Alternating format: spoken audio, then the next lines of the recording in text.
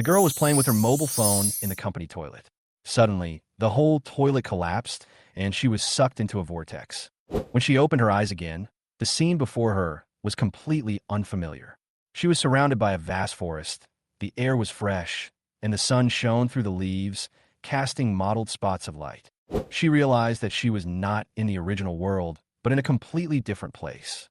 What shocked her even more was that she turned into a small and exquisite dragon. At this time, she found that she seemed to have become extremely weak, and her physical strength was far less than before. She could only pick up some plants with her tiny claws and eat them one bite at a time with her mouth to barely make a living. She has no powerful power, nor any relatives or friend around her. In this world full of unknowns and dangers, the girl realized that if she wanted to survive, she had to grow up in a low-key and steady way. So she decided to start with the most basic thing, planting flowers.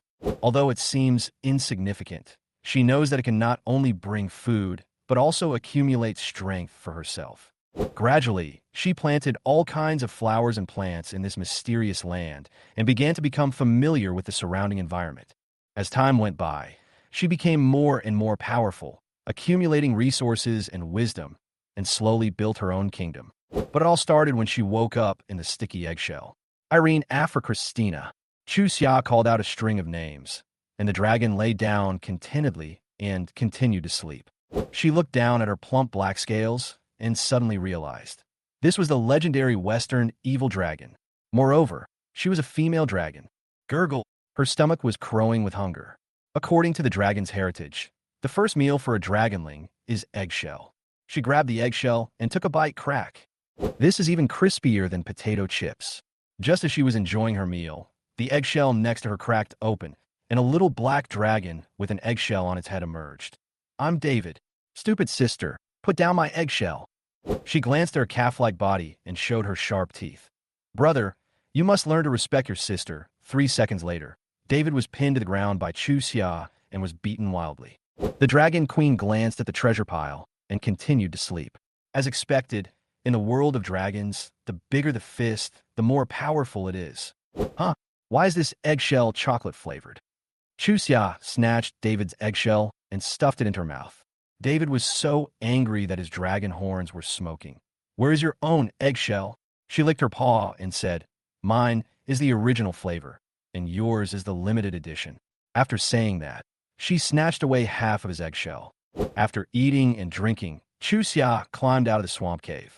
The sun shone on the stinking swamp, and she took a deep breath of the sour air. This is the smell of the strong.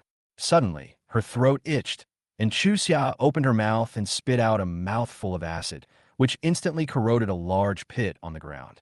Is this the legendary dragon's breath? Why does it sound like spitting?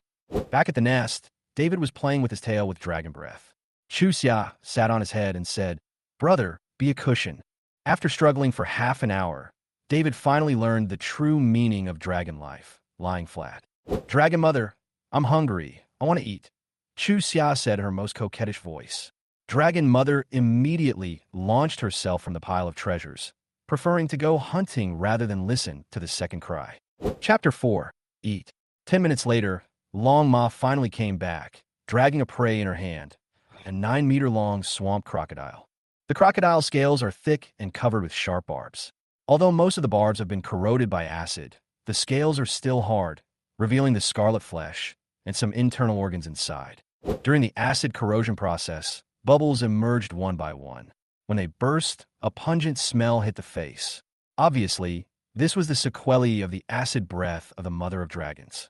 When David saw the food, he immediately rushed over and tore the meat with his mouth without hesitation. As a black dragon, he was naturally immune to acid and was not afraid of being corroded. Even if he accidentally swallowed some acid, he had no reaction. But Irene lost her appetite when she saw this scene. If it was just raw meat, she could accept it, but the acid covering the meat was too strong. Ugh, Aylin couldn't help but dry heave. Although she tried her best to vomit, nothing came out. The eggshell she had eaten before had long been digested, and her stomach was empty.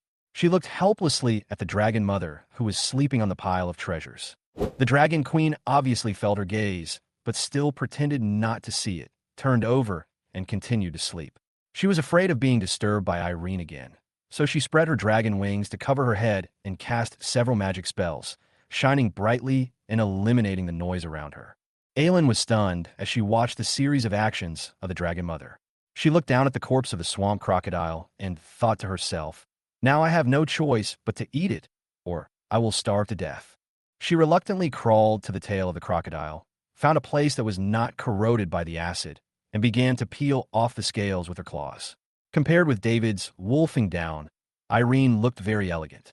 As the scales peeled off piece by piece, the tender red crocodile meat was exposed. Gudon. Irene swallowed her saliva. Although the meat didn't look good, it was fortunately not corroded. She took a deep breath, closed her eyes, and took a bite. Sizzle. A large piece of raw meat was torn off. Irene tilted her head back, swallowed the meat into her mouth, closed her eyes, and chewed it hard twice.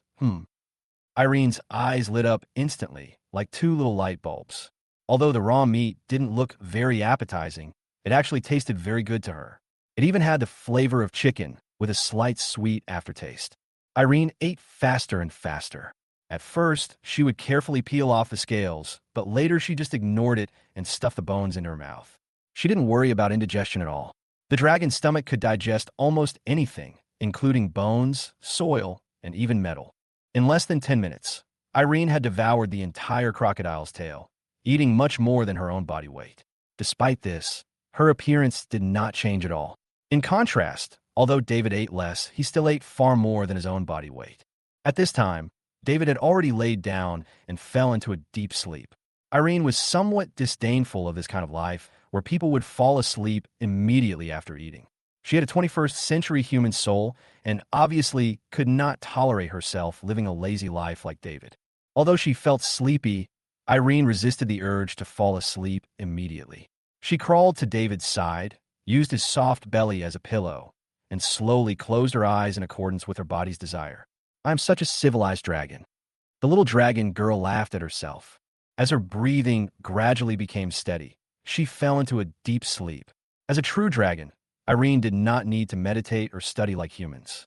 After accepting the dragon's inheritance, even if she just ate and slept, she would naturally awaken her magic ability during her growth, and her physical fitness would gradually improve, eventually becoming a powerful creature of the gold rank. If she worked a little harder, she could even become a legendary powerhouse. On the 5th day, the swamp crocodile that Dragon Mother brought back was finally eaten. In fact, due to the humid environment of the swamp and Dragon Mother's acid, the swamp crocodile's body began to rot as early as the 3rd day. However, Irene still gritted her teeth and ate it. After all, she knew that dragons cannot be hungry. The taste was not bad. The acid tasted like old yogurt, with a hint of sweetness and sourness. But after eating the swamp crocodile, the mother of dragons obviously did not intend to continue hunting. Dragons are creatures that can survive for a long time after eating one meal. However, Irene was so hungry that she wanted to eat dirt. She had already grabbed a handful of wet mud and was about to stuff it into her mouth. But when she saw David was still sleeping next to her, she hesitated. She didn't dare let her stupid brother see her eating dirt. It would be too embarrassing. Irene sighed and looked at the dragon mother lying on the pile of treasures. The magic glow on the dragon mother had disappeared. After all, it was not easy to maintain these magics. Irene suddenly had an idea in her mind. She walked up to David and kicked him on the butt. Ouch! David screamed, jumped up from the ground, and stared at Irene with angry eyes. Obviously, he knew that it was the wild sister who was causing trouble again. Stupid and wild guy. What do you want to do? David said angrily. Irene ignored his anger, leaned close to his ear, and whispered, Do you want to eat meat? Chapter 5 Anti-Fraud App. David's eyes suddenly lit up when he heard the topic related to food. He immediately lowered his voice, with a flattering smile on his face, and asked, My dear sister, did you secretly hide some swamp crocodile meat? Irene rolled her eyes. Bullshit. If I hid the meat, how could I be so hungry? Then why did you ask me if I wanted to eat meat? David's voice couldn't help but rise a little. His smile also disappeared, and then he lay back on the ground and prepared to go back to sleep. But I have a way to get us some meat. Irene continued. As soon as she said this, David suddenly jumped up from the ground, his eyes bright as light bulbs. You said this, I'm not sleepy anymore. Irene didn't keep the secret and whispered something directly into David's ear.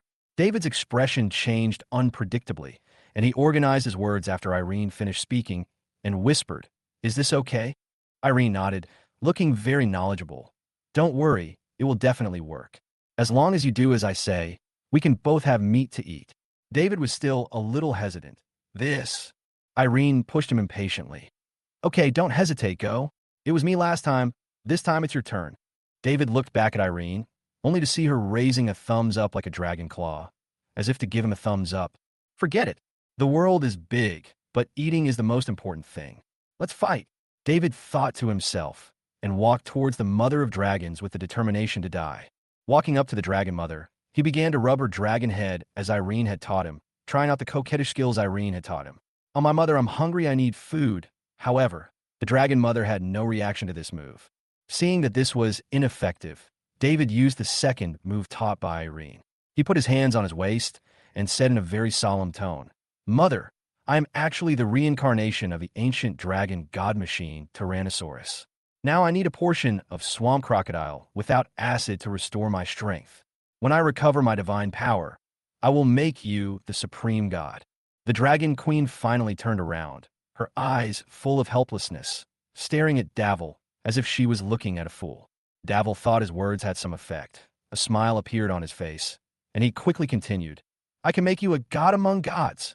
But the next second, his smile disappeared. Longma impatiently grabbed Davil and threw him into the treasure pile without hesitation. Then, she held down Davil's head and began to rub it.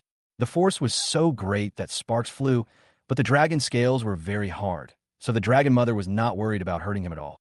Irene, who was watching from a distance, couldn't help smacking her lips as she watched this scene.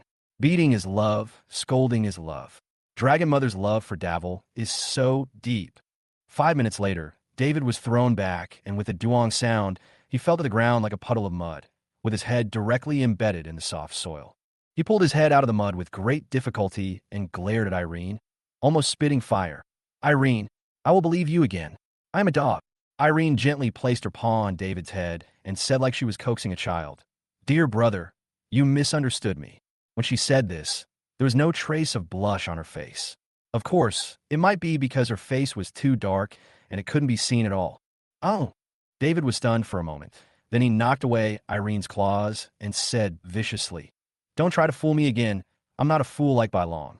Irene sighed, turned her back, put her 2 dragon claws behind her back, looked like she had been through a lot, and said earnestly, Silly brother, I'm actually doing this for your own good.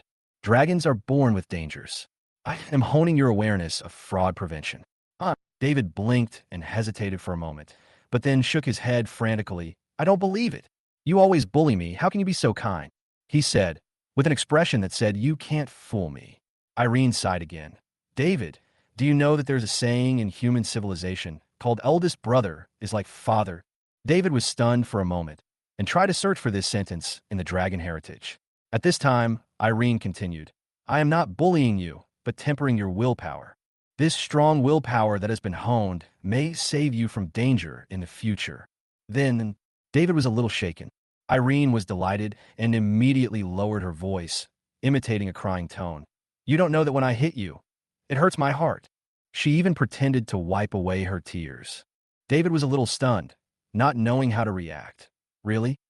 Irene was almost laughing out loud, but fortunately her back was facing David, so he couldn't see her expression. Of course, I'm your sister. How can I lie to you? Irene bit the dragon's lips hard, put away her smile, and then used her claws to soak up saliva and smeared it on her face to pretend it was a tear mark. After turning around, she hugged David. How could the innocent little black dragon have ever seen such a scene? After all, he was just a black dragon baby who was born a few days ago. He was fooled by Irene's acting skills and began to comfort his sister to stop crying. In the distance, the dragon mother who was dozing on the treasure pile saw this scene and couldn't help shaking her head, thinking to herself, Next time I will never look for a white dragon again. The IQ of the cubs born is always high and low. At the same time, Irene watched David comfort her, and while the iron was hot, she began to tell her next plan. What? We go hunting by ourselves. David exclaimed. Yes, I believe my mother will support us. Irene looked to the dragon mother. Although she seemed to be sleeping, she was actually pretending to sleep. Do you think we can do it? David was a little unconfident. After all, the swamp crocodile that Longma brought back a few days ago was big enough to swallow him. You have to have confidence in yourself, Davil, Don't forget, we are powerful black dragons. Hmm. David hesitated for half a second, then said firmly, Okay, it's time to let those humble and weak creatures know the name of me, the black dragon David. So, the two dragon babies came out of the cave, one after another. Chapter 6, Prey. After the two little black dragons came out of the dragon's nest, they floated to the surface of the water easily. They flicked their tails and swam to the shore smoothly. After climbing onto solid land, Irene shook off the water on her body and looked around anxiously. This was her first time setting foot on the land of another world, and her curiosity was simply uncontrollable. When she saw a tree on the side of the road, she couldn't help but touch it with her paws, wanting to see how this tree in another world was different from the one she remembered. David was completely different. He didn't care about the surroundings at all.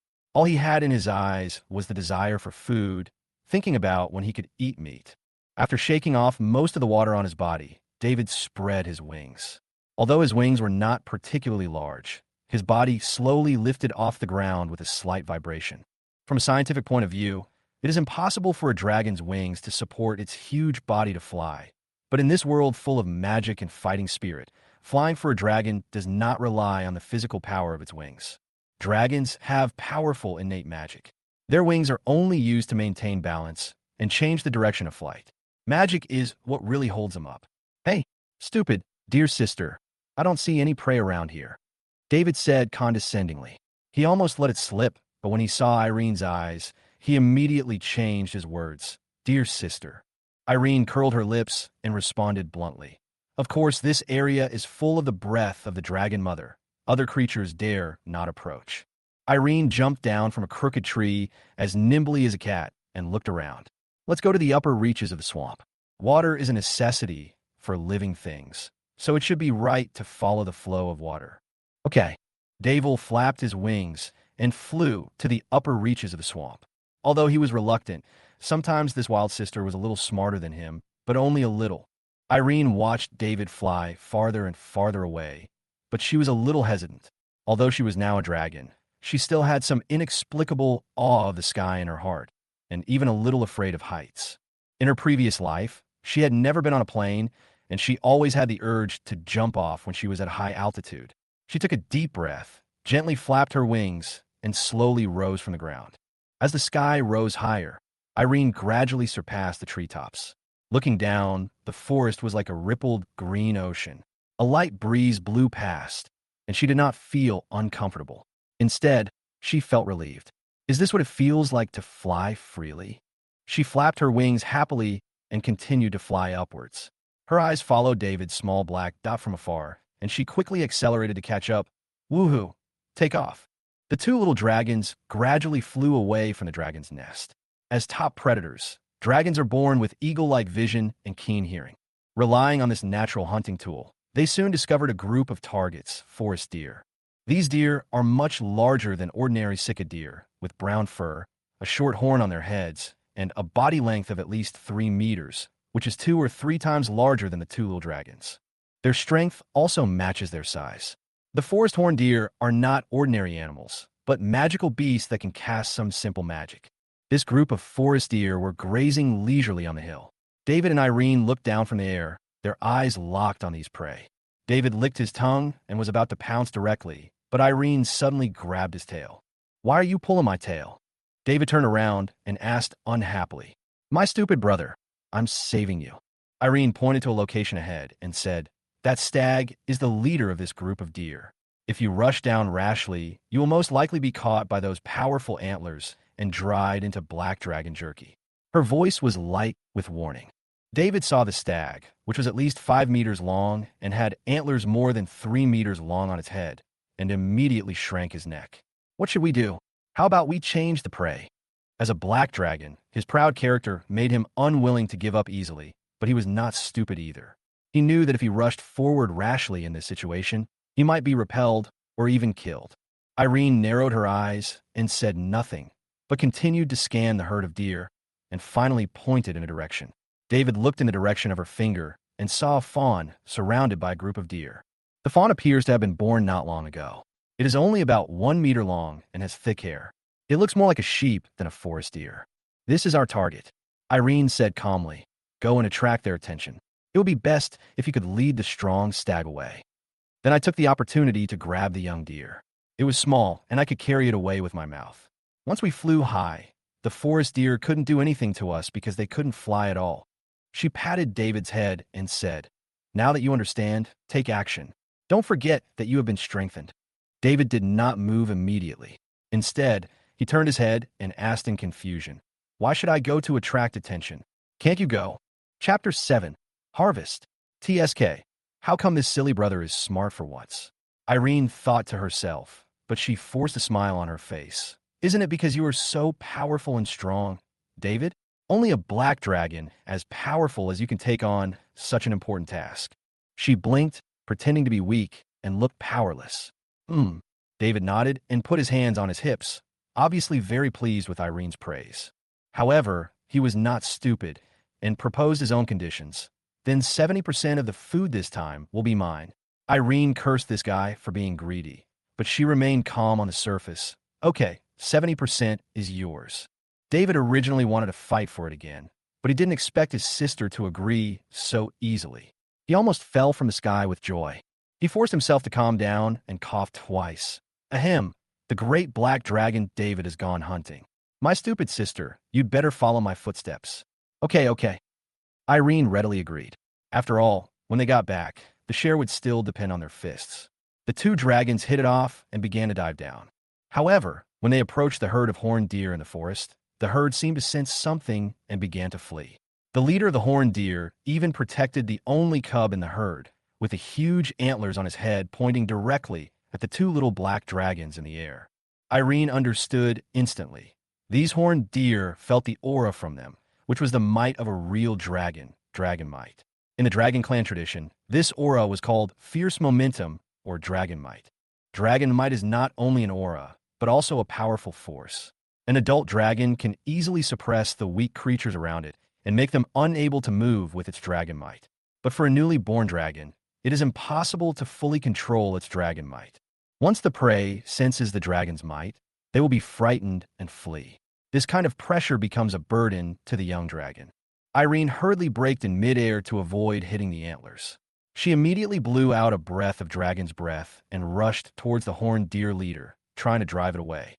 However, the horned deer leader had no intention of dodging. When the acid was about to approach, it suddenly raised its head and used its antlers to block the spitting acid.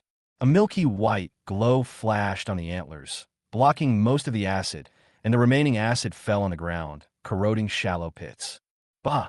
Seeing this, Irene did not hesitate to rush towards the fleeing young deer with the sound of whistling wind. However, at this moment, the leader of the horned deer suddenly turned his head and the light on his antlers gathered again, and then a milky white ball of light shot towards Irene. Irene instinctively flapped her dragon wings wildly and barely dodged the glowing ball. But then, more glowing balls shot towards her like a rainstorm. Swish! Swish, swish, swish. TSK, what a nuisance. Irene cursed inwardly. She turned around and blew out a breath of dragon's breath, which collided with the oncoming ball of light. Bang! The ball of light collided with the acid and exploded, and it seemed as if acid rained from the sky. Seizing this opportunity, Irene shouted loudly, "Stop it!" David, who was also blocked by the horned deer leader, took the opportunity to fly high into the sky. After avoiding the attack, he also sprayed out a mouthful of acid, forcing the horned deer leader to defend and unable to continue chasing. Seeing this, Irene immediately turned around and rushed into the depths of the forest with a whistling sound. Even though the trees were densely packed, she still locked onto the escaping fawn. The young deer nimbly crossed the forest, and the trees became its natural barrier, but it did not slow down and continued to run desperately, trying to get rid of the pursuit. However, just as it was struggling to move forward, the terrifying dragon's might swept over again, accompanied by a breath of dark green acid. The acid penetrated the shadows of the trees and hit the fawn's head accurately. The strong corrosiveness quickly eroded its scalp. Driven by the severe pain, the fawn slipped and fell, sliding several meters away, leaving a shallow gully. A moment later, Irene caught up, folded her dragon wings, and landed steadily. The fawn was not dead yet and was breathing hard. Irene took a deep breath, lowered her head, and bit off the fawn's neck. After completing all this, Irene breathed a sigh of relief. Although she did not consume much physical energy, she was a little uncomfortable mentally. In her previous life, she had never even killed a chicken, but now she had ended the life of a young deer with her own hands. I am not a human being after all, she whispered to herself. 10 seconds later, there was a rustling sound, followed by David's loud voice. Eat, eat, eat, eat. I'm going to eat spicy food. As the leaves swayed, David fell from the treetops, making a bang sound, and fell to the ground. There were still a few small holes on his dragon wings. Obviously, he was injured in the battle just now. Although he was injured, David didn't care. He got up from the ground, saw the prey in front of Irene, and licked his lips with his tongue. He was about to pounce on it and feast on it, but was stopped by Irene's dragon claw. My stupid brother, it's not time to eat yet. David looked at Irene with wide eyes, his tail wagging. Why? I'll tell you if you guess it. Irene didn't explain anymore. She picked up the prey and flew to the dragon's nest. It was not safe to eat in the wild. The smell of blood would soon attract other carnivores. With their current strength, they would be treated as pre-meal snacks by carnivores if they competed for food with them. So it would be safer to take them back to the dragon's nest to eat. I guess. David blinked his eyes, revealing an innocent look. Hey, wait for me. Seeing Irene fly away, David immediately flapped his broken dragon wings and hurriedly chased after her. Chapter 8. 4 years. 4 years later, in the great forest of Ghana, David slowly released his dragon power, driving a group of forest deer towards the swamp. At the end of the herd, 3 male horned deer were running hard. Their bodies were 4 meters long, and their antlers were at least 2 meters long. If they encountered ordinary wild beasts, they could use their strong antlers to fight back. Most beasts would choose to flee because of the antlers, but facing a juvenile black dragon, they could only flee in panic. In the process of fleeing, the antlers that were originally used for defense became a burden to them, and they were forced to fall behind the team. Whenever they sensed the little black dragon in the sky spitting out acid, they will work together to turn their heads and use their antlers to block most of the acid. Although the antlers were corroded and full of pits, it was much better than being swallowed by the black dragon directly. Antlers can grow again, but life cannot be repeated. At the front of the herd was the strong horned deer leader. This 5-meter-long male deer had the strongest physique, and although the friction between his antlers and the air created strong resistance when he ran, he was still able to run in the front and lead the entire herd. This is why he became the leader, and it is also his pride. However, when the herd came to the edge of the swamp, the horned deer leader stopped and looked around. There was a swamp in front of him and a black dragon behind him, and there was no other exit nearby. He hesitated. If he entered the swamp, he might be trapped to death, and if he was caught by the black dragon, he would definitely die without a burial place. A loud dragon roar accompanied by the dragons. Mike came from behind, and the horned deer leader made a quick decision. He exerted his strength and jumped toward the swamp. I might die if I enter the swamp, but I will definitely die if I'm caught by the black dragon. However, just as the horned deer leader was about to jump into the swamp, Irene suddenly jumped out of the water. The muddy swamp concealed her figure, and she had mastered hiding her aura better and better over the years, so her dragon power was not visible at all. It was not until Irene jumped out of the water that the horned deer was surprised to find that there was a black dragon hiding in the swamp. It was too late to react, and there was no place for it to hide in the air. Irene dug her claws into the chest of the horned deer leader, bit her sharp teeth into his neck, and forcibly dragged the stag into the swamp. Seeing this, the other antlered deer in the forest immediately panicked. Some rushed into the swamp and struggled to swim away. Some hurriedly ran back, and some were so scared that they stood still and could not move. The stench spread, and their former momentum disappeared instantly. David ignored the frightened deer, flew over the swamp, locked onto the horned deer leader, dragged into the water by Irene, and spat out a mouthful of acid, which hit the target accurately. The horned deer leader screamed in pain in the swamp, struggling to escape. David swooped down from the air, smashed hard on the horned deer, and with the help of Irene's strength, dragged him into the depths of the swamp. Strings of bubbles rose from the water surface, and the swamp gradually became quiet, with only bubbles bursting. Under the combined power of the 2 black dragons, the strong forest deer quickly stopped struggling. After confirming that the prey was completely dead, David and Irene began to tear into the deer meat. In the past 4 years, the two little black dragons have undergone tremendous changes. The horned deer leader that they once feared is no longer their opponent.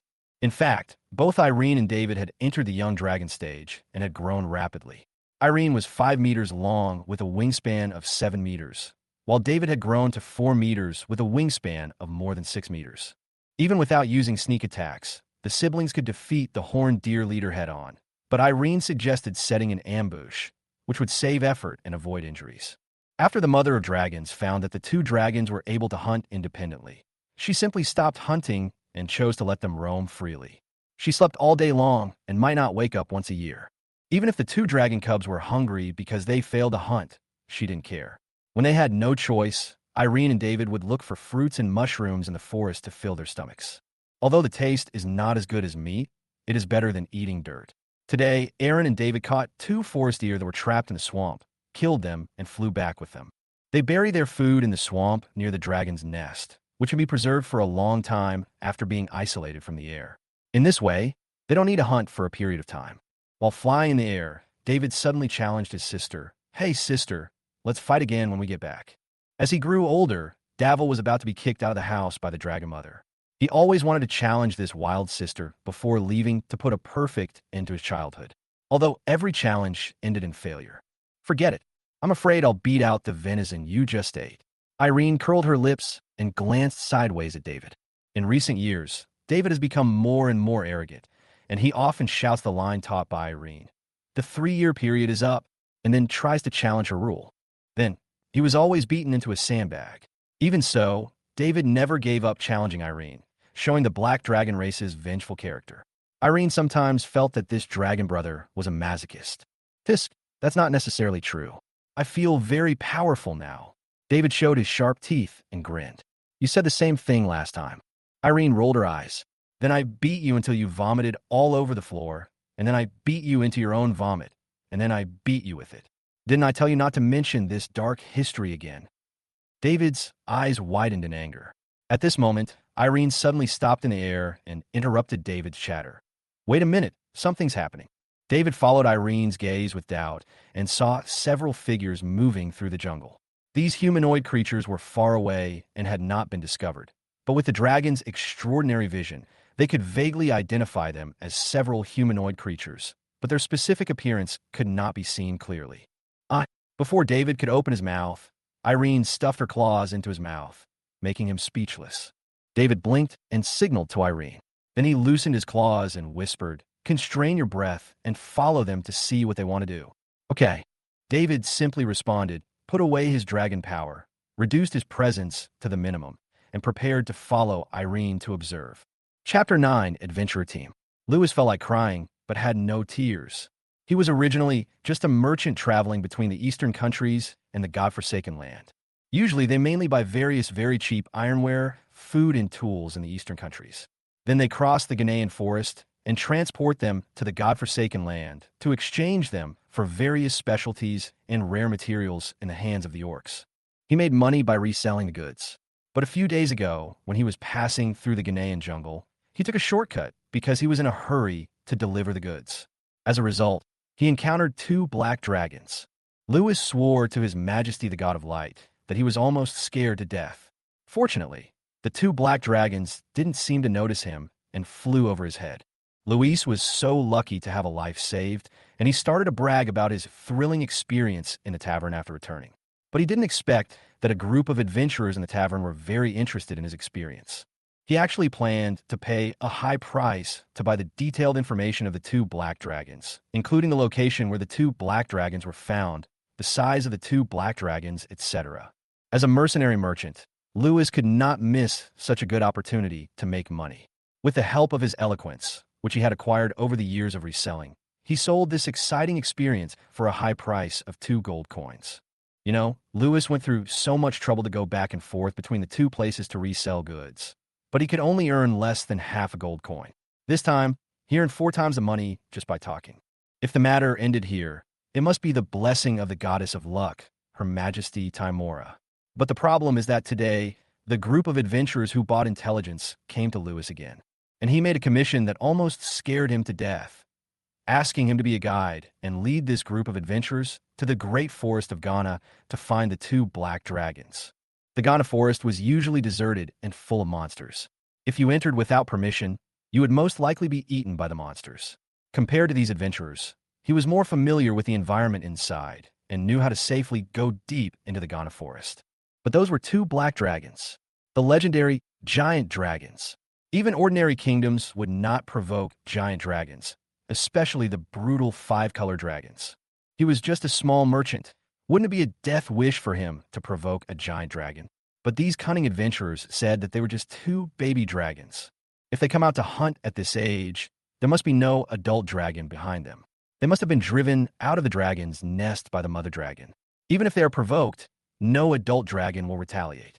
Moreover, these adventurers also took out 5 gold coins as a deposit. They also said that after finding the trace of the black dragon, they would give him another 5 gold coins as a reward. That was a gold coin. Just one was enough for a poor family to eat and drink for a year. Even so, Lewis considered himself a principled businessman and would never joke with his life. As for why he was in the Ghana forest now, it was mainly because they gave him too much. The adventurers promised to give him 10 gold coins after he successfully caught the black dragon. All the rewards added up to 20 gold coins. Lewis estimated that his entire net worth was less than 20 gold coins. He reluctantly agreed for the sake of the gold coins. But now he regretted it. Along the way, Lewis figured out one thing. That is, if you lose your life, what's the point of earning more gold coins? Thinking of this, he stopped and looked back at the adventurers who were talking and laughing without any tension. He shrank his neck, said in a low voice with a sad face, "Dear adventurers, if you find those 2 black dragons, you must take care of me. I haven't found a wife yet, and I don't want to turn into dragon dung." All right, you've said this several times along the way. The warrior Barent, who was carrying a broadsword and a round shield on his shoulder, waved his hand. "Just stay away when the time comes. It's just 2 baby dragons. Why would you be so scared?" Brent is right. There is nothing to be afraid of. The dwarf priest Ironhammer, who was carrying a cross and a sacred flail, echoed. "They're just 2 baby dragons at most bronze level. I will kill them one by one with my hammer. Just be careful and don't get covered in blood." Poochie, the only female in the team, Mage Tasha, couldn't help laughing when she heard this. Her chest kept bouncing up and down with laughter, attracting the attention of everyone except Tietue. "Tisk, have you never seen a woman before?" said Alvin, the half-elf ranger on the tree, slapping a swamp mosquito that was trying to suck his blood to death. Then he took out a piece of white cloth and wiped the mosquito blood off his hands with disgust. "Damn it, there are too many swamp mosquitoes around here." Tietue looked up at the half-elf squatting on the tree and saw that Alvin's originally fair skin had several red spots, and even the tip of his ear was bitten by the swamp poisonous mosquitoes and had a small red and swollen spot. He sneered, "Long-eared fellow, it's because you refused to apply the insect repellent potion." Hearing this, Alvin glared at Tietue fiercely and said through gritted teeth, "Only you dirty dwarves would like to apply that kind of sticky and dirty stuff on your body." After saying that, he added sarcastically, "I really don't understand how a dirty guy like you can become a holy priest. Does the great god of light also make mistakes sometimes? I won't allow you to insult my faith." Tietue was so angry that he blew his beard and glared at him. He grabbed a handful of wet dirt from the ground and threw it at Alvin. Alvin dodged quickly, but was caught off guard and his clothes were still stained by the dirt. He looked at the stain on his clothes, gritted his teeth, and directly bent his bow and aimed his arrow at Tietue. "Dirty guy, you're looking for death. Come on, who's afraid of who?" Tietue raised the flail engraved with sacred runes in his hand and assumed a fighting stance. The atmosphere in the team suddenly became tense. Seeing that the two were about to fight, Barent, as the captain, turned his eyes away from Tasha's broad mind. Looking at the 2 guys who were on edge, he rubbed his forehead in annoyance. He was no longer surprised by this situation. "Hey guys, can't you wait until we get back to have this fight? If you guys didn't catch those 2 baby dragons, I'll make sure your butts all burst." Hearing the captain's angry shout, Alvin put away his bow and arrow. After glaring at Tietue fiercely, he left the spot with a few leaps and went to explore the way ahead of the team. Tietue looked at the half-elf ranger who was gradually disappearing in the woods, gnashing his teeth and clenching the sacred flail in his hand, muttering softly, "Fuck you. I really want to smash this long-eared head with my sacred hammer." "Okay, stop talking, hammer. Barrett's face became serious. After saying that, he waved to Lewis, who was leading the way, and signaled him to continue leading the way. The team set out again. A moment later, two little black dragons arrived in this area. They had come all the way. For these sharp professionals, flying in the sky was too easy to be discovered. The forests of Ghana are densely populated with trees. Some trees can even grow to 30 or 40 meters high, which can be used to hide one's tracks very well. So the two dragons chose to follow on foot instead of flying.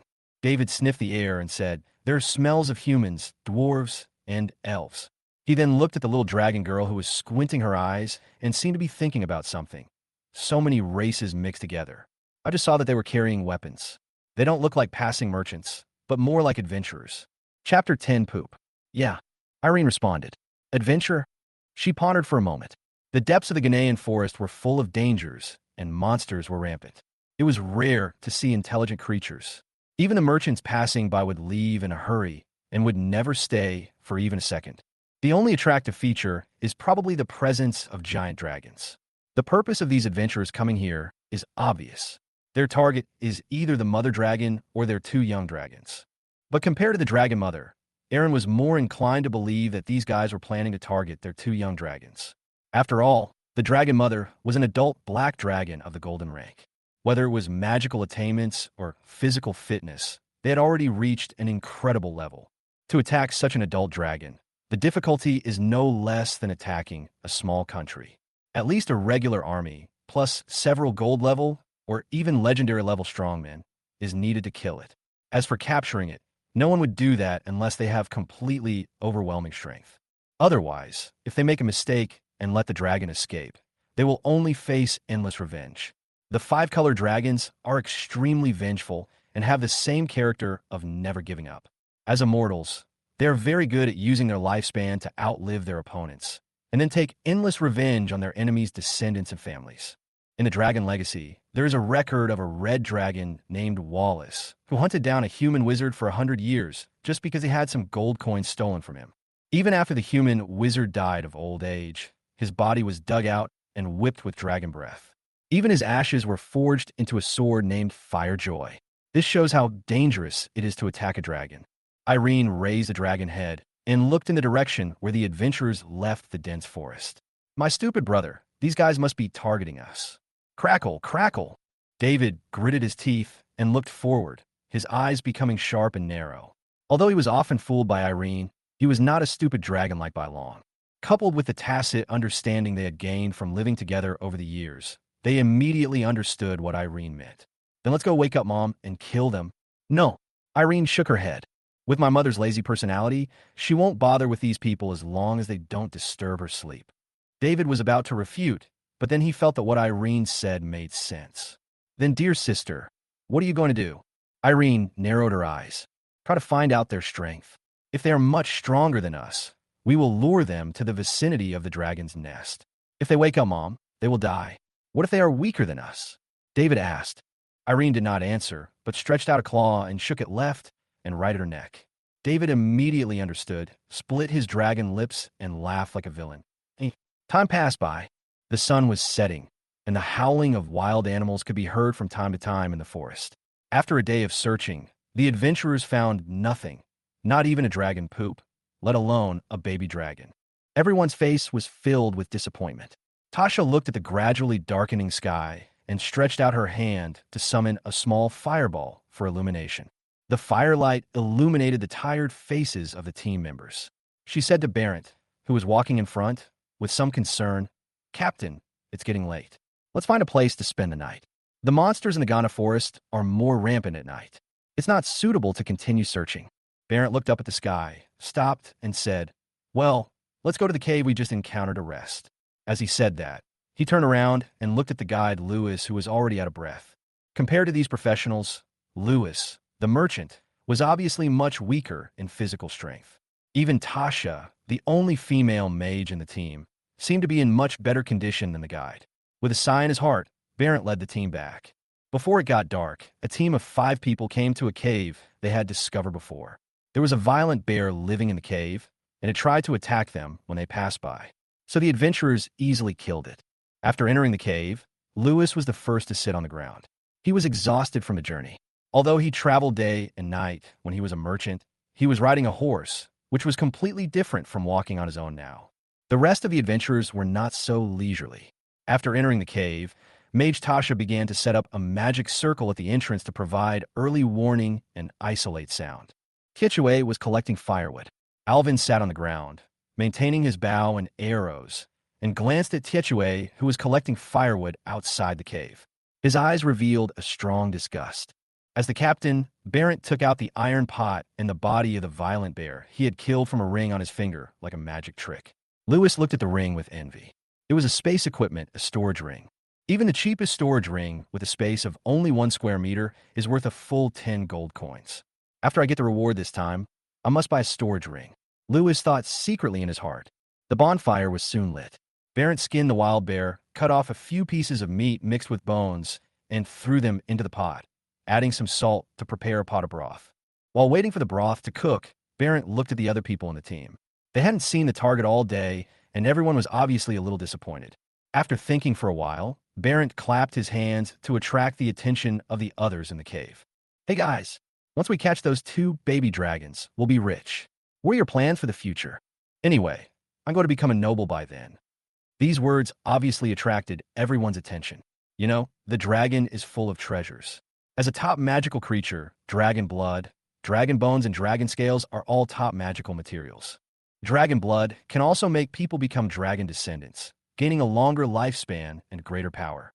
But this creature is extremely powerful, and it is difficult to see one at ordinary times, let alone catch one. In the eastern countries, it was rumored that someone had offered a newly hatched dragon as a gift, and was directly exchanged for a viscount title. The kind with a fiefdom. This shows how precious dragons are. Tietue rubbed his hands and spoke first. If we can really catch those 2 dragon cubs, I will exchange them for a sacred flail made of mithril. It should be inlaid with top-grade magic gems. Ah, Alvin sneered. A barbaric fellow like you is only worthy of such a humble dream. Hearing this, the hammer's eyes widened. He grabbed the sacred flail and prepared to teach this rude, long-eared man a lesson. Seeing this, Barrett hurried forward and grabbed the hammer. Alvin was still saying, if I can catch those 2 dragon cubs, I will propose to Miss Nicola when I get back. Tietue immediately retorted, long ears. Your dream is even more humble than mine.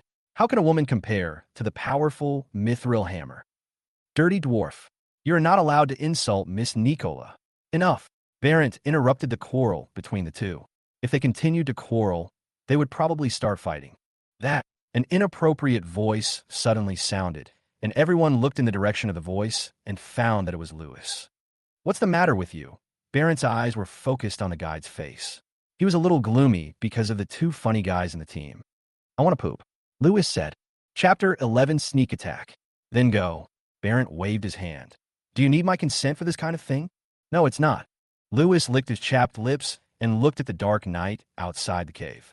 From time to time, there were a few howlings of wild animals in the darkness. To be honest, he was a little scared. When he was a merchant in the past, he would always hire a few adventurers to protect his safety along the way. They usually ate, drank, defecated, and urinated together. But now, Lewis looked at the only woman in the team, Tasha. It's definitely impossible to solve it in the cave. He looked at the half-elf and the dwarf who started arguing again, gritted his teeth, and walked out of the cave. It wasn't until Lewis disappeared into the darkness outside the cave that Tasha asked Barrett, will he be in danger if we let him go out like that? Brent, who was stirring the broth with a spoon in front of the iron pot, said without looking up, in danger? Isn't that better? In Tasha's half-comprehending eyes, he continued, anyway, we know where the 2 young dragons are and the safe routes to and from them. All we have to do now is wait for the baby dragon to appear. As for the guide, we can save some gold coins if he dies, right? Hearing this, Tasha nodded slightly. That's right. The magic circle set up at the entrance of the cave blocked the sound, and Lewis did not hear the conversation between the 2. After walking into the jungle not far from the cave, he was about to take off his pants to release the memory when he felt a chill coming from behind. Lewis quickly turned his head and looked around, only to see darkness. And then he breathed a sigh of relief. It was just that the humidity in the Ghana forest was heavy and it was cold at night. As the pants were taken off, a foul smell gradually spread around. Boom! The sky was illuminated by a flash of lightning, and bean-sized raindrops fell and hit Lewis's face. He looked up at the sky where lightning flashed and couldn't help but sigh that it was bad luck that it rained at this time. At this time, another flash of lightning flashed, and behind Lewis, the figure of a giant beast was outlined. The pair of golden eyes looked particularly cold under the reflection of lightning. A deliberately suppressed voice came out from the giant beast's mouth. "You are here to poop too, right?" Lewis's eyes suddenly opened wide. He turned his head tremblingly, and under the illumination of the lightning, he saw a ferocious black dragon head. The next second, he stood up without even pulling up his pants and prepared to run. But a scaly claw suddenly reached out from the side faster than Lewis and covered his face. All this happened in a flash, and Lewis didn't even have time to scream. Another unfamiliar voice rang in his ears. It was the owner of the claw who spoke in the standard continental language. "Don't move, or I'll tear your head off." The voice was soft, but it revealed an immense killing intent. The cold rain hit Lewis's body, but his heart was colder than the rain. 5 minutes later, under the double threat of David and Irene, Lewis answered all the questions and explained in detail the whole story and the strength of each member of the adventurer team as he knew it. "Are they really coming for us?" Irene sorted out the information obtained from the torture and crushed Lewis's throat. "How about it? Do you want to do it?" David was already eager to try, and the black dragon blood in his body was constantly stimulating him. Irene pondered for a moment, looking through the dense forest towards the direction of the cave. "The enemy has 3 silver level and 1 bronze level, although they are not too strong. It is still risky to act rashly. Let's wait and see if there's a better opportunity to attack." "What are you afraid of?" David's eyes were filled with endless cruelty and fighting spirit. "They're just some ants. I, Emperor Daitian, can destroy them." Irene looked at this dragon brother with a look of mental retardation. Over the years, under her influence, David was exposed to many words from Earth. He gradually became a little bit immature. Although according to the age of dragons, David is only a baby dragon now, which is also considered to be middle school age. However, these words coming from the mouth of a black dragon are too out of place. "Duan." Irene punched David on the head, who was eager to try. This made the little black dragon, who didn't know which way was east, south, west, and north, sober up a little and confirmed her status in the family again. David was about to scream in pain, but Irene grabbed the dragon's mouth. He wanted to struggle, but Irene suddenly became serious and put a finger in front of the dragon's lips. "Shoo!" Then she glanced in the direction of the cave, where the adventurer team was. David quickly understood what Irene meant, dragged Lewis's body, and hid in the darkness again with Irene. A few minutes later, tap, tap, tap. A sound of stepping on water came from far away. It was the half-elf ranger Alvin, who was sent out to check on Lewis. He hadn't returned in such a long time, and Barrett suspected that this guy had been taken away by a passing monster.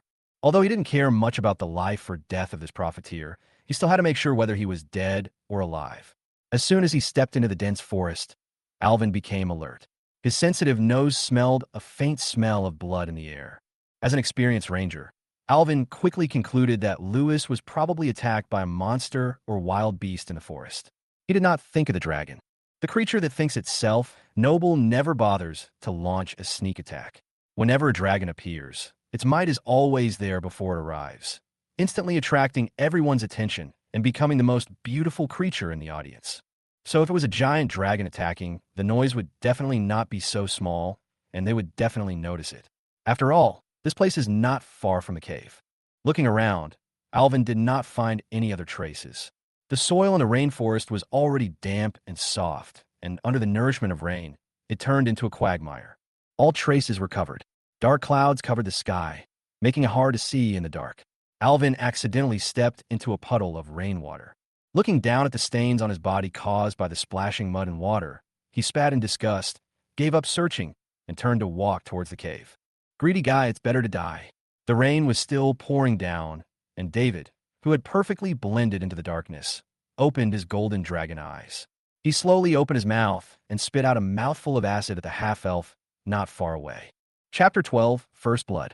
The sharp hearing brought by the elven blood detected the danger in advance. Alvin reacted very quickly, rushed to the side, and rolled on the ground. Damn it! An extremely suppressed groan of pain came from his throat. Although the half-elf ranger dodged most of the acid in the sudden attack, he was still inevitably touched by the breath.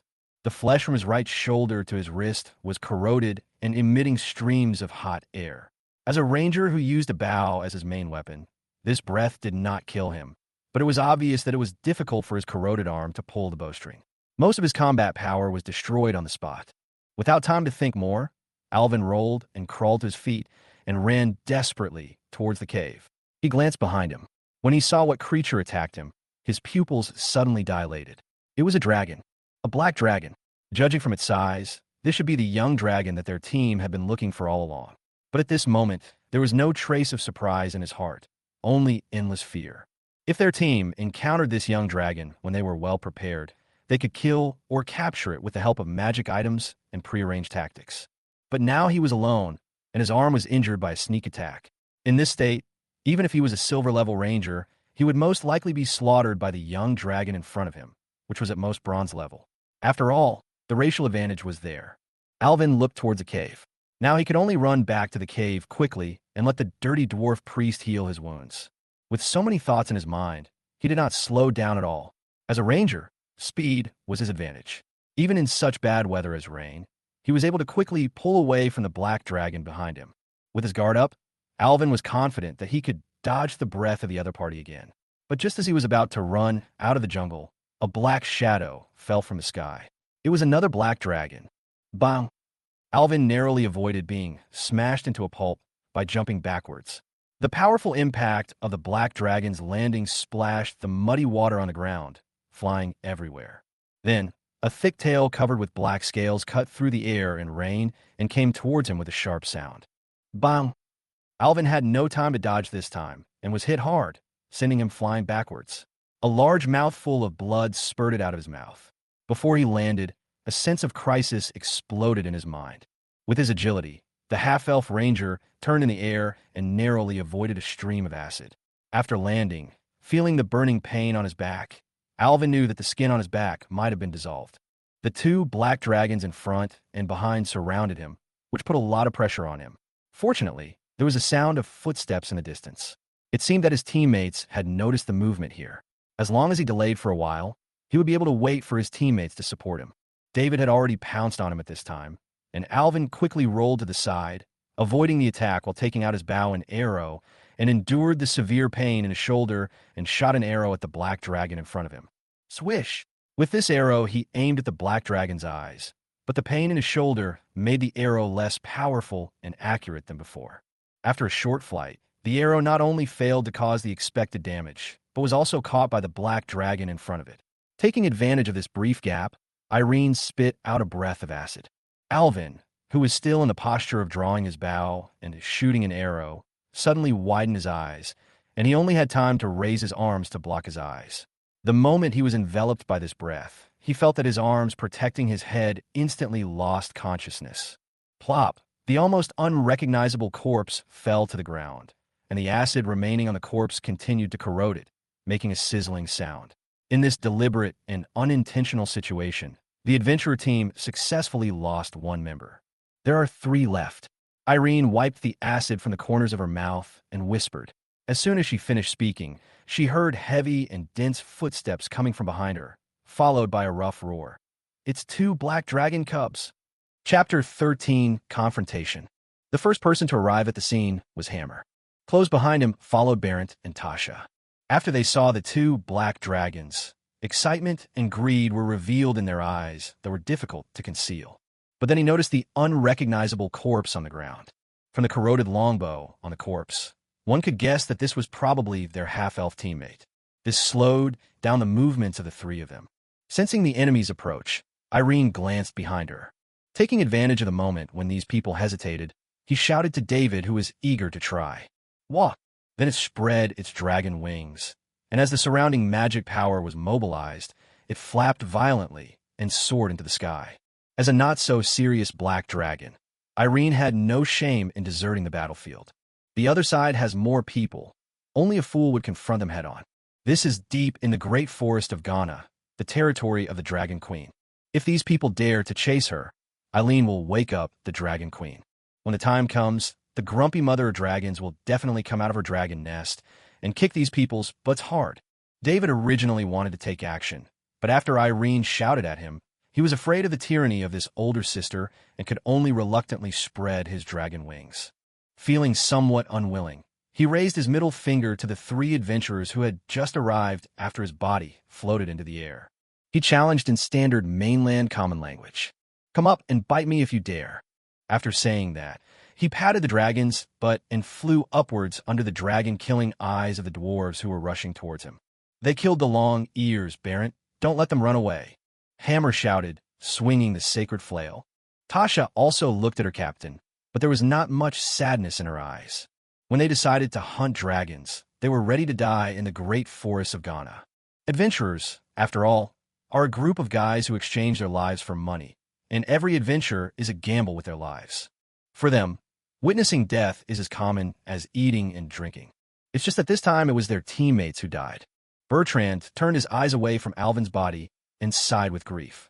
Then he slowly took out a parchment scroll with gold edges from his storage ring. "Don't worry, they can't get away." Irene originally thought that these adventurers would use ranged attacks to prevent them from leaving. "I'm already prepared to take a few fireballs." But surprisingly, they were not obstructed by any attack.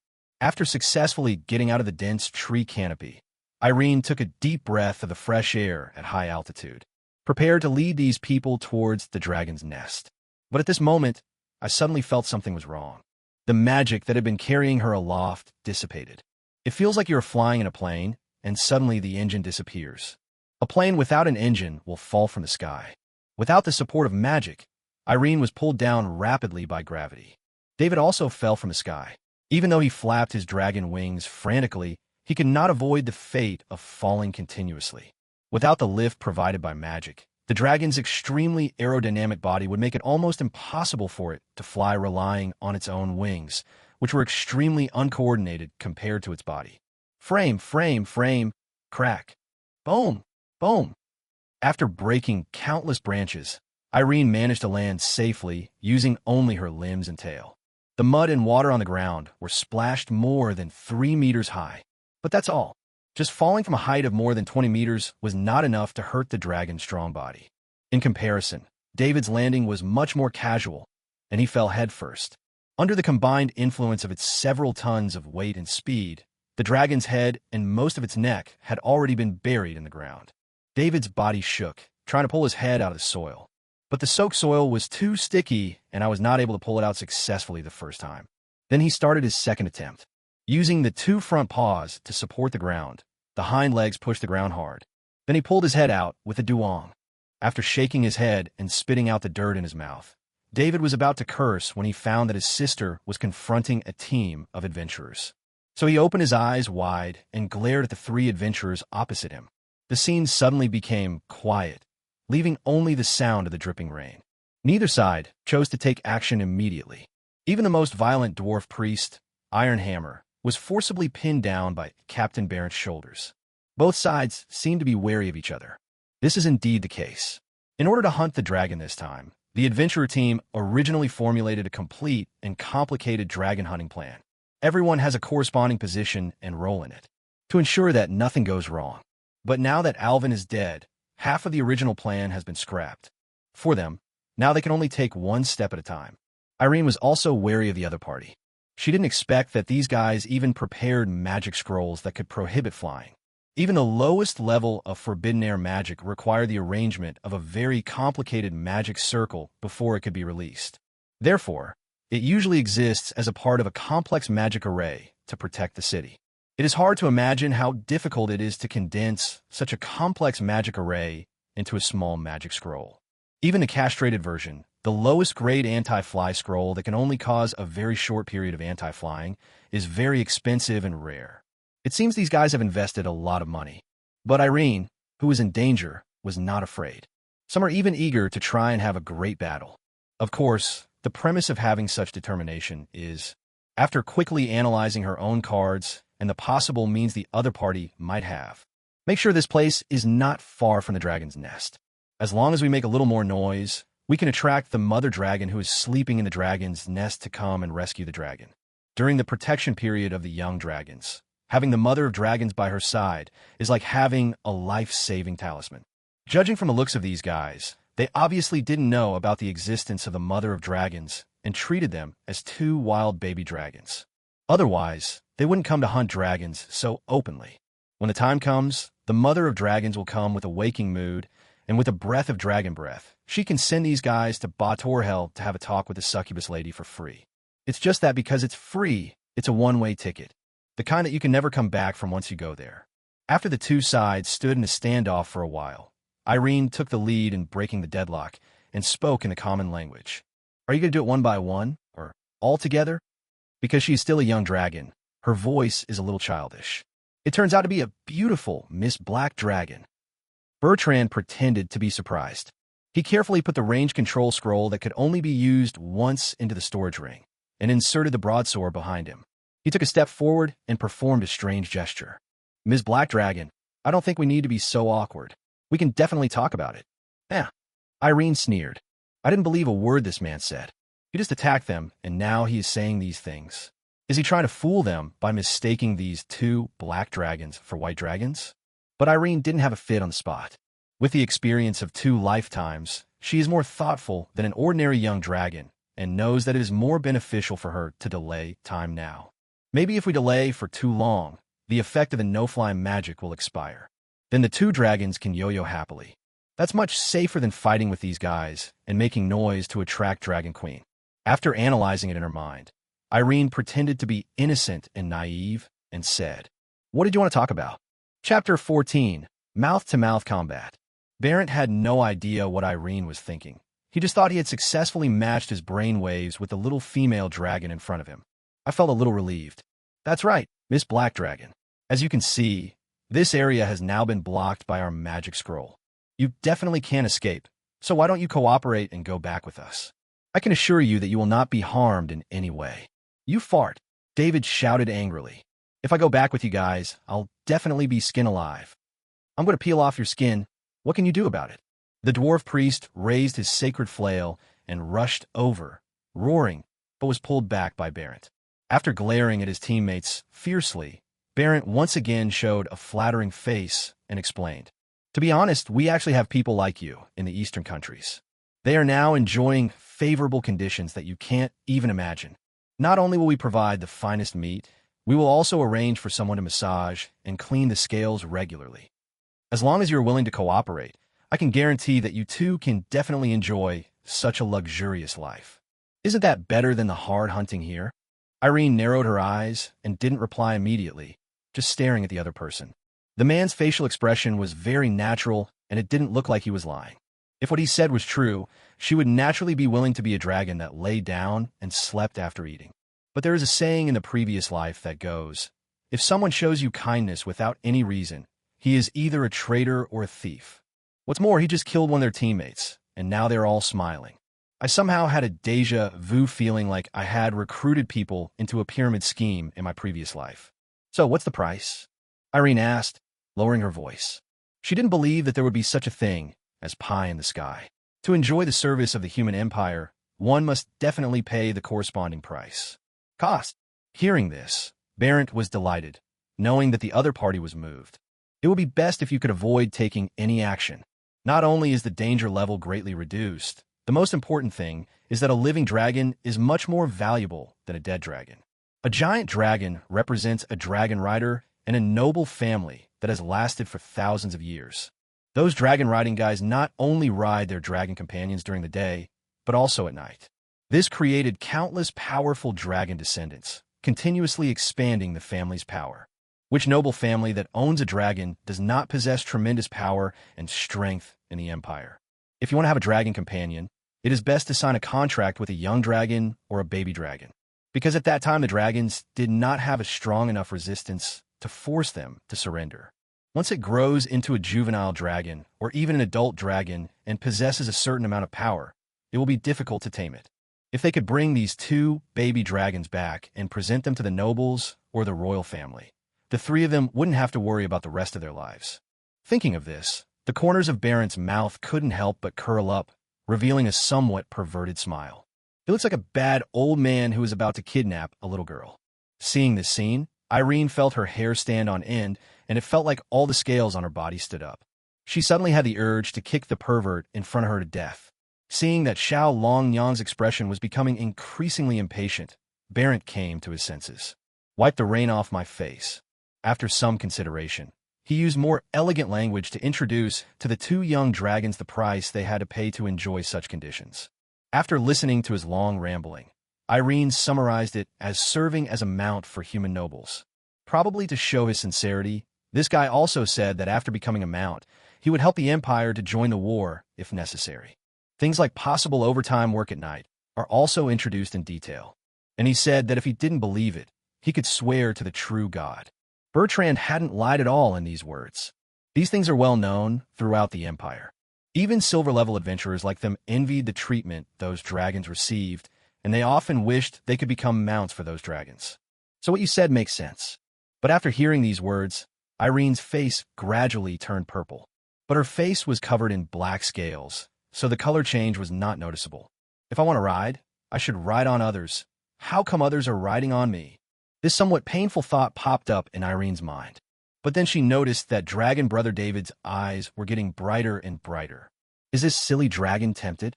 In the records of dragon heritage, there are cases where dragons have submitted to humans and were willing to become mounts.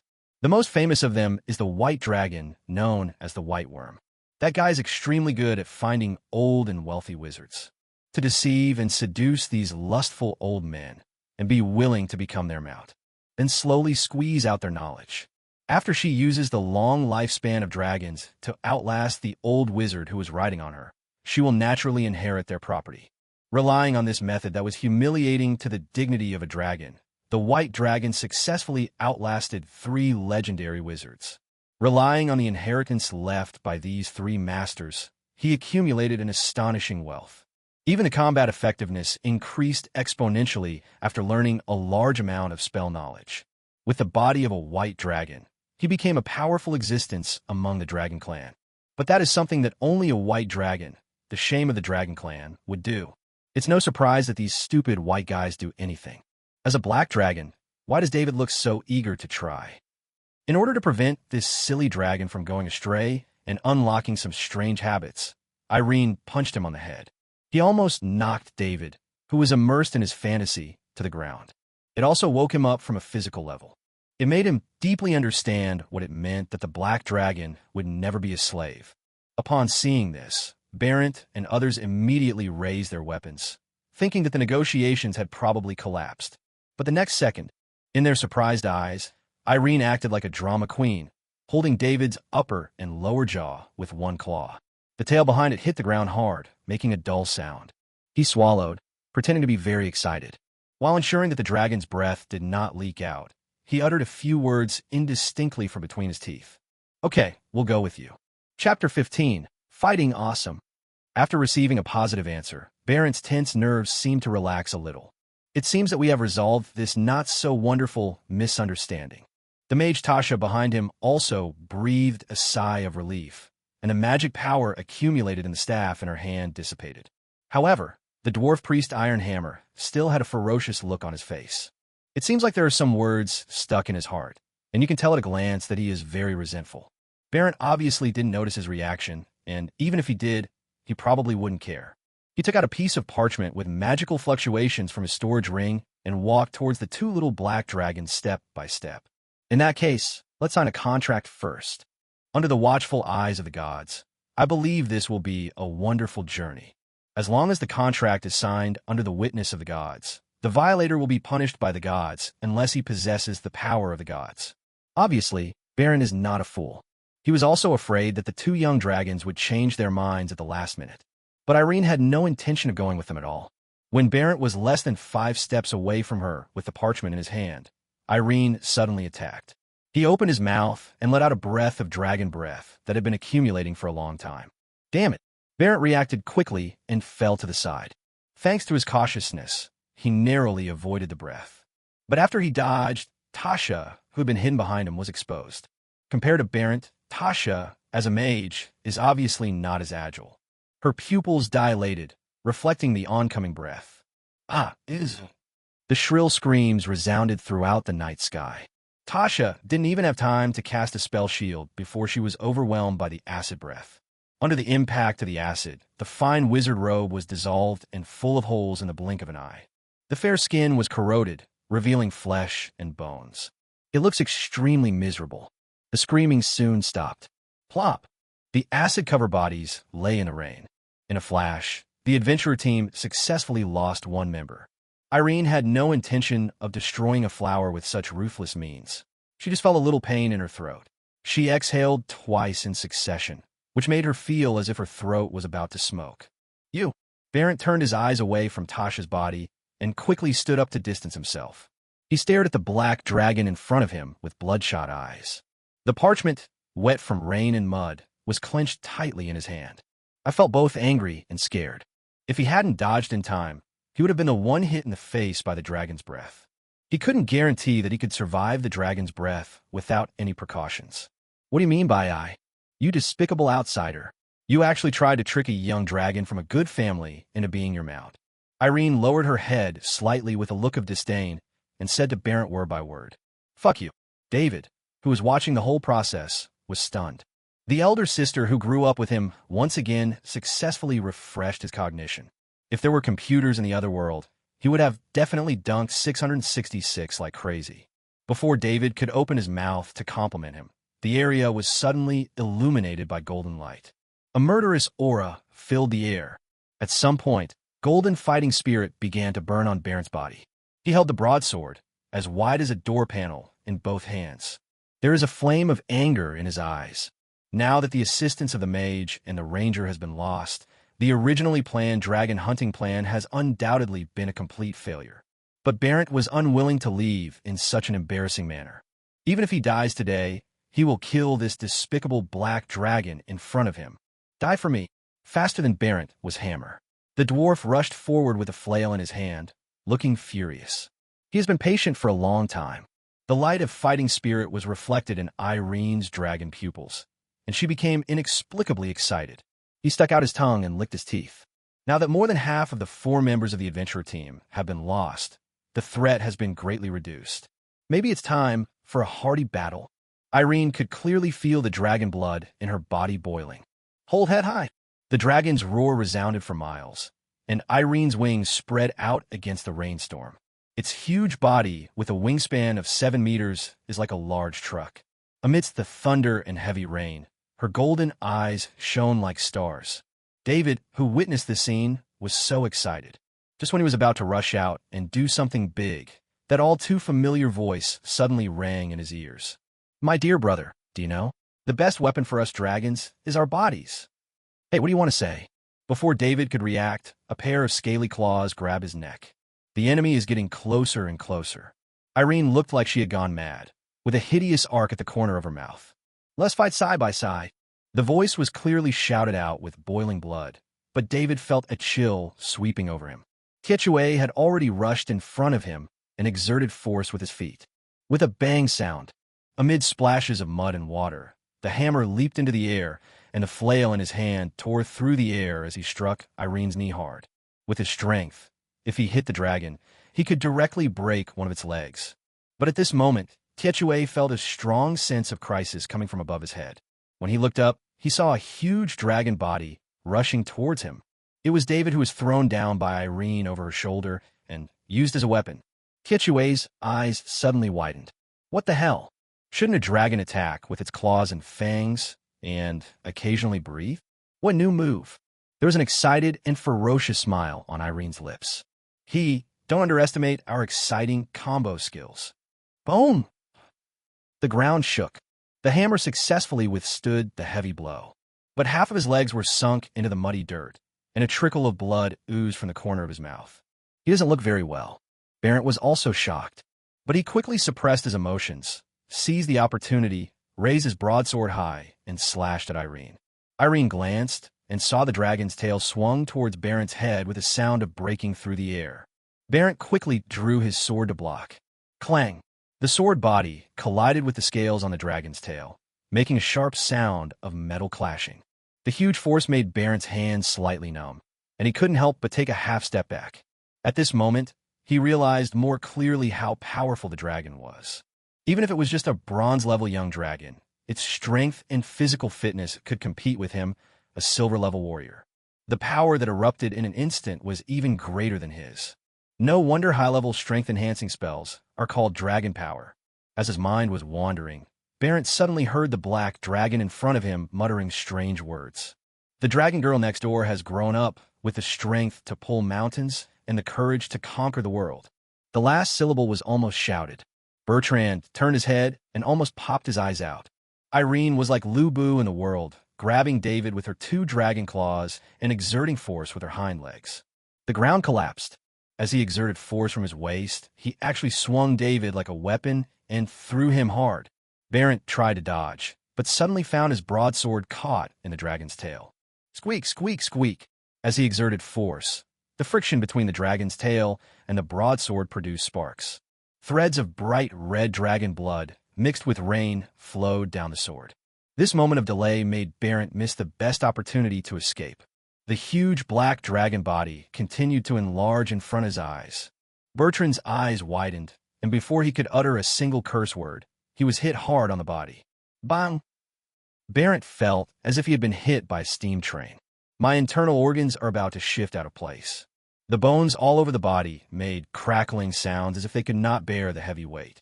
The broadsword flew out of his hand. He flew more than 10 meters like a cannonball and hit a big tree that 3 people could hug together. A human-shaped pit was smashed out. Then he fell awkwardly on the wet ground. Ahem!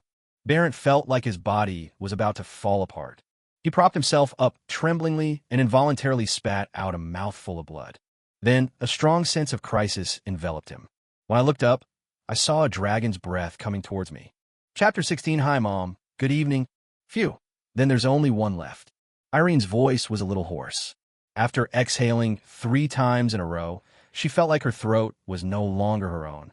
He turned his head and looked with cold eyes at the dwarf priest who was standing there in a daze, still somewhat stunned. Less than 5 minutes after the battle began, only one of the 4 men was left. David also climbed up from the ground dizzy, his eyes almost like mosquito coils. Shaking his head, David sat down on the ground and said incoherently, "Sister, I feel a little dizzy. Don't panic. It's normal to feel dizzy. Just take a few deep breaths and you'll be fine," Irene said without turning her head, her eyes still fixed on the last survivor. Boom! A flash of lightning passed by, illuminating the profile of Little Dragon Lady. Her mouth full of sharp teeth looked even more ferocious. "Should I do it myself? Or will you commit suicide?" Rainwater was dripping from Irene's faucet. The acid remaining in the corners of his mouth was diluted by rainwater and dripped onto the ground, making a sizzling corrosion sound. The golden eyes stared down at the dwarf in front of him.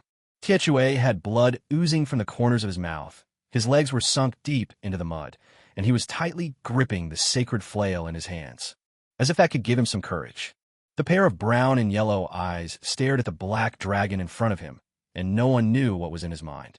The rain slid down his cheeks, mixing with the blood flowing from the corners of his mouth and dyeing his beard blood red. The woods fell into a deathly silence, as if he were frightened. 2 seconds later, Tietue slowly said, "What a bunch of rubbish." After the last word was uttered, a look of determination appeared on that fleshy face. His eyes became sharp again. "Black Dragon Cub, my lord is with me. I will fight with you to the end until we return to my lord's kingdom of heaven." He roared and went into a rage. His muscles began to swell, and the priest's robe was torn apart by his strong muscles. A large tumor that looked strong and powerful was revealed. The height is also increasing rapidly. A violent and powerful force surged out from the depths of Tietue's soul. The aura of this dwarf priest actually continued to rise in a short period of time. Faced with this sudden scene, Irene first frowned, then her pupils widened. A curse came out of his mouth. "Fuck, pervert. This certainly does not refer to the opponent's strength. It's the way he dresses." I don't know what this dwarf was thinking. Under the white priest robe that covered his whole body, he was actually wearing a black bikini. And it looks like a magical item, the kind that can change size according to the body size. This prevents it from being torn by swollen muscles. But the luxuriant chest hair is really eye-catching. At first glance, Eileen felt like digging her eyes out. Vomit. Feeling mentally polluted, Irene almost vomited the venison she had eaten during the day. Hearing Irene's words, Tietue looked down and his eyes widened instantly. A blush appeared on his unshaven face. Fuck, I forgot to take this off. David, who was standing behind, was almost laughing like crazy when he saw this scene. Tiechue finally couldn't bear it anymore when his biggest secret was suddenly discovered. He released his grip on the flail and let the weapon fall to the ground. She grabbed her bikini with both hands and spoke word by word, gritting her teeth. Now that you've been discovered, there's no need for you to live. Let's die together. He almost shouted these words. Irene. She had already thought that the other party might have a hidden card. I was also mentally prepared for a tough battle, or even for the mother of dragons to come to the rescue. But this scene was beyond Long's imagination. The bikini was torn into pieces by the big hands like iron pliers. As the cloth flew everywhere, Irene was about to call him a pervert when she saw cracks appearing on the dwarf's body. It's like a piece of porcelain that has been broken and glued together again. Golden light shone through the cracks, and the darkness seemed to be illuminated. Zhao, it's self-destruction. Irene cursed angrily, turned around, and ran back. This guy is socially dead and doesn't want to live anymore. He even wants to take 2 others with him before he dies. A smile broke out on Tietue's fleshy face, and he opened his mouth and burst into laughter. His body began to swell, his originally knotted muscles became bloated, and they continued to expand. In just a flash, he changed from a human form into a ball with a head. Let's die together. Let's die together. Ha ha ha ha. I will return to the kingdom of the god of light. Boom. After roaring this, his body shrank violently into a point, and then suddenly exploded. The air around seemed to be ignited by the high temperature of the explosion. A shock wave carrying a destructive aura started from the center of the explosion and quickly spread out in all directions. Fuck, the clergy are all crazy. Irene rushed to David, cursing. While the latter was still confused and hadn't figured out the situation, he grabbed one of his paws. He dragged it with all his might, flapping his dragon wings as he ran. With the power of this explosion, at least the surrounding area of several hundred meters would be reduced to ruins. But the dragon wings, which had no magical fluctuations at all, dealt a heavy blow to Irene. TMD, the no-fly zone hasn't been lifted yet. After cursing angrily, under the pressure of life and death crisis, Irene ran with the momentum of a long-distance running champion with her own legs. Because of its large size, the air seemed to be torn apart while it ran, making a series of shrill whistling sounds. David, who was being dragged by Irene, only realized the current situation at this time and quickly let go of Irene's claws. The 2 front limbs swung very fast, and he ran and complained. The terrain in the jungle is complex. Irene and David needed to frequently dodge obstacles, and their escape speed was obviously not as fast as the approaching shockwave. Just as the blazing shockwave was about to touch the tails of the 2 dragons. Whole head high. Amid the deafening dragon roar, it was as if a real dragon's might descended from the sky, enveloping the entire jungle. Along with the dragon's might came an invisible barrier. Boom! The shockwave generated by the explosion hit the barrier, splashing invisible ripples. It can't spread even a little bit further. David, who survived the disaster, lay on the ground dejectedly, gasping for breath. I'm saved. Irene also breathed a sigh of relief, then raised her head and tried hard to force a very forced smile. Hi, Mom. Good evening. Chapter 17. The Little Dragon Girl Who Picks Up Trash. Above the sky is a truly huge monster. The no-fly magic covering the area seemed to be ineffective against this huge monster. The pair of black dragon wings just flapped lightly, and the area seemed to be blown by an 8-4 scale. Even the raindrops from the sky stopped falling. It was not because the rain was blocked by her huge body, but because the dark clouds were blown away by the hurricane created by her flapping dragon wings. This adult black dragon, who usually sleeps all the time, showed her true power in front of Irene for the first time. The overwhelming and terrifying dragon power almost solidified into substance. If any other creature were here, it would probably have been pinned to the ground and unable to get up. Even the aftermath of the explosion was suppressed by the dragon's might and quickly dissipated. For the mother of dragons, dealing with the aftermath of the explosion is probably no more difficult than blowing a breath. Is this the power brought by time? Irene looked into the golden vertical pupils of the Dragon Queen and couldn't help swallowing. She saw a hint of displeasure in those eyes. After all, the mother of dragons doesn't like being woken up when she's sleeping. Oh! David got up from the ground this time, looked up and saw the unpleasant look of the dragon mother, and quickly pretended that he saw nothing. He turned his head somewhat embarrassedly and looked at the stone on the ground. Ah, the moon is so round tonight. The two sides faced each other awkwardly for a few seconds. Then two streams of white gas blew out of the dragon mother's nostrils. After glaring at the two troublesome cubs, she flapped her dragon wings and flew in another direction. Call. Eileen secretly breathed a sigh of relief and looked at the gradually receding figure of the dragon queen. That direction is not the direction of the dragon's nest. The mother of dragons probably wanted to vent her anger on the other monsters in the great forest of Ghana. After stretching out her dragon claws and drawing a cross on her chest, Irene put her claws together and whispered, "May you be blessed with infinite happiness." It's a combination of Chinese and Western styles. It can be regarded as a moment of silence for the monsters that are about to suffer. There is no family affection between the five-color dragons. The mother of dragons came here specially, so of course she didn't care about the life or death of her children. I was just woken up and came out to vent my anger. Saving them was just a matter of fulfilling Aunt Tiamat's rule. Just as Irene was sighing in her heart, David's scream caught her attention. "Sister, do you see anything shiny over there?" As he spoke, David rushed out using all four limbs. Dragons naturally like shiny things, and David, as a purebred black dragon, is no exception. After the aftermath of the explosion dissipated, the barrier had been removed by the mother of dragons. Today, this area has become a basin like a meteorite crater. There was some smoke rising from the red glowing ground, and it was obvious that the temperature was quite high. However, considering the dragon's physical fitness, this temperature is nothing. David rushed into the center of the basin, stopped at the place where the dwarf blew himself up, and stretched out his claws to dig something on the ground. It's probably the magical equipment these adventurers have. Irene thought so in her heart. He walked over neither hurriedly nor slowly. Although she's also a dragon and has a natural liking for shiny things, she is not as obsessed as other dragons. Compared to those inedible gold coins and gems, Irene still prefers various delicacies. In this way, Irene may be the only dragon in the world who does not value money as her life. But it's hard to say for sure. The dragon clan is so huge, one day there might be some freaks who don't like treasures. After arriving next to David, Irene leaned over to look. I saw this guy holding a blue gem the size of half a quail egg in his hand and carefully wiping the dust off the gem. This is... Irene stretched out her claws and tried to grab the gem, but David dodged it. "What are you doing? I found it first. You can't steal it." David hid the gem behind him like a hen protecting her calves. He stared at Irene warily with his eyes as big as copper bells. He was afraid that she would suddenly take action and snatch his gem. Irene covered her face helplessly. "Don't worry, I don't want it. Let me see it, and I'll get it back to you in a while." "Real?" David looked at his elder sister hesitantly. "Have I ever lied to you since I was a child?"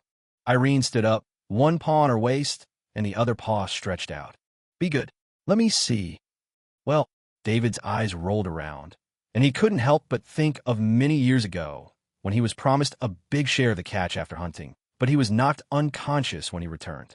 But when he thought of Irene's fighting ability, he could only hand over the gem reluctantly. After getting the gem, Irene tried to probe her mental power into it. It was just as she thought. Inside the gem is a space of about 10 square meters, in which a lot of things are piled. Obviously, this is a storage ring. Or rather, it's the gem on the storage ring. This gem is called the Space Gem in Dragon Legacy. Because it has a high affinity for space and is hard enough, it is often used by various races to make space equipment. It should be that the other parts of the ring were destroyed by the energy of the self-destruction just now. So only the Space Gem with the highest hardness remained. "Hey, I found a treasure." The corners of Irene's mouth curled up slightly. After all, they are a team of silver-level adventurers. Maybe they can find some useful goodies in the Space Gem. Seeing Irene's expression change, David quickly took the ring back. "This is mine." Yes, yours. Irene said something perfunctorily and then began to search on the ground. There are 4 people in this adventure team, and they should all have storage rings. The one that David belonged to should belong to the dwarf, which means there are at least 3 more rings. Relying on the dragon's keen sense of smell for treasures, Irene found the remaining 3 storage rings after half a day of searching. In other words, 3 space gems. Holding the 3 gems in her hands, Irene took a deep breath. Now it's time to open the blind box.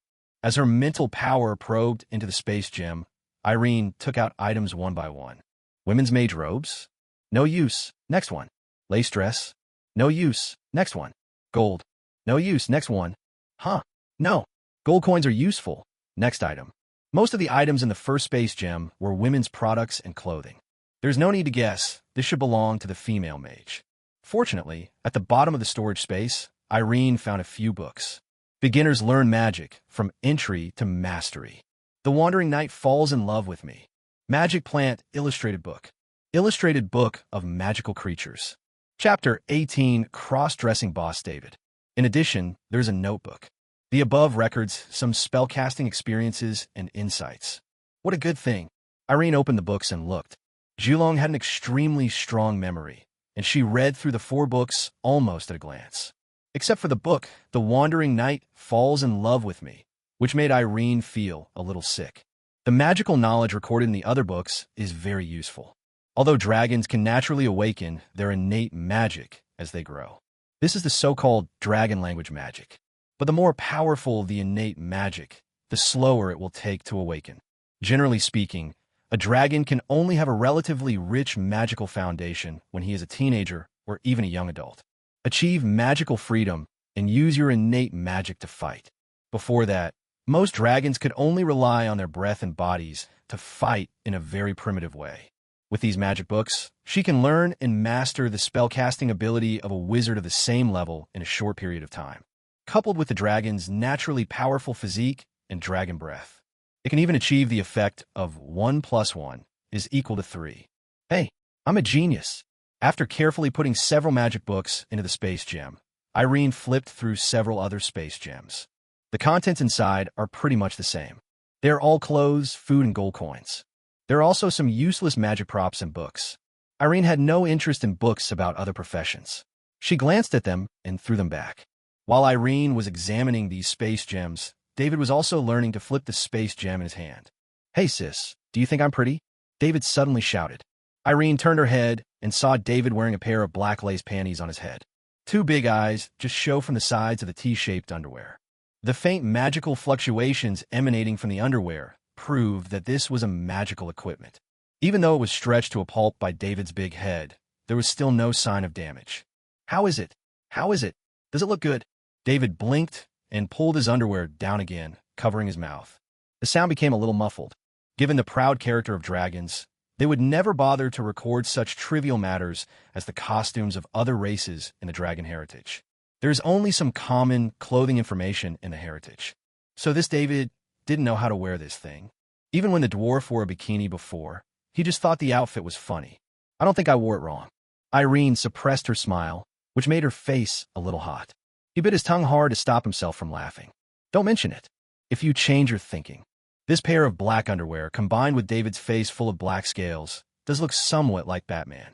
If Batman's costume looks like a big black bat, then David looks like he's wearing underwear on his head. It's like a big black plum. Ahem. After coughing twice to suppress the smile in her heart, Irene placed her paw on David's shoulder and said solemnly, "It's so handsome. Remember to show it to Mom when we get back." Of course. David struck a pose that he thought was very handsome. He looked up at the sky at a 45-degree angle, smacked his lips, and looked at Irene from the side. "Don't be obsessed with me. I'm the dragon you can't get." Irene! Ignoring the narcissistic dragon, Irene began digging a hole in the ground. "Sister, what are you doing?" David asked. "Hide your things, or your mom will snatch them away when you get back." Irene raised her head and swallowed back her words. In just a short while, David's face was covered with another piece of pink underwear. It looks like he used it as an mask. The size is surprisingly suitable. Irene had never felt that holding back laughter was so difficult. His face was a little deformed from holding it in. "What about me?" The little black dragon stretched out his claws and scratched the itchy scales on his head. "I remember that it was recorded in the tradition that this thing is called an mask. It won't stick with a needle. By the way, I have some here. Do you want to wear it, sister?" Then the space gem in David's hand flickered slightly. Then there appeared a piece of white underwear and a pair of white stockings in his hands. "Well," the expression on Irene's face suddenly froze. The air became silent. David pulled up the eye mask and looked at Irene, who was suddenly silent, and asked with some confusion, "Sister, Don't you know how to wear it? It's not a big deal. I'll help you put it on.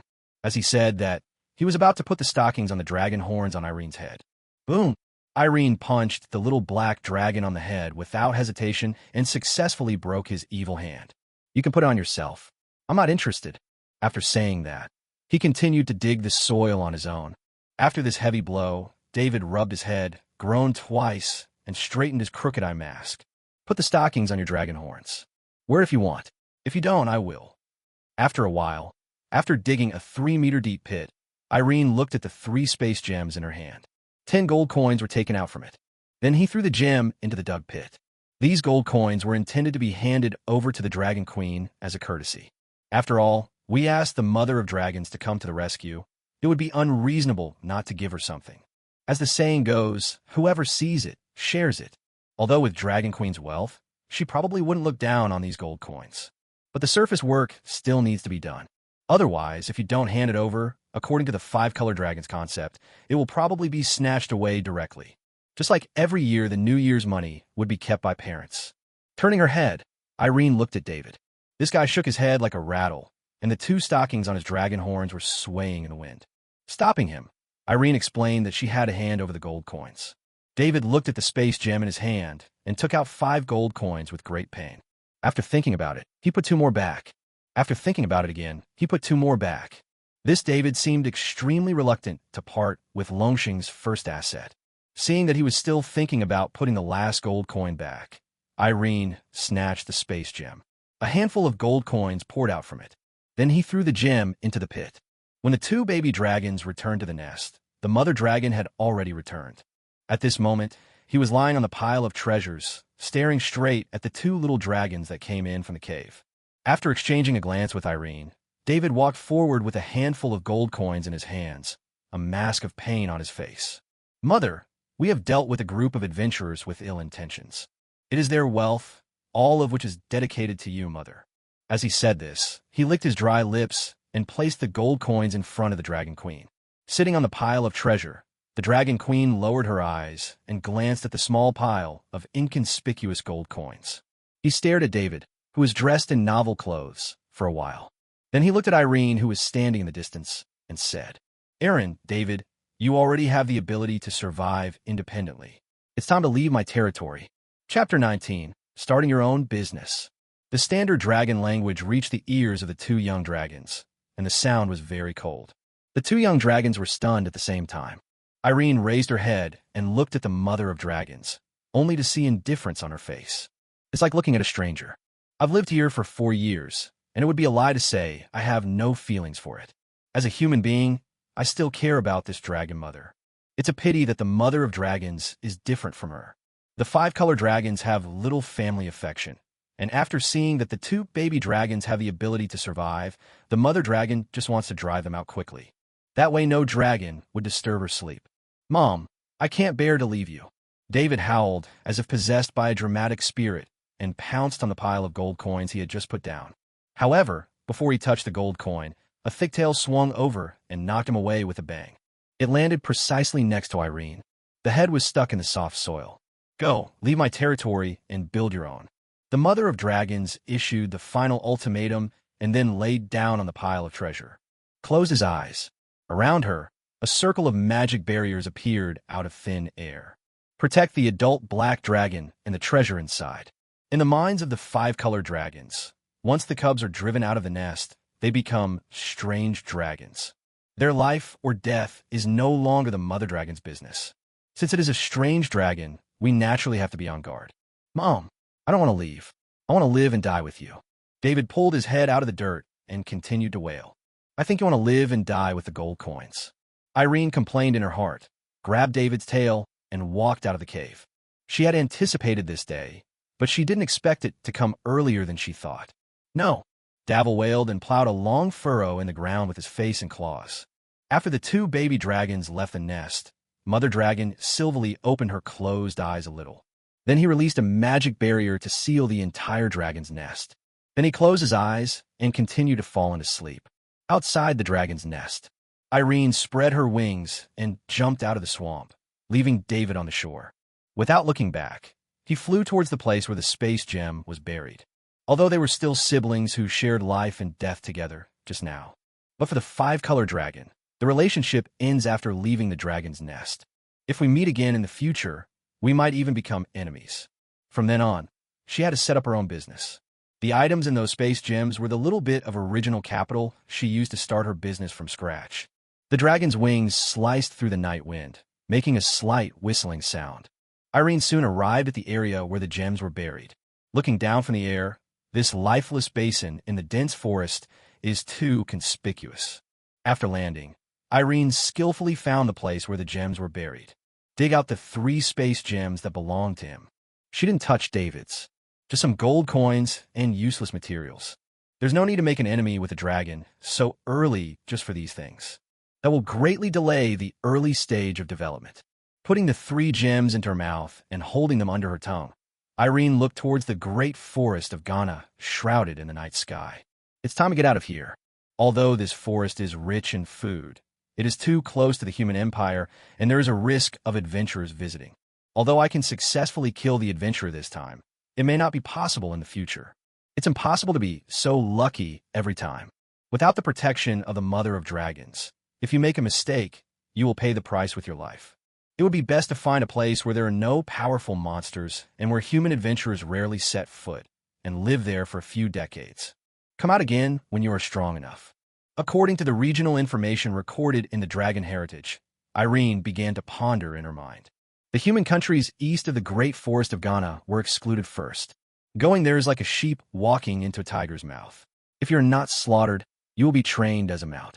To the south, according to the Mother of Dragons, is the territory of a mature green dragon. If discovered, the worst outcome would be slavery. To the north, across the San Pedro Mountains, is the territory of the dwarves. Those guys have been working in iron and mining for years and have built up muscles all over their bodies. It's better not to provoke them. Finally, Irene turned her attention to the west. To the west of the great forests of Ghana lies a desolate, God-forsaken land. In the days when orcs ruled the continent, that area was the location of the prosperous orc royal court.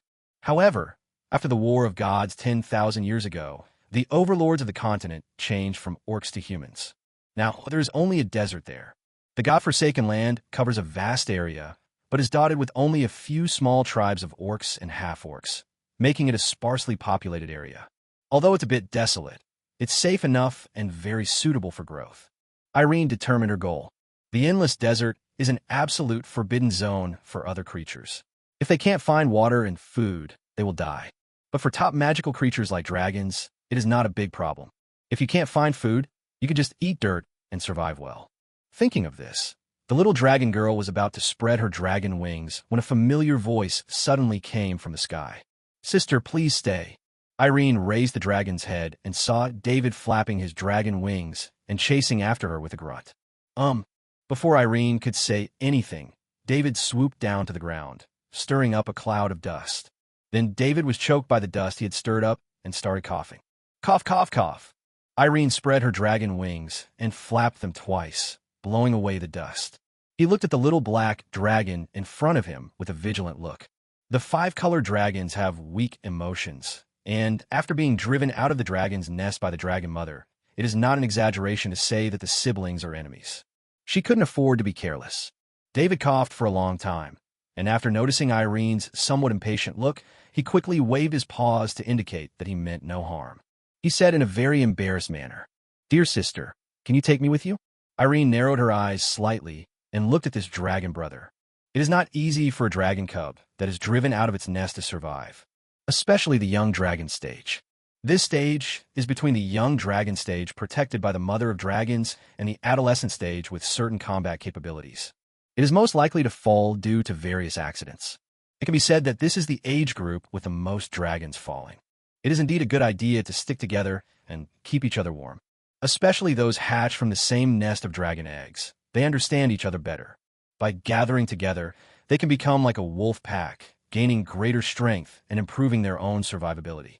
Although David is a little silly at ordinary times, he is also a real dragon and possesses good fighting ability. Plus the little bit of affection I've developed over the past 4 years. After weighing the pros and cons in her mind, Irene spoke in front of David's expectant eyes. "Yes, but you must surrender to me and give me everything you have. Well, David was obviously surprised. After hesitating for half a second, she took off her panties, stockings, and underwear on her head with great regret and presented them with her paws. Irene. Chapter 20. Past events. No, keep it for yourself. Irene waved her hand, walked to the big pit that had just been dug, and took out the last space gem. Under David's distressed look, he took out a gold coin. Then he threw the space gem into his mouth. Since we have decided to stick together, we will inevitably experience various dangers together in the future. It would be more rigorous to swear an oath under the witness of the gods. Irene followed the records in the dragon's legacy and began to trace on the ground with her claws. With each stroke, the image of the divine emblem of the five-colored dragon Mother Tiamat was quickly drawn. Looking at the gold coin in her hand, Irene thought for a moment, then bit the coin hard and broke it in half. Throw half into your mouth. The other half is placed in the center of the divine emblem. Turning her head to look at David, who was wearing women's clothes again, Irene took a deep breath. While carefully injecting magic power into the divine emblem on the ground, he spoke. Tiamat is above. The main material plane of Yarsk, the black dragon Irene Afra Christina. With David Greg Christina, request your testimony. Perhaps knowing the nature of her own five-colored dragon, Aunt Tiamat still responded to the ceremony even though it was only half a gold coin. The magic emblem emits bursts of light. Seeing this, Irene quickly pulled David to her side and continued. From now on, we will watch over each other, advance and retreat together, and share weal and woe. After reading the 1,000-word contract, Irene let out a long sigh. The divine emblem on the ground no longer emits light. The half-gold coin also disappeared. From then on, the contract was established. The deadline is until the two dragons reach adulthood. Before that, David must take Irene as the leader and not harm the other party's interests. Otherwise, you will face divine punishment. Let's go. Irene spread her dragon wings and took off first. Oh, okay. David hurried to catch up. Now only by being with his strong and wise sister could he feel a little bit safe. Sister, where shall we build our nest? High in the sky, Irene uttered a few words without even turning her head. A place abandoned by God. The night passed quickly, and the darkness gradually became brighter. Irene looked at the crescent moon gradually disappearing at the end of the world, and turned her head to see the morning light gradually rising. The dark forest was dotted with green. A new day has arrived. Goodbye. The great forest of Ghana. Flapping the dragon wings, Irene and David disappeared into the horizon without looking back. Only one white stocking was left, floating back in the wind, hanging on the top of a towering tree. Following the direction opposite to the sunrise, Irene and David flew for 2 days and 2 nights before arriving at the border between the godforsaken land and the great forest of Ghana. A fast-flowing river called San Siro flows through the area, dividing the two areas.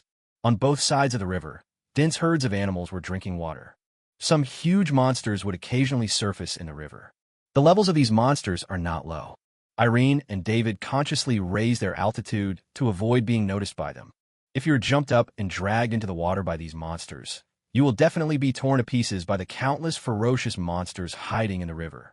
Soon, the two dragons flew across the riverbed, which was hundreds of meters wide, and reached the other side. Compared to the lush and vibrant Ghana forest, Irene's first impression of the godforsaken land was desolation. Yellow sand, Gobi Desert, and large rocks exposed on the surface are the main colors here. Just separated by a river, the temperature differs by at least 10 degrees. Irene looked up at the scorching sun above her head and estimated that the temperature in this area was at least over 40 degrees. Although dragons are extremely resistant to cold and heat, but as a black dragon that likes to stay in a humid environment like a swamp, it feels inexplicably uncomfortable with this dry climate. It feels like eating fuchi-fipian, but there is no husband and wife in it. I ate wife cake, but it didn't taste like my wife. I always feel like something is missing. As they continued to go deeper into the godforsaken land, Irene could clearly feel that the temperature was getting higher and higher. Time soon came to night. Under the cover of night, the two young dragons found a creature similar to a giant pangolin in a cave in the Gobi Desert. After politely asking him to move into the dragon's stomach, the two dragons took a rest in its cave. Compared to the hot daytime, the temperature in the godforsaken land dropped sharply at night, reaching nearly 0 degrees. Hiding in the relatively warm cave, David shrank his neck and complained. This place is really weird. It's hot and cold at the same time. After saying that, he pulled down the only remaining underwear on his head so that his entire dragon face would be warm. Otherwise, guess why this place is called the God-forsaken land? Irene lay at the entrance of the cave, looking up at the starry sky of another world. As the exile place for the orcs who lost the War of Gods, the extreme weather here is a punishment for them. I really don't understand why those green-skinned guys want to kill the gods. When we, the Dragon Clan, were the overlords of the continent, we never thought of killing the gods. David's voice came through his underwear, sounding a little muffled. Are they bored because they have nothing to eat? Perhaps. Irene shook her head, turned around, and lay down next to David. Go to sleep. Let's go out and look for a suitable place to settle down tomorrow. A place forsaken by God, next to a not-so-big lake. 2 orcs, one old and one young, were sitting on a big rock. The little orc looked up at the starry sky and asked the old orc beside him, Grandpa, why do you think our ancestors wanted to kill the gods? If they hadn't gone to fight the gods, we wouldn't be having such a hard time right now, right? Hearing this question, the old orc did not rush to answer. Instead, he took a puff of his homemade pipe and stared at the stars reflected in the lake with his cloudy eyes. Silly child, our ancestors wanted to stop their compatriots from being oppressed and enslaved by the gods. His voice was a little hoarse, but extremely firm. Did they fail? The young orc turned and looked at the old orc. No. The old orc took another puff of his cigarette, exhaled white smoke, and followed the rising smoke to look up at the starry sky above his head. Only a few of the brightest stars could be seen through the smoke. That is the kingdom of God, where the gods reside. His cloudy eyes seemed to become clearer. They succeeded. Chapter 21 Conquer. A week passed quickly. Over the past week, as they went deeper and deeper, the 2 young dragons witnessed more deeply the desolation of the God-forsaken land. It was unimaginably lonely. You may not encounter a living creature even after traveling over 100 miles. The most common things we saw along the way were stones and sand, and some skeletons. Most of those skeletons were buried in the yellow sand and would be exposed when blown by the wind. Judging from the skulls, there are both humanoid and beast-like creatures. There were only some signs of weathering on the bones, and it didn't look like they were killed by any other creature. Irene thought they probably died of thirst or freezing. After all, the temperature difference between day and night is extremely large, and there is a serious water shortage. After picking up a few bones that should have belonged to some kind of cattle for David to grind his teeth, Erlong continued to go deeper into this desolate area, trying to find an area that is more suitable for living.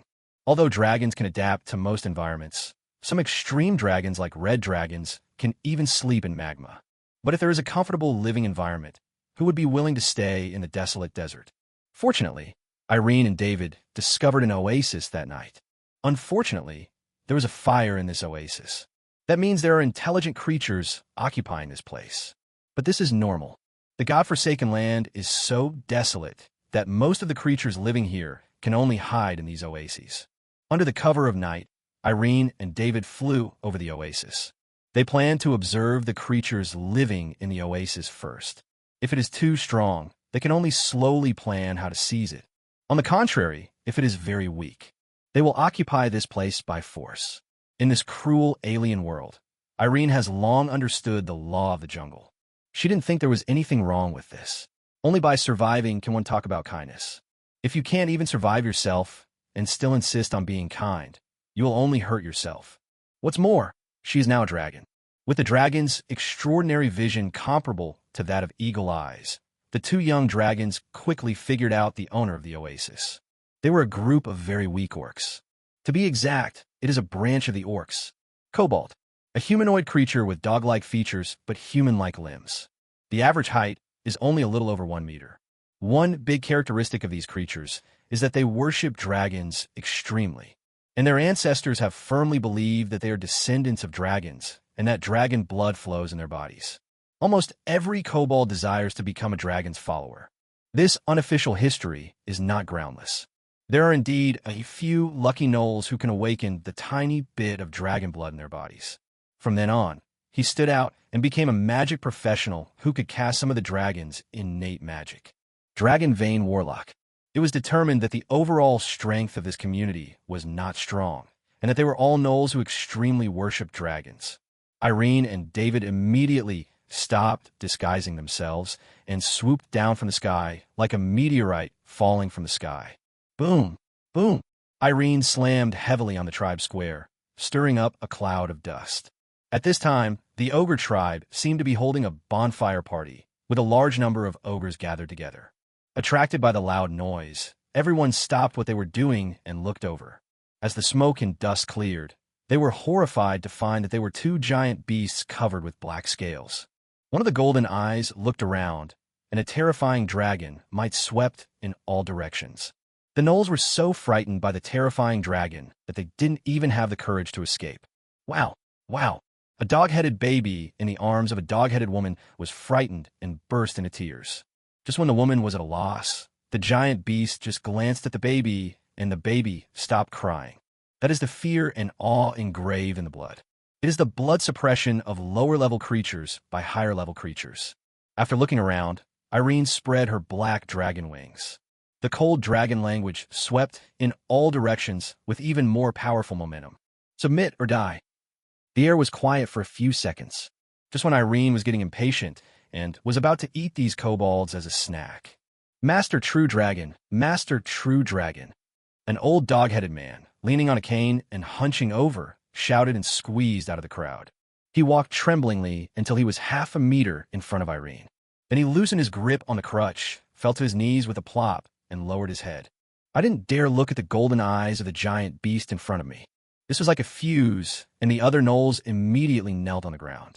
Master True Dragon, we surrender. The old dog-headed man's teeth were chattering, and he seemed to be trying hard to suppress something, and he spoke incoherently. Very good, you made a wise choice. Irene raised her head. Then, in the presence of the gods, sign a master-servant contract with me. The old kobold raised his head tremblingly. What was revealed on his face was not fear, but extreme excitement. The wrinkles on that old face had become more and more smooth. Perhaps for other races, being taken in as a follower by a dragon means slavery. It means losing all sovereignty and becoming a vassal. But it's different for their Iron-Tooth tribe. It's not just because the kobolds, are naturally extremely fond of dragons. It is also because of the harsh living environment. The God-forsaken land is not peaceful. It can even be said to be chaotic. Oases and water sources are the greatest wealth here. The Iron-Tooth tribe was not very powerful, and they used to live in fear every day of being attacked by other tribes. Once defeated in battle and captured by other tribes, they would become slaves and forced to do the heaviest work. It may even be used as emergency food when food is scarce. Now that they have become the dragon's followers and have the support of this great dragon, they no longer have to live in fear every day. If you are appreciated, you'll be given a drop of dragon blood and become a dragon-blooded kobold. That would bring honor to the family. This made the old dog-headed man very excited. Boom! The old kobold slammed to the ground again. I am Labdideric Summerfimmered Agir Branderado, and all the kobolds of the Iron Fang tribe. It will become the sharpest spear and the strongest shield in your hand. Clear all obstacles in front of you. Irene frowned. Rab what? Your Majesty, it is Labdideric Summerfimmered Agir Branderado. The old kobold raised his head and repeated it again. The name is too long to remember. Irene tickled her ears. From now on, your name will be Wonkai. Boom! The old dog-headed man slammed his head to the ground again, a few drops of blood seeping out of his forehead, but he didn't care at all. After raising his head, he suppressed his joy and shouted with awe. Thank you, your Majesty, for the name. Wonkai then stood up and shouted in the envious eyes of the kobolds. The celebration continues. Prepare the best food for his Majesty. As expected of kobold, your enthusiasm for dragons is even greater than what is recorded in the legend. Irene sighed in her heart, turned her head, and was about to greet David, but found that this guy was trying hard to pull his head out of the ground. It was obvious that he fell head first. No wonder he didn't make a sound just now. Irene covered her face helplessly. Next time you go out, don't say you're a black dragon. Just say you're a white dragon who just got tanned. We, the black dragons, cannot afford to lose face like this. Duong.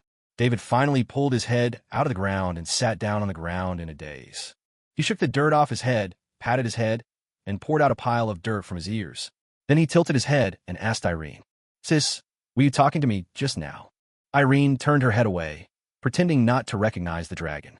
I said you're so handsome. Chapter 22, Celebration. The celebration, which was disrupted by the sudden intrusion of two giant dragons, was quickly restored to normal. And it gets even more lively. Unlike other races, the peculiar race of kobolds do not feel that they are being enslaved. Instead, they feel it is their honor. So David and Irene were invited to the most eye-catching position in the bonfire party. Trees are undoubtedly the most precious resource here, so there is naturally no luxury of making tables and chairs out of wood. This can be seen from the simple houses made of stones.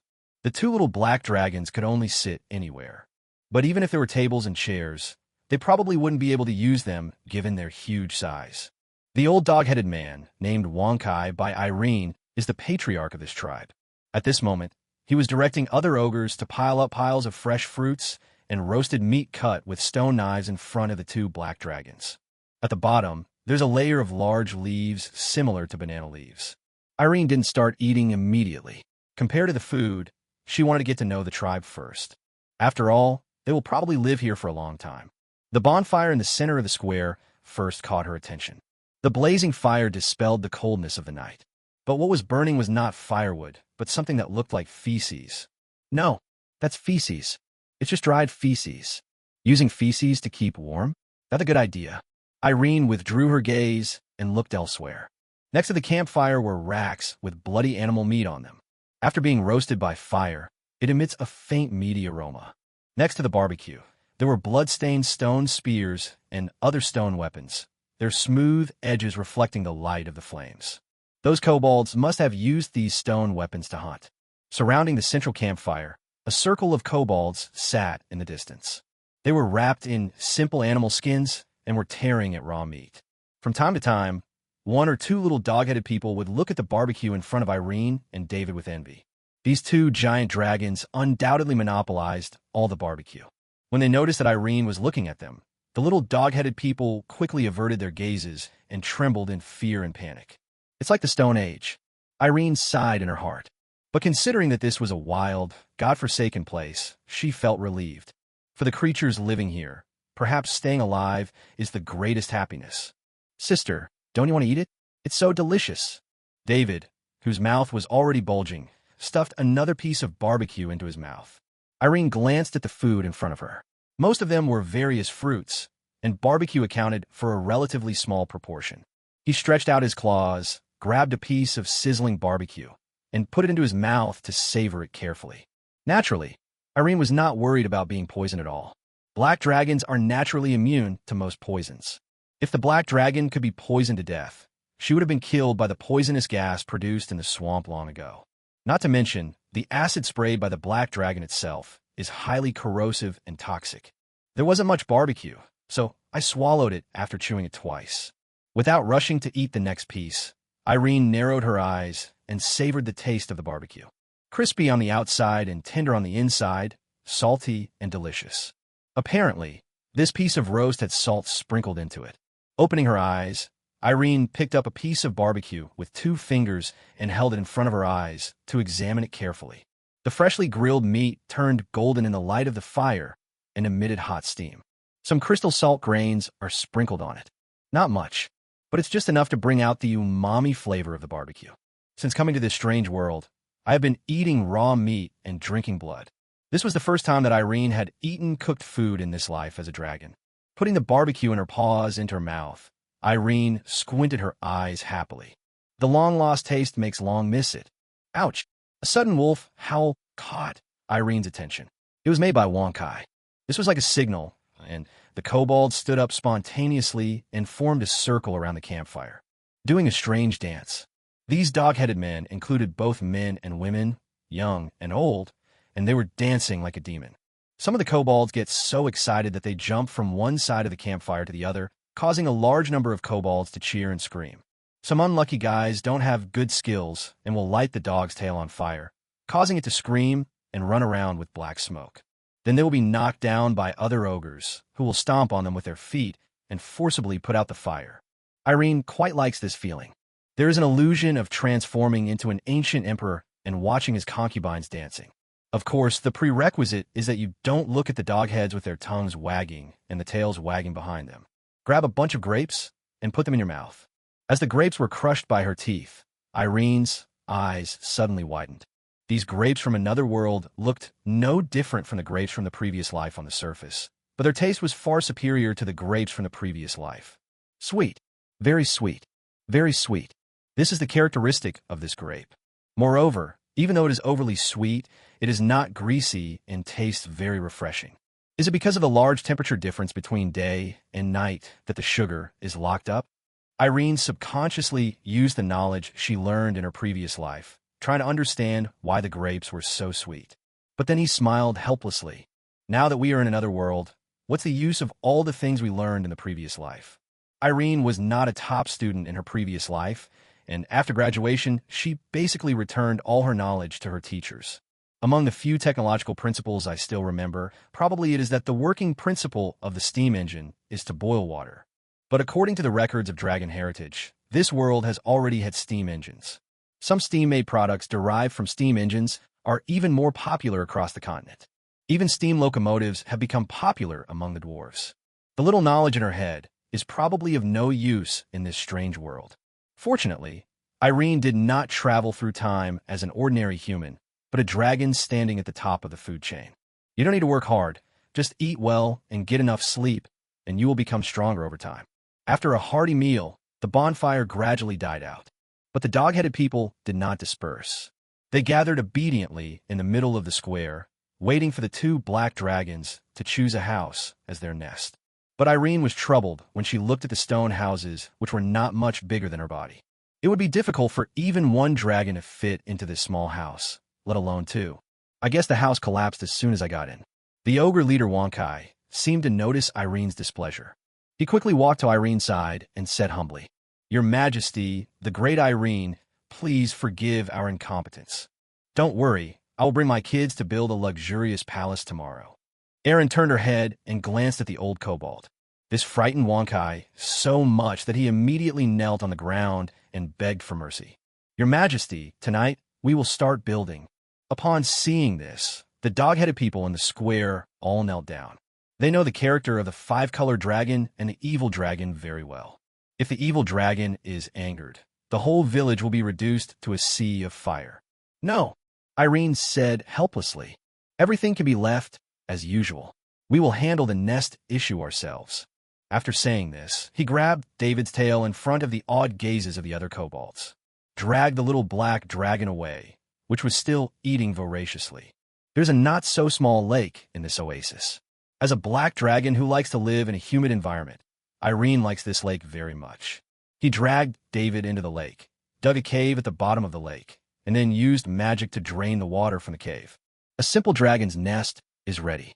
In order to prevent the black dragon's inherent corrosive aura from turning the lake into a poisonous swamp, Irene directly turned off this passive talent, and asked David to turn off this talent as well. After all, those gnolls are now her followers. If this place were to turn into a swamp, these dependents would probably die from the poisonous gas produced in the swamp within a few days. Irene doesn't want to waste that much. This is all free labor. After entering the damp cave at the bottom of the lake, David found a comfortable corner, laid down, and fell asleep. And Irene opened her mouth and spit out the space gem under her tongue.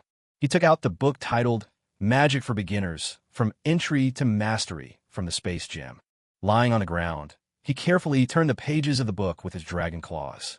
The rustling sound of turning pages echoed in the closed cave. David frowned in his sleep, as if he had a not-so-nice dream. Chapter 23, Rebellion.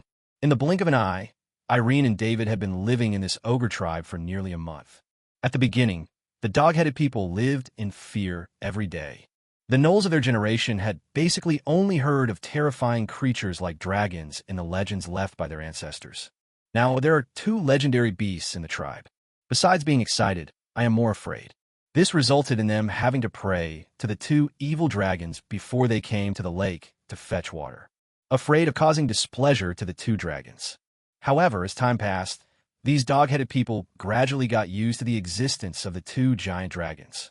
This is mainly because these two dragons are too homebound. Since coming to the tribe, Irene and David have never left the nest again. If they didn't have to deliver food to the dragon's nest at the bottom of the lake every day, the gnolls would almost think that the two dragons in the tribe were just their imagination. In order to satisfy the huge appetites of these two young dragons, Almost all the labor force of the Iron Fang tribe was mobilized. Crazy hunting of all living things seen around. But this is certainly not a long-term solution. Once they have killed all the prey nearby, they can only look for prey farther away. If you encounter severe weather, such as a sandstorm, you may not have time to escape and be buried under the yellow sand, transformed into a new skeleton. Fortunately, these two black dragons are not averse to eating fruits. This made the dog-headed people breathe a sigh of relief. This oasis has been cultivated by them for generations and is already planted with all kinds of fruits. Due to the special nature of the godforsaken land, there are no seasons here.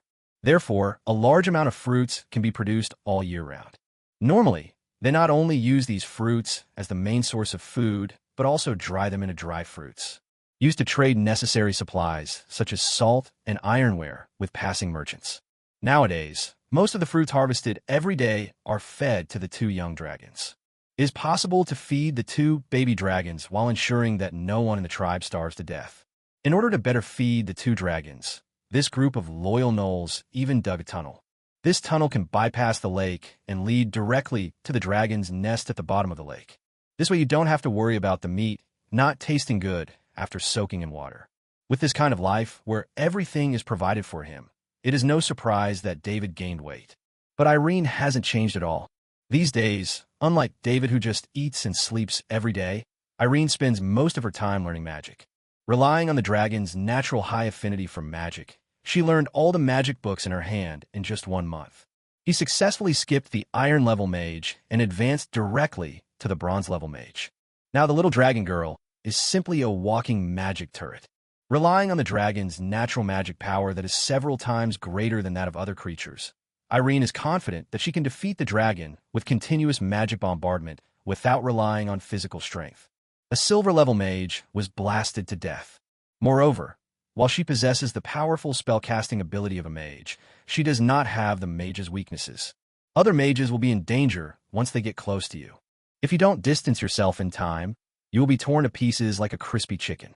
But Irene is the opposite. Relying on her body of dragon, she is not inferior to silver-level warriors in close combat. Once you get close to the opponent, it's not just a fragile mage that's waiting for you. Instead, it is a terrifying giant beast that is naturally invincible in close combat. He has strong physical fitness, high attainments in magic, and can also spit out acid breath, a powerful weapon. Today, Irene can be called a hexagonal warrior. Crunch, crunch, crunch, crunch. A series of sharp sounds were heard, breaking the tranquility in the dragon's nest. David, who was originally sleeping on the ground, opened his tightly closed eyes when he heard the voice and jumped up. Whenever this sound is heard, it means that dinner is about to begin.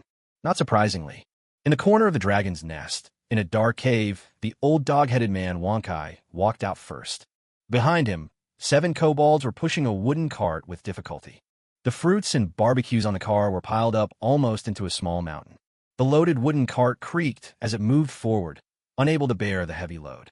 Wonkai walked up to Irene first, bowed respectfully, and said in a low voice, "Your Majesty, this is today's food." "Well, thank you for your hard work." Irene responded casually and closed the magic book that was almost torn in her claws. She is somewhat obsessed with learning magic. Swimming in the ocean of magic and knowledge gave her the pleasure of exploring everything. It's a pity that she has too few magic books, otherwise she could improve further. "It is our honor to serve you too." Wonkai lowered his head humbly, bowed again, and breathed a sigh of relief. Only then did he call on the other ogres to leave. By the way, the wooden cart used to deliver food last time was also taken away. But just as he reached the entrance of the cave, an angry dragon roar suddenly sounded. "Hold head high!" This frightened the other gnolls so much that their legs went limp on the spot. Only Wonkai turned around tremblingly with his crutches and looked at David, who was roaring like a dragon. "Your Majesty, David." Before he could finish his words, David grabbed a piece of steak and threw it at him. With a bang, it hit Wonkai in front of him. The juice from a steak mixed with the dirt on the ground splashed all over the old dog-headed man. Wonkai lowered his head humbly, with beads of sweat the size of beans already appearing on his forehead. Without waiting for David to continue his attack, "Duong." Irene punched David on the head. "Don't make noise while I'm eating. It affects my thinking." David felt a little aggrieved. He pointed at the steak on the ground and said, "Sister, these lowly guys are just trying to fool us." They didn't even put salt on the barbecue this time. If they grill meat without salt today, they will grill us tomorrow. Sister, these guys want to rebel. Irene grabbed a piece of steak and put it in her mouth, chewing it twice and swallowing it. There is indeed no salt taste, only the natural taste of grilled meat. Although the taste is not bad, after being used to eating barbecue with salt, it is inevitable that you will feel a sense of disappointment when eating barbecue without salt. She turned her head to look at the trembling, old, dog-headed man, a dangerous light flashing in her golden eyes. I think you need to give me a reasonable explanation. As soon as these words were spoken, the terrifying dragon might swept across the entire dragon's nest. All the dog-headed men, including Wang Kai, knelt down uncontrollably. Wang Sai's forehead was covered with sweat, wetting the hair on his face. He licked his cracked lips with his tongue and stammered. Your Majesty, we absolutely have no intention of rebelling. It's just what? Irene asked. It's just that all the salt in the tribe has been eaten up. After Wang Kai said this, it seemed as if he had used up all his strength, and he almost fell to the ground. Fortunately, he held the crutch tightly with his hands and did not fall to the ground. Chapter 24 Drinks. I'm done. Irene was a little surprised. Yes, Your Majesty. Wang Kai wiped his already wet forehead and continued. But don't worry, Your Majesty. According to custom, there will be merchants passing by in 2 days. We will replace some more salt then. Salt change. Irene looked at the fruit and grilled meat on the wooden cart. This ogre tribe mainly relies on trading dried fruits with traveling merchants. But now they eat so many fruits every day. How many fruits are left for drying? Wang Kai noticed Irene's gaze and quickly explained. Your Majesty, don't worry. The dried fruits used for the trade were all saved from the tribesmen's rations. The portion given to Your Majesty will definitely not be less. That's more like it. David said, Hurry up, I can't eat barbecue without salt. As he said that, he stuffed a large piece of barbecue into his mouth. Ding ding dong dong.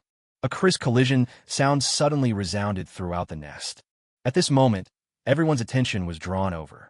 Then a small pile of gold coins appeared out of thin air in front of Wang Kai. David, who had not yet swallowed a mouthful of barbecue, widened his eyes when he saw this scene. He looked at Irene in disbelief, and just as he was about to speak, he choked on the barbecue in his mouth and started coughing. Wang Kai also looked at Irene in surprise. Several space gems were floating in front of him. It is obvious that these gold coins were poured out from the space gem by the black dragon in front of him. Use it to buy more salt, and by the way, help me commission those merchants to collect various magic books. Irene said calmly, using the mage's hand to put the space gem back into the corner of the nest. This. The old dog-headed man Wang Sai's eyes widened. It was the first time he saw so many gold coins. For this poor tribe of kobolds, where the entire tribe cannot even scrape together half a gold coin. The surprise of seeing so many gold coins was no less than that of a poor family on Earth who had lived in poverty for decades and suddenly saw a mountain of gold. Is this really possible? Your Majesty, Wang Sai's old eyes were filled with tears. With these gold coins, the tribesmen might not have to save their food to dry fruits. In recent days, many members of the tribe have died of starvation. Cough, cough, cough, cough. Puff. David hurriedly pulled out the steak stuck in his throat and yelled. No, I don't agree. As a purebred evil dragon who loves money like his life, taking the gold from him would be worse than taking his life. However, his protests were doomed to be futile. Irene ignored him. He was busy instructing Wang Kai and asking the merchant to buy some magic books for him. Then, amid their endless praises and kowtows of thanks, they drove the dog-headed men out of their lair. Compared to those cold gold coins, this not-so-serious little dragon girl prefers delicious food and magical knowledge that can improve herself. For her, only with strong power could she have more wealth. Without strength, no matter how much wealth you have, it will only be a benefit to others. David could only watch helplessly as the gnolls disappeared into the dark cave with the gold coins, and he resigned himself to his fate and shrank his neck. I chose to concentrate on eating. 10 minutes later. Crunch, crunch. The familiar creaking sound once again echoed through the dragon's nest at the bottom of the lake. David, who was taking a nap after dinner, opened one of his dragon eyes. Irene, who was testing the effect of the spell, also stopped casting and looked towards the cave entrance. Soon, a familiar figure walked out of the tunnel. It is prosperous and wealthy. Behind him was the wooden cart that had been towed away earlier.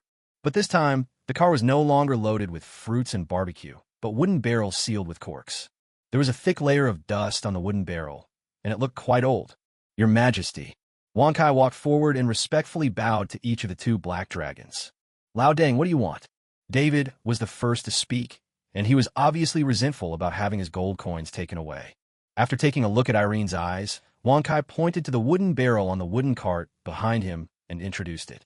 Here is some wine for your excellencies. After saying that, he directed the dog-headed men pushing the carts to unload the barrels of wine from the wooden cart. Liquor. Irene was a little surprised. She didn't expect that such a poor tribe would have such good things.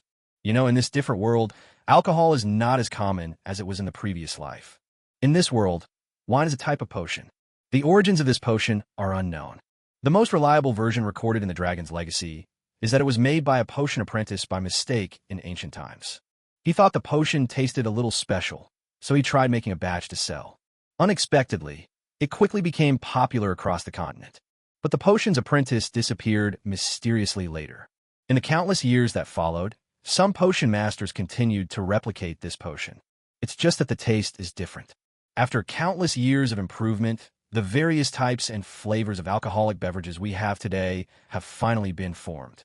The potion master who specializes in making this kind of strange potion is called a bartender. Compared to ordinary potion makers, bartenders have a more noble status.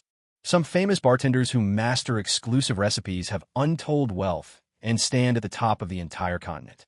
Because the production cost of potions is generally high. Therefore, in this alien continent, wine is very expensive. Most people could only afford to drink watered-down wine.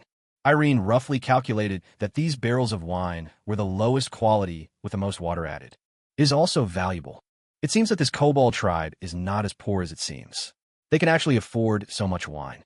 Irene couldn't help but think in her heart. Grabbing a barrel of wine and pulling out the cork with the hand of a mage, Irene tried to pour a sip into her mouth. Then, her eyes narrowed involuntarily. The rich aroma of wine mixed together and exploded in the mouth. Irene looked at the barrel in her claws. This taste. It doesn't look like it's mixed with water, but rather feels like the original magic potion. She looked at the wine barrels that were being unloaded from the wooden cart, and her eyes gradually became serious. If all that much wine were of this quality, it would be worth at least hundreds of gold coins. Snatching the wine barrel that had just been uncorked from David's hand, Irene called out to Wang Kai and others who were about to leave. Where did you get all this wine? Wang Kai stopped, turned around, and looked up at the giant black beast. After noticing Irene's unfriendly look, he became obviously nervous, and after organizing his words, he said, Your Majesty, this is passed down from our ancestors. After saying this, he was afraid that Irene would be angry, so he quickly added, We didn't mean to hide this from you, Your Majesty. These wines were originally buried underground and could only be used for ancestral worship every year. Because there are not enough dried fruits this year, so I dug them out early. I wanted to exchange them for some salt after the merchants came. Chapter 25 Plan. Then you are really lucky. Irene smacked her lips, resealed the barrel, and placed it on the ground. If you had taken this wine to trade earlier, it would be questionable whether the Iron Fang tribe would still exist now. Ow, how could it be? Wang Kai looked stunned, obviously not knowing the value of these wines. Maybe this is what ignorance is all about. Irene couldn't help but think in her heart. After briefly telling Wang Kai the value of these wines, the old dog-headed man was shocked and speechless for a long time. If these wines are really as precious as the black dragon in front of them said, then their tribe has probably been dancing on the edge of a knife all these years. He had thought more than once about selling the wine to human merchants in exchange for something more useful to the tribe. But every time I thought about this being left by our ancestors, I gave up the idea. Wang Kai knew the greedy faces of those human merchants better than anyone else. The tribesmen had worked hard to save up dried fruits for half a year, but at most they could exchange them for a small bag of salt from those cunning merchants. If they were to see the wine, I'm afraid those greedy merchants would just grab it. The Iron Fang tribe didn't even have a single professional and was completely unable to resist. What's more, those greedy guys might even threaten them to hand over the remaining wine. After squeezing them dry, after thinking about this, Wang Kai felt a chill on his back and his vision went dark. If the Iron Tooth tribe was destroyed because of his foolish behavior, how can he face his ancestors after his death?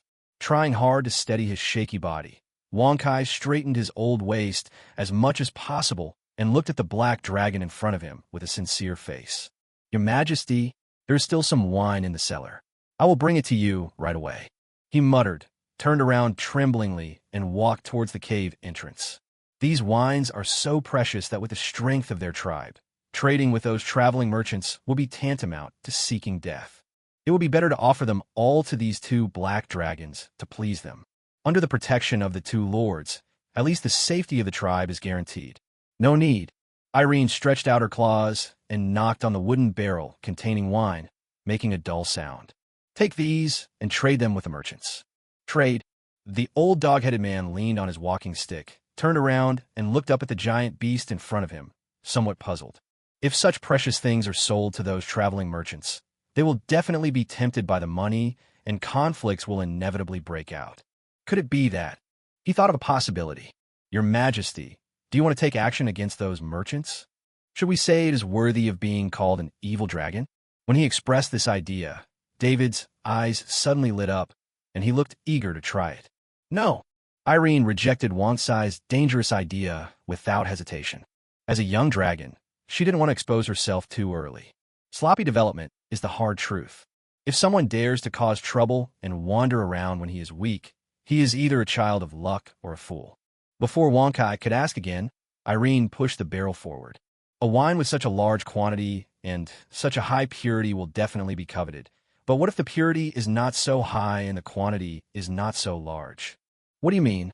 The fur on Wang Sai's face wrinkled together. Although kobolds are a humanoid race, their IQ is not very high. Even though he was the oldest and wisest in the tribe, he could not guess what the black dragon in front of him wanted to express. Add water to the wine, 10 barrels of water to 1 barrel, to make its quality not so high, and then sell it in small quantities and multiple times. With this kind of steady income, those merchants shouldn't be too blinded by money. Irene said so, but Wang Kai was still a little hesitant. What if the merchants ask where the wine comes from? How should we explain it? Where else could it have come from? Irene lowered her head, staring at the hunchbacked, old dog-headed man with her golden eyes. Under Wang Sai's puzzled gaze, he said in a low voice, "I made it."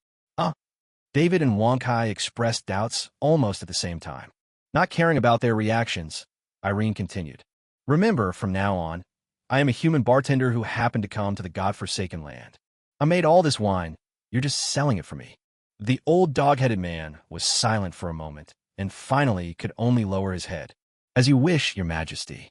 Although he didn't understand why the black dragon insisted on selling the wine. But since Her Majesty has spoken, there must be something behind it. As her followers, we just need to be responsible for execution. "Sister, why do you want to sell it?" David saw the kobolds begin to move the barrels back to the car in an orderly manner, and looked at Irene eagerly. "I haven't drunk it yet." "For gold coins," said Irene. As a dragon who changed jobs to become a wizard, she knew how expensive it was to be a wizard. If you want to release higher-level magic or advance to a higher-level wizard, you need a lot of magical knowledge as a foundation. Those precious magical knowledge are not free. They need to be purchased with gold coins. This is a considerable investment, not to mention drawing magic scrolls. Make a potion. That requires a lot of gold coins to purchase the necessary magic materials. If you want to go faster and further on this road, spending money is the best way. If she could sell these wines, the gold coins she would get would be enough for her to advance to the next level as a mage. This is much more efficient than the dragon slowly gaining strength over time. "I see." David didn't know what he was thinking about. He nodded as if he understood, and then his eyes fell on the barrels of wine again. "Sister, can you please leave a bucket? I haven't drunk it yet." Irene glanced at this silly brother, shook her head helplessly, and said to Wang Kai and others who had just loaded the car, "Leave 2 barrels." "Yes, Your Majesty." After receiving the order, Wang Kai acted quickly. After directing others to move 2 barrels of wine, he pushed the wooden cart and disappeared into the dark tunnel. David grabbed the wine barrel he had been longing for, opened the cork, sniffed it, and tried to take a sip. Then he poured it into his mouth with excitement. Wine spilled from the corners of his mouth, but he didn't care. When the barrel was half full, David suddenly grimaced, revealing a mask of pain. "How is it? Is it delicious?" Irene took a sip of the wine and shook the barrel in her paw, her tone undisguisedly filled with contempt. "It's just a 4-year-old little dragon. but it actually learned to drink. Ahem. David was choked and reluctantly put away the mask of pain, wiped the wine that had flowed all over his body, and said stubbornly, delicious. After saying this, he felt that this was a little inadequate, so he quickly added, it's just a little less. I can't bear to drink it all at once, so I'll save it for next time. Oh. Irene looked at David with disdain as he frantically put the cork back into the barrel and turned her back. Use your paws to fan air towards your mouth. After a long while, the little black dragon seemed to be feeling better. So he turned around as if nothing had happened and changed the subject with a very serious expression. Sister, what if those traveling merchants want to see you, the bartender? Hearing this, Irene swallowed the wine in her mouth, put the barrel away with the magician's hand, and said, then let them see it. But you are a... David's eyes suddenly widened halfway through his words. Human. From his sight, Irene was nowhere to be seen. Instead, there was a little lowly wearing an ill-fitting wizard robe. TSK, this little wizard's clothes are a bit big. I'll have to alter them later. Erin rolled up her sleeves and raised her head to look at the ferocious beast in front of her. How about it? This is a spell I created myself. I named it Transfiguration. After being stunned for 2 seconds, David leaned down and stared at the little lowly in front of him with his big eyes. What are you looking at? Haven't you seen a handsome guy before? Irene rolled up her sleeves and looked directly at David, seeing her own reflection in his huge pupils. She looks very small now. Her waist-length black hair was scattered behind her in a messy manner. On the slightly chubby face are 2 golden eyes that look like stars. The loose black wizard robe was casually draped over his body. The smooth little feet revealed the wizard's robe and stepped on the cold ground. It feels like I'm secretly wearing adult's clothes. Sister, you are so small. David stretched out his claws and looked at the little lowly in front of him, and the white air from his nose sprayed all over the little dragon girl's face. I feel like I can swallow you in one bite. Irene fanned the white mist in front of her eyes, and when she heard this, she pushed hard with her feet and jumped 2 meters high in front of David's surprised gaze. He hit him hard on the head with his little fist, making a dull sound. I'll eat your head. David's face suddenly wrinkled into a ball. He straightened up and covered the scales on his head with his claws. I thought I could bully him, but how come he's still so strong even though he's smaller? Hev.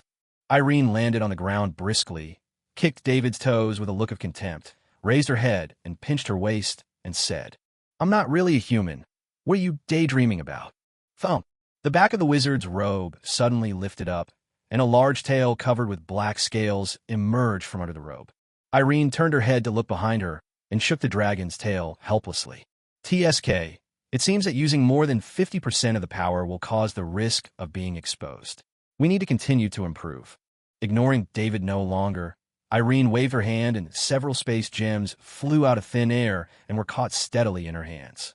He took out the magic book, sat cross-legged on the ground, and began to flip through the pages. The unruly tail would wag behind it from time to time. She had been studying these magics since she left the great forests of Ghana. Nowadays, the bronze and black iron-level magic recorded in the books have been thoroughly studied. After all, the process of a wizard casting magic is just a process of using magic power to construct a spell model and then releasing it. The higher the level of magic, the more complex the spell model that needs to be constructed. The higher the requirements for mental strength and magic quality. But in the end, no matter how things change, they remain essentially the same. As long as you change some of the connection routes, as long as it doesn't collapse, it will be a whole new magic. This transformation technique was obtained by reversely modifying the sheep-changing technique. However, it seems that there is still a lot of room for improvement. Seeing that little dragon lady was immersed in her study of magic, David lay aside in boredom. The only sound in the silent dragon's nest was the rustling of pages turning. The little lowly sat cross-legged on the ground, her tail swaying rhythmically from side to side. Chapter 26 Merchants. Being a traveling merchant in the godforsaken land is not a good job, although the money earned from a round trip is at least equivalent to the income of an average civilian family for half a year. But compared with the harsh climate and possible dangers along the way, this income does not seem so attractive. A large portion of the skeletons buried in the desert belonged to those merchants who were unlucky and were left in this wild land. Even so, there will always be newcomers who embark on this road, made of yellow sand and corpses with a dream of getting rich overnight. Crack! A skull exposed on the surface of the yellow sand was crushed by a horse's hooves. As they went deeper into the godforsaken land, Magrizius felt as if the air was about to burn. As a new merchant, this was his third time coming to this land which was said to be cursed by the gods. The gains from the first 2 times successfully turned him from a poor boy with nothing into a small businessman with some fame. Gently stroking the pack horse that was panting under his crotch, Magrizius wiped the sweat from his forehead. Shielding my head from the blinding sunlight with my hands, I gazed out at this wild land. Under the high temperature, the air in the distance seemed slightly distorted. Amid the endless ochre-colored hills and boulders, that rare touch of green is so conspicuous. Guys, it seems we have arrived at the place. Be smart and don't be outdone by those barbaric guys. Otherwise, you will lose a lot of copper coins. Magrizius turned around and shouted to the 3 mercenaries who were also riding on horses behind him. Don't worry, boss. A shirtless man with a scar on his face rode forward on his horse. We are all professionals. Those barbaric and backward guys dare not even fart when they see us. I feel relieved when you say this. Magrizius licked his dry lips, looked towards the oasis, took out the kettle, and took a sip before continuing. Guys, let's go and blast those barbaric guys' gold coins. He spoke loudly, then squeezed the horse's belly hard and galloped forward. A cloud of dust was raised. Chief! Chief! A young kobold rushed in from outside the oasis, shouting, attracting the attention of many kobolds in the tribe. Before they could step forward to ask what was happening, the kobold had already rushed towards the largest stone house in the tribe. What happened? Wonkai walked out of the stone house, and after seeing the dog-headed man rushing towards him, he took 2 steps forward with his crutches to meet him. Dart, didn't you go out with the hunting team? Why are you back so early? Clan leader. The young dog-headed man, Dart, leaned on his knees with his hands, bent over and panted as he said, The merchants are coming. Is it finally here? The wrinkles on Wang Sai's head were high. After instructing his clansmen to inform the 2 His Majesties, Wang Kai walked into the stone house alone and lifted up the stone stool on which he usually sat. Then he took out a few gold coins covered in mud from underneath and carefully stuffed them into the animal skin pocket on his body. The square is now surrounded by gnolls. They were talking in low voices. His eyes kept sweeping over the humans on horseback who were surrounded in the middle, and the things their horses were carrying. It's like watching some rare animals. However, compared to the primitive and barbaric godforsaken land, these humans from civilized society are indeed rare animals. Magrizius was a little annoyed by these prying eyes, and he winked at the mercenaries beside him. The mercenaries immediately understood and showed ferocious expressions. The power of the professionals was revealed without any concealment. The dog-headed people were so frightened that they shrank their necks and took a few steps back. What a bunch of uncivilized fellows. A mercenary spoke loudly, not caring at all whether the kobolds could hear him. Isn't it? Another mercenary who looked like a clergyman also spoke up. They're barbaric enough to dare to swing swords at the gods. The great gods did not exterminate these guys, but instead gave them this place to live. The gods are so merciful. Ahem. A sudden cough interrupted their discussion. Hearing this voice, the dog-headed people spontaneously made way. Wonkai walked out of the crowd step by step, leaning on a cane. When the mercenaries saw the real boss coming, they shut up tactfully. On the other hand, Magrizius smiled brightly and jumped off the pack horse. He opened his arms and greeted the old kobold who was walking slowly towards him. Oh, dear Chief Labdaderic, I am so glad to see you again. Do you know what you want to trade this time? I brought a lot of good stuff. Salt. Wonkai uttered 2 words dryly and stared at the human in front of him with a vigilant look. There was no intention of hugging this cunning merchant. Wonkai still remembers that when they first met, this cunning merchant was also very enthusiastic. But after that hug, the crystal he had worn for many years disappeared. Being treated coldly, Magrizius cursed the old and undead dog-headed man in his heart. He still had a playful expression on his face. I knew it. But what do you want in exchange, dear Chief Labdaderic? Dried fruits and gold coins. As he spoke, Wonkai reached into the animal skin pocket and began to rub it. Oh, dried fruit again. Magrizius raised his head, squinted his eyes, and revealed the face of a profiteer. Dried fruits are not selling well recently. The nobles and dignitaries are tired of eating these dry things. Halfway through his speech, he suddenly closed his mouth, his eyes widened, and his face looked incredible. What did you say? Gold coins. Then he saw the old dog-headed man in front of him use his skinny fingers to take out a gold coin that was still covered in dirt from his pocket. Margritius snatched the gold coin in a somewhat inappropriate manner. After observing it carefully for a while, he put the gold coin in his mouth and bit it hard with his teeth, completely ignoring the dirt on it. "Oh, Your Majesty, the God of Light. This is actually a real gold coin." Facing the sunlight, the rose national emblem engraved on the gold coin flashed with dazzling golden light, which made Magrisius' eyes hurt. He carefully held the gold coin in his hand and shifted his gaze back to Wang Sai's old face. The disdain in his eyes was gone, and a flattering smile appeared. "Oh, my dear patriarch, where did you get this gold coin?" Chapter 27 Bad Uncle. Obviously, he was more interested in the source of the gold coin than in trading with the kobold in front of him. The poor kobold tribe suddenly took out a gold coin. This is as outrageous as a beggar who has been wandering for many years suddenly taking out a Lamborghini car key. "You don't need to know." Wang Kai raised his head, staring at Magrisius with his cloudy eyes, and said loudly, "Now give us salt."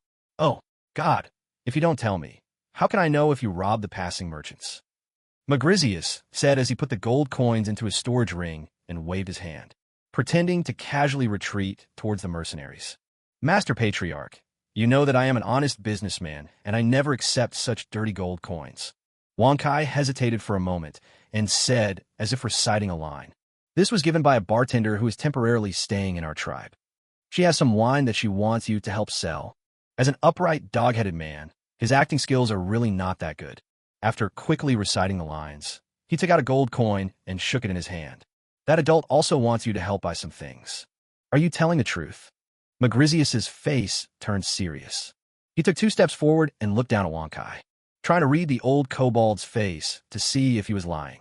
He had heard that some bartenders would choose to travel around in order to create more special wines, fine materials suitable for making wine. Compared to a noble bartender, these traveling merchants are just a bunch of paupers. Those guys can sell a barrel of wine they make for a high price. If what this dog-headed man said was true, then he would probably make a fortune this time. Wang Sai's cloudy eyes flickered twice.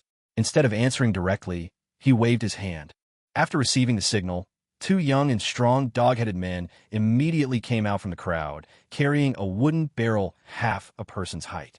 Margaritius' eyes widened. He reacted quickly and walked over, pulled out the stopper from the barrel, dipped his finger in the wine, and put it in his mouth to taste it. With a roll of his eyes, he turned his head and said loudly to Wang Kai, "This barrel of wine tastes a bit ordinary." As he said this, he took a little more and put it in his mouth to taste it. "The most I can give you for this bucket is 1 silver coin." 1 silver coin. Wang Kai frowned. "This is too little." After hearing Irene talk about the value of these wines, he knew very well that these wines were definitely worth more than that price. Although 90% of this barrel of wine is diluted with water. "It's a lot, my patriarch."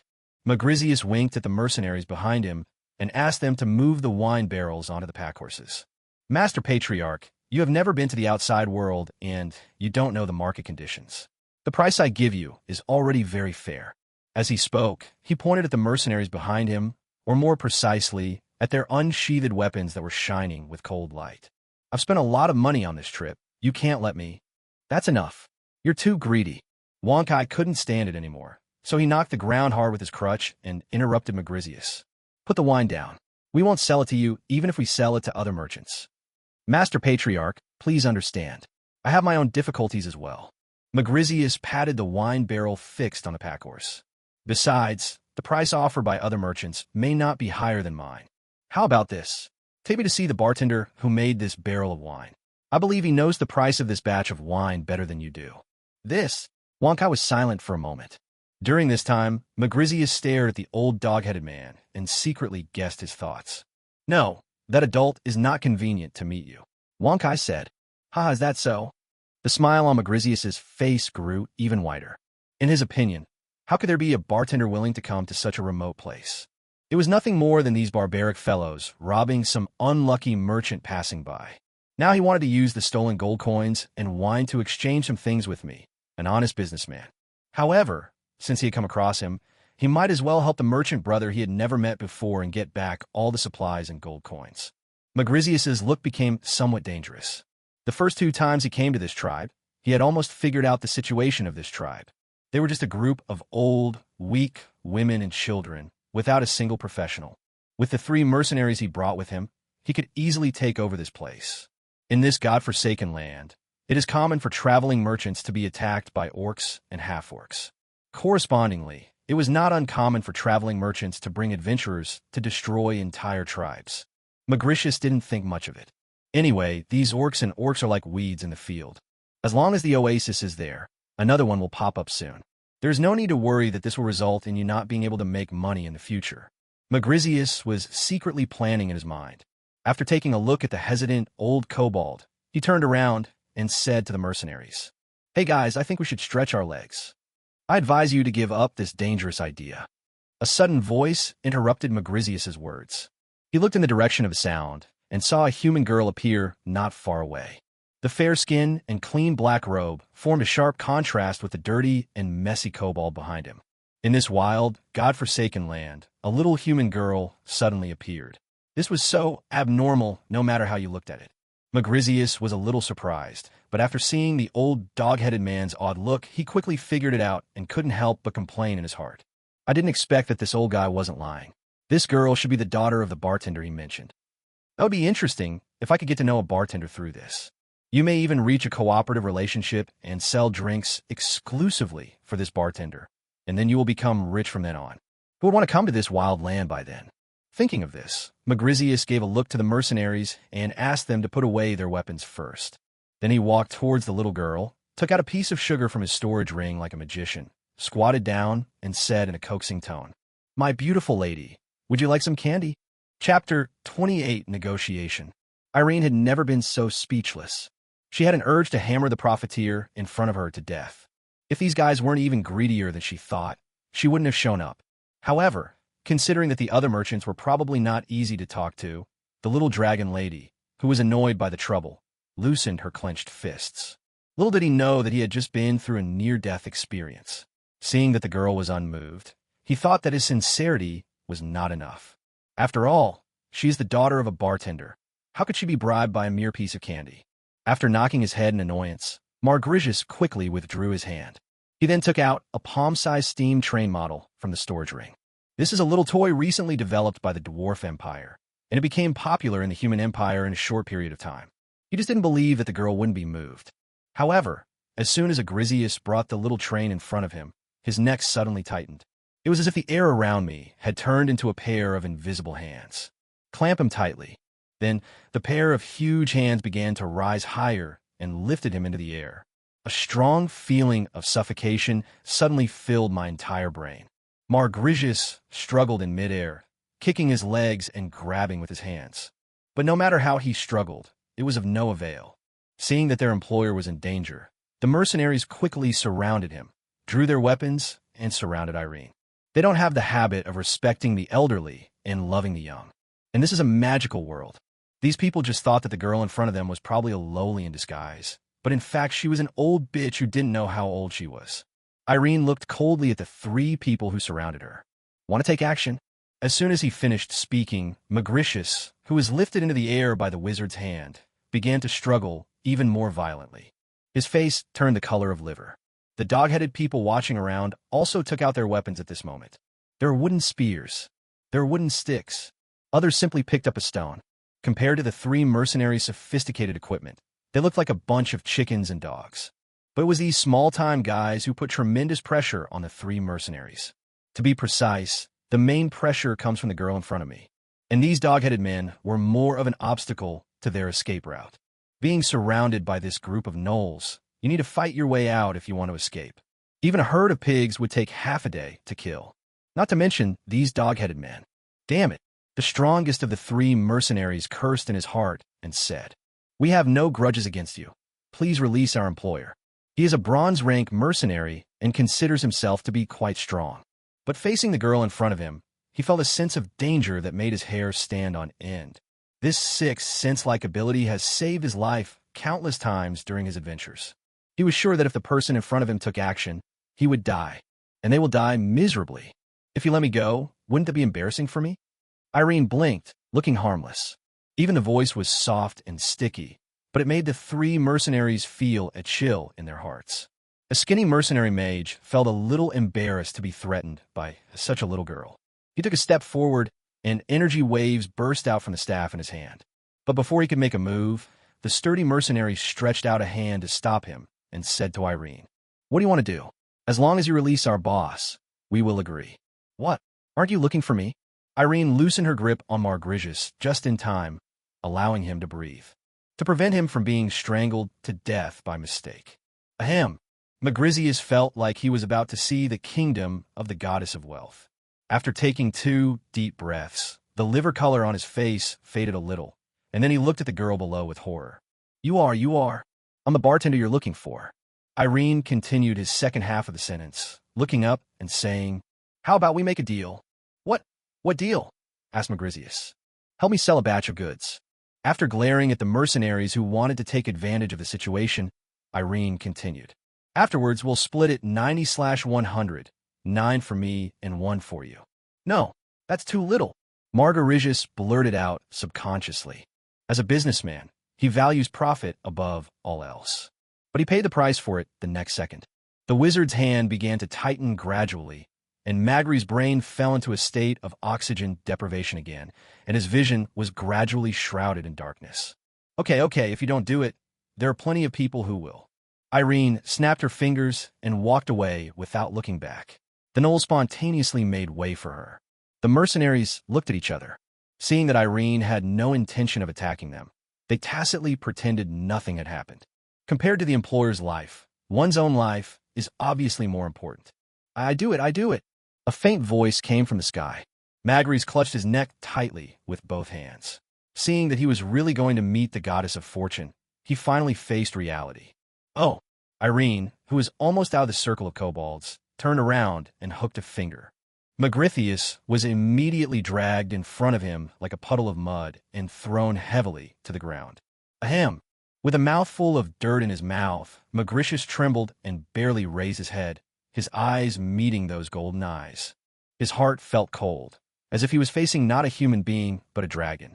Bronze-level magic, mental intimidation, coupled with the natural power of the dragon. The poor merchant's last psychological defense was completely broken. He no longer held out hope and said with a resigned look, What do you want me to sell?" "Pa!" Irene clapped her hands.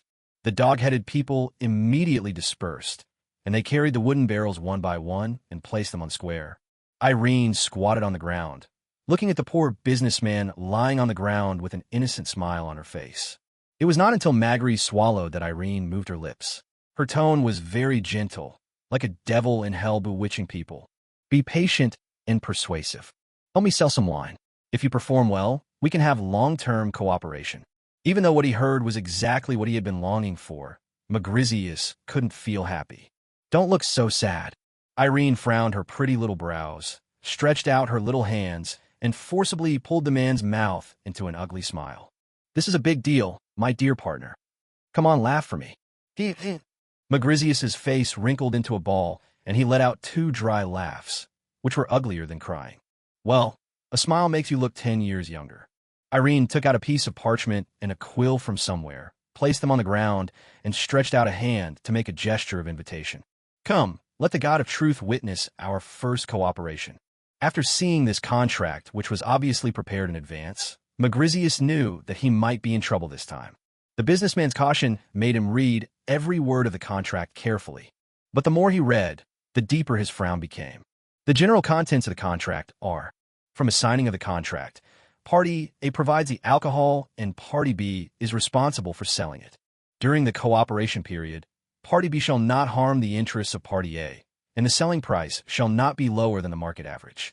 The profits are divided into 91:1. Party A takes 90% and Party B takes 10%. Party A reserves the right to interpret the cooperation deadline. This is a blatantly unequal agreement. Under the witness of the God of Truth, no one dares to play word games.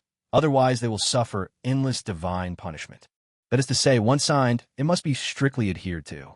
Even though he kept cursing in his heart, Magrizius still picked up the pen and signed his name reluctantly under the gaze of the God of Truth. As a fish on the chopping board, he had no choice. The oath was established. Magris had no choice but to unload the supplies from the car according to the agreement. and together with 3 mercenaries, he moved the barrels of wine onto the pack horses. After taking a final complicated look at the girl with an innocent smile, the traveling merchant mounted his horse and squeezed the horse's belly hard. He rode away on his horse, as if fleeing. The figure completely disappeared in the yellow sand. The lake water in the oasis suddenly became agitated, and David, who had been hiding in the lake for a long time, jumped out. With a bang, it landed beside Irene. "Sister, why do you have to leave 10% for them?" David asked with some confusion. Looking at the desert where no one had been seen for a while, Irene spoke slowly. "You need to use both the big stick and the sweet date. You have to give him some sweet treats. Otherwise, why would you work for me so obediently?" After saying this, she turned to look at Wang Kai, who was even more respectful. "Prepare some more fruits for me. I want to do an experiment." Chapter 29 Brewing. In the dragon's nest at the bottom of the lake. "Sister, are you sure this one is not poisonous?" David held up a transparent, extra-large glass jar, looked at the bright red liquid mixed with many impurities inside, and asked hesitantly, "You'll know if you try it. Anyway, this poison won't kill you." The little dragon girl who looked like a Lolita was wearing a white coat, holding a piece of parchment and a quill pen in her hand, waiting for the results of the experiment. Gudon. David swallowed his saliva. This was the nth time he was forced to try these strange things. For a month, without exception, they all tasted so bad that they made Long feel sick. The taste is hard to describe. Even a scavenger dragon, like the black dragon, finds it difficult to accept. "Do you want a drink?"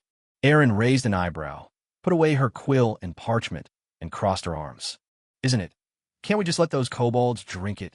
David wanted to refuse, but he got the same answer that he had repeated countless times. "I'm afraid I've poisoned them." "Fuck, aren't you afraid of poisoning me to death?" David lay on the ground and started rolling around like a scoundrel. "I am your biological brother." The emotional card doesn't work. Irene stared at the little black dragon in front of her, who was imitating a crocodile's death roll with her dead fish eyes, and stretched out a hand to hold him down.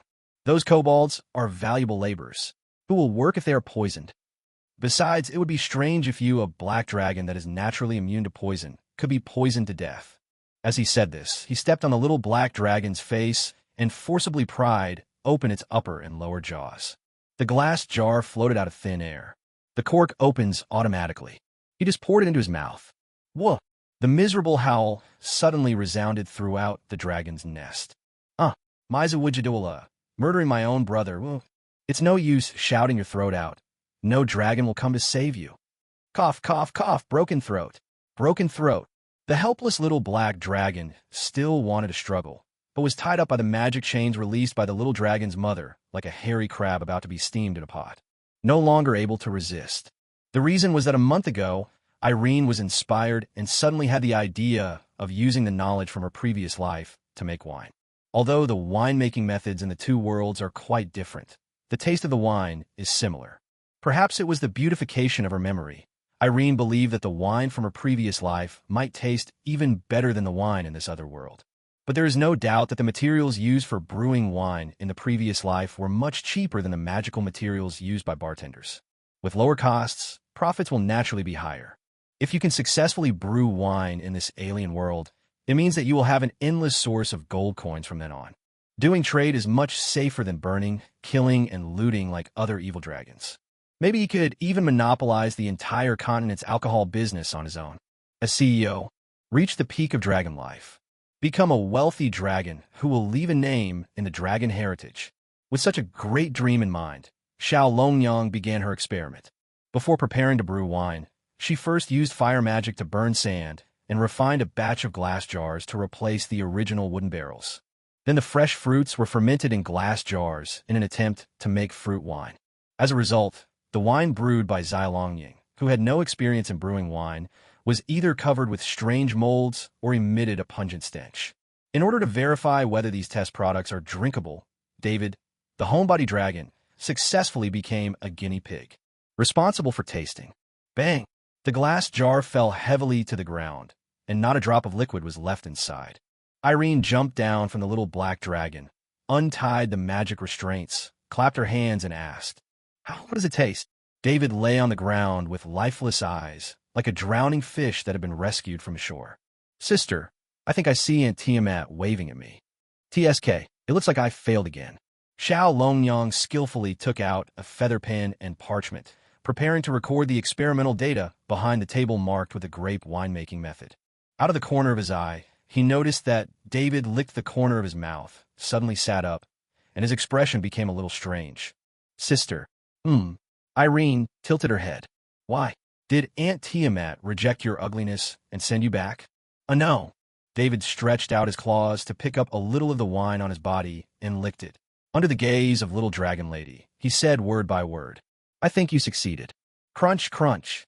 When the old dog-headed man Wankai brought a wooden cart full of food to the dragon's nest at the bottom of the lake, what you see is the little dragon girl who is so excited that she performed street dance on the spot.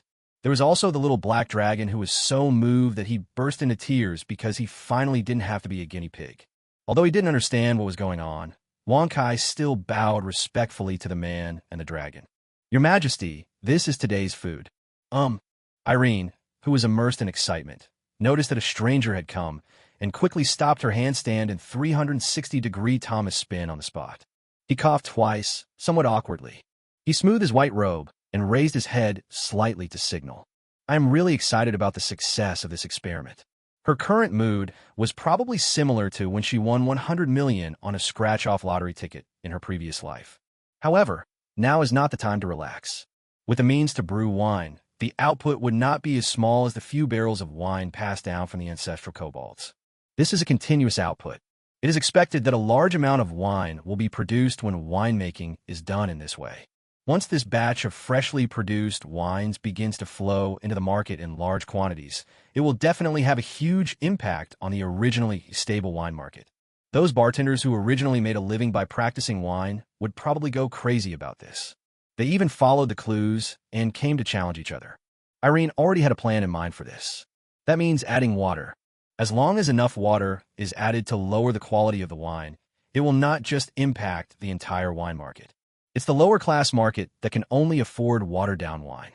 Compared to the high-end market controlled by famous bartenders, the bottom-level market is mostly competed for by bottom-level bartenders. These low-level bartenders are generally not very strong. Even if they really came to her through the internet cable, Irene was confident that she could kill them in this godforsaken place. It won't be known to anyone yet. Now the main problem is that she is a dragon. Before a dragon reaches adulthood, it will inevitably fall into a deep sleep after a period of time.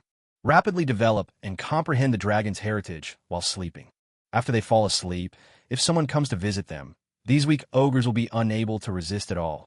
It would be a small matter if the winemaking method was exposed by then, but they would be doomed if their two weak, helpless, and gluttonous young dragons were exposed. Irene didn't want to wake up from her sleep and find herself surrounded by a group of adventurers who wanted to slay the dragon.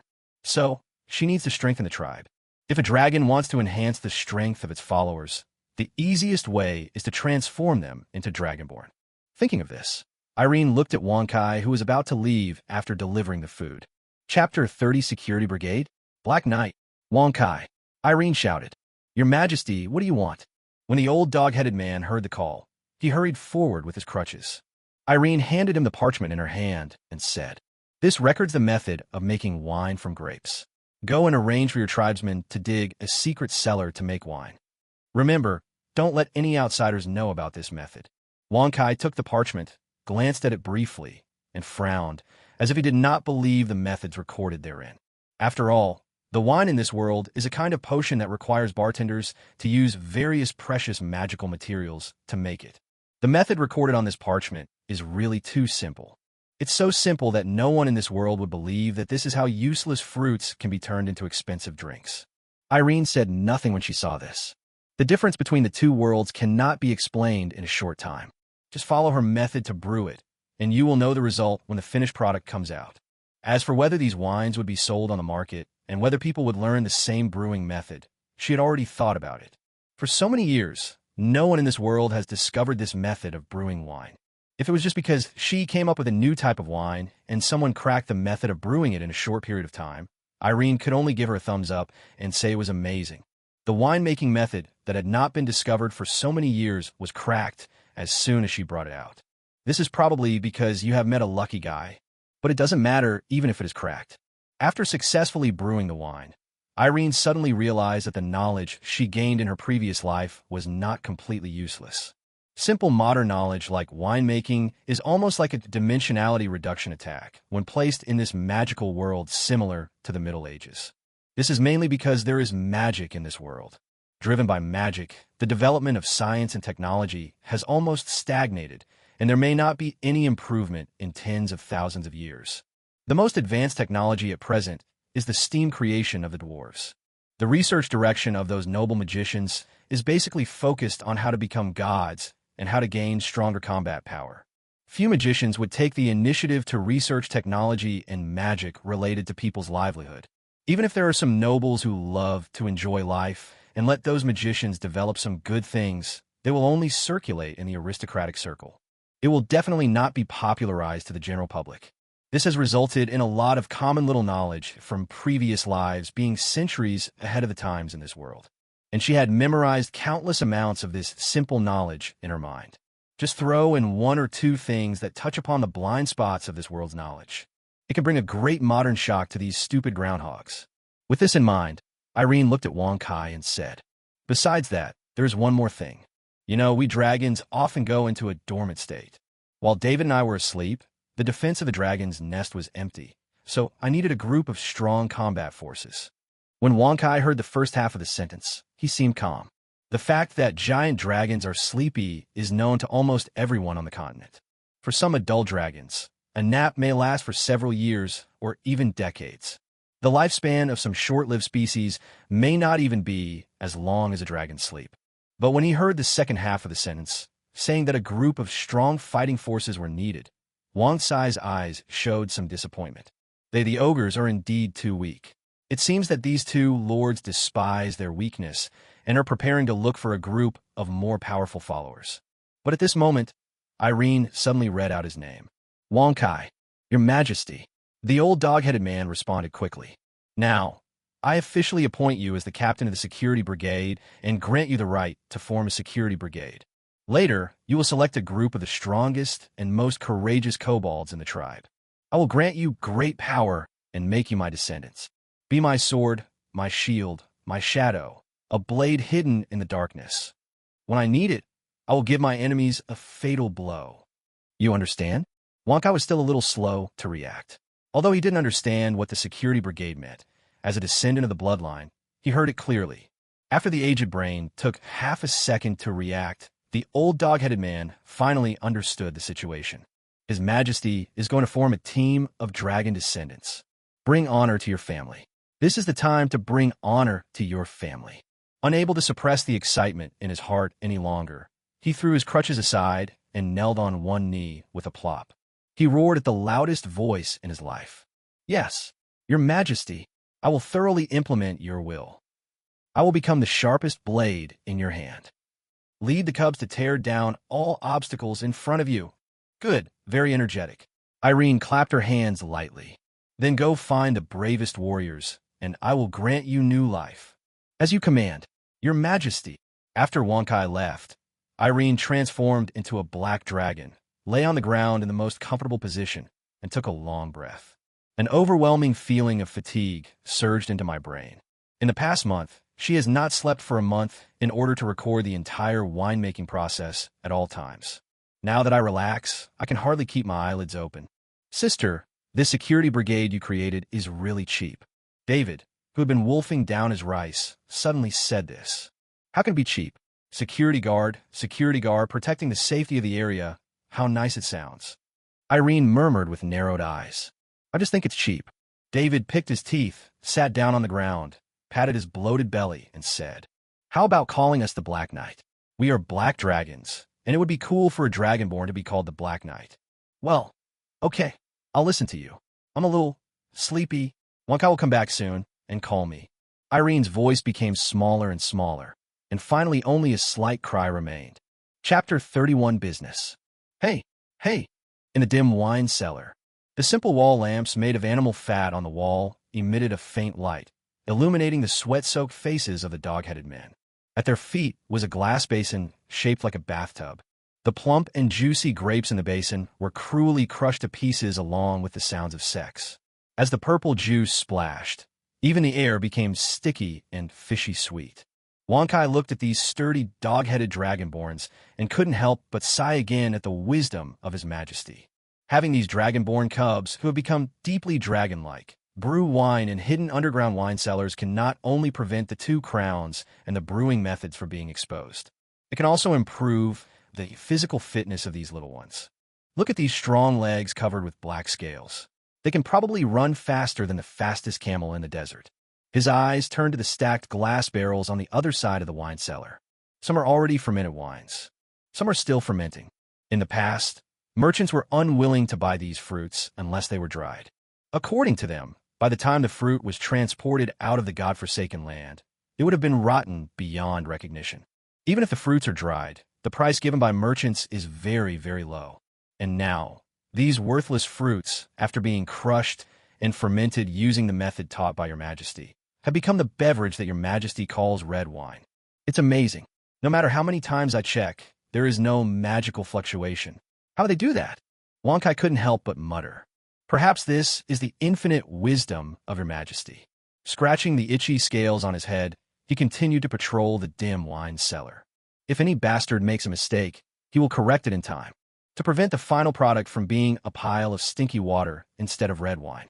The sound of footsteps rang out regularly in the noisy wine cellar. Now, Wankai no longer needs to use crutches.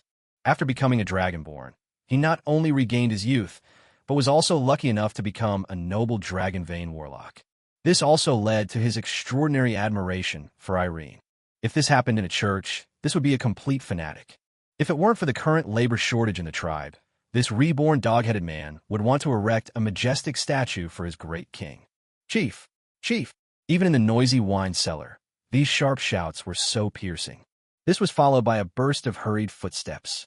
In the passage leading from the wine cellar to the outside world, a young dog-headed man stumbled in. As a result, he wasn't paying attention and bumped head-on into a passing kobold dragonborn. The strong recoil caused him to fall to the ground. The solid chest gave the young kobold the illusion that he had hit a wall. He shook his head and looked up at the 2-meter-tall kobold dragonborn. Although it was not the first time he had seen it, it still shocked him greatly. I couldn't help but feel regretful. If he were stronger, he might be chosen to become a member of the Black Knights. Dad, are you okay? The kobold dragonborn spoke in a muffled voice and stretched out a hand to pull him up. No, it's okay. The young dog-headed man named Dart said this, and out of the corner of his eye he saw Wankai rushing over after hearing the noise, and he quickly reported, Chief, the merchant is here. Oh, here you go again, so soon. Wankai first looked around the wine cellar, then thought for a moment and said to Dart, Go and call a few tribesmen down to carry the red wine, mixed with water up, and make sure you don't carry it to the wrong place. Okay, I'll go right away. Dart turned around and ran into the deep passage again. Seeing him running away, Wankai slowly gave some instructions to the dragonborn dog-headed people in the wine cellar. Then he walked into the passage step by step. The moment he stepped into the passage, his body quickly hunched over. Using transfiguration, he transformed himself into the skinny old dog-headed man he once was. In the Iron Teeth Tribe Square, a group of dozens of people were surrounded by the dog-headed people, and the leader was Magrizius. He brought so many people this time, not for revenge, but to purchase goods. After trying to sell drinks for the strange bartender a few times, he was surprised to find that even if he could only get 10% of the profit, it was actually more than he had earned before. Moreover, these wines sell much better than those dried fruits, even many times before reaching the eastern countries. However, when passing through the Dwarf Empire, they had already been bought up by those bearded men who loved alcohol. Especially the new red wine that this bartender has recently made is very popular. Almost every time they arrive, they are sold out. Businessmen always have sharp minds. Sensing a business opportunity, Magrizius decided to go all out. He simply sold all his belongings, borrowed a lot of money, and bought more than a dozen carriages. Prepared to travel back and forth between the two places full-time to sell alcohol. So after explaining his purpose and handing over 90% of the proceeds from the last wine sale, Magrizius rubbed his hands with anticipation, waiting for those filthy kobolds to bring out those lovely barrels. At this moment, he was still a little scared. It's not that he was afraid that the bartender who looked like a little lowly would jump out and strangle him again. Although this bartender has a bad temper, so what? As long as there is money to be made. as long as the money given is enough. Not to mention that he was almost strangled to death. Even if he was strangled to death, he would turn into a ghost and crawl out and shout. Good pinch. What Magrizius feared was that the mysterious bartender would suddenly disappear. If that happens, the fleet he has built with all his assets will be wasted. That would be more painful than killing him directly. Fortunately, after waiting for a while, the old dog-headed man appeared. And under his arrangement, jars of glass jars were soon moved out. Through the transparent glass, you could see the light red wine inside. Oh, my patriarch, this is really an exquisite work. When Magrizius saw the goods, he smiled brighter than a chrysanthemum and quickly asked the people in the caravan to load the wine jars onto the carriage. During this period, I kept reminding them, fearing that these delicate and fragile items would be bumped. Fortunately, after these days of trading, he has become accustomed to this special glass jar. There is always a black iron-level mage in the team. After draining all the magic power of the wizard and releasing a bubble spell to all the glass jars to reduce the impact, Magrizius finally felt relieved. Seeing that all the carriages were already filled with transparent glass wine jars, the slick merchant was in no hurry to leave. Instead, he walked up to Wang Kai and carefully took out a crystal from the storage ring. It waved in front of Wang Sai's eyes. This was exactly what he took from the old dog-headed man when he first came to this tribe. When Wang Kai saw the crystal, bad memories were brought back to him, and his face suddenly became very ugly. Magrizius ignored Wang Sai's complicated look and said with a smile, "Dear Patriarch, I found this crystal on the way here. I thought this was something you had lost, so I brought it back for you. I hope you can tell that to the bartender. Look, I have prepared so many carriages. I am just a merchant, and that is enough to sell wine for you." Chapter 32 Arrangements Before Sleeping. Wang Kai first. However, after hearing the second half of the sentence, I suddenly understood. This guy is afraid that your majesty will find other merchants to sell alcohol. He had heard Irene mention this matter. But what Irene meant was that the current output of red wine was not large, so one merchant was enough. The sales scale will be expanded after the output increases, so other merchants who have been doing business recently are not aware of it yet. How is it, my patriarch? Magrizius put his arm around Wang Sai's shoulders in a familiar manner and whispered, "Don't worry, as long as this is accomplished, I will take care of the salt in the tribe from now on. This is that adult's business, But the old dog-headed man was halfway through his words when he paused for a moment, as if he had received some instructions, and suddenly changed the subject. "Then come with me. I think it would be better for you to have a face-to-face meeting with that adult." Okay, that's fine." The smile on Magrizius's face suddenly became even brighter. He has never seen the mysterious lowly bartender again since she signed a contract with him. Every time I come a trade, I have to negotiate with these ogres. He was confident that once he met the young-looking bartender, he could convince the other party with his eloquent tongue. Even if it means giving up a little profit, he must monopolize all the wine in her hands. Of course, it would be better if a fairer contract could be signed, and he even prepared several copies of the contract in advance. Following Wang Kai, we came to a remote stone house in the tribe. Magrizius looked around the empty stone house with some doubt, and asked the old dog-headed man standing at the door, "Master Patriarch, where is the bartender?" However, all he was greeted with was cold laughter. Ha ha ha ha. The stone house had no windows, and the sneering ogre was blocking the only source of light in the house. In the dim environment, his eyes flickered with a strange light. It was as if a demon from hell was announcing the coming of death. The old dog-headed man said in a low voice with an inexplicable meaning, "First of all, thank you for selling wine for His Majesty these days." When Magrizius heard this, his originally relaxed mood became a little tense. He keenly noticed that the other party's address to the bartender changed from "Sir" to "Your Majesty." He was about to ask a question when the old kobold spoke next. But Wang Kai squinted his pupils and looked at the human in front of him, and his body began to undergo drastic changes. This old dog man, who usually had a hunched back and was less than 1.3 meters tall, began to grow uncontrollably in size at this moment. Black scales appeared all over his body, and 2 ferocious dragon horns extended from his head. The python-like tail slapped the ground behind it violently, stirring up a large amount of smoke and dust. His originally turbid eyes now looked like a pair of sword embryos that had been forged for countless years. The sharp gaze seemed to pierce through the human in front of him. Boy, being too greedy is not a good thing. Magrizius widened his eyes and looked at the dragonborn kobold in front of him with some disbelief. Dragon. He had just uttered a word when he saw the dog-headed man in front of him pressing towards him with a sound of breaking through the air. Bang! As the ground exploded with dust. Wonkai had already slapped Magrizius on the head with his claws, knocking him to the ground. The unfortunate fellow had his mouth covered and couldn't even shout. He could only open his eyes wide and look into the pair of murderous golden vertical pupils through the gaps between the claws covering his face.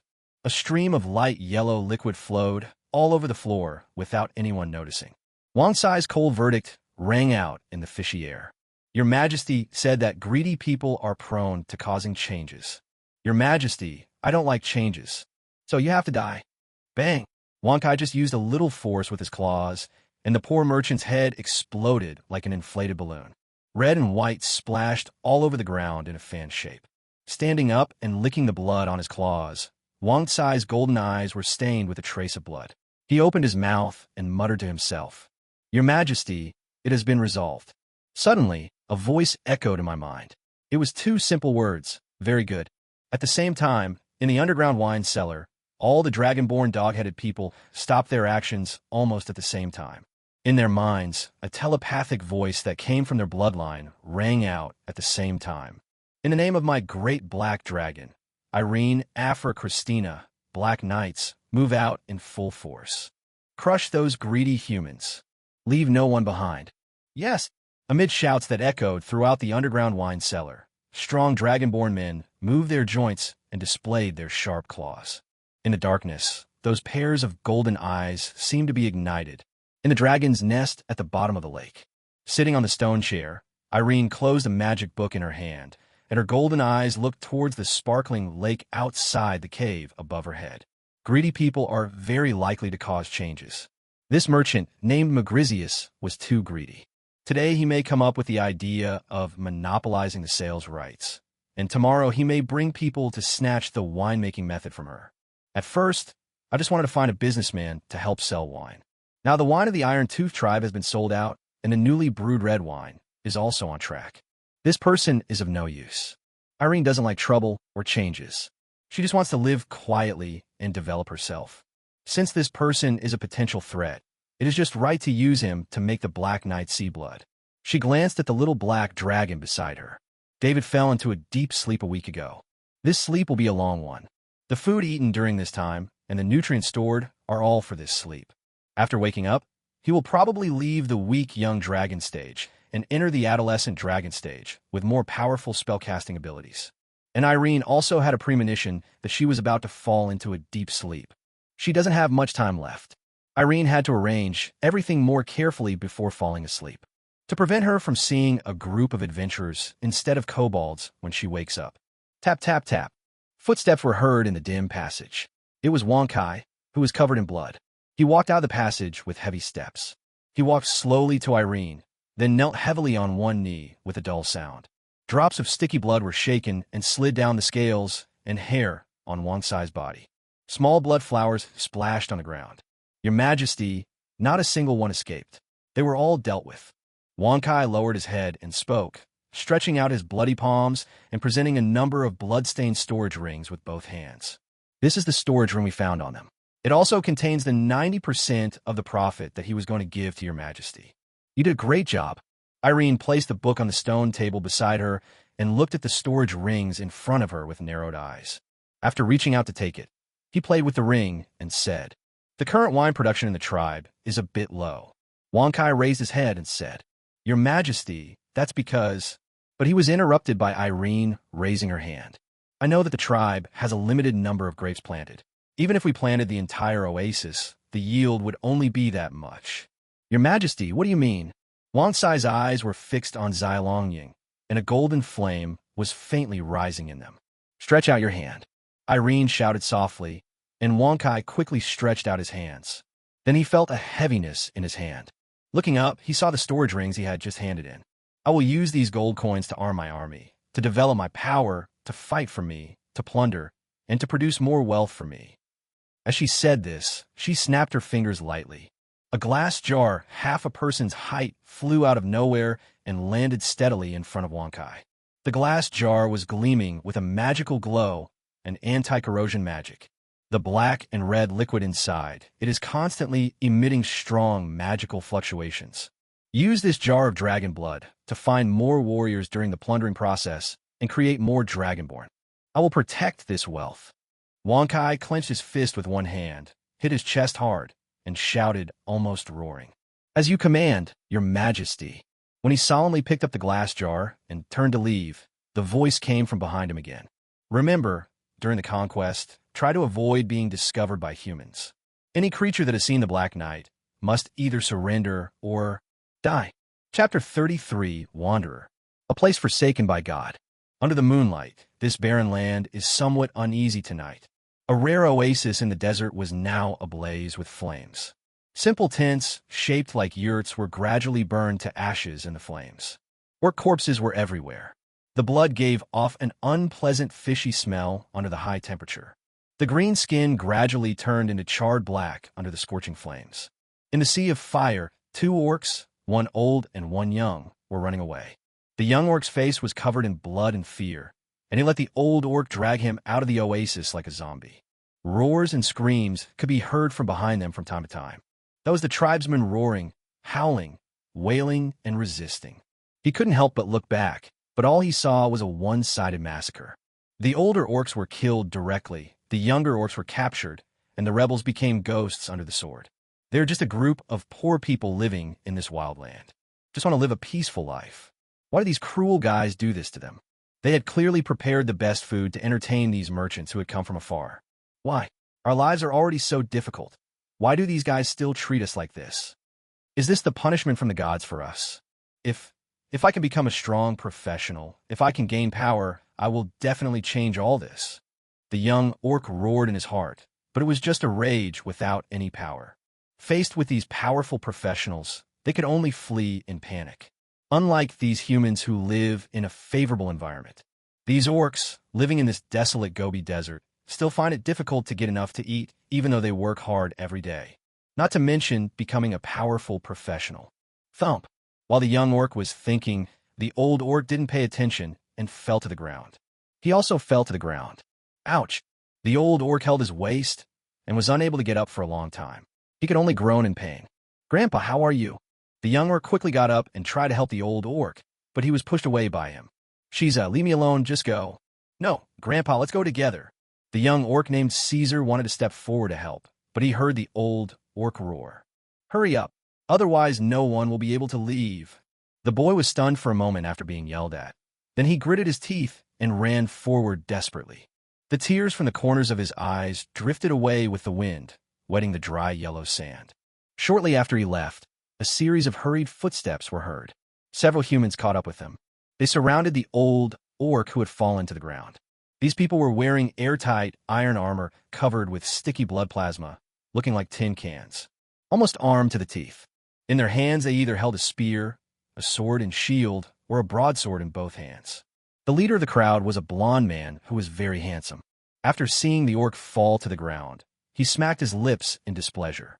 How come there's only one old guy left? No one would even want him as a slave.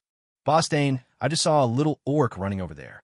The subordinate next to him pointed in a direction and said, "Huh, why don't you hurry up and chase him? If you let him get away, I'll lose my gold coins." Hearing his subordinate's words, the blond man named Dane shouted angrily, "Okay, boss, I'll go right away." The subordinate quickly called a few people and prepared to chase after him. However, the old orc grabbed Dane's ankle and shouted, "You can't do this. We are compatriots. Who are you from the same country with?"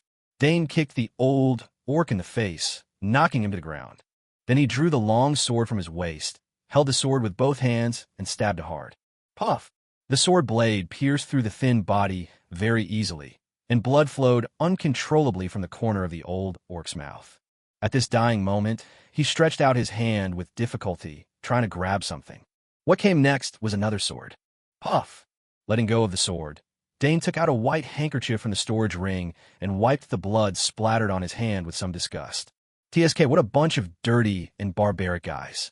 He looked at the others again. "What are you standing there for? Go and catch up." "Got it, boss."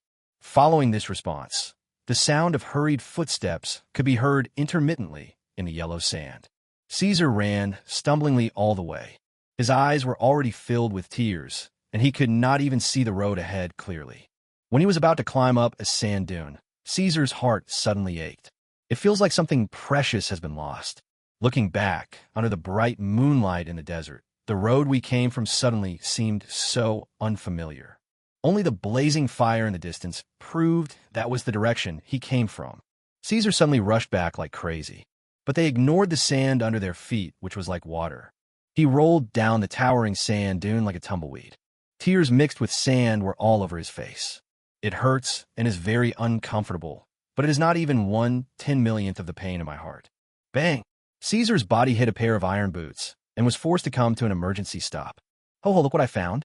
A bunch of gold coins freshly delivered to my door. The owner of the iron boots grabbed Caesar's fur clothes and lifted him up. With the help of moonlight, Caesar could see clearly that this was a human being with a beard. Behind him, there was a group of humans wearing iron armor. At this moment, he was laughing wildly, as if he had heard some very funny joke.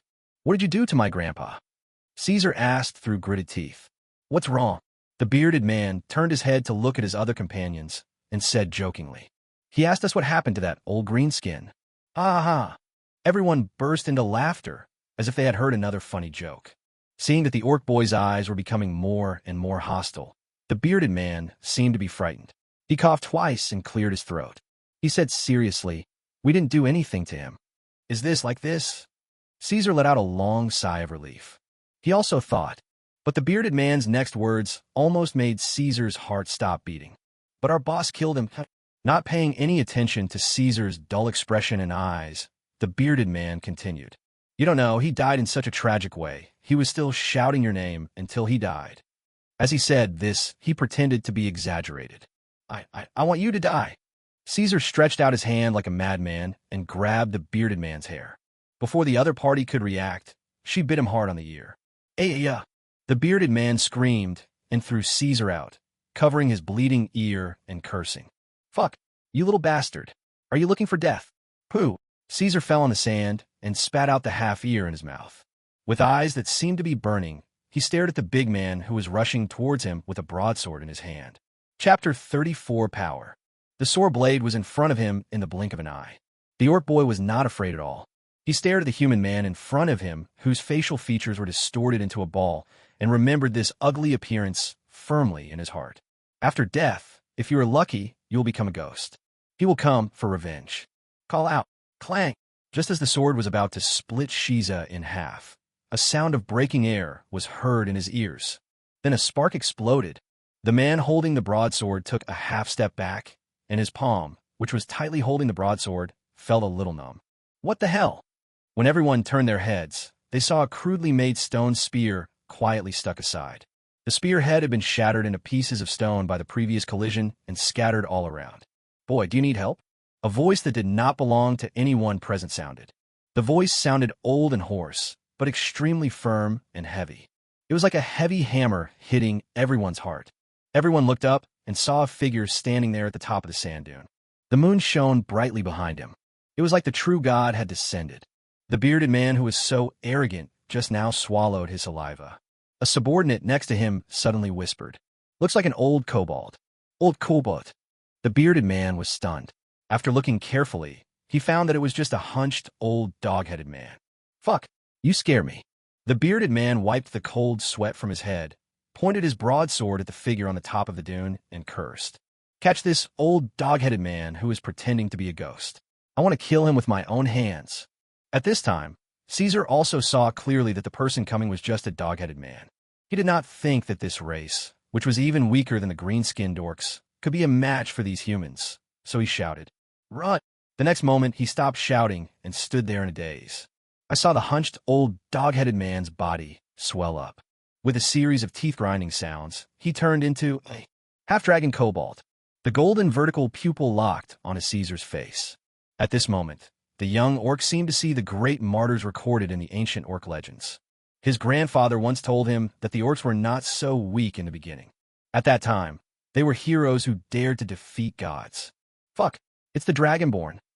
One of the humans yelled halfway through the charge. "Don't panic. It's just a Dragonborn kobold. Let's kill him together." The bearded man licked his lips.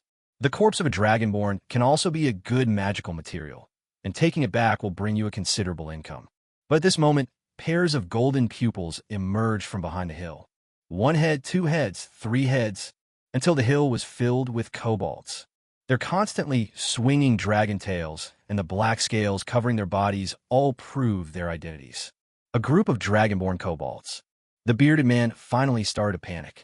He turned around tremblingly and wanted to run, but found that a group of dragonborn gnolls had appeared behind him at some point. At least hundreds of dragonborn gnolls surrounded them. Grass!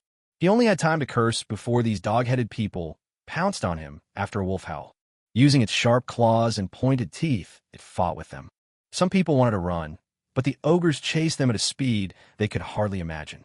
Once they were knocked down, there would be a bloody bite tear. Even the sturdy armor was bitten with teeth marks, and the helmet was torn off. Given the huge numbers of the gnolls, their powerful bodies, and their almost beast-like fighting style, these people no longer had the prestige they once had and quickly fell into a disadvantage. The orc boy stared at the scene in a daze. "How about it, little one? Do you desire such power?" When Shizay looked up, he saw a kobold dragonborn standing beside him at some point. It was the old kobold who saved him. He opened his mouth, but asked another question. "Who are you? Why did you save me?" Haha. The old dog-headed man smiled. "I am just an insignificant follower of the great king. As for why I saved you," he shook his head. "I just don't want Her Majesty to lose an excellent soldier." After saying that, the old kobold looked towards the battlefield. The bearded man, after pulling a few people to temporarily block the ogre in front of him, crawled back. "Let's go and take a look." Caesar was led by the hand with some confusion and followed the old dog-headed man slowly. "It's like taking a walk." The bearded man tumbled and crawled all the way, even losing his sword, and fled back to the oasis in a panic, only to see that everyone had already mounted their wind camels. A group of not-so-old orcs were tied together with ropes, and they seemed to be waiting for them. He rushed over, fell to the ground, and shouted while gasping for breath. "Boss, there's a dog." Dane was riding on the back of the wind camel, wiping his beloved sword with a handkerchief. Seeing his men in such a mess, he became alert and stopped wiping his sword. He jumped off the futon and squatted down to ask, "What's wrong?" The bearded man took a deep breath, widened his eyes, and shouted, "Run! There's a kobold." Hearing this, Dane sighed. "The kobolds are the only ones that scare you like this. You piece of shit. Where are the others?" He. The bearded man swallowed and was about to continue speaking when he heard a wolf howling from behind. He turned his head tremblingly and saw a group of dog-headed men running towards him quickly. Now he couldn't care less. He climbed onto Dane's camel, pulled the reins, and galloped away. Dane was about to curse, but when he saw what was running towards him, his eyes suddenly widened. Fuck, why are there so many kobolds and dragonborn in the godforsaken land? As he said this, he quickly pulled one of his subordinates off his camel, rode on his wind camel, and fled in a panic. When the others saw their leader running away, they hurried to follow him, even ignoring the little beastmen they had worked so hard to catch. In this desert, the most convenient means of transportation is the three-humped camel called the wind camel.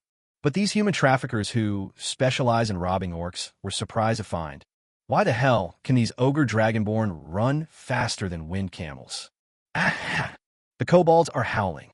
They seem to be equipped with motors, and they chased after one wind camel after another with their tongues wagging. Pull the person up there down by force.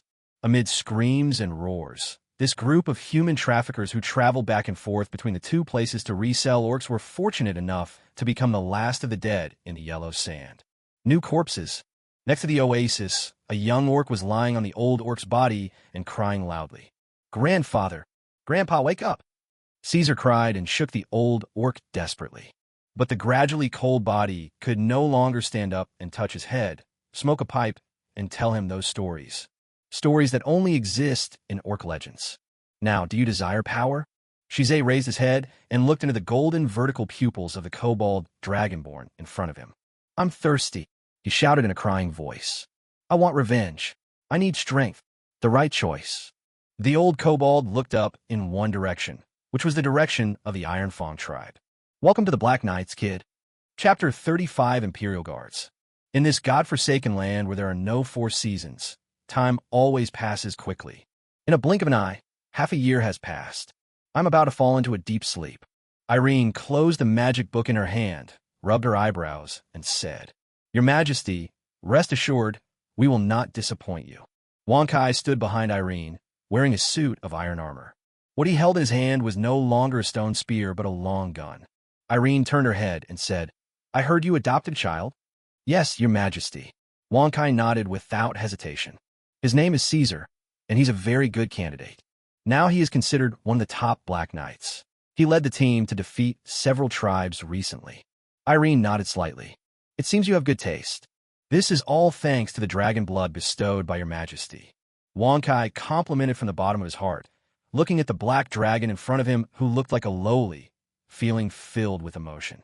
Thinking back to the past, before they met His Majesty, the daily life of their Iron Fawn tribe was just like those wild beasts in the desert. They barely filled their stomachs by growing fruits and hunting animals that came to the oasis to drink water. If they were attacked by other tribes or human merchants arrived, they would have to be very nervous, fearing that the entire ethnic group would be destroyed. Now, thanks to Your Majesty's grace, they were able to have enough food to eat. Also possesses powerful strength. His Majesty's arrival was like a gift from God, and the tribe was undergoing more and more changes. First, over the past 6 months, they have occupied more and more oases. With more oases, more red wine was produced. After accumulating a large amount of wine, they tried to sell it to other merchants. The results were well received, and the sales volume surprised them for a time. After exchanging those barrels of red wine for piles of gold coins, Wang Kai felt like his eyes were almost blinded by the light. But when he handed these gold coins to His Majesty only took 10% of them. He still remembers clearly what His Majesty said that day. She said, These gold coins are just some decorations to me. Gold coins that are not taken out are useless. After each transaction, just keep 10% for me to decorate my nest. The rest will be used to develop our forces, purchase food, equipment, and various other items that we need. This is true for both the Iron Fang tribe and the conquered tribes. Are my followers. Let them breed and eat as much as they want. Arrange more rigorous training to train the best soldiers to become Black Knights. I don't need a bunch of old, weak, sick, or disabled people. What I need is a powerful force that is endless and everlasting. Even as the wisest and oldest dog-headed man in the tribe, Wang Kai was shocked beyond words after hearing His Majesty's words. Is this really a black dragon? Is this really the greedy and tyrannical 5-colored dragon in the legend? He still remembered that when he announced the news, all the tribes that had surrendered to him cheered deafeningly. They even call His Majesty the Seraph who walks in darkness.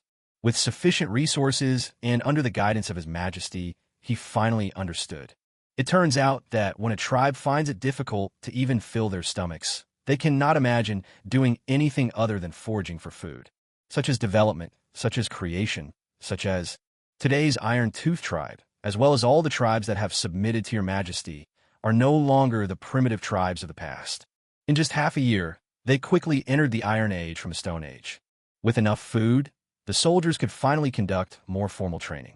According to His Majesty's request, the Black Knights even began to learn magic. These Dragonborns were born with some of the abilities of dragons, so none of them were slow in learning magic.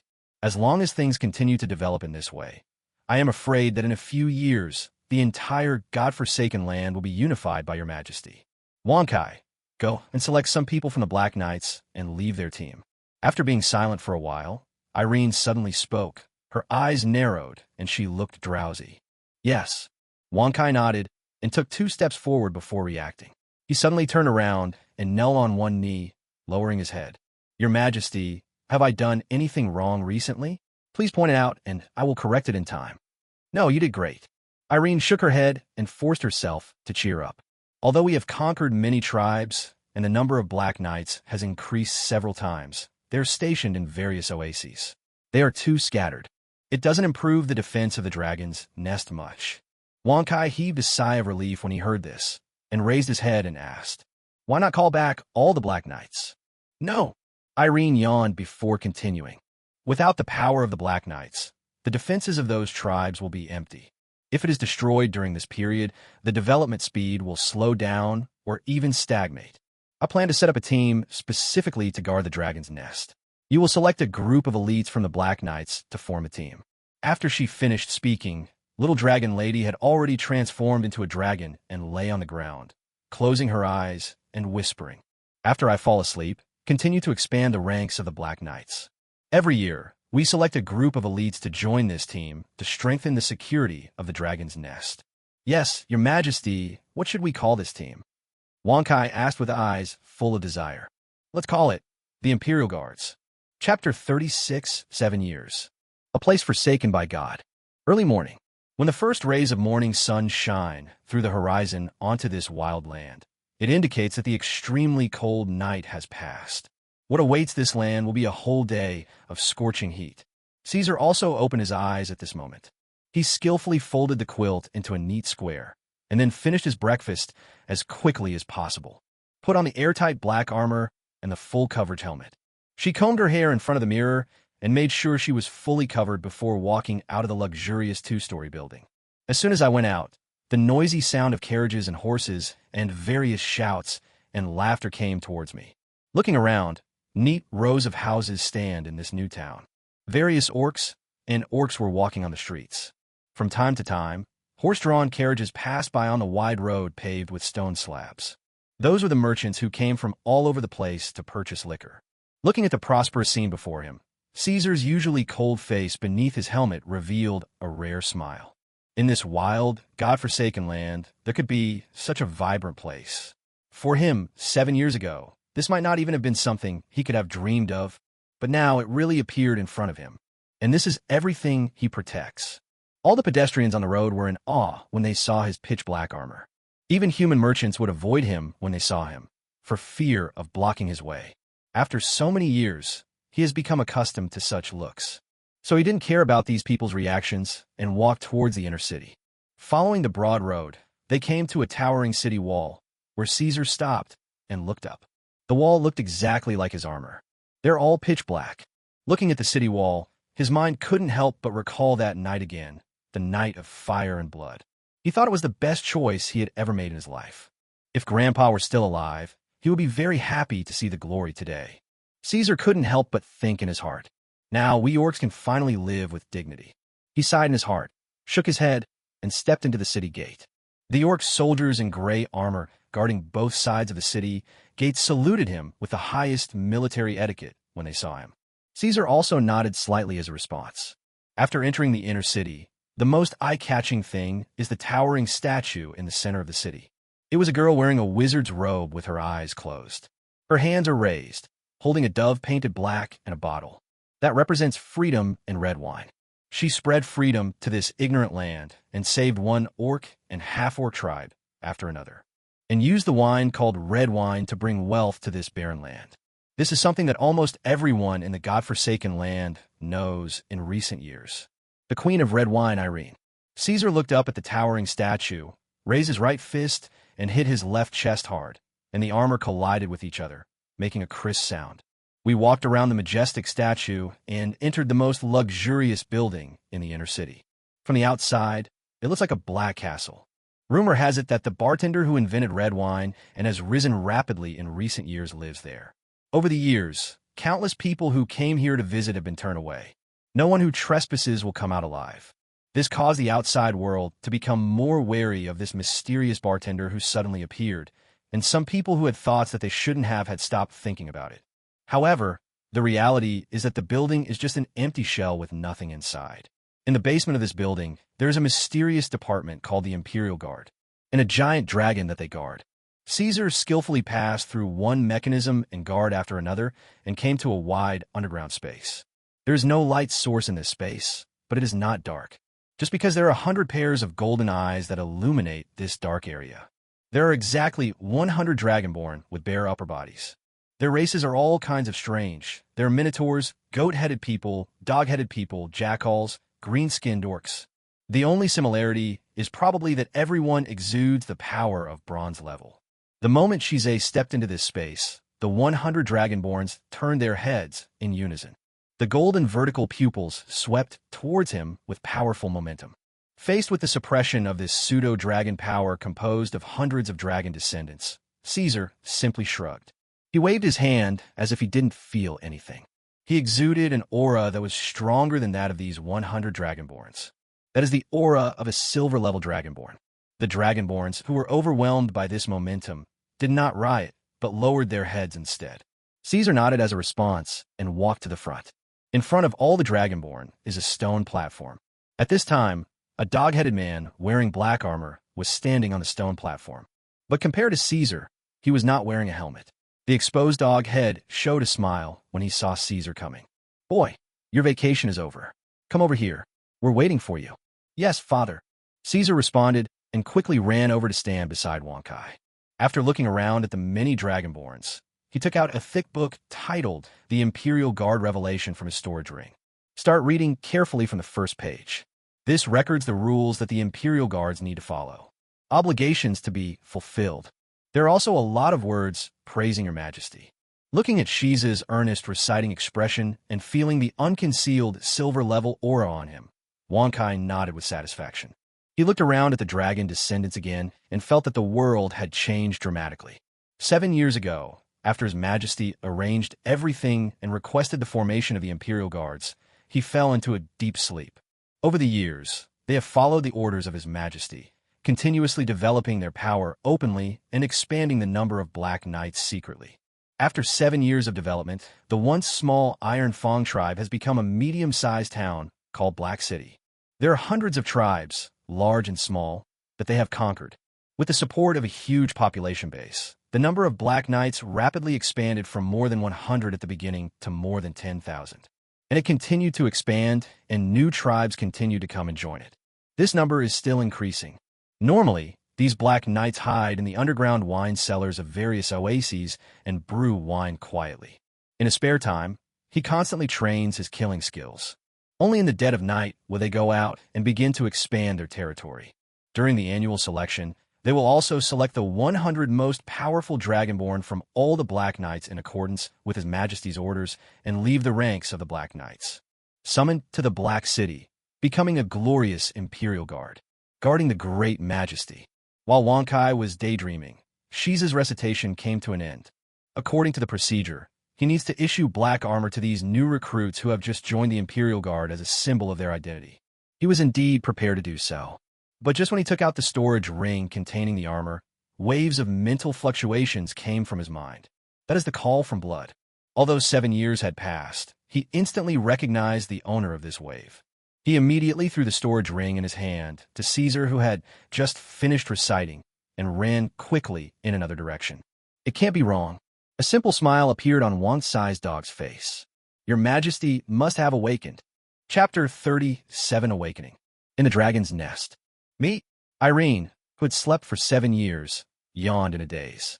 The moment I opened my eyes, I was almost blinded by the light. For a moment, she almost thought that she was attacked by a wizard with a flash spell, and a mouthful of acid immediately rose to her throat. Fortunately, the dragon's vision quickly adapted to the bright environment. Only then did Irene see clearly that what almost blinded her was the gold coins and gems that covered the entire dragon's nest, and a few locomotives piled in the corner. Judging from the conspicuous large chimney, it should be a steam locomotive for boiling water. At this moment, Irene's little brain froze for a second, and she swallowed the acid breath into her stomach. An empty dragon's stomach is probably beyond the reach of the appendix. After 7 years of rest, the first breakfast to digest. Damn, it was a mouthful of acid. Ignoring the dragon's stomach that was gurgling in protest, Irene's crashed brain had just restarted. Do those followers think I'm a garbage dump? They throw everything at me. Although she complained, Irene felt relieved in her heart. Before she fell asleep, she didn't have much hope for these relatives. I just think that if I can hold out until she wakes up, I won't be wiped out. Now it seems that she underestimated these guys. He moved his neck and the bones suddenly made a cracking sound. The body, which had not moved for 7 years, felt very stiff. It's like a machine that hasn't been started for many years and has become slightly rusty and needs some lubrication and adjustment. The dragon's body naturally does not need lubrication, but Erin thought she should move around a bit. For example, do the third set of radio gymnastics or something. So she raised herself up and stood on her own 2 feet. With a bang, the head inevitably hit the rock wall above, making a dull sound. The entire cave shook slightly. Fuck. Shrinking her neck and rubbing her head, which didn't hurt much, Irene lowered her head and looked at her body carefully. Compared to before she fell asleep, she is now at least a size bigger, and her height has increased from 5 meters to 8 meters.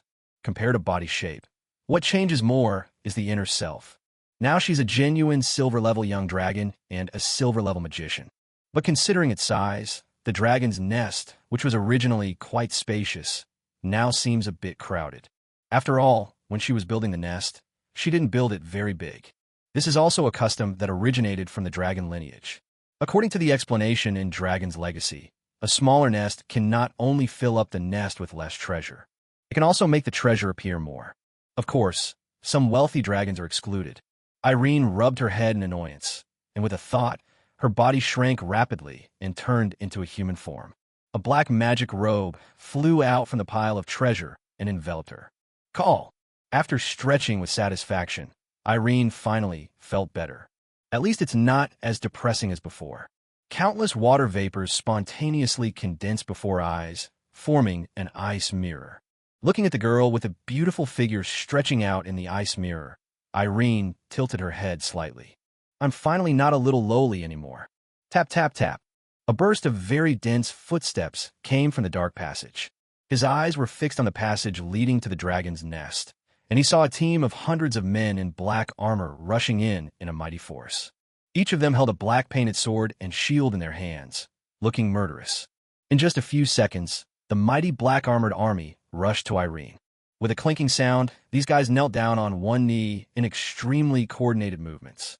Your Majesty is welcome to awaken from your long sleep. The uniform shouts resounded throughout the dragon's nest. The golden rays shining through the gaps in the black armor and helmets proved their identity as dragon descendants. Irene nodded to them slightly. Thank you for your hard work during this period. It's not hard. It is our honor to guard His Majesty. At this time, Kai, who had arrived late, rushed out of the passage at an extremely fast speed. He suddenly jumped up when he was still more than 10 meters away from Irene, stepped over the heads of many Imperial guards, and landed on one knee. With a face full of enthusiasm, he gave the most sincere words. Your Majesty, you finally woke up. Thank you for your hard work during this period. Irene was not vague either. After greeting him, she got straight to the point and asked, Has anything major happened during the years I was asleep? Wansai's face turned serious when he heard this. After considering his words, he said, There are a few major events. The first is that half a year ago, His Majesty David woke up. Oh. Irene frowned slightly and looked toward the empty nest. There was no sign of David. Noticing Irene's gaze, Kai quickly said, Soon after His Majesty David woke up, he used transfiguration to disguise himself and led 50 guards to expand the territory. At this point, Kai seemed a little afraid that Irene would get angry, so he added, In fact, I wanted to send more people to follow, but His Majesty David refused. His original words were, I, David, have done everything in my life, so why should I rely on others to do it? I'll conquer the world and show my sister that I'm not a gigolo. Irene was speechless, thinking that this silly dragon must have become arrogant again. But David is also a young dragon now. A young dragon of the silver rank is at least comparable to ordinary races of the gold rank. With the strength of this silly dragon, it is estimated that it will not encounter any danger in this wild, God-forsaken land. After pursing his lips, he continued to ask, What else? Kai heaved a sigh of relief when he saw that Irene showed no signs of anger and continued, As you expected, many people have come here to visit us. Some want to cooperate with you, and some are hostile. However, those who are hostile have disappeared forever in this desert. At this point, Kai looked at the steam train in the treasure pile and continued, Our wine business has expanded rapidly in recent years. Currently, our sales areas are mainly to the eastern countries and the Dwarf Empire. In addition, we have signed a long-term wine supply agreement with those bearded men in the Dwarf Empire at a price slightly lower than the market price. These steam trains are gifts from the Dwarf Empire. They are also currently planning to dig an underground tunnel across the San Siro River. Lay rails underground to transport alcohol quickly. Chapter 38 Inspection. After listening to a series of reports, Irene raised her head. I have gained some understanding of the current situation. Overall, everything is going well. After she had a good sleep, she turned into a wealthy dragon who was as rich as a country. The power under his command is not weak. At least in Irene's knowledge, An average small principality can only mobilize 20,000 to 30,000 troops at a time. At least one-third of them are in logistics and cannot participate in the combat. And now she has more than 10,000 Dragonborn Black Knights. In other words, she now has the confidence to fight against an entire country alone. As for the dwarves digging a tunnel, she wasn't too worried. This is not only not a bad thing, but also a very good thing. Those short guys are only interested in drinking, mining, and forging. They are of the standard neutral and lawful camp. As long as she doesn't take the initiative to attack them, these guys won't do anything to her. With this tunnel, merchants who want to travel to the godforsaken land no longer need to use precious floating scrolls to cross the El Sanciero River. Costs will be greatly reduced, which means profits will be greatly increased. This will surely attract more people to interact and create greater value. So Irene looked calm on the surface, but secretly gave herself a thumbs up. I, Eileen, have achieved what I have today thanks to my unremitting efforts and wise guidance over the past 7 years. Fisk, I'm awesome. No, there will be no one around later, and I will have to put my hands on my hips, which will make me very nervous. However, this calm scene was a completely different scene in the eyes of Wonkai, who had worked diligently for 7 years, fearing that he would fail the trust of His Majesty. He just felt that he was worthy of being His Majesty, and he easily accepted the earth-shaking changes in the past 7 years. It is a great honor for their Iron Tooth tribe to be able to follow such a great His Majesty. God bless you. Irene is almost smiling from ear to ear right now. Well, if it were in the shape of a dragon, its tail would be raised up. Gurgle. The dragon's stomach, which had just been quiet for a while, started rumbling again. The sound was not loud, but Wonkai heard it clearly. Your Majesty, please wait a moment. I will go and arrange food for you. Wonkai stood up immediately. Over the years, they have occupied quite a few oases, including some tribes that are good at breeding. After these tribes joined, breeding methods became popular, coupled with a large amount of food exchanged from the outside world. Although we can't say that we can eat meat every meal nowadays, it is much better than before. People rarely go out hunting anymore and risk being swallowed by the yellow sand. Now that His Majesty has awakened, we must prepare a sumptuous meal. No. Irene yawned and stepped forward. Let's go out to eat. It's just right for us to see with our own eyes how much things have changed. Yes. Wonkai quickly stood still and moved sideways to make way. The Imperial Guards also stood up and made way for a wide path. Only after Irene passed by did they line up in neat rows and follow behind. Over the years, for safety reasons, the exit of the dragon's nest at the bottom of the lake has been changed beyond recognition. The group walked around in circles for several times, passed through numerous guards, and finally walked out of the castle gate. Taking a deep breath of fresh air, Irene felt as if she was in another world. Only after seeing the statue built for her did Irene's expression become extremely wonderful. From being confused at first, to being shocked, to being a little puzzled. Then he had an expressionless face, seeing through everything and accepting it calmly. It was just because Irene saw a lot of flowers and several large wreaths placed in front of the towering statue. Waichi. Your Majesty, these were placed by orcs and half-orcs from all over the godforsaken land. To express gratitude to you for helping them escape poverty, every year the orcs and half-orcs scattered across the oases of the godforsaken land will come all the way here to present a flower grown in that oasis.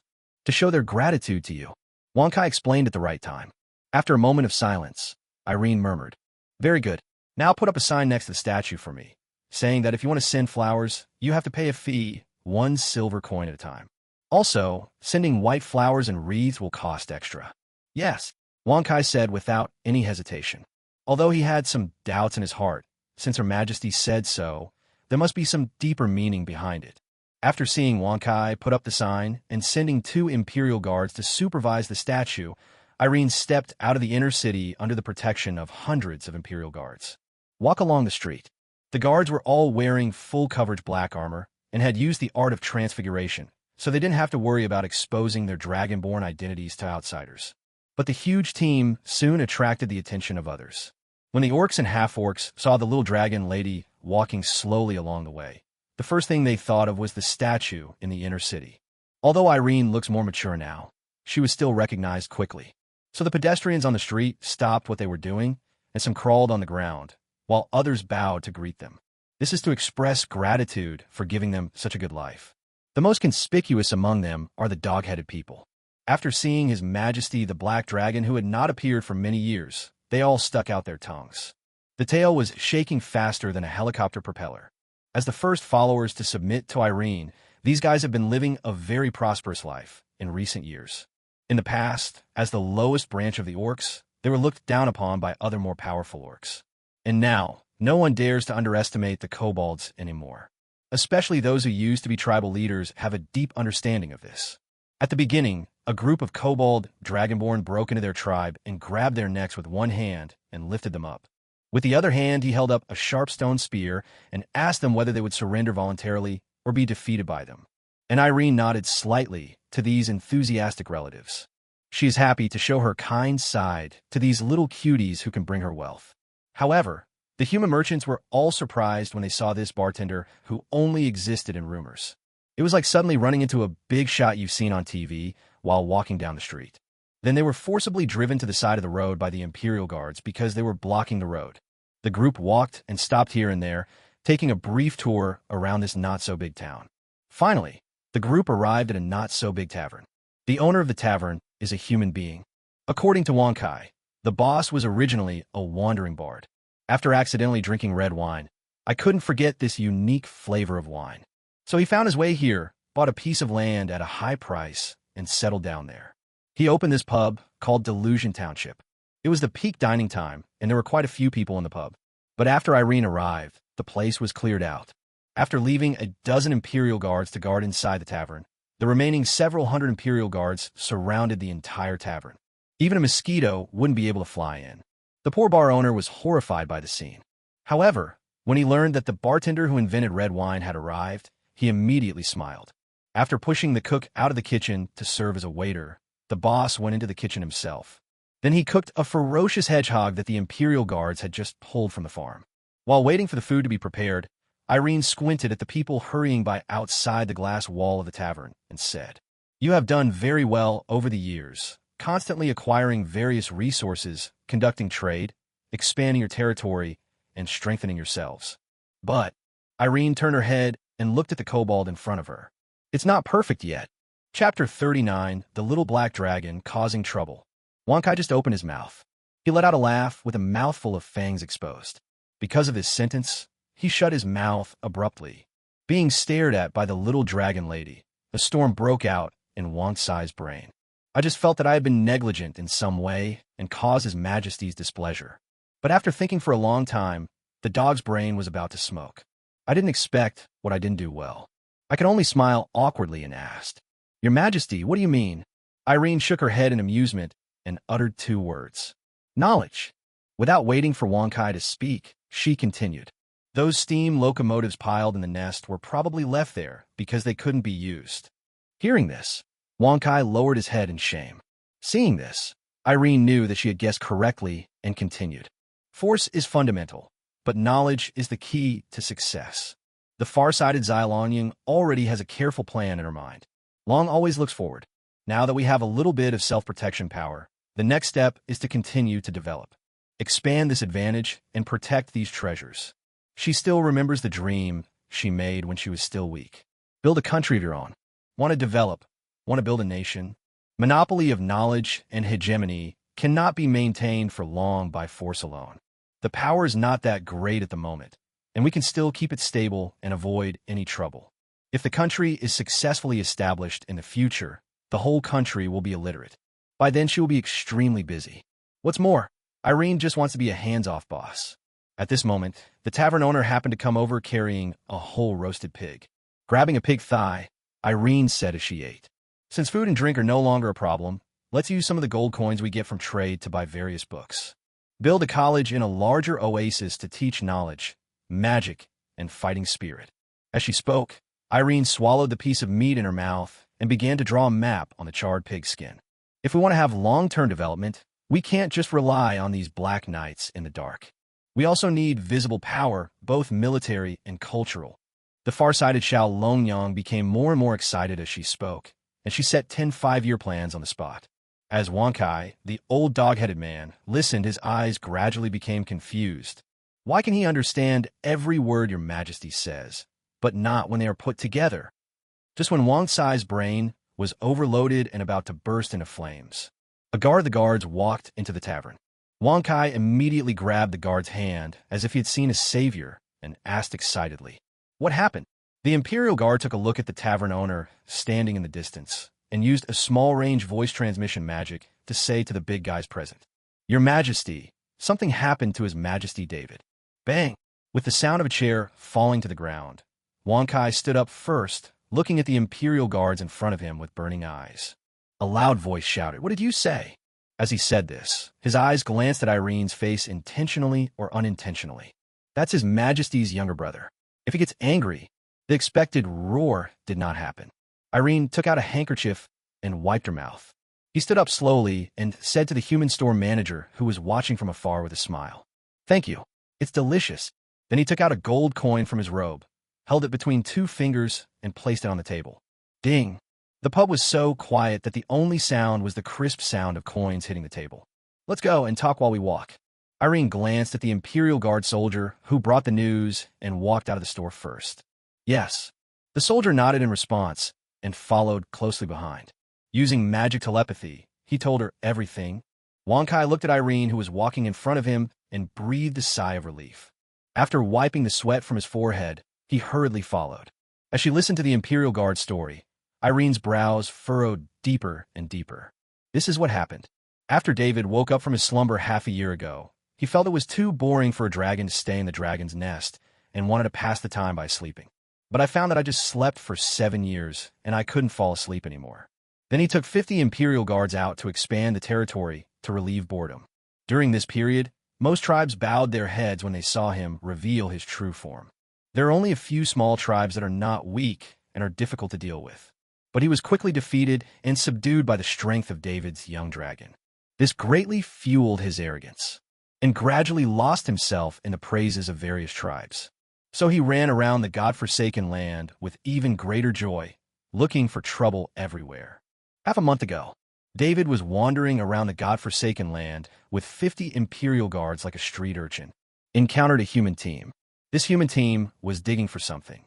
David is a guy who is too arrogant and thinks that the entire godforsaken land belongs to him. These people actually dared to secretly dig things from his house. So I decisively went for A. As it turned out, there was a gold-level mage in that team. Because of David's carelessness and lack of skills, the wizard pinned him to the ground and beat him until he screamed in pain. Only under the cover of the Imperial Guards did he escape in a panic. Although he was not seriously injured, he did not return to the dragon's nest after he came back. Instead, he chose to hide it from Wang Kai and others, and secretly hid away with the Imperial Guard who escaped with him to heal his wounds. However, the Royal Guards and the Black Knights are all Irene's followers, and their loyalty is only valid to their true masters. After hearing the news that their blood master had awakened today, the Imperial Guards following David came to inform on him without hesitation.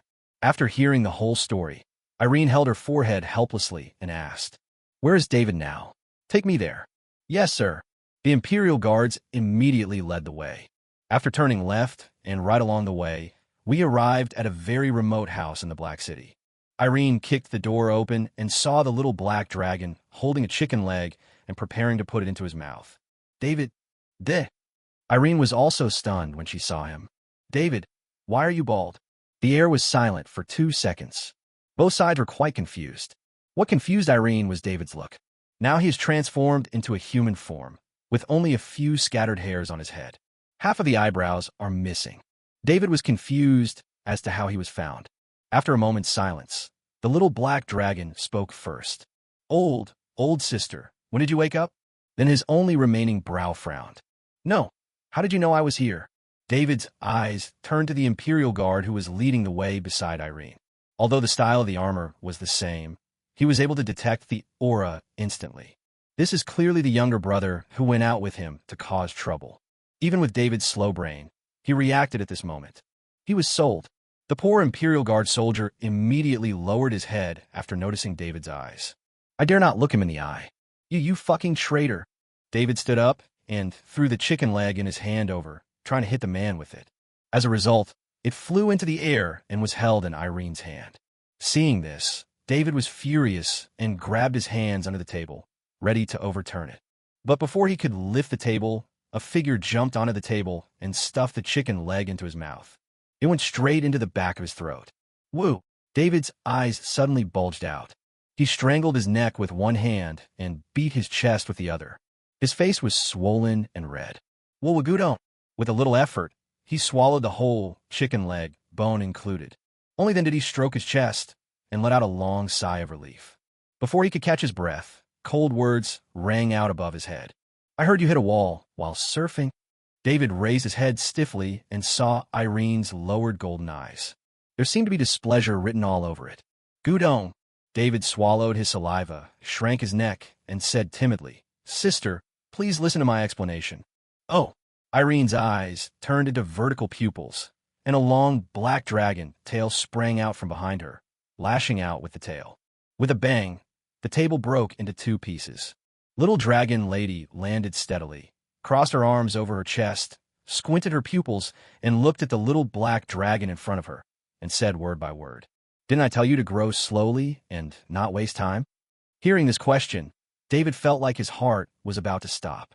He said loudly, But sister, those humans are suspicious. If they dare to dig a hole in our territory today, they will dare to shit on our heads tomorrow. I'm just taking precautions. But Irene interrupted. Stop. I'm not interested in listening to your excuses. I just want to confirm one thing. Have you exposed me? Or do those humans suspect me? Hearing this, David said quickly, like a drowning man grasping at the last straw. Don't worry, sister. I disguised myself before I took action. Those humans will never suspect you. After saying that, David looked around. His eyes were fixed on the second-rate Imperial Guard who informed Irene, and he said loudly, You. Yes, it's you. Take off your armor. Show my sister how we disguised ourselves. The Imperial Guard soldier looked around, and after confirming that he was the one being talked about, he turned his gaze to Irene. Seeing that the other party didn't say anything, he took off his armor one by one, revealing that strange outfit. Wearing black panties. She was wearing 2 pairs of stockings on her legs, one black and one white. A circle of rags was tied around the waist. There was a large piece of white cloth wrapped around his chest. The emblem of the Dwarf Empire is painted on it. 2 crossed hammers. The Minotaur man who took off his armor had a firm look in his eyes, as if he had seen through life and death. Yes, that's it. After David interrupted, he took out a pair of black underwear of the same style from somewhere. He put it on his head and covered his face, and said sincerely, Look, sister, we disguised ourselves like this before we took action. Those humans would never associate it with you. After being silent for half a second, Irene sighed helplessly. Never mind. I don't know you. After saying that, he turned around and walked out. Oh, David suddenly became anxious. Sister, please don't leave. I gained a lot from this trip. Yeah, I see. Irene said without turning back. You have gained a brilliant mind. No. David tried to grab his hair in shame, but missed. Only then did he remember that he had been beaten to the ground by the old golden-level wizard. Without scales, he became bald even after the deformation. It was for this reason that he was afraid of being embarrassed and did not dare to return to the dragon's nest, choosing instead to hide away and secretly recuperate. Seeing Irene walking away without looking back, he quickly bent down and dug out a stack of parchment that was originally used to pad the corners of the table from under the broken wooden table. He took a few big steps to the front of Irene and her group and stretched out his hand. Look, sister, I really gained something. Irene looked at him suspiciously, took the parchment, glanced at it, her pupils dilated slightly, and subconsciously asked, Where did you get it? Seeing that Irene was interested in what he took out, David's nose was almost up to the sky, and he smiled and said with his hands on his hips, Hee, I stole it from the old wizard who beat me. He chased me all the way, but I still managed to escape in the end? Ha ha ha ha ha. Irene frowned slightly and looked down at the parchment in her hand again. Is this really something that should exist in this world? At the top of the parchment, there were a few large characters written in the common language. Imperial V-type power armor disassembly drawings. Chapter 40, good stuff, grab it. Flipping through the drawings of the so-called Imperial V-type power armor one after another, Irene's expression became more and more excited. According to the information in the drawings, this set of armor is similar to the exoskeleton power armor in some previous works, but it is fully enclosed. After wearing this set of armor, the wearer's muscle strength can be greatly enhanced, possesses extraordinary physical and magical defense. According to the numerical conversion provided in the blueprint, even an ordinary person wearing this set of armor can beat up low-level professionals. It is no exaggeration to say that it is like killing a cow with one punch. This is no longer science fiction. This is magic. You know, this world is a world of magic and fighting. The technology tree has just reached the steam age. As a result, a thing that looks like future technology suddenly appears. No matter how you look at it, the style of painting seems a little off. No normal person would think this is true. But after using Long Now's computing speed, which was comparable to that of a computer, Irene calculated based on the data provided in the drawings and was shocked to find that as long as the material strength could keep up. According to the blueprint, it seems that this kind of armor can really be made. This made Xiao Longyang suspect that the dragon inheritance was fake.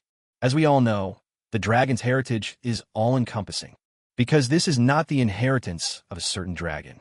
Instead, one giant dragon after another engrave their experiences and observations into it, passing it down from generation to generation.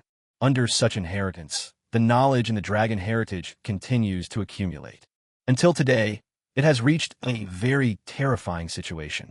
However, even in such an all-encompassing dragon heritage, there is not a single bit of information about the so-called Imperial V-type power armor. Irene's mind started to work. Throughout the history of the Yars plane, technology has never reached the stage where it can produce such futuristic equipment. Could it be that humans have secretly been inward-looking and have climbed the technology tree to an unknown height? But if they were secretly rolling up their sleeves, why would they carry such important drawings with them? Are you afraid that others won't find out? Irene seemed to suddenly think of something and looked at the bald, little black dragon who was standing with his hands on his hips and looking very proud. What were they digging for when you found those humans? David was a little slow to react. Seeing Irene's serious expression, he scratched his head and said while thinking, I don't know either. It's buried underground and looks pretty big. They only dug out a small part, and it looked metallic. When Irene heard this, she froze for a moment. A somewhat bizarre idea popped up in my mind. Could it be that these humans have dug up an alien spaceship? To be honest, although this idea is a bit destructive to one's worldview, it is not impossible. Outside of this world is what is called the astral realm. There are countless other planes within the astral plane. Maybe there happens to be a technological plane. It just so happened that the intelligent creatures of this dimension had an accident when they were passing by the continent of Yarsk in a spaceship one day. He was defeated by a legendary great magician who practiced super-level magic. Facts aside, this seems reasonable. Xiao Longyang couldn't help but mutter in her heart. But if this really is an alien spaceship, that would be fun. Unlike this magical world, if you want to become stronger, you must spend a lot of time and talent to hone your fighting skills and learn magic. On the technological side, combat effectiveness is directly linked to productivity. As long as productivity can keep up, various technological creations can be quickly put into battle. If she gets hold of this alien spaceship and masters its technology, wouldn't she be able to take off directly? Who will still play magic fighting at that time? Direct fire coverage, within range, is the truth. Maybe it is possible to combine magic and technology to achieve a 1 + 1 is equal to 3 effect. Although these things seem to have been discovered by humans first. But it doesn't matter. According to the information currently known, it seems that those humans will not be able to dig out the suspected alien spaceship in a short period of time. Then just take advantage of this period of time to grab it. Although this is somewhat risky. However, in order to obtain this future technology, which only existed in science fiction, works even in previous lives. This risk is worth taking. Even if we get discovered, it doesn't matter. With the current strength, we must either send strong men to suppress it or send a large army to invade. If we send strong men, we can use the powerful fighting power of the dragon and its large number of followers. Anything below the gold level is just food. If he sent out several gold-level warriors, the worst that could happen was that he would abandon all his relatives to stop the enemy, fly overseas, and escape to an uninhabited island to hide. After holding it in for a few decades and finally figuring out the technology, the Dragon King will return with a crooked smile. Use the steel torrent to crush all obstacles in front of you. It can be said that now, unless a legend is sent out, there is no way to deal with Irene.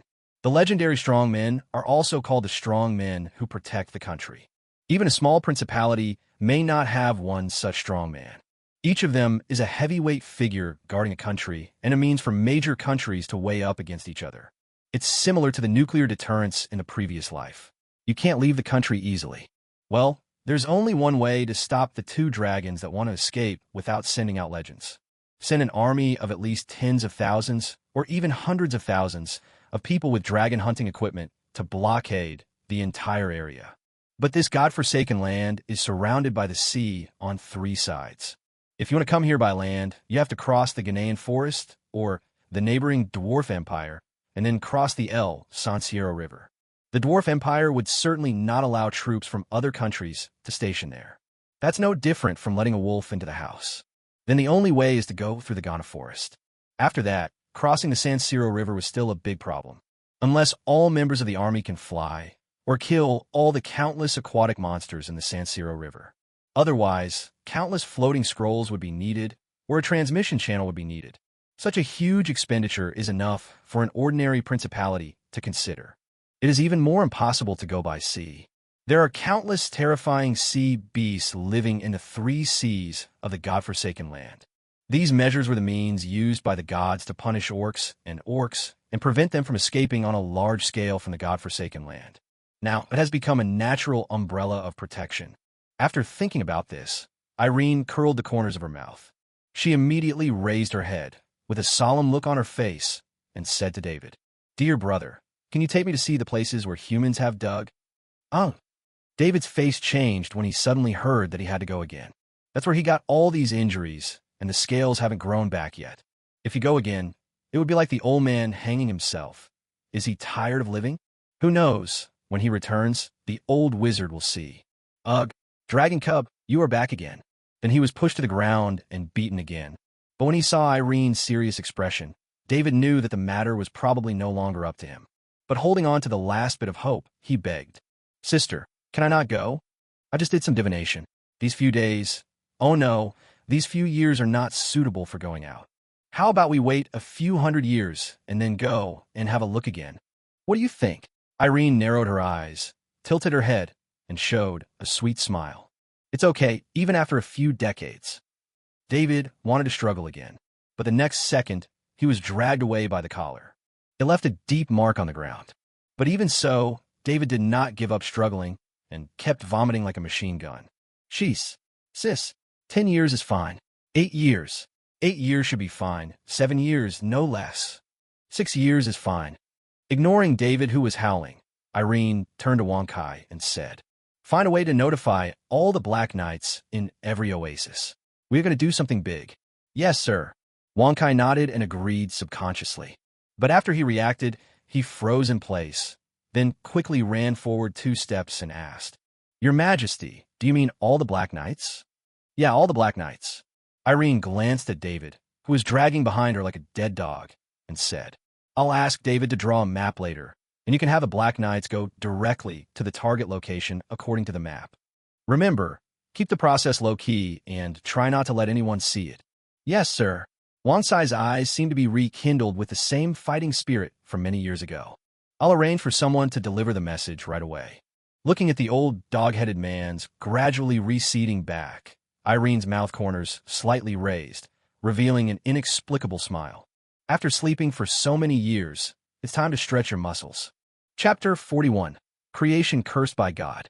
Well, in the godforsaken land, inside a tent of a human camp, Rudolph put the parts in his hand on the table, walked out of the tent, looked at the huge full moon in the sky inside. Suddenly, a cool breeze blew, and the old wizard couldn't help covering his mouth and coughing. After a while, he stopped coughing, took a few deep breaths, and looked at his palms. That dazzling bright red is so conspicuous even in the dark night. Alas, Rudolph sighed again. Ding, ding, dang, dang, tap, tap, tap. The sound of armor colliding and footsteps came from far away, and at the same time, there was also a hoarse and low voice. "Rudolph, are you okay?" "Fine." Rudolph waved his hands and inadvertently used the cleansing technique to remove the blood from his hands. However, the body of this once invincible golden-level wizard seemed to have become a little hunched at this moment. Seeing this scene, Moses, the great knight in silver armor, gradually stopped and stood more than 2 meters away from the old wizard. After a moment of silence, he said, "Still can't draw it?" Rudolph lowered his head and said nothing. Seeing this, Moses also showed a trace of sadness on his face. He had been with the great wizard for more than 10 years and knew that this was a tacit agreement. Both sides remained silent for a few seconds. Rudolph suddenly murmured, "Moses, I have never seen such a magical and unfathomable creation." He turned his head and asked Moses, "My dear friend, you were there when I was drawing the blueprint. Do you remember anything on the blueprint, even a little bit?" Moses was about to say, of course he remembered, but he was surprised to find that all the images of those drawings in his mind became extremely blurry, even is gradually being forgotten by him. This shocked Moses a little. As a warrior of the upper silver rank, although his memory is not as strong as that of a mage, it is definitely much stronger than that of an ordinary person. Even if it is a small incident that happened decades ago, if you think about it carefully, you can remember the details. But he had clearly just looked at those drawings a few days ago. But now I can't remember it clearly. You don't remember it either, do you? Rudolph shook his head, and under Moses's puzzled gaze, he continued, "Don't panic, my dear friend, because even I have forgotten it. In order to draw that blueprint, I dismantled 31 sets of the so-called Imperial V-type power armor. I thought I had a complete grasp of the structure of this creation. But it was only after the drawings were taken away that I realized it. Let alone mastering it. I can't even put the disassembled parts back together without the blueprints. Although those structures are indeed very complicated, based on my memory, they shouldn't be this way. Even the appearance of this creation before it was disassembled is slowly disappearing from my memory." Moses's look gradually changed from doubt to seriousness. Could it be that these creations are enchanted with a curse that will cause people to forget? No, there is no magical fluctuation on these creations. Rudolph's eyes suddenly became firm. He turned around and stared at the middle-aged man in front of him. These things appeared in the God-forsaken land, and they were originally despised by the gods. Perhaps we humans should not touch this area. Having the blueprint stolen by that strange black dragon may be a warning and punishment from the gods to us. His words became louder and louder, until he almost shouted. When the last word came out, the old wizard seemed to have exhausted all his energy and almost fell to the ground. Moses rushed forward to support him, and thus avoided the accident. Feeling the chaotic aura of the old wizard, Moses felt a little bit reluctant. Since this is something that is hated by the gods, we should not continue digging. Unexpectedly, Rudolph immediately shook his head and said, "No, don't. Keep digging, don't stop." "But, Nobu." The old master became more and more excited and crazy as he spoke, and he became particularly energetic as if he had a last burst of light. He looked at his best friend in front of him with bright eyes. "Rudolph." Moses spread his hands and said, "My old friend, we're going out this time to find an opportunity for you to break through to become a legend. We've been staying in this barren land for too long. Since these things are no use to us, let's just leave now. If His Excellency the Duke knew that you were studying these relics that you discovered by chance, but failed to find an opportunity to break through the legend, he will be very disappointed." Rudolph waved his hands, cast a simple spell to refresh himself, and broke free from Moses' support. "Moses, I think you may not know that I have already burned a magic tide in order to severely damage the black dragon last time. Even if I find an opportunity to break through to the legendary level now, I can't break through to the legendary level with my body that is as porous as a sponge. As a wizard who pursues truth and knowledge, I want to understand everything before I leave this world. I want to know what secrets are hidden behind these magical creations. If I fail to leave this wild land alive, please tell His Excellency the Duke. I, old man, have failed his trust."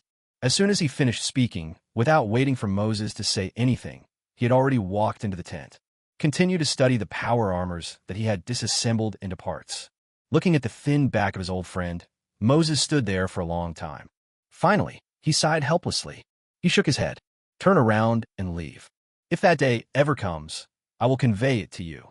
Without the sound of the two people's conversation, the camp returned to peace again. Occasionally, there would be a breeze, bringing with it the roars of beasts and the sound of wind from afar. Chapter 42 Battle. A noisy night. In the desert, a black figure stood with his arms folded across his chest, waiting quietly. The wind blew off her hood, and her long hair fluttered slightly in the cold wind. Behind her, under the dim starlight at a glance, the entire mountain and field were filled with pairs of golden eyes. They had their faces covered and wore various kinds of clothing and protective gear. Even the Imperial Guards changed out of their iconic black armor. Time passed quietly, and this army of tens of thousands of dragons was lurking quietly, waiting for their master to give the order to attack. Huff!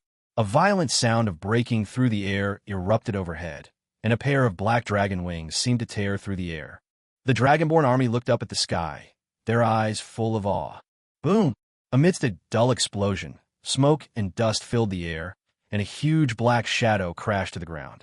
It was like a meteorite falling from the sky. The yellow sand was blown away by it, and the earth wailed. After pulling its head out of the ground with great difficulty, the little black dragon, with most of the scales missing from its head, shook off the sand on its face. Two streams of white air mixed with sand spurted out of his nostrils. Out was it going? David looked down and saw a pair of black dragon wings slowly opening like a blooming flower bud. The girl who was as beautiful as a flower bud was revealed. Fine quicksand flowed down the dragon's wings, and a pair of golden eyes shining in the darkness were looking at him. Ahem! After two dry coughs to show his embarrassment, the little black dragon reported, "Sister, those humans are still there in the southeast about 10 miles away. I didn't dare get too close, but the size of the camp looks no different from last time." "Well, let's take a break first," Irene responded and then rubbed her chin in thought. It seems that these humans have not received any reinforcements recently. Of course, the possibility of adding a few powerful units cannot be ruled out. For example, there are a few more powerful gold-level warriors appearing secretly. When both sides are unaware of each other's strength, the exchange of intelligence becomes the most important part before the battle. To be on the safe side, the best way is to surround the enemy first and then slowly send troops to test the enemy's strengths. Make sure the threat is not serious before taking action yourself. Thinking of this, Irene acted decisively and immediately gave an order. "Shiza, exquisite." The young orc stepped forward. Irene didn't look at him. Instead, she squatted down, drew a simple topographic map on the ground with her fingers, pointed in a direction, and said, "Take all the Imperial Guards and head towards the target area from this direction. Your main task is to find out the number of high-end enemy combat forces so that you can make a strategic retreat when necessary." As soon as he finished speaking, a black scale floated in front of Caesar. "This is my scale. Intelligence is reported through it." "Yes." Caesar carefully took the scale, hammered his left chest with his right fist, and shouted, "I will not let your majesty down." "Yeah." Irene responded and called again, "Wonkai." "Here." The old dog-headed man straightened his back. "You lead the remaining black knights to surround the enemy in a larger circle. Pay attention to your distance, and don't be discovered. Wait for my next instruction." "Yes." Wonkai also pounded his chest heavily. As the two led their troops away, only two black dragons were left on the field. Looking at the army's retreating backs, David blinked and said, "Sis, if there's nothing else for me to do, I'll go home first." I suddenly remembered that there are still some clothes hanging out to dry that have not been collected yet. As he said this, he spread his dragon wings and prepared to escape. "Tisk!" Erin rolled her eyes and looked up. An invisible force field formed a fist and hit the little black dragon hard on the head. Forcibly interrupted David's spell. "You wish. After we find out the other side's combat strength, you'll be responsible for holding back the strongest combat force." David's face suddenly became long, and he covered his head and muttered with resentment. "Why me? Sister, why don't you go? I'll cover you up and prevent you from being killed by the opponent." Xiao Longyang stood up, put her hands on her hips, and said righteously, "Besides, this is a good opportunity for you to take revenge. As your good sister, how can I take away such a good opportunity?"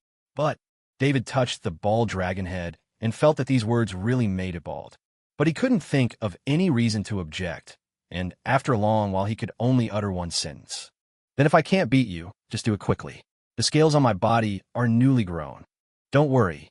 Irene narrowed her eyes and looked at the silent night. Countless mysterious magic runes flowed in her golden vertical pupils. "Pa!" A part slipped out of his hand and fell to the ground. Rudolph, who was drawing a new blueprint, glanced at it, and the parts were picked up by the invisible wizard's hands. "Place it gently on the table." He was just about to continue drawing the blueprint, but the quill pen in his hand stopped in midair and did not fall down for a long time. A feeling of uneasiness is gradually spreading and growing in my heart. Is it these mysterious creations that have an effect on me? The old wizard put down his quill and placed his hand on his chest, feeling the old but still strong beating heart. As a golden level wizard, his intuition is already different from that of ordinary people. It is called intuition, but in fact it is more like a spell like prophecy. When I walked out of the tent, the biting cold wind blew in my face, and the feeling of uneasiness became even heavier. Tonight was exceptionally quiet, and the night sky around him seemed to be filled with malice. Even Rudolph's usually extremely calm brain became a little confused. Amid the howling cold wind, the old wizard looked up. The stars are gradually moving away. The extremely cold water element tide is gradually receding, replaced by the gradually increasing fire element. This indicates that dawn is coming. This is the time when people are most relaxed. But the stars faded and the dawn did not come. This is also the darkest time of the day. Rudolph released the golden spiritual power and said to himself, "Could it be that the evil dragon has returned? No, that shouldn't be possible. He was badly injured by me. Given the black dragon's cunning character, he should still be recovering from his injuries." The next moment, Rudolph's expression froze on his face. Some unusual aura appeared in the area covered by his spiritual power. It was as if a thunderbolt exploded in Rudolph's mind. His body tensed subconsciously, and a metal staff appeared out of thin air in his hand. The other party seemed to have noticed his peeping. After a burst of sound that tore through the air, the dark sky was illuminated. It was a fireball spell that fell from the sky like a rain of fire. The entire camp was enveloped in blazing flames. Fortunately, Rudolph is not a good-for-nothing, but a real golden-level strongman. Although a little surprised, he was not panicked at all. As magic power surged at the top of the staff, the sky above the camp was covered by a translucent shield emitting a milky white light. At the same time, hundreds of fireballs collided with the shield at this moment. Boom, boom, boom. The flying sparks almost illuminated the entire camp, and the continuous explosions continued to echo between heaven and earth. The air outside the barrier became distorted due to the high temperature. Enemy attack. Prepare to fight.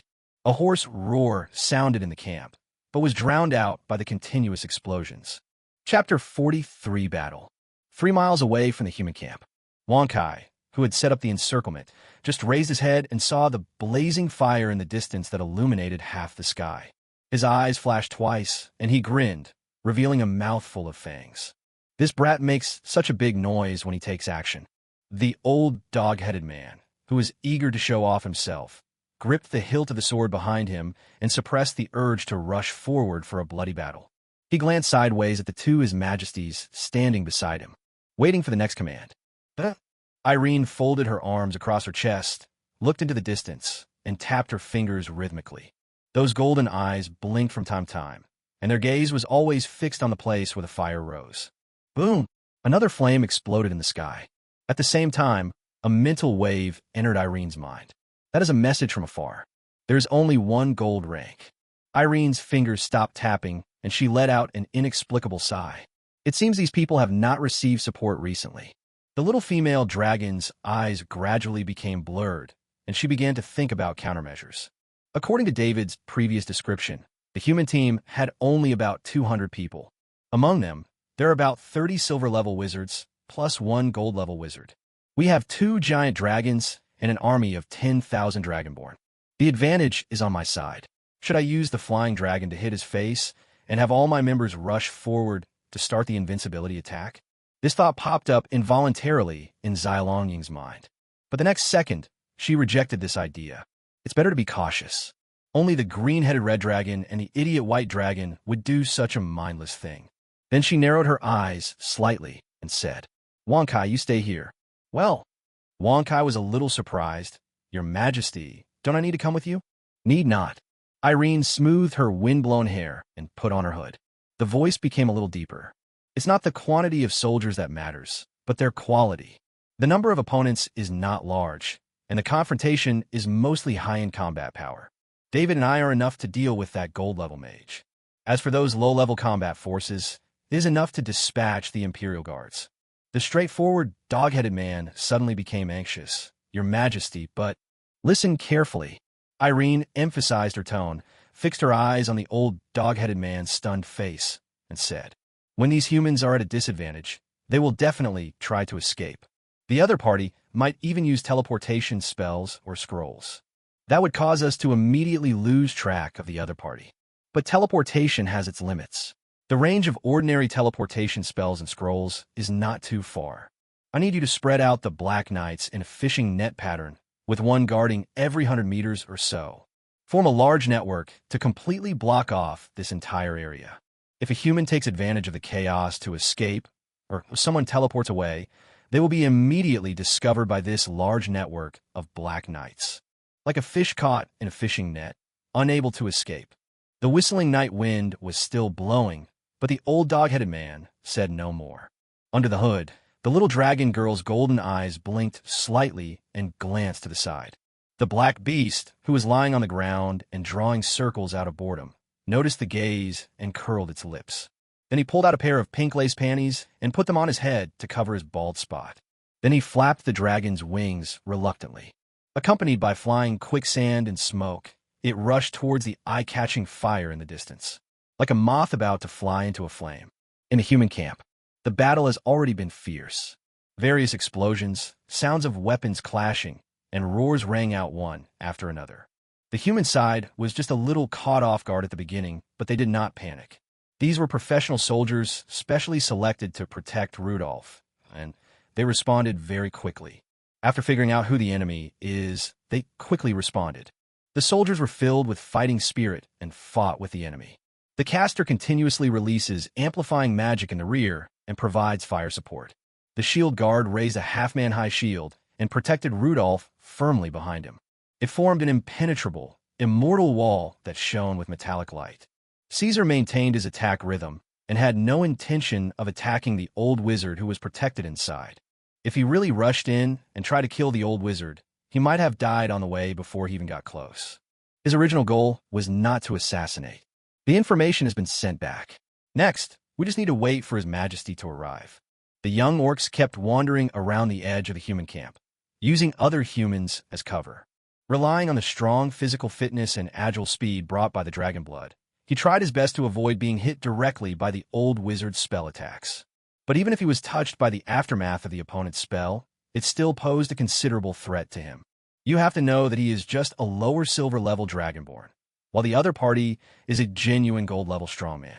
No matter how strong Caesar's physique is, it is difficult for him to resist the chaotic fluctuations of magic power. In fact, at this time he already had many wounds of varying sizes on his body. However, these wounds did not affect his fighting ability, but instead stimulated his bloodiness. Roar! The young orc roared and rushed towards a human spellcaster, cutting him in half with a single blow as the other looked horrified. As blood splattered, the pair of golden eyes were stained with a hint of eerie red. Looking at another compatriot who died at the hands of orcs, the old wizard frowned. Actually, as a golden-level archmage, he has a high prestige. Even if you fight with all your strength, regardless of the lives of others, no one will say anything. What really held him back was the growing sense of unease in his heart. After seeing these orcs and half-orcs with dragon features, he was completely sure. This was definitely not a simple attack. I'm afraid that the strange black dragon from last time has come again. Huff! The cold wind blew his white beard, and Rudolph felt that the uneasiness in his heart had gradually reached its peak. He gripped his staff tightly and murmured to himself, "Goddess of magic, is that black dragon really your punishment for me researching these forbidden creations?" Suddenly, a deafening roar came from the sky.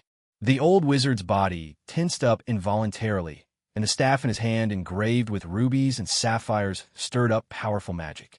An overwhelming dragon might came rolling down from the sky, and the people on the ground couldn't help but feel their shoulders sink. When they looked up, they saw a hellish scene. A huge beast that almost blended into the night quickly filled their field of vision. The behemoth was swooping down at great speed. The roar resounded throughout the world. "Oh, Lao Zeng, give me your life." Chapter 44, Don't underestimate the mage's pursuit of truth. It's a dragon. That perverted black dragon is here again. At this moment, this is the only thought left in all human beings' minds. Even though they had only met once, this black dragon left an indelible impression on them. It is not just a fear of top predators like dragons, but more of a kind of spiritual pollution. I still remember the last time when he saw this giant dragon wearing underwear on its head and leading a group of perverted minions, suddenly appeared and attacked their camp. Most people's first reaction is not to fight back. It was because of the other person's outfit that he stood there in a daze, and his brain went into a state of paralysis. After all, what serious dragon would wear underwear on its head? Fortunately, after the first experience, almost everyone's mental resistance has increased by more than double. Now, everyone can probably face high-level demons and raise their middle fingers without batting an eyelid. Therefore, now even the underpants on the head of this black dragon are fluttering in the wind as it dives at high speed. Neither the enemy nor us were affected in any way. Disperse. Shield guards protect Lord Rudolph. Seeing the black dragon getting closer, the captain of the guards, named Moses, shouted orders. In fact, he didn't need to give the order. The two groups of people who were fighting in the melee just below had already tacitly stopped fighting, quickly spread out in all directions. After receiving the order, the shield guards defending Rudolph quickly changed their formation, even though they had some concerns in their hearts. One by one, they spread their legs, held the shield with their strong arms, and placed the huge shield on their heads. It formed a steel shield with a slight slope, protecting the old wizard inside. Hold head high. Faced with this solid steel barrier, David still did not slow down. Instead, it opened its huge mouth during the dive, and a thick breath of acid spurted out of it. Magic barrier. Just as the acid breath was about to hit the steel shield, a translucent shield, made of pure magic power, suddenly appeared. The acid was completely stopped. However, what followed was the real body of the black dragon, which folded its wings and crashed down. Next second, boom! The black dragon's huge body and the acceleration caused by the high-speed impact caused it to hit the shield heavily. The hastily formed magic shield quickly sank downwards like a rubber membrane that could not bear the weight, and countless cracks appeared on its surface. Boom! Bang! After blocking most of the impact, the shield finally shattered under the heavy weight. The black dragon that fell from the sky like a meteorite, mixed with splattering acid, heavily crashed into the steel shield formed by shields. The shield made a crackling sound as it corroded. There was also a creaking sound mixed in with the sound of being unable to bear the heavy load. The soldier under the shield gritted his teeth and let out a dull roar. At the cost of blood spurting out his wrist, he managed to successfully withstand the powerful impact. Without waiting for the shield guard to react further, David, who had trained himself to have an iron head by banging his head against the ground for many years, spread his huge dragon wings like a dragon. Puff! A breath of dragon sprayed towards a shield under him. At the same time, David quickly rose into the air and distanced himself, as if he was pushed away by the reaction force of the vomit. Puff! The highly corrosive acid quickly corroded the steel shield. Just as the acid was about to corrode through the shields and turn the people below into dry bones, a roar suddenly rang out. Spread! At the same time, the shield guards quickly retreated to all directions. A beam of blazing fire spurted out from the gap. Boom! The raging flames collided with the acid, causing a violent explosion. The burning acid splashed in all directions like rain. The shield guard who had just avoided the attack and had not yet escaped far became the biggest victim. They were about to use their shields to block, but they found that the shields had already been corroded and had holes in them. The acid mixed with flames penetrated the holes and fell onto the armor, making a sizzling, teeth-grinding corrosion sound. In panic, some shield guards chose to throw away their armor. However, the Imperial guards suddenly rushed out at the right moment and took the opportunity to make a sharp thrust at the part that was not protected by armor. Seeing this scene, the whole dragon David went crazy with joy, and the breath from his mouth increased crazily. I wish I could squirt out all the gastric juice. Swoosh! Clang! At the moment when the little black dragon relaxed his vigilance, 3 arcane missiles tore through the air and hit his body with a breaking sound, splashing out fiery sparks. The newly grown scales were obviously not hard enough and were forcibly penetrated, leaving 3 wounds. The little black dragon howled in pain, and the process of spitting acid was forcibly interrupted. Pyroblast! Rudolph seized the opportunity and swung the staff in his hand lightly. The process of constructing the spell model was omitted, and the spell was cast instantly at the black dragon in the sky. As the famous skill of this old wizard, Pyroblast has been practiced by him to an incredible level. The huge fireball, carrying terrifying power and extremely high temperature, arrived in front of the black dragon in the blink of an eye. And in order to prevent being defended against, this huge fireball began to expand before it hit. The breath of destruction quickly dissipated, carrying light and heat. There was no way to dodge at such a close distance, and the little black dragon's eyes suddenly widened. I saw the fireball rapidly enlarging before my eyes. Driven by the desire to survive, David uttered a few miscellaneous notes in an instant. A dragon language magic called disintegration was released. The huge fireball in front of him expanded to half the size of a dragon's body and was about to explode. Bang! Just like a balloon being punctured, the infinite energy inside was dismantled and transformed into countless flames that floated in all directions. David's head was covered with cold sweat, perhaps due to the high fever or nervousness. But it was quickly evaporated under the blazing flames, emitting a burst of white mist. Before he could breathe a sigh of relief, the flame was forcibly torn apart, and 8 sharp purple magic chains stabbed straight at him. The tip of the chain flickered with a strong smell of decay. Rudolph, who already had a battle experience, was very familiar with the dragon's fighting style. Under the pressure of the growing sense of uneasiness in his mind, he once again burned his own magic tide to cast instant magic. As long as it hits the target, it will be able to penetrate the fragile new scales. At the same time, as long as the chain hits, the black dragon will become a living target in the air. This battle can be declared over. Ding! Ding! Just as the chain was about to pierce him, David's body exploded backwards in the air and his dragon wings slammed shut. Subconsciously, David released another dissociation spell. One of the chains disappeared, but the remaining 7 magic chains still penetrated his wing membrane at an extremely fast speed. Roar! The intense pain stimulated the little black dragon. He braked in the air, turned from defense to offense, spread his wings, and dragged the chain. A breath of dragon spurted out of his mouth. Magic shield! Rudolph staggered and quickly released the spell he had prepared long ago. While resisting the acid, he raised his staff high above his head. He endured the stabbing pain in his head and squeezed himself madly, and complicated magic arrays formed behind him at the speed of light. Thunder Wrath. Elementale Explosion X10. The next second, a huge, ferocious face made of pure lightning roared out. It also carries 10 missiles surrounded by various elemental magic. It seemed as if it wanted to completely devour the little black dragon in front of it. This was Rudolph's final killing move, and there was only boundless joy in his eyes. If this was God's obstruction to him, then it would underestimate a wizard's pursuit of truth and knowledge. In order to pursue all this, even if there's a giant dragon standing in front of him, he will kill it. The oncoming magical light and purple thunder were reflected in David's eyes. Imprisoned by chains, he had nowhere to hide. At the last moment, he only had time to shout in dragon language. Sister! The roar resounded throughout the world. The next second, the thunder and missiles devoured him. Boom! Boom! Boom! End of chapter 45. The air was filled with smoke and dust. Lightning flashes. Countless elemental fluctuations twisted into a chaotic ball. The space seemed to be distorted. Faintly, there seemed to be a sound of something breaking. Is it resolved? Rudolph took a deep breath.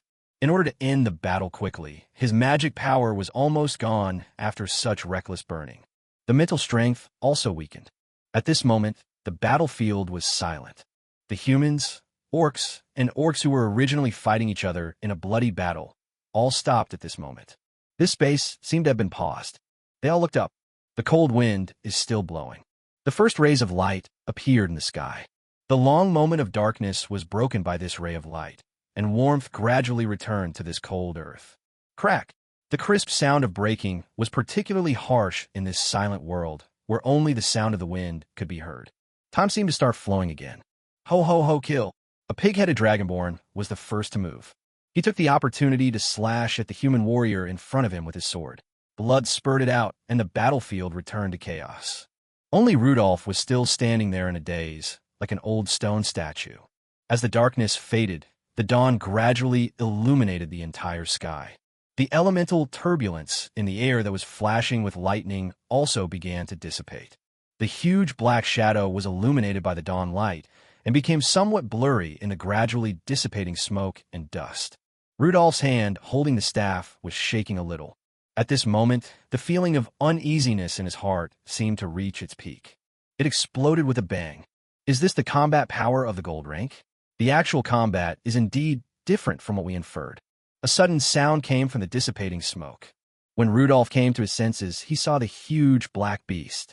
I don't know when another figure appeared.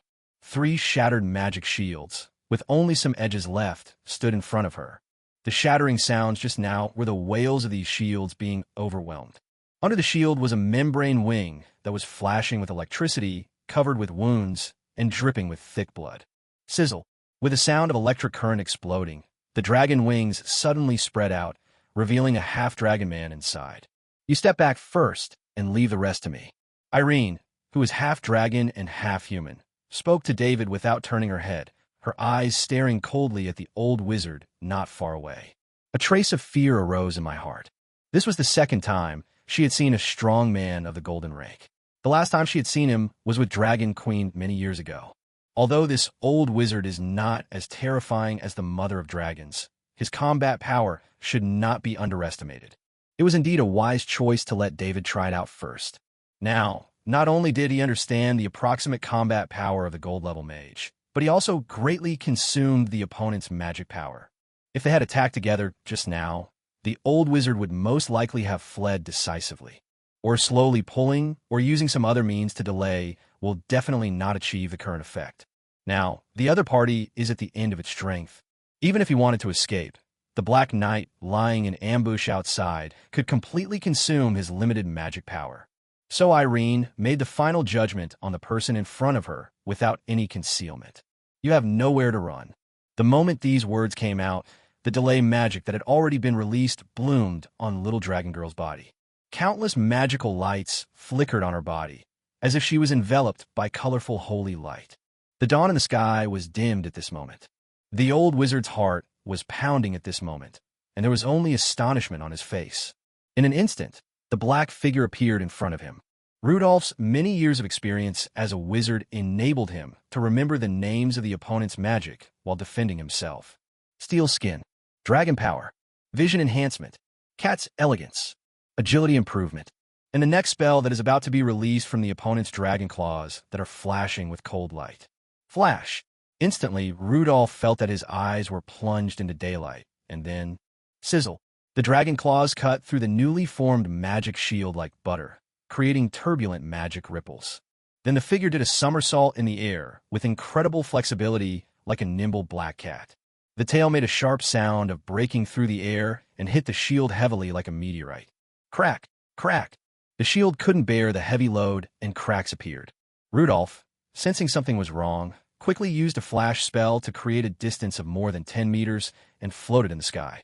Then used a spell to remove the blinding effect. Irene raised her head upon seeing this. A cold light flashed in her golden eyes, and she opened her mouth and a stream of strong acid spurted out. At the same time, a huge sense of crisis came from behind Rudolph. He turned his head quickly and saw 12 blood-red magic circles revealed in the sky behind him under the dawnlight. That was a delay magic that was set up in advance, while David's attention was distracted. Pyroblast X12. The old wizard's eyes widened. Boom! The acid collided with 12 huge fireballs. The sky and earth changed color. Under the dawn, the gray sky was instantly dyed red. Countless acids and flames fell like rain. This is an indiscriminate attack. At this moment, almost everyone stopped fighting. The orcs fled in panic. Some humans are wailing. Another group of humans, led by the captain of the guards Moses, quickly rushed in one direction. He wanted to catch the old figure that was falling from the sky like a dead leaf. It seemed as if the heavens were weeping for him, a dirge made up of fire and acid. Bang! Moses' armor made a sound of being overwhelmed. He pounced and caught the old wizard who was breathing weakly. The other soldiers quickly set up a circle around the two of them. The caster quickly put up shields. The shield guard raised his iron shield and looked vigilantly at the one not far away. Humanoid dragon.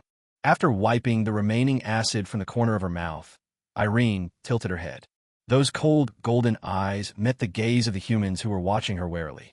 She knew very well that the series of moves just now did not directly take the old wizard's life. At the critical moment, magical lights burst out from the opponent's body one after another. The precious magic props he carried with him saved the old wizard's life. But it's almost reached its limit. Moses held Rudolph, who had already fainted due to excessive mental exhaustion. In his arms, and his gums were almost bleeding from his biting. His armor was already covered in tears and blood, and it looked like he had just been through a tough battle. The middle-aged man raised his head and tensed his body. He stared at the dangerous figure through the gaps in the iron shields with a scrutinizing gaze. "Are you just going to be left here like that?" Moses muttered to himself, feeling extremely unwilling, but he could only grit his teeth and hold the old wizard tighter. Tick, tick, tick, tick, tick, dash. Time seemed to have a sound at this moment. Boom! David suddenly landed beside Irene. Rain of acid and flames poured down on his scales, which had not yet recovered, and emitted puffs of white smoke.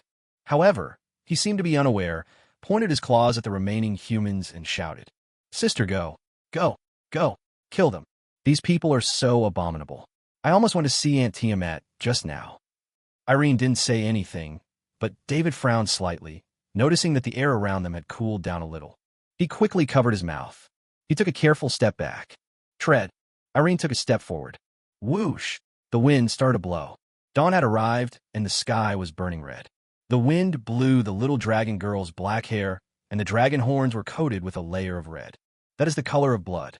Next second, boom! She hit an invisible barrier. Before Irene could react, an extremely powerful elemental wave suddenly came from not far away. It was Rudolph, who had woken up at some point.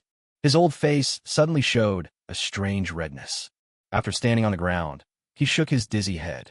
As Moses looked hopeful, the dim magic wand in Rudolph's hand began to shine again. Irene immediately became alert. The soldiers protecting Rudolph were pushed away by an invisible mental force. The old wizard seemed to have regained his youth and walked out of the crowd step by step with brisk steps. His snow-white beard was fluttering wildly at this moment. The magic power in the whole body is constantly surging. Waves of terrifying fluctuations disturbed the surrounding elements. Irene's eyes narrowed. The other party's aura is constantly rising. As a spellcaster, she instantly saw that the old wizard was forcibly replenishing his own magic reserves at the cost of burning his life. If burning the magic tide permanently reduces the length of the blue bar, Rudolph is burning his life now. Permanently reduces health bar length. Are you going to fight to the death? Irene smacked her lips, not surprised. This state of affairs will not last long. Given the current condition of the old wizard, it wouldn't take long to drain him dry. Xiao Longyang's gaze became even colder. Just a dying struggle. But the next second, Rudolph's breath suddenly weakened. He suddenly fell to the ground with a smile on his face. Old friend, remember to say sorry to the Duke for me. Chapter 46, Death of the Mage. What's going on? A sudden voice sounded. Irene raised her eyes, shifted her gaze away from the old wizard, and looked towards the source of the voice. Through the path cleared by the crowd, she clearly saw a middle-aged man looking at her hands in disbelief. His hands and feet were disappearing rapidly under a strong spatial fluctuation. Teleportation magic? Xiao Longyang raised her narrow eyebrows and reached out to touch the front. Before his eyes was an invisible magic barrier that protected the old wizard and the people behind him. Burning your life to stop her, just to send this person away? This is really interesting. Irene looked at the middle-aged warrior who was being teleported away, and then glanced at the old wizard who was sitting not far away. He seemed to have no intention of fighting, but in fact he was always holding his staff tightly, guarding against her. The corners of his mouth curled up slightly. He did not choose to immediately break this not-so-strong magic barrier. Once the teleportation magic is activated, it cannot be cancelled. If she rushes out now, she will most likely be stopped by the old wizard at the risk of his life. Anyway, it probably can't stop the transmission. It's better to watch a play. Rudolph, what are you doing? Moses then realized what had happened and looked at Rudolph's back with horror. He roared with his body shaking. Stop it now! Rudolph did not turn around, staring at Irene with vigilance, and responded in a hoarse voice. Do you remember what I said to you that night? Moses was stunned when he heard this. Rudolph continued. I heard you that night, old man. You agreed. His voice was full of weariness, yet surprisingly calm. It's like talking about something very ordinary. Moses said no more. He stared at the old wizard's back and couldn't help but recall the conversation between them that night. By this time the sun had risen above the horizon. The sunlight shone on Irene's face. She turned her head to look and felt that the sunlight was a little dazzling today. Moses' body almost completely disappeared at this moment, leaving only his head floating in the air. At this time, even if the magic barrier is broken immediately, It is difficult to kill it before the transmission is completed. Rudolph seemed to have relaxed his guard a little. He also turned his head to look at the rising dawn. Remember to say goodbye to those old friends for me. Boo. It was like an invisible bubble in the air burst. The silver warrior, named Moses, completely disappeared into the air. There was only nothingness left in the place. Rudolph let out a heavy breath. He loosened the tightly held staff, and a final wave of magic power swept in all directions, completely erasing all traces of the teleporting magic power. From this point on, no one can use magic to track the location of the teleportation. Bah, bah, bah, bah. Irene clapped gently and nodded with satisfaction, seeming to be very satisfied with this good show. Sensing that the magic barrier in front of her had disappeared, she walked towards the old wizard step by step. Behind her were many Imperial guards who surrounded her at the same time, and David, who was looking fierce and aggressive. The last of these human survivors were surrounded. Except for Rudolph, everyone's face was filled with deep despair. They knew they couldn't escape, but they still raised their weapons, ready to fight to the last moment. For them, the best fate for a soldier is to die in battle if he cannot return victoriously. Kill! I don't know who shouted first, but the troops of both sides charged together again. David was the first to be hit. His inherent advantage as a dragon makes it possible for him to deal a dimensionality reduction blow to these humans who are at the silver level or even below the silver level. Amidst the flow of blood and tears, the Imperial guards tacitly led the crowd away, leaving a large open space for Irene. The small area where she and Rudolph were was like a tiny, isolated island in the turbulent ocean. Tap, tap, tap. Irene clapped her hands gently and walked slowly to Rudolph, her eyes slightly lowered. The dragon-like characteristics on his body gradually retracted into his body. He raised his hand and took out a stack of parchment from the storage ring. He asked in a very gentle tone, "Did you draw this?" Rudolph raised his head with difficulty and frowned slightly when he saw the stack of parchment. But he immediately returned to normal and responded in an increasingly hoarse voice. "Yes." Hearing the expected answer, Irene nodded and put the parchment back into the storage ring. His eyes moved to Rudolph's old face. "I admire you. Come hang out with me." This scene is so heartwarming. It looked like an ordinary girl asking an old man who fell down if he needed help. But the old man who seemed to be in great need of help answered, "No, Black Dragon, just kill me." "Are you sure?" Irene frowned slightly. Her faction is full of guys who only think about fighting and killing. Even she could barely understand the blueprint, let alone others. That's why she wanted to recruit this seemingly knowledgeable old wizard to work for her and help her study these things that seemed to be alien technology. But I didn't expect the other party to refuse so bluntly. Rudolph uttered two dry laughs, as if he was mocking himself or the black dragon in front of him. It sounds very unpleasant. It's like rubbing with old bark. My body is already riddled with holes. Even if I survive, I will probably die in agony on the hospital bed soon. Instead of living a miserable life, it is better to pursue truth and knowledge. Not to mention, having said this, the old wizard's eyes suddenly became firm, and he looked up and looked at the girl in front of him.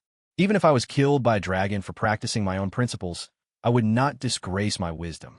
Well, Irene squatted on one knee and closed the distance between herself and the old wizard. "You're making me look like a villain." Then, she changed her tone and continued, "But, for the sake of those blueprints, I will reluctantly agree to your request. Respected master." After she finished speaking, Irene narrowed her eyes, and one hand turned into a dragon claw, which suddenly stretched out and grabbed the heart of the person in front of her. Rudolph did not resist and let the cold dragon claws pierce his chest. He pulled out the slowly beating heart. He closed his eyes with a smile, and one last thought flashed through his mind.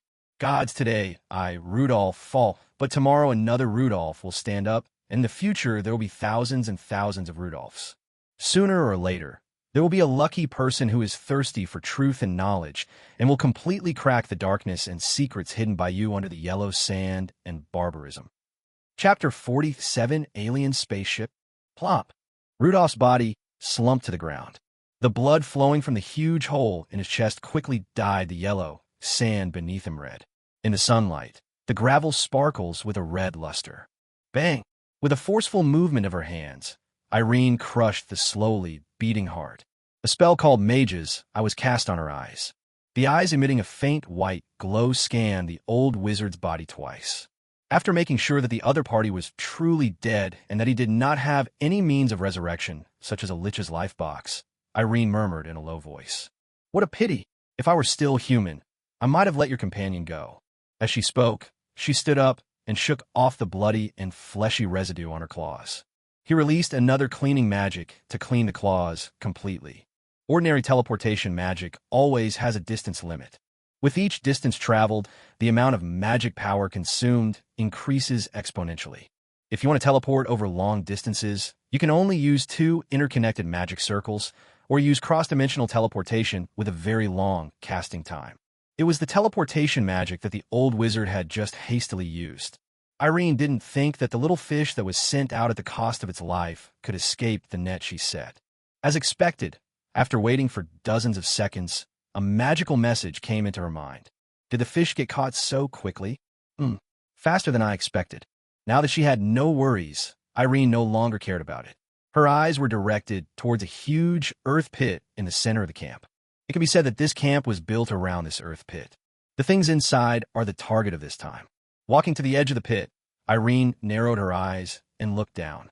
What appeared in the cracked soil was only a small part of this huge creature. Most of it is buried deep underground. Although the entirety of this metal structure cannot be seen, judging from the thing that looks like a propulsion engine, this thing definitely doesn't belong in this fantasy world where technology is seriously backward. In a world where the most advanced technology is the steam engine, how could there be such an apparently complex engine? This thing, could it really be an alien spaceship? Irene thought so in her heart, and her figure flashed and disappeared on the spot. It appeared again, already on this creation that looked like an alien spaceship. Ding, ding, ding. He squatted down and knocked lightly, and the metal beneath him made a crisp collision sound. "It's really hard," Irene murmured softly and tried to cast a few simple spells on the ground. As a result, no trace was left. Magic resistance is also impressive. She raised her head and looked not far away. On the surface of the creation, there's a large hole that was obviously caused by artificial destruction. It can probably accommodate 3 people at the same time. Judging from the cross-section, this suspected alien spacecraft has an outermost layer of steel plate that is half a meter thick. It is estimated that those humans spent a lot of time digging this hole. After sighing, Irene walked over and entered. After passing through the hole that was forced open, there is a dim passage. It looked very shabby inside. There was a thick layer of dust on the walls. There are many exposed wires on the ceiling. But Irene is not an archaeologist. I have no interest in studying how this suspected alien spacecraft got here. What kind of historical stories have we experienced? As we continued walking further inside, the light from outside could no longer penetrate inside. Darkness enveloped everything. But dragons are born with dark vision, so this is not an obstacle. The corridors here are quite complicated. In order to avoid getting lost in there, Irene decisively used magic to mark the way along the way. Irene also saw some very fresh traces along the way. I think it was left behind by previous human explorations. After walking in the intricate corridors for about 10 minutes, the view in front of me suddenly opened up. This seems to be a laboratory or something like that, full of doomsday science fiction feeling. But this time, the laboratory seemed a little empty. Only some things like metal dissection tables and metal stands were still fixed to the ground. The other things should have been moved away by those humans in advance. Continue walking inside. There are already some damages in some places. The mud and sand outside poured in through the damaged part, and Irene had to force her way through the passage. Then continue to move forward. The further you go in, the more turbid the air becomes. It even contains certain toxins. A stale smell lingered at the tip of my nose. If an ordinary person came here, he would probably be poisoned to death in a short time. But Irene is a black dragon, and her natural poison resistance is maxed out. She was directly immune to this level of poison. But just in case, Irene put on a similar. Danger perception, steel skin, agility increase, a type of amplification magic, and increased vigilance. Continue exploring inside carefully. After passing several empty rooms, Irene stopped at a corner. In front of me is a humanoid steel creature. It is the so-called Imperial V-type power armor. At this moment, it was sitting quietly on the cold ground, with its back against the wall. He was holding something that looked like a gun in his hand. Perhaps because so much time has passed, a thick layer of dust has accumulated on the armor and the gun. Irene cautiously took a half step back and used a detection magic on the armor, but found out that I was exempted. Magic immunity? Xiao Longyang narrowed her eyes and judged quietly. No magical aura was detected. It should be made of a metal that is naturally immune to magic. After waiting for a few seconds to make sure that the armor would not suddenly jump up and shoot her, Irene gathered a water ball in her hand and threw it over her. Pah! The water ball exploded on the head of the power armor. Countless dust particles flowed down along the water, revealing the deep blue underneath. Seeing no response, Irene took a cautious step forward. All muscles in the body are tense. Seeing that the power armor still did not move, he approached with confidence. There's a reason why she's so careful. In Dragon's Legacy, puppets are often found in ancient ruins. It was a magically powered creation, a bit like a robot. Whenever outsiders break in, these puppets will take on the responsibility of guarding the ruins. However, this power armor does not look like a puppet. Irene walked up to the power armor and reached out her hand to try touching it twice. Make sure there is no response. Her eyes were focused on the heavy helmet. Could there be the legendary aliens in here? Curiosity drove Irene to grab the helmet and try to pull it out. Crack! Amid the sharp sound of metal friction, the helmet remained motionless. Irene was a little surprised and tried to twist it left and right. I don't know what mechanism she touched, but after a click, the helmet was lifted up by her. But when she saw the face revealed under the power armor, Irene was stunned. Even the originally snake-like vertical pupils turned into round pupils out of surprise. Chapter 48 Exploration. This is a humanoid mummy with very conspicuous green skin. Its ears are pointed like an elf. The four sharp lower molars protrude from the mouth, looking somewhat ferocious. Two eyes that had long lost their luster were engraved on the fleshy face. Looking at its expression, it seems to be in pain. I couldn't even close my eyes at the last moment. He just kept that hideous and painful look on his face, forever frozen in that moment. Orcs? The name of the creature in front of her instantly popped into Erin's mind. But then she denied her idea. Her eyes were focused on the orc's thick black hair, which was braided into small braids at the back of his head. Orcs have no hair. Probably to adapt to the extreme environment and water shortage in the godforsaken land, those green-skinned guys, both men and women, are bald. But the orc in front of him had black hair, a term that only existed in legends, and history flashed through Irene's mind involuntarily. She read it out subconsciously. Ancient orcs. Click. Along with these words, there was a slight shattering sound. In Irene's horrified eyes, the mummy that had existed for who knows how long suddenly turned into a pile of powder, fell into the power armor. This power armor has another name at this moment. Erin glanced at the power armor helmet in her hand. She took another look at the expired tin can that turned into ashes because she opened the lid. My brain froze for a moment. Power armor and spaceships are creations of the Orc Empire? How did those wild green guys do it? Irene felt like the whole dragon was going crazy. I'm not only surprised at how these guys, whose brains are only about muscles, can create such high-tech things. I was even more surprised by these things have never been recorded in the history of the Yars continent. According to the history that Irene learned from the Dragon Heritage, this world was originally in chaos. At that time, the world had no concept of time and space. Everything is in a state of confusion, just like the world in the myth of the previous life before Pangu split the sky and earth.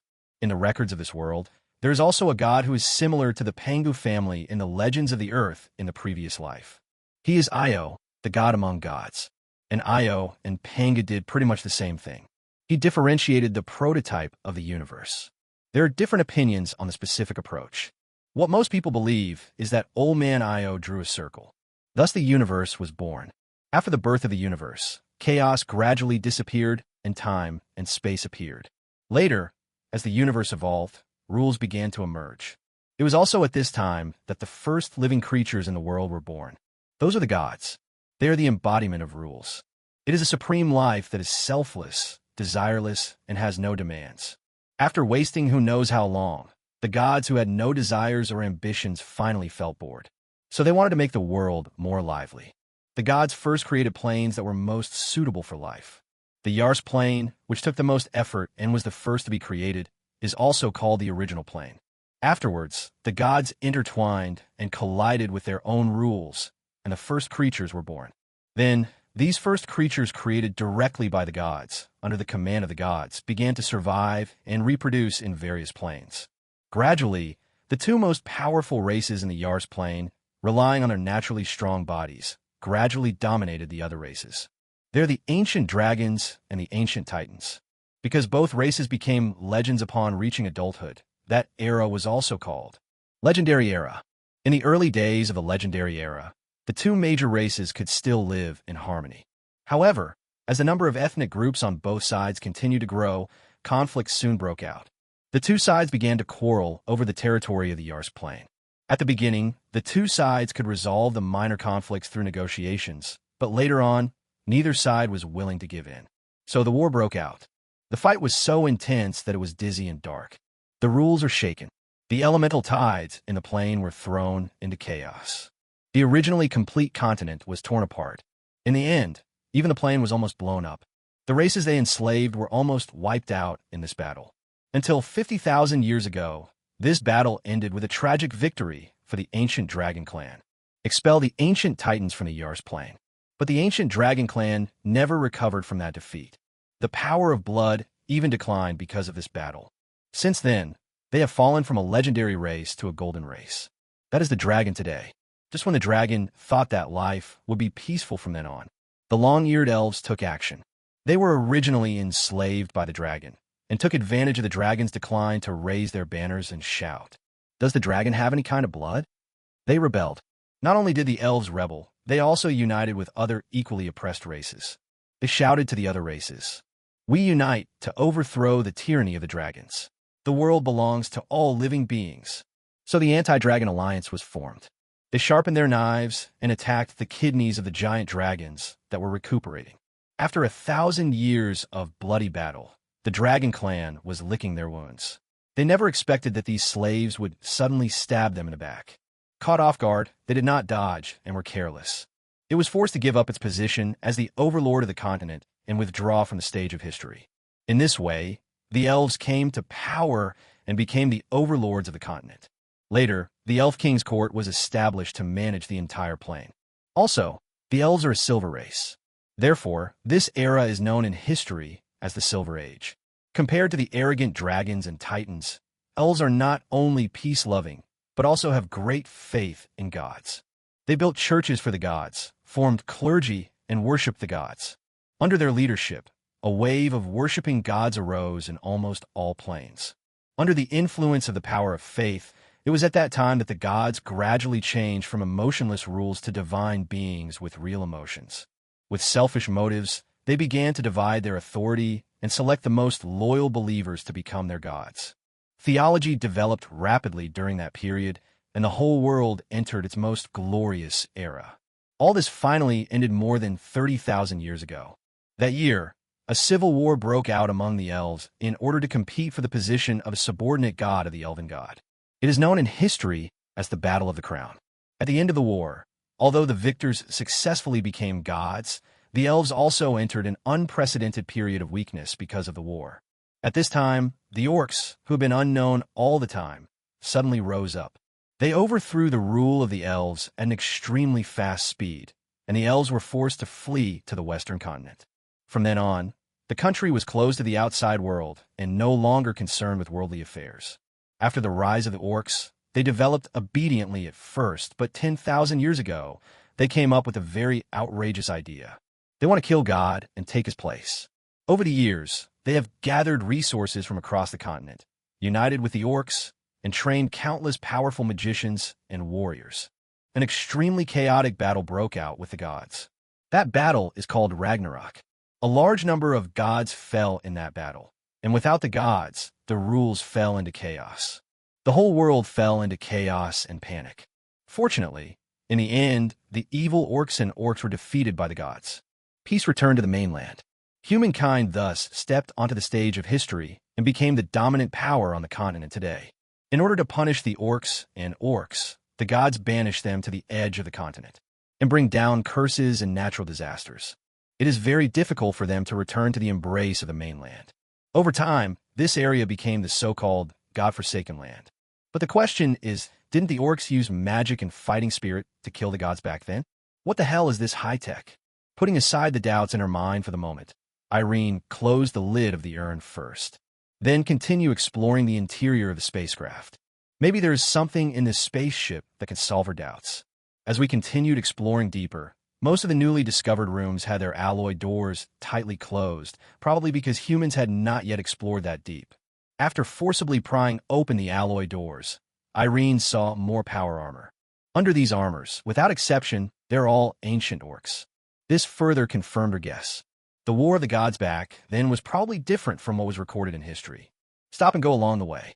Soon, Irene forced open the doors and found what seemed to be a library, a cafeteria, and a toilet.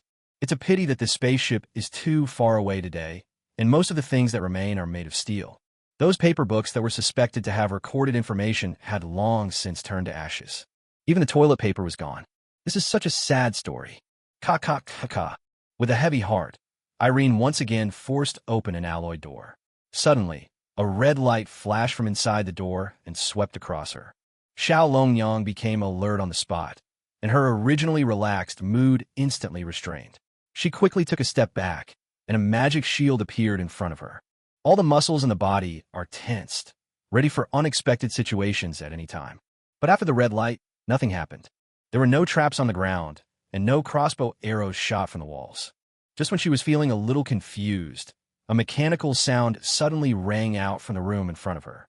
Ji Huan. The sound seemed to be stuck, filled with electric current and noise. 10 seconds later, the mechanical sound became like a person who had been constipated for 10 years drinking a whole bottle of enema, and suddenly the constipation became unobstructed. Welcome, Your Excellency the Supreme Commander. Chapter 49, I can't stay in this crappy place for even a second. Irene stood there in a daze, and after a while she muttered to herself, Xiao AI classmate? This familiar mechanical sound inexplicably evoked the long-lost memories of her time on Earth. The two voices could not be said to be similar, they could only be said to be exactly the same. Even the tone was the same. If the mechanical voice had not spoken the common language instead of Chinese, Irene would have thought it was a product of Earth. However, after she spoke, she received no response. Inside the sealed spacecraft, even air was not flowing, so there was not even the sound of wind. It was eerily quiet. In the dim environment, Irene blinked, sniffed the stale smell of dust at the tip of her nose, looked at the dim space inside the door through the crack of the alloy door that was forcibly opened, and for a moment she suddenly felt a little stupid. Shaking her head helplessly, she quickly figured out the current situation. It seems that there may be some kind of automatic identification device in this room, and is still functioning. However, this spaceship was too old, and the circuit components inside were probably so old that they actually mistook her, an intruder, for the Supreme Commander. Then she probed her mental power into the room in front of her. This room is not big. Or maybe this isn't a room at all. It looks more like an elevator? After her mental power covered the entire elevator space, Irene even found an electronic screen that was suspected to be used to select floors, but now the electronic screen was only pitch black and covered with a thick layer of dust. After making sure there was no danger or living creature, she walked forward and tried to open the elevator door a little wider to allow her to go in and investigate. But when he put his hands on the pair of alloy doors of the elevator and applied force, the pair of alloy doors automatically opened to both sides. The elevator door opened completely with a series of creaking sounds, and then the mechanical voice sounded again. The CNC device has been detected to be damaged. Please tell me your destination. Just as Irene was thinking about how to respond, the inner wall of the elevator in front of her suddenly lit up. After a bunch of garbled characters like snowflakes, the image gradually stabilized, with only occasional twitches, but the picture on it could still be barely seen clearly. It was a very detailed map that listed all the areas accessible by the elevator and marked the name of each area in the common language. Seeing these areas, Irene's heart was excited, and her eyes were almost instantly locked on one of the areas marked as the central control room. While exploring the spacecraft, she accumulated too many questions that needed answers. She had been to places like libraries before, trying to find paper materials, but all the books there had turned to ashes. I wonder if there is any electronic information in the control room that can help me figure out what's going on with this spacecraft. With this in mind, Irene went all out. After spending hundreds of millions of seconds to put on 10 layers of magic shields for herself, she also added light body technique and malicious detection, then walked into the elevator and tried to say to the air, Please take me to the control room. Thank you. As she finished her words, this antique elevator, which was estimated to be tens of thousands of years old, made a clanging sound as if it could not bear the weight, and suddenly sank, stirring up a large amount of dust. The entire elevator became foggy, but then the elevator stabilized and began to slowly rise, and the alloy door began to slowly close as it rose. Wow! Irene stood in the elevator and looked left and right in amazement. I never thought that one day I would be able to ride an elevator in this magical world. It's really amazing. Just as she was thinking this, the elevator stopped with a clang. As the elevator door slowly opened, the electronic voice sounded again. We have arrived at the control room. When the door is fully opened, what comes into view is a hall with a very sci-fi feel. There are many power armors lying on the ground. They look like officers because their power armors were different from the blue one we saw before, but other colors. These colors are not limited to red, yellow, and even pink. Even covered with a thin layer of dust, they are still very bright. They are probably used to distinguish the size of official positions. However, Irene's attention was not on these colorful power armors at this time. Her attention was firmly attracted by something like a glass jar in the middle of the hall. This object is fixed to the ground. Through a layer of glass cover on the surface, you can see a spherical object as big as a human head emitting yellow light suspended inside. Countless complex and dazzling magic transmission pipelines are spread throughout it, and powerful magic can be clearly felt even from a distance of more than 10 meters. This is, driven by curiosity, Irene walked over, reached out, and knocked on the glass cover, making a crisp, tinkling sound. It's really rare to see magical creations on such a high-tech spaceship. As soon as this thought came to Irene's mind, she saw the surface of the yellow ball in the glass cover in front of her change to form the outline of a human face. It looked at the intruder in front of it, and from its initial expressionless face, it suddenly became extremely shocked. Although her mouth did not move, a very neutral voice exploded in Irene's mind. It's really you, my creator. Irene frowned slightly, but the ball of light in front of her didn't seem to have any intention of stopping and continued to speak. You are finally here. Do you know how I got here in these 10,000 years? Year after year, year after year. I have been waiting here for 13,805 years. That's a full 13,805 years. He was like a lunatic.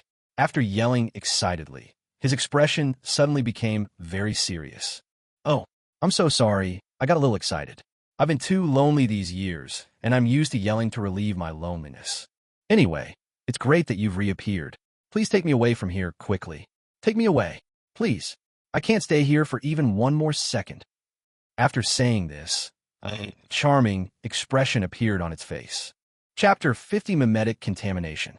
Faced with this sudden scene, Irene cautiously took a half step back and quickly entered a half-dragon combat state.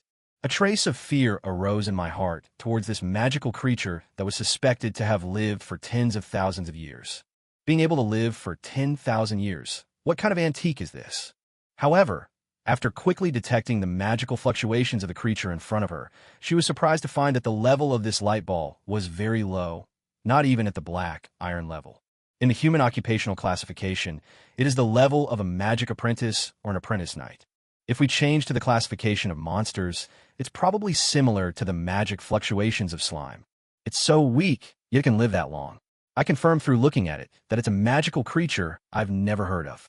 After making sure that the other party had no intention of attacking, Irene breathed a sigh of relief and tried to ask, "Who are you? Why do you call me the creator?" Hearing this, the light ball seemed even more excited and shouted, "I am nothing, your majesty. I am your most outstanding work. I have shed blood for the Empire. I have been wounded for the Empire. You can't do this, your majesty."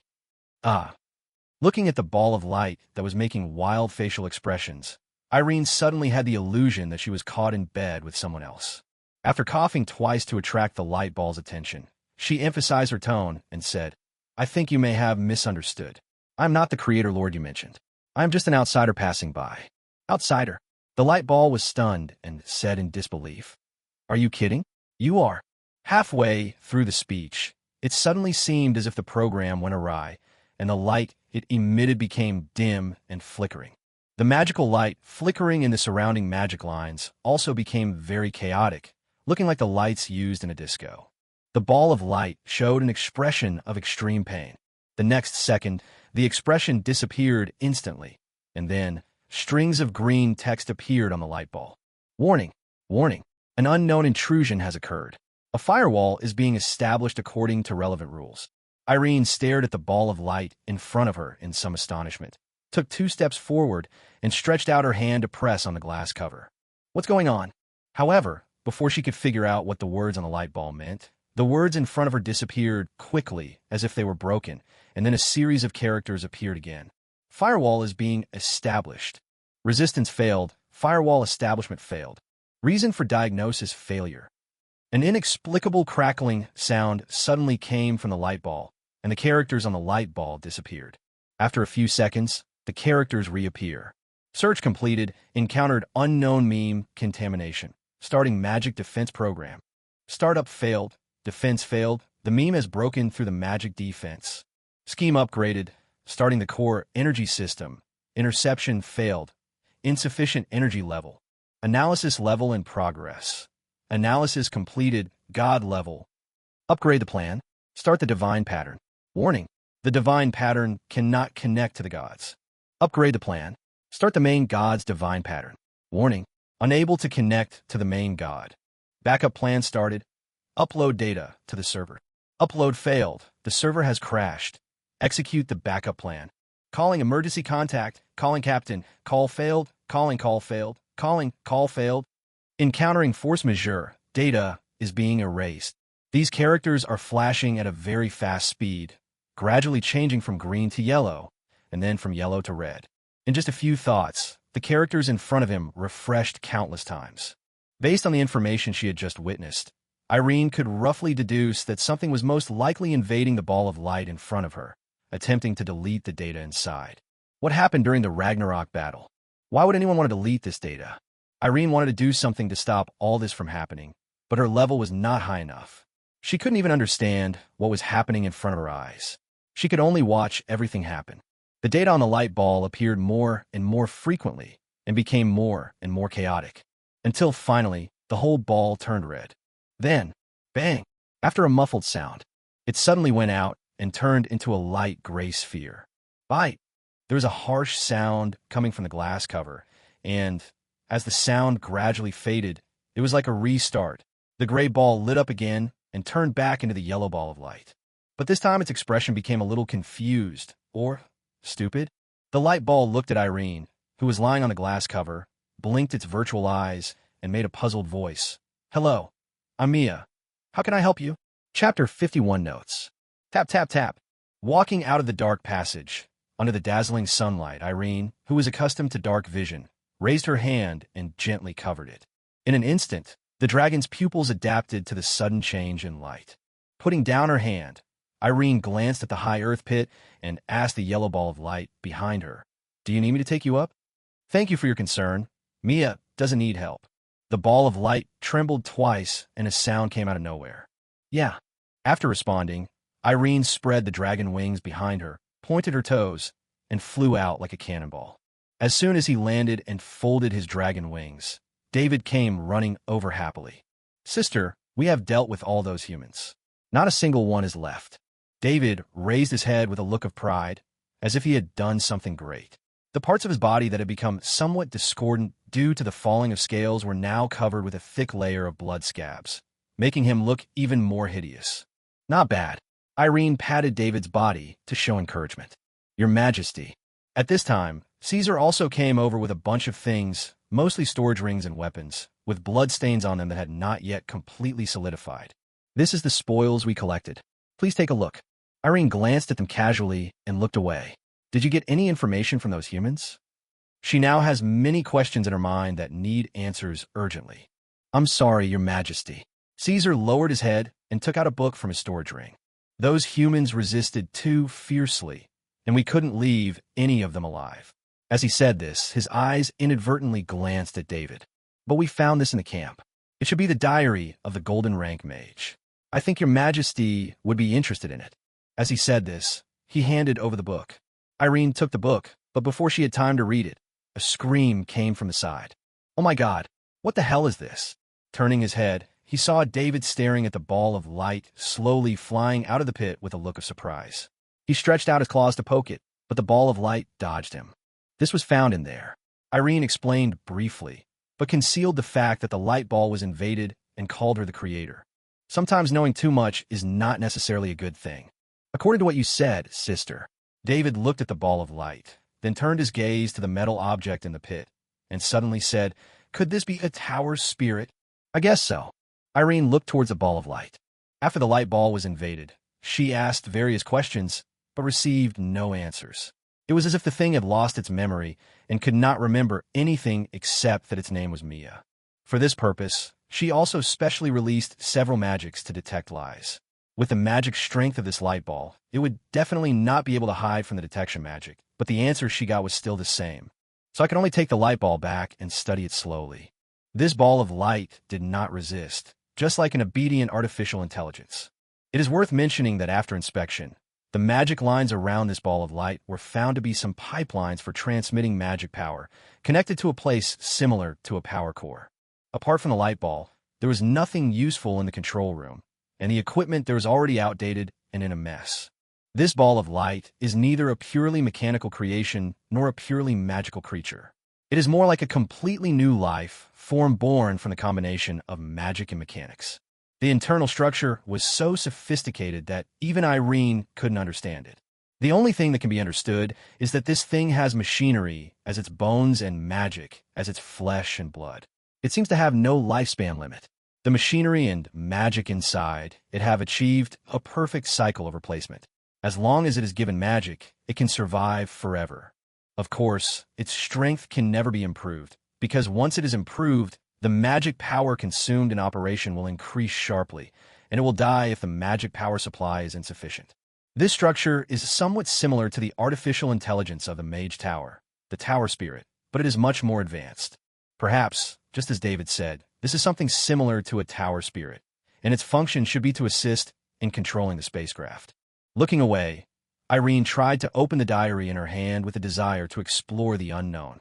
Fortunately, there was no protective magic set on this diary. Otherwise, with her magical attainments, it might take some time to decipher it. Irene opened the first page of the diary and read through it at a glance. The first half of the diary mostly records some useless trivia, such as discussing magical attainments with so-and-so. What did you eat today, and what do you plan to eat tomorrow? It was not until she turned to the second half of the diary that she slowed down her reading and read word by word. August 22nd, 13801, God's calendar.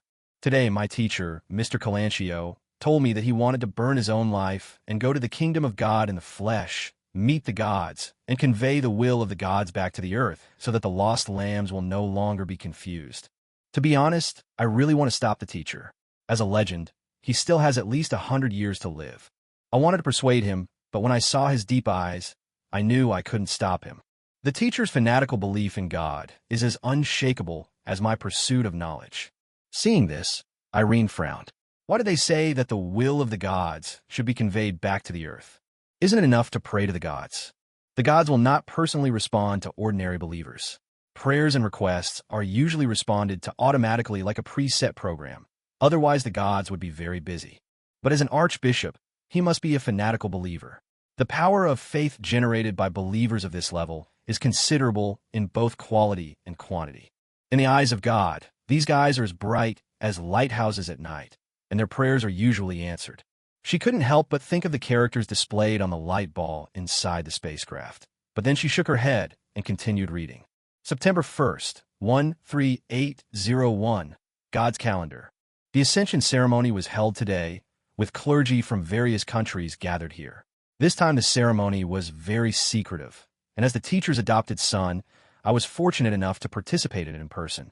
I watched with my own eyes as the teacher burned his life, and his life level reached the legendary level that is infinitely close to that of a god. Is this a demigod? How fascinating. For some reason, I felt a strong sense of uneasiness when the teacher left. I hope it's just my illusion. February 4th, 13803, God's calendar.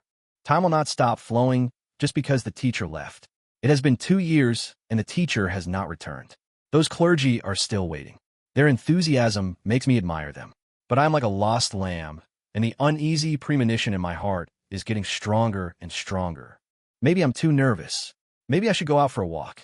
May 9th, 13803, God's calendar. Those clergymen told me excitedly that there were strong fluctuations of divine power coming from within the kingdom of God, and it is very likely that the teacher is coming back.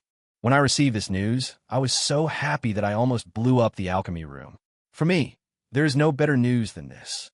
May 20th, 13803 of the God's calendar. What on earth happened in the kingdom of God? The moment the teacher descended, there was only despair in his eyes. Why did the teacher say that the gods no longer exist? Chapter 52 ending. How was that possible? If God doesn't exist, who have we been praying to? I really wanted to ask the teacher what he saw in the kingdom of God, but after he said this, he took the initiative to annihilate his soul. We did not stop him, and we cannot stop him. I know that's the teacher's faith collapsing. But why did it become like this? Why? My fears finally came true. This feeling is terrible. I have never felt so terrible. It is so terrible that I cannot describe it. Damn it. May 21st, 13803 of the God's calendar. The church has blocked this news, and everyone present has sworn to the gods with their lives not to leak this news. Actually, I want to laugh. The teacher said that the gods no longer exist, but we still swear to them, and they respond to us as usual. January 1st, 13804, God's calendar. The teacher's words have kept me awake day and night. Maybe I should go out for a walk. I am not as powerful as the teacher and cannot go to the kingdom of God to find out. Maybe I can find some clues in this world. February 7th, 13804, Almanac. I said goodbye to the Duke. He was reluctant to let me go, but I said I was going to find an opportunity to break through the legend, so he let me go. For my safety, he also arranged a team of soldiers to protect me. Although as a gold-level archmage, I don't think I need protection, but the Duke arranged for Moses, a young man I am very optimistic about. Well, I have to admit that having a close friend on the road might help me relieve my loneliness better, so I accepted his arrangement. February 5th, 13805, God's calendar. It has been more than a month since we came to the land abandoned by the gods. I have always been bothered by what my teacher said. Perhaps I can find some answers in this land abandoned by the gods.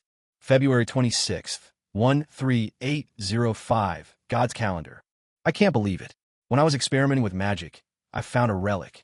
I had seen the steel artifacts in it before from my teacher, but my teacher didn't allow me to study them at the time. He said it was a taboo and destroyed it. I think the secrets of the gods may be hidden in these creations. What happened during Ragnarok? Why did the teacher say that the gods disappeared? February 27th, 13805, God's calendar. Excuse me, sir, I want to study these creations. But I remember your teachings and will not take these creatures away from the God-forsaken land. Please forgive me. You know that for me, the pursuit of truth and knowledge is as fanatical as your belief in God. March 12th, 13805, God's calendar. I can't believe this relic was created by the Orc Empire. I feel like I'm getting closer and closer to the truth of what happened back then. I want to draw it all and take it back to study it slowly. May 2nd, 13805, God's calendar. Damn it, a very strange black dragon, along with a group of dragonborn dressed in very strange clothes, attacked the camp and stole the blueprints I drew. Damn it, is this the gods trying to stop me? May 5th, 13805, God's calendar. I won't give up. The diary ends here. Starting from May 2nd, some bloodstains appear on the diary. Irene guessed that he might have been seriously injured in the first battle with David. David should not be able to do this with his strength. Perhaps it was because he cared too much about the blueprint. In the battle, the old wizard did not hesitate to consume his essence and squeeze himself, which caused internal injuries. Clatter. After closing the diary, she felt more doubts in her heart. She shook her head helplessly and looked at the body of the old wizard lying not far away. This guy is a talented person and seems to know a lot of secrets. It was too hasty. We shouldn't have killed him so early. Thinking of this, Irene rubbed her temples with a headache. After a moment, she said to herself, "It's not a big problem. The body is just cold. We can still save it. After all, this is a magical world. There are many ways to resurrect the dead. The high-level clergy in the church alone have mastered many of them, such as resurrection, superposition resurrection, and so on. However, as a black dragon, he does not even respect his own mother Tiamat, so it is impossible for him to believe in those gods, and naturally he cannot learn these resurrection methods. But apart from that, there is also the simple and crude method of transforming liches or undead. Compared to resurrection spells that require a large amount of casting materials and a high degree of corpse integrity to perform, transforming liches and undead is much simpler. It's just right for the current situation. Although Irene can't transform the lich's magic yet, she can learn.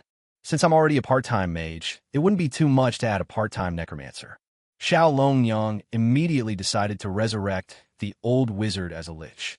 Not only could she obtain some information after the resurrection, but she would also have an extra smart and powerful subordinate. This was simply winning twice, and it was amazing. Just as she was thinking about this matter with great interest, a burst of hurried footsteps suddenly came. "Your Majesty." Wang Kai ran over breathlessly, stood in front of Irene, retracted his tongue, wagged his tail, and said, "We have caught the guy who tried to escape. Please decide how to deal with him." "Oh." Irene glanced behind Wang Kai and saw the human warrior who had been sacrificed by the old wizard staring at the old wizard's body in a daze. The tattered armor on his body and the frightening wounds underneath seemed to silently tell what a tough battle he had just gone through. Following his gaze, Irene glanced at the old wizard's body on the ground. She tapped his head lightly and said, "Take him back and lock him up first. He may still be useful." After saying that, she glanced at the spaceship in the pit. To be honest, she really wanted to dig this thing out and pack it up to take away, but it was too big and inconvenient. In addition, the noise during the digging process was too loud and might attract the attention of other forces. The best way is to bury it first, dig a passage underground, use those steam trains to transport it back and forth, disassemble the spacecraft, and bring it back for careful study. So Irene looked at Caesar, who was standing by. "You arrange some people to clean up the traces here, fill up this pit, and then take some people to guard here. Try not to let anyone get close to this area, and if necessary, you can do it yourself, but remember to clean it up." "Yes," Caesar responded and immediately carried out the order. Glancing at the little black dragon who was hitting the light ball, as if it were a basketball, Irene suddenly said, "David, you stay here too." Why?" David stood there in a daze. The light ball that had been hit for a long time quickly took the opportunity to break free from the dragon's claws, flew behind the little dragon girl and hid. "You are too idle. I will find you something to do."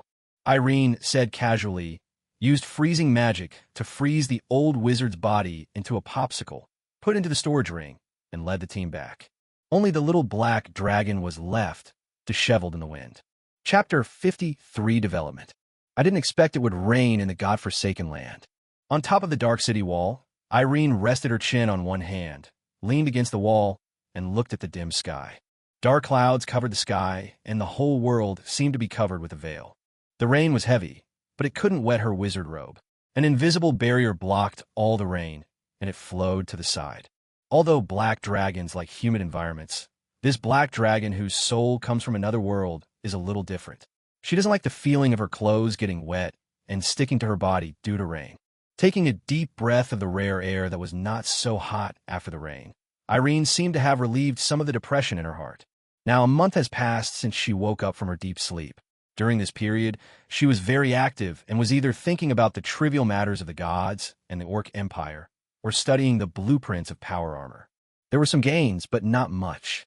Regarding the chaotic battle between the gods and the Orc Empire, Irene guessed that it was probably because the orcs added their skill points incorrectly and accidentally opened up the technology tree, and then developed all the way to become powerful, and then drove spaceships to fight the gods. Although there are still many mysteries that remain unexplained, the result is obvious. As recorded in history, the orcs failed and were expelled to the godforsaken land. However, it seems that the gods are not as relaxed as recorded in history. Judging from the information currently known, they are probably not having an easy time either. And it seems that someone has spread some mimetic viruses, causing the creatures in the world to forget that history and unable to study the technology left behind by the ancient orcs. I'm afraid only the gods can have such great power. Irene has deeply experienced this point recently. If she doesn't touch those drawings for a long time, she will forget the contents of those drawings in a short time. Originally, she was worried that forcing herself to study these drawings would attract the attention of the gods. After all, when she was on the spaceship, she was mistaken for Her Majesty. If Irene didn't know that she was a time traveler and had nothing to do with this world in her previous life, she would almost think that she was some hidden boss in her previous life. However, for safety reasons, Irene only tried a superficial study to see how the so-called non-existent gods would react. If anything happened, she would immediately stop trying to commit suicide. But after a month of experimentation, she found that nothing happened. This also put Irene's mind at ease. After all, it was the ancient orcs who rebelled with technological weapons. What did her five-colored dragon have to do with it? The five-colored dragons are loyal followers of Lady Tiamat and are definitely good dragons. Now I just don't want to waste resources, so I'm just doing some archaeological work and picking them up to reuse them. What bad intention could there be? Those drawings looked easy, but when she studied them, she discovered what it meant to be a mismatch between professions. Although she had the blueprints, Irene knew nothing about material science. After working on it for a long time, she only made a lump of iron that broke at the slightest touch, and it was also lacking the most important energy supply device. To put it in a more understandable way, the copycat product is a mess. Not only does it break if you touch it, but the drawings for the battery are also missing. For tens of thousands of years, only the surface of these armors are intact, while the interior has already aged beyond recognition. The part that provides energy for the armor has long been scrapped, and is not even described on the drawings. I guess the old wizard couldn't crack it either. There's no way she could figure it out with Irene's half-baked skills. She even figured out how to use a steam locomotive only recently. What a big dragon head. Irene rubbed her head helplessly. It would be great if we could ask a few dwarf forging masters to help with the research. Those guys are first-rate at blacksmithing and equipment forging. Maybe they can modify a set of magic-powered power armor. But Irene only complained verbally. If she was asked to reveal the things she dug out to other people, she would definitely not agree. Tap, tap, tap. The sound of stepping on water came from far away. Irene knew, without looking, that it must be the old dog-headed man coming. As expected, the footsteps stopped beside him, and after a burst of rapid breathing, Wang Sai's signature loud voice rang out. Your Majesty, we have dug a tunnel that leads directly to Your Majesty David's place, and reinforced the tunnel with fire magic, as you instructed. Now we just need to lay the rails to connect the two places. Irene turned around and looked at the kobold who was soaked to the skin. She snapped her fingers and cast a barrier for him. Did you get the book of undead magic I asked you to collect? Ah. Wang Kai felt the rain no longer dripping on his head. He wanted to say thank you, but he was choked when he heard this. He stammered for a long time and could only lower his head in shame, with his ears drooping. I didn't get it after all. Irene had anticipated this. After all, necromancy was a taboo in this world. Although there are a lot of necromancers roaming around the continent, except for a few extremely powerful ones, most of them can only hide in dark corners like rats in the sewers, fearing that they will be found by the righteous paladins and priests of the church. Once discovered, the consequence would be to be chopped into small pieces and then burned to ashes to completely purify it, thus preventing the possibility of resurrection through necromancy from the root. In Wang Sai's eyes, there was no change on Irene's expression. She walked around him, and her voice came from afar in the rain. Increase the reward. Gold coins are not a problem. I just want the result. Yes, Your Majesty. Listening to the loud response from behind, Irene held her forehead helplessly. These days, she wanted to learn the magic of the dead more and more. Even if she didn't resurrect the old wizard, resurrecting a few smarter, intelligent creatures would make her life much easier. She felt uncomfortable because her subordinates were a group of guys who only had muscles in their brains. These orcs and half-orcs were good at fighting, but they were really not capable of doing things that required thinking. Even when learning magic, he only learned the simplest and crudest magic, such as fireball. For them, the most important thing is to make it work smoothly and leave the rest to Dolly. After all, great strength can create miracles. When they were still a small tribe, this kind of mindless life might have been the best choice. But now, as their power grows, their flaws are slowly becoming apparent. For example, when researching magic and power armor, these guys couldn't help at all, and at most they were cheerleaders by the side. Wonka did exactly that. God knows where this guy got this weird belly-revealing outfit from. And after having a group of orcs and half-orcs put them on, they jumped around with meteor hammers in their hands like cheerleaders. When Irene couldn't stand it anymore and asked him why he did this guy replied that he heard from human merchants that when humans participated in some competitions, they would let women wear this kind of clothes and hold bouquets to cheer for the person they liked. So he imitated it and felt that it was not powerful to let the female orcs waving the flower balls. So he picked out a group of the strongest big guys and asked them to wield the meteor hammer. The sense of power is indeed there, and Irene almost shut herself in. However, there is an advantage to these guys having their brains full of muscles, and that is that there is no need to worry about them rebelling. Since they have been well fed, these orcs have become like fanatics, and they do not have as many cunning minds as other intelligent races. In their words, Her Majesty can feed me, so I think I should listen to her. At this moment, Irene, who had reached the corner of the city wall, suddenly stopped and turned back to add, "Look for talents who are good at forging in each tribe. The salary will be favorable. I need a group of talents to help me study that pile of iron." "Yes." Wonkai responded quickly and looked at Irene's leaving back. The pure faith and fanaticism in his eyes were burning fiercely. Even the cold rain that poured on his body again, because of the departure of the caster, could not extinguish it. After Irene completely disappeared on the city wall, the old dog-headed man turned around and looked at the black city in the rain, and couldn't help but mutter to himself, "The tribe is changing more and more. It is really an honor to be able to follow such a great king." Chapter 54. I am thinking. The next day, the sky gradually brightened, heralding the arrival of a new day. Because of the heavy rain that lasted a whole day and night yesterday, there was still a cool and moist scent in the air. The Orkgar, who got up early, took a deep breath of the cool water vapor and felt refreshed. To be honest, he was once captured and sold as a slave to the human empire in his early years, where he spent the darkest period of his life.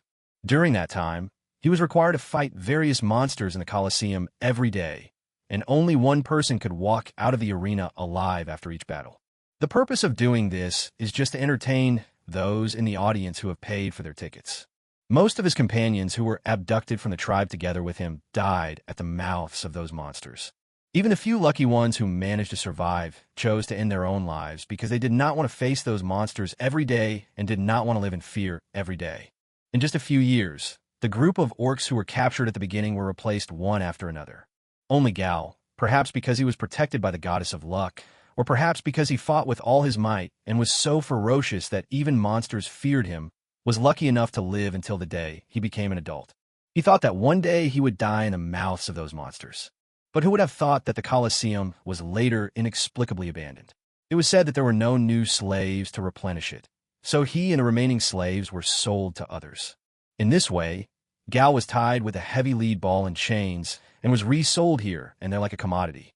Finally, by mistake, he was sold to the Dwarf Empire and became a miner.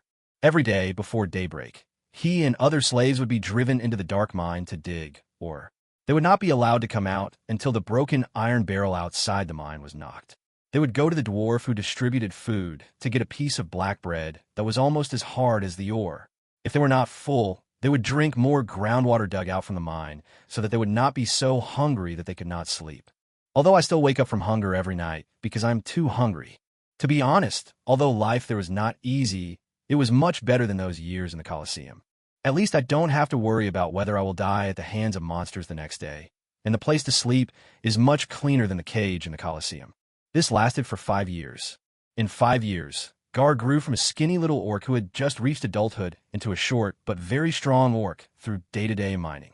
Galben thought that this would be his life, mining in that dark mine day after day until one day a mining accident happened and he was buried, or he died of exhaustion. But unexpectedly, things would take a turn for the better. That was a very special day for him. That day, the seraphim walking in the darkness appeared before him, extended his warm hand to him, and said something that he would remember for the rest of his life. "Boy, do you need help?" Gal was recalling the past with a dazed look on his face. He was walking on the slippery stone road and almost fell to the ground without paying attention. Fortunately, a pair of big hands supported him and saved him from falling on his face. When he looked up, he saw a huge guy who was a head taller than him, standing in front of him. The iconic black armor made him stunned for a moment, and he couldn't help but think of the time when it was this kobold in black armor who was trading with the dwarves with barrels of something called red wine. He saw these slaves and redeemed them with the precious wine. To this day, he still remembers what the old kobold said when he brought them back. "My children, you don't need to thank me. If you want to thank someone, thank the Great Majesty. It is she who has given you a new life." Just as Gal was recalling the past in a trance, the Imperial Guard in front of him suddenly stretched out a hand and pressed it on his shoulder, and a dull sound came out through the helmet of the armor. According to the information, you were redeemed from the Dwarf Empire. Let me ask you, can you forge iron? What, I? The pressure from the Imperial guards in front of him was too strong, and Gal was a little overwhelmed. He couldn't utter a complete sentence for a long time. Just answer yes or no. The voices of the Imperial guards were still so steady, without any impatience. As the elites picked from the Black Knights, they knew when they listened to the revelation of the Imperial guards that as the sharpest sword and the strongest shield in His Majesty's hand, their sword would always be pointed at the enemy, and their solid backs would always be used to protect His Majesty and his compatriots, instead of relying on strength to oppress fellow countrymen. I know a little, Gal said with some stammering. Hearing this, 2 red lights lit up under the Imperial guard's fully covered helmet, causing Gal to shudder uncontrollably. The guard patted the poor orc's shoulder heavily and asked with a burning gaze, "Really?" He couldn't help but be excited. Ever since General Wonkai assigned this task, their Imperial guards were sent to various tribes overnight to find some talents who were good at forging. But living in a barren place like the godforsaken land, where even having enough to eat is a problem, no one would have the leisure to learn blacksmithing. Even if he wanted to, reality would not allow it. He asked countless people this morning before he finally found one. Gudong. After swallowing his saliva, Gal said unconfidently, I know a little bit, not much, just a little bit.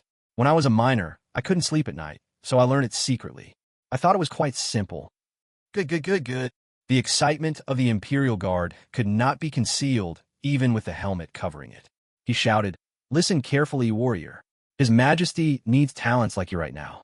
Pack your things immediately and follow me to the Black City to meet His Majesty." Chapter 55. The Power of My Thoughts. In the underground dragon's lair. Now this place may no longer be called a dragon's nest. For the convenience of research, the little dragon girl dug a storage room and threw the gold coins and various sundries into it. By the way, she used magic spells to weld the door of the treasury, and then completely modified the dragon's nest. Whether it is the floor, walls, or ceiling, they're all paved with pure white stone bricks. Various books are classified and neatly placed on rows of bookshelves. Various spell-casting materials, magic props, and bottles and jars of strange liquids occupied most of the space in the dragon's nest. It looks so well organized that no matter who comes here, if they don't know the place, they will not think that this is a dragon's lair, but instead will think that this is some wizard's secret underground laboratory. In the center of the dragon's nest, there's a thing that looks like an oversized metal can. Due to the uncertainty of the casting process used, the difference between this thing and a can is probably that it has a ready-to-eat once opened written on it. This is the result of Xylongyang's 1-month research. Ding, ding, ding. Ding, ding, ding. Rhythmic knocking sounds suddenly rang out. On top of the tin can, Irene was hammering with a small hammer, trying to knock the protruding parts in. Even though her movements were small, the huge force caused the entire tin to vibrate and make a sound of being unable to bear the weight. Sparks flew everywhere like hammering iron, and the red light reflected on her slightly furrowed brows. Clang! With the last blow, the part, which was originally a circle larger, was forced in. Xiao Longyang had just breathed a sigh of relief, but the next second, she saw the part fly out with a duong, like a Coke bottle cap that had been violently shaken, and pierced her forehead at an extremely fast speed. The angry parts were ready to make an extreme one-for-one exchange, but when they were less than half a centimeter away from the delicate skin, they were pinched by 2 invisible magic fingers and thrown aside like garbage, and fell into a pile of scrap parts with a clink. Well, Irene sighed helplessly and threw the small hammer in her hand into the pile of scrap parts. She jumped off the tin can, took out the parchment that had been turned over countless times, bit her fingers gently, and fell into deep thought. It's clearly drawn like that on the drawing. Why can't it be inserted? Complaining, she turned her eyes away from the blueprint and looked at the side of the nest, where the old wizard popsicle, which was roughly fixed in the gap between the floor tiles like a bonsai, muttered softly, "Why don't you blow up a corpse and get up to guide me?" The popsicle remained silent for a long time. Only a drop of melted ice water dripped onto the ground, as if it was a silent accusation. Psst! What a cold-hearted guy. Irene shook her hands helplessly and threw another ice magic at it, reinforcing the old popsicle that was about to melt. If she wants to retain more strength and memory after being resurrected as a lich, the more complete the corpse is, the better. Irene doesn't know when she can change her job to a necromancer. If she doesn't freeze it, the corpse will probably rot before she can change her job. She doesn't want to get a fool who knows nothing after being resurrected. Knock, knock, knock. There was an abrupt knock on the newly renovated door of Dragon's Nest. Irene raised her eyes, put away the parchment, and replied casually, "Come in." Squeak. The heavy stone door was pushed open, and Wonkai let a group of talents from various tribes in, including the lucky orc Gar. As an orc who had never seen the world, Gar was undoubtedly very nervous when he met the legendary king for the first time. Not only him, but the other lucky ones who were recruited together were more nervous than each other. Some were so nervous that they couldn't even walk. They kept moving their hands and feet together, and they didn't know which leg to move first to leave a good impression on His Majesty. They knew the true identity of His Majesty. He was the black dragon among the 5-color dragons that were said to be extremely brutal. Cunning and cruel were the symbols of this kind of dragon. Although on the way here, the old dog-headed man, named Wonkai, kept preaching how holy, great, loving, and selfless Your Majesty is, as if he were an angel descended to earth. In their daily lives, they also heard rumors about this great His Majesty everywhere.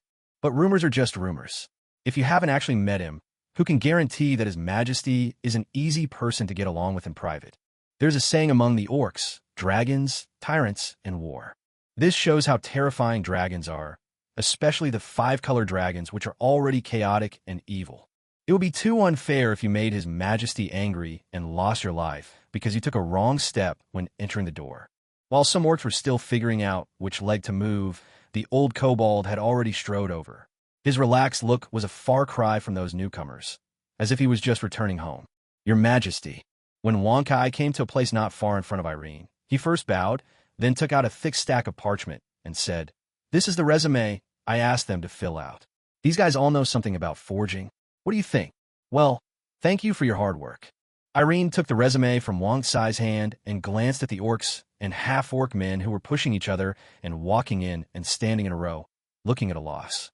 Suddenly, she had a sense of déjà vu of an ancient emperor choosing a concubine. She is the emperor, and these guys in front of her are the concubines waiting to be summoned. "Your Majesty, I will withdraw first," Wonkai suddenly said. When Xiaolong Yang, who had no idea what was going on, heard this, she quickly shook her head to get rid of this strange idea. She waved her hand to indicate that she could leave, then glanced over the resume and snapped her fingers without keeping anyone in suspense. Clatter! One by one, the Imperial V-type power armor blueprints that had been printed in advance flew over and fell into the hands of every orc. What you hold in your hands is a metal artifact called power armor. I need you to help me research how to forge this armor so that the finished product will have the best effect and will be as good as the one in the blueprint. Hearing this, the orcs and half-orcs present frowned and kept looking at the drawings.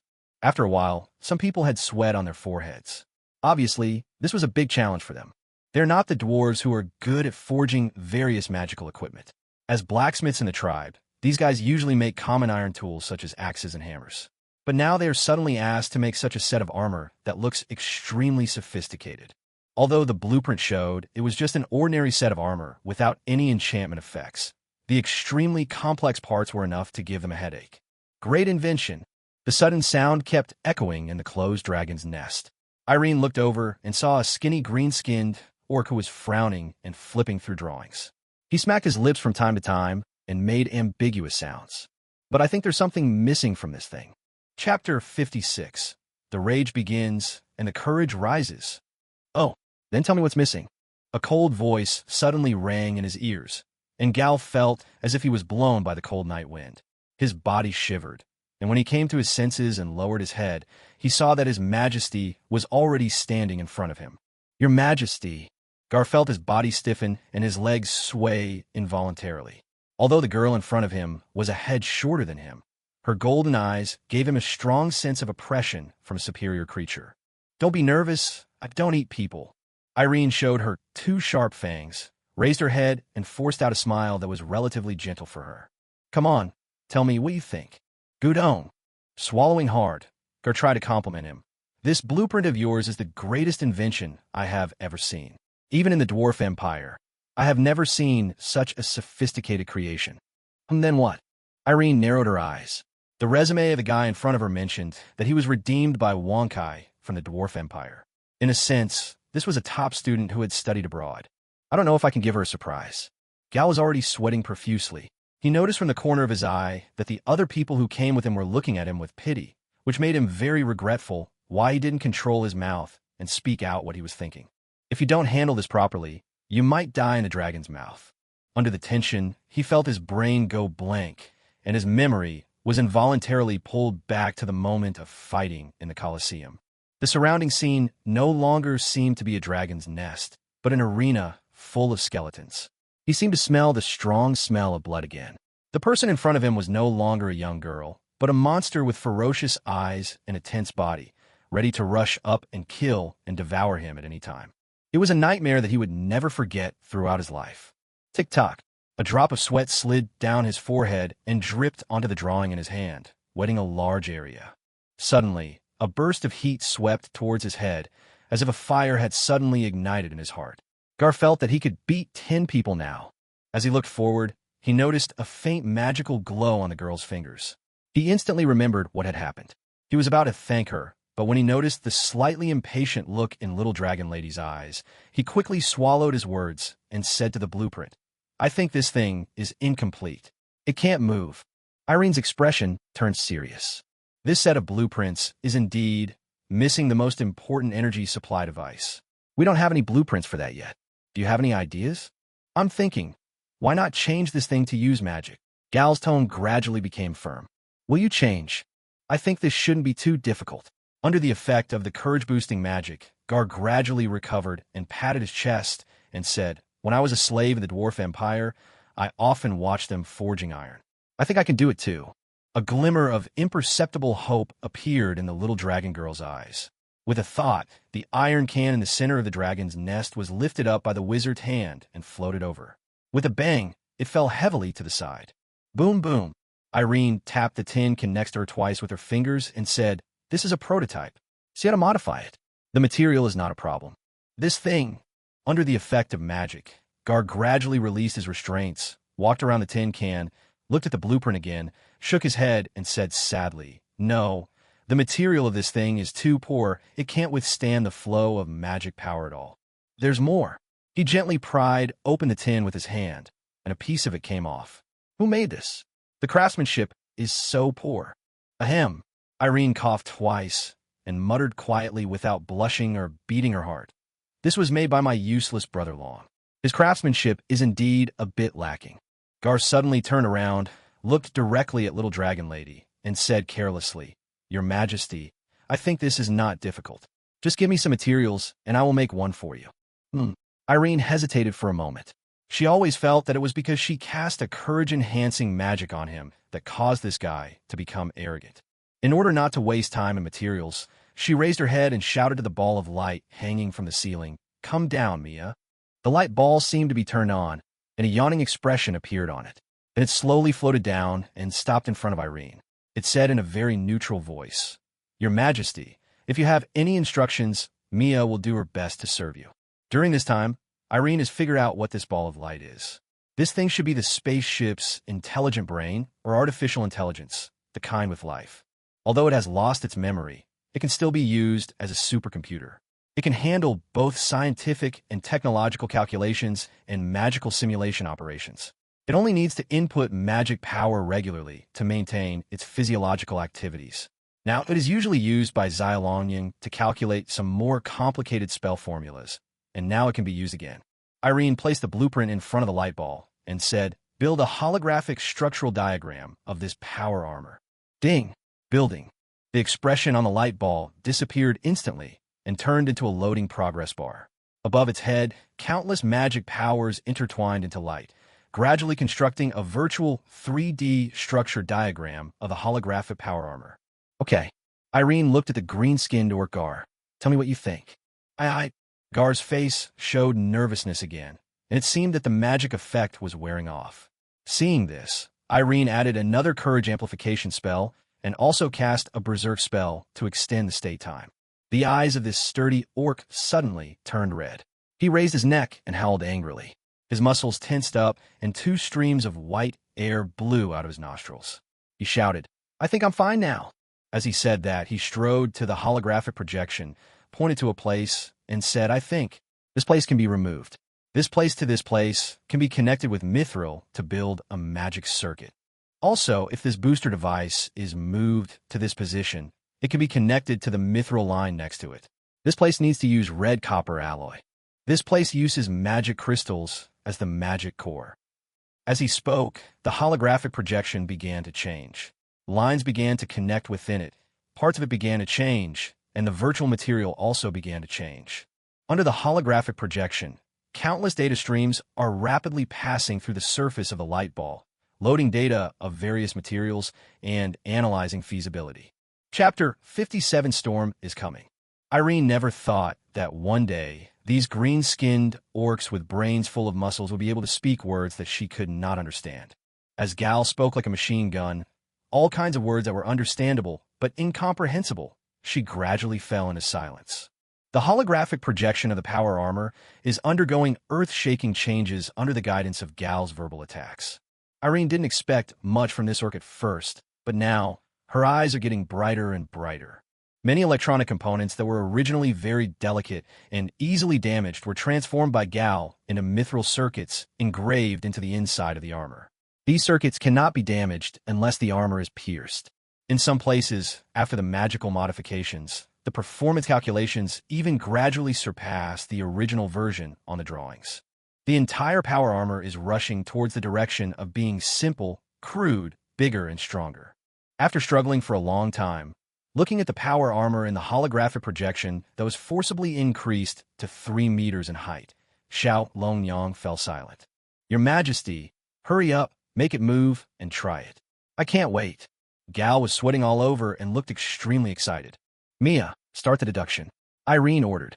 The light ball immediately responded. As you command, Your Majesty. As the voice fell, the holographic power armor in the projection began to simulate the extraction of magic power from the armor driver. The magic lines on the surface gradually lit up, the mask on the armored head flickered, and the hands and feet slowly moved. After making sure that there were no problems in executing simple movements, this simulated big guy began to march in place, run, jump high, do radio gymnastics, and do Thomas turns upside down. Such flexible and smooth movements prove that this magical modification has been a success. The technological armor that originally relied on external power sources for energy has completely transformed into magical equipment powered by the armor driver. Although in this case, the driver must have magic power, and the threshold for driving armor is suddenly raised. This is obviously not as popular as the original armor. Soldiers in the armies of ordinary countries are basically ordinary people, and they certainly cannot be equipped with such an armor. But for Irene, this is not a big problem. The Dragonborns under her command have inherited some characteristics of real dragons, such as the violent elemental magic flowing in their blood. Each of them is a natural blood mage, and is perfectly suited for driving power armor. The first person to cheer at the scene was Gal. After seeing that the armor could operate normally in the simulation, this guy's eyes were full of fanaticism. With the blessing of violent magic, he began to hammer his chest frantically and roared like Tarzan. Ay. I did it. Bigger armor. More power. I just thought this would work. Bang! A loud noise that echoed throughout the dragon's nest broke Gal's cheers. The violent roar was accompanied by flying metal debris. The iron can that was originally standing aside was smashed into pieces by Irene's palm. There was an obvious slap mark on the largest piece of iron plate. Click, click. Fragments fell everywhere, and the dragon's nest suddenly became quiet. Even heavy breathing could be heard. Irene kept moving, her eyes flashing red, and she didn't feel any regret for destroying the work she had been researching for a month. Now that there are better options, there is no need to continue to keep this dark history. Her eyes turned and swept across Gar's face. The green-skinned orc, who had been extremely excited just now, shuddered, and the redness in his eyes caused by rage faded by more than half. Irene opened her mouth and said word by word, "Are you really a genius?" Gar didn't know what to say anymore. After holding it in for a long time, he closed his eyes and shouted, "I think I must be a genius." Hev. Irene changed her expression and smiled again. After brushing the dust off her hands, she walked forward, raised her head, and put her hand on Gal's shoulder. "Don't be nervous. I admire you." He applied a little force with his hands, and the powerful force forced Gal to his knees. Irene looked at him and said seriously, "From now on, you are the head of the equipment department.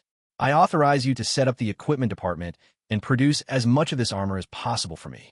You can ask Wankai for anything you need. If he can't give it to you, you can come to me. Do you understand?" Gal's eyes widened, and it took him a long time to react.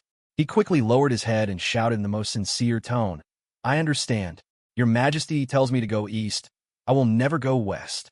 At this moment, the gate of the dragon's nest was violently knocked open, and a group of black-armored soldiers rushed in. Wankai, the leader, looked around and made sure there were no enemies. Then he bowed to Irene and said, "Your Majesty, what happened?" "It's okay. I just cleaned up the garbage."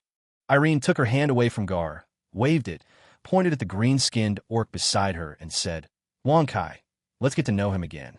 This guy will be the head of the equipment department in the future." Half a month later, the eastern countries, the Principality of Rainy. The light in the silent hall flickered, and the candles on the wall flickered without wind. In the dim light, the hunched figure on the rattan chair looked a little older. The hall was very quiet, with a strong smell of decay filling the air. "Knock, knock." An abrupt knock on the door broke the deathly silence, and a dull voice sounded from outside the door. "Father, it's me." A hoarse voice came from the dim room. "Come in." Squeak. The tightly closed mahogany door was pushed open, and the rising sun in the sky cast its rays into the room. But the smell of decay was still so strong. "I failed again, Father." The young Duke's son, Rob, walked into the room, bowed slightly, and said softly, "No matter how I mix those new varieties of potions called red wine, I can't replicate them. This potion does not have any magical fluctuations. I suspect that it has been specially processed during the refining process to prevent it from being copied." "I see." Duke Ederman, who was lying on a rattan chair, tapped lightly on the armrest, and the door closed. He opened his cloudy eyes, slowly stood up, picked up the glass on the table beside him, and poured himself a glass of bright red liquid. He took a sip of the fragrant wine and asked casually in a dry voice, "Did those guys we sent out get anything?" "No." Rob shook his head. "All the men I sent to seek cooperation over the years were turned away. Not even one of those assassins managed to walk out of that wild land alive. In fact, it was not until a few days ago that the spies saw the bartender for the first time." Robo slowly stood up, staring at the hunchback, and said hesitantly, "Also, the dwarves have completely severed their cooperation with us recently, and no longer buy alcohol from us." When Rob said the first few sentences, there was no change in the expression on Duke Ederman's face. Until the last sentence came out, his hand holding the wine glass suddenly trembled, and a stream of wine spilled on his body. What did those bearded men say? After gently wiping off the bright red wine on his body, the old man's hunched body trembled, and he turned around to look at his favorite youngest son. Being stared at by such a pair of turbid eyes, Luo Bo's heart couldn't help but tremble. He pursed his lips, lowered his head, and dared not look at them. Chapter 58 War. What the dwarves mean is that our drinks are too expensive. A high price. Duke Ederman slammed his wine glass to the ground, completely ignoring the broken glass shards, and walked up to Rob, grabbing his collar and shouting with saliva flying. "Have the brains of these bearded guys been squeezed by, or..." "That's not what they said when they signed the 100-year supply contract. Actually, it's not all the dwarves' fault." Rob showed a very ugly, bitter smile, and then said, "The main reason is that the price offered by the bartender in the godforsaken land was too low. The group of dwarves would naturally choose the one with a lower price. I even doubt whether the bartender was doing charity." "That's enough." The old Duke growled, loosened his grip on his collar, turned around and looked at the mural on the wall. "What a bunch of disgusting bugs." Robo raised his eyebrows and asked in confusion, "Father, should we lower the price?" "No." Duke Ederman turned around, his cloudy eyes gleaming with coldness. "This damn bitch who came out of nowhere is openly against us." Bang! He spoke louder and louder and slammed the table with his right hand. Feeling the stinging pain in his palm, the old Duke frowned, gritted his teeth, and squeezed out a word from between his teeth. "Let Ryan go. Get the formula of that thing back and kill that little bitch by the way." "Father." Robbo glanced at the red wine on the table and said helplessly, "But the little bitch you mentioned has unified most of the godforsaken land." The old Duke was startled when he heard this, and then he heard Rob continue. "She was able to integrate those barbaric and uncivilized guys in such a short time. She must be very powerful." If those Barbara tribes attack together, even Ryan, a great gold-level warrior, may not be a match. Shit. Duke Ederman took 2 deep breaths, his chest rising and falling, his head feeling a little dizzy. He didn't expect that so many troubles would arise just a few decades after he abdicated and retired. In a rage, he grabbed the bottle of wine on the table and took several big gulps. Gudong, gudong, gudong. Robbo did not stop him, but just watched quietly. He knew very well that his father was an alcoholic and would drink nonstop once he encountered troubles. In comparison, he, who also came from a bartender family, was a weirdo who did not drink at all. Duke Ederman drank a whole bottle of wine in one breath, then grabbed the bottle and lay back on the wicker chair with the help of the table. His old body could no longer handle the alcohol, and under the influence of alcohol, the old Duke felt that the figure in front of him was like a piece of dough that was stretched long. But there was a smiling expression on Robo's young face. It seems that everything now is just a trivial matter. Just as Rob knew his character well, Duke Ederman was also very aware of his youngest son's intelligence. He knew that Rob's expression meant that he had already made up his mind. So after a moment of silence to let his mind clear up, the old Duke said, "Robo, you are my most beloved child. Do you have any solution?" His tone was extremely gentle, and he was completely different from before, except that a few more wrinkles appeared on his face. Rob spread his hands, looking nonchalant. "Father, this is actually very simple. All we need to do is start a war." "War?" Duke Ederman frowned. "Yes, father." Rob continued. "The wine business of the Eastern countries and the Dwarf Empire is like a piece of cheese.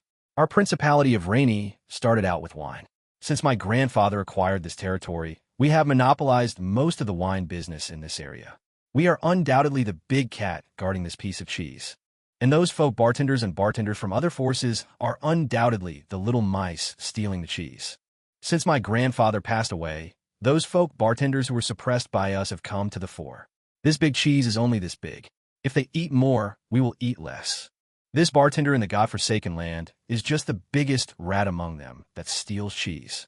We need to destroy her with a powerful war and tell those little mice trying to steal the cheese that the big cat of the Principality of Rainy is still strong." The old Duke looked at his youngest son with great admiration. "I must admit, my child, that you look a lot like your grandfather when he was young. But how do you plan to start a war?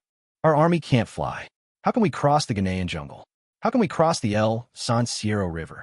It's very simple." Rob squatted down and picked up the glass fragments on the ground one by one. "Father, we can use the Dwarf Empire as a stepping stone to enter the godforsaken land instead of going through the Ghana forest. I have received clear information that they have recently dug an underground passage across the San Sierra River. The Dwarf Empire unilaterally tore up the 100 Years contract and owes us an explanation. There's a nearly 100-year-old friendship there. Besides, those guys who only know how to mine and drink all day are not very smart. As long as we are willing to spend some money, I believe they will not refuse to use this passage." After saying that, he stood up, and flames rose from his hands, gradually dissolving the glass fragments. Although this trip costs a bit much, since the rise of that mysterious bartender and the annexation of those orc tribes, the slave traders traveling to the godforsaken land have basically gone bankrupt. After these years of cultivation, the godforsaken land is now more than twice as prosperous as before, and the number of newborns must have skyrocketed. If we succeed in our advance, we can undoubtedly take the opportunity to monopolize the slave industry. At that time, we can not only take back the big cheese of the Dwarf Empire, but also earn extra income.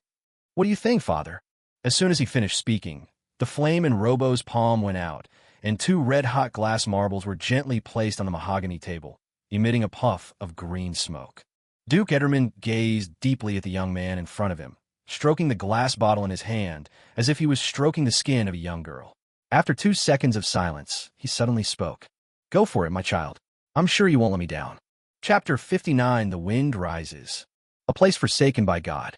Amidst the flying yellow sand, a steam locomotive made a shrill, buzzing sound, breaking through the obstruction of the yellow sand at an extremely fast speed, galloping like a wild horse. Inside the steam locomotive, Gray, the dwarf sitting in the driver's seat, took a sip of red wine, held the joystick with one hand, increased the speed to the highest, and let out a hearty roar. "Aha! Good wine. Steam locomotive. The romance of the dwarves. Tun tun. It's so unpalatable. The dwarf Bronzebeard in the passenger seat took 2 sips of beer. His face suddenly turned ugly, and he threw the bottle out of the car window. Chuckle, chuckle, chuckle. Gray saw this scene and laughed like a duck, shaking the red wine in his hand. Hey, old buddy, the last bottle is here with me. Fuck. Bronzebeard stretched out his broad palm to grab Gray's bottle. Give me 2 sips. Haha, old man, you are dreaming. Gray suddenly pulled the joystick, and the car made a sharp turn. The powerful inertia threw half of his companion's body out of the car. He took the opportunity to put the bottle of wine into his mouth, poured the rest of the wine into his stomach in one gulp, and burped with satisfaction. When Bronzebeard got back into the car with a curse, he saw a bottle of wine with only a little bit of wine left in it being handed to him. I left a sip for you. Don't say I'm stingy. Ha! Bronzebeard was stunned when he saw this, and his eyebrows twitched when he came to his senses. He grabbed the wine bottle, drank the last sip of the wine, and licked the bottle mouth with a look of unsatisfied expression. In the blink of an eye, he glared at Gray fiercely. Damn it, I'm gonna make your ass burst when we get back. Haha, don't be angry, old friend. Gray waved his hand as if he didn't care, and pointed forward with one hand. Look where we are. Where are we? Squeak. While Bronzebeard wasn't paying attention, Gray stepped on the brakes and shouted, Go! The steam locomotive was seen drifting with its tail cut off, shoveling up a large amount of flying yellow sand in the desert. With a dull bang, the unlucky dwarf holding the wine bottle was caught off guard and smashed the windshield in front of the car and flew out of the cab. Plop! There was a guy lying upside down in the yellow sand. Fortunately, the sand in this area was very fine and soft, so even though this unlucky guy fell into the sand at such a fast speed, he did not suffer any injuries. But most of its body was stuck in the yellow sand, and it might not come out for a while. The 2 short legs, exposed outside, were flapping their arms and legs wildly, like a drowning fish. Huh. Gray jumped off the motorcycle with a gloating look on his face and kicked his buttocks, exposed on the ground hard. Now let's see whose butt will burst first, ha ha ha. As he said that, he started to pull down his pants, just as Gray was preparing to perform a passionate performance. A group of orcs in gray armor rushed out from the yellow sand with spears in hand and surrounded the 2 dwarves. The leading Minotaur captain first glanced at the white buttocks on the ground, swallowed his saliva, and then tried to look away. He pointed the axe in his hand at Gray, whose pants were half taken off, and shouted, Who are you? Where are you from? What is your intention in coming to Black City? Black City? What the hell? Have we arrived yet? Gray raised his head and rubbed his eyes, which were doubled due to the paralysis of alcohol. Only then could he see clearly the towering Black City wall in the yellow sand. He opened his mouth wide, and a strong smell of alcohol mixed with bad breath gushed out. Oh, my good town brother, don't get me wrong. We are messengers from the Dwarf Empire. Something unexpected happened this time. Please let me have a face-to-face talk with your lord. The wind is blowing. On the dark city wall, looking at the yellow sand flying all over the desert, Irene's golden eyes flashed, and she said in an emotionless tone, How's the latest progress? The old dog-headed man behind Irene took a step forward and continued, Your Majesty, according to your instructions, the underground laboratory has been dug. Gar and the talents recruited from various tribes have begun to forge the first batch of power armor. 1/3 of the railway has been laid on the other side of the tunnel connecting to His Majesty David. But, after hesitating for a moment, Wonkai continued, We don't have any mineral veins, and various metal materials are in short supply. The amount of armor we can forge is very limited at present. The progress of laying the railway is almost stagnant. His Majesty David is trying to gnaw off the tail of the metal object and melt it into molten iron to pave the road. Is that so? Irene smoothed her hair that was messed up by the wind and asked, When is the next transaction with the dwarves? What do you mean? Wonkai figured out quickly. Let the dwarves use, or as a reward to trade wine with us? Seeing Irene nod slightly, he quickly complimented, Your Majesty, I admire your wisdom. This is like shooting 2 yellow-feathered birds with 1 arrow, a kind of bird that is unique to the godforsaken land. Actually, the phrase is kill 2 birds with 1 stone. Irene couldn't help but complain in her heart, but she didn't immediately point out the mistakes in Wongsai's words.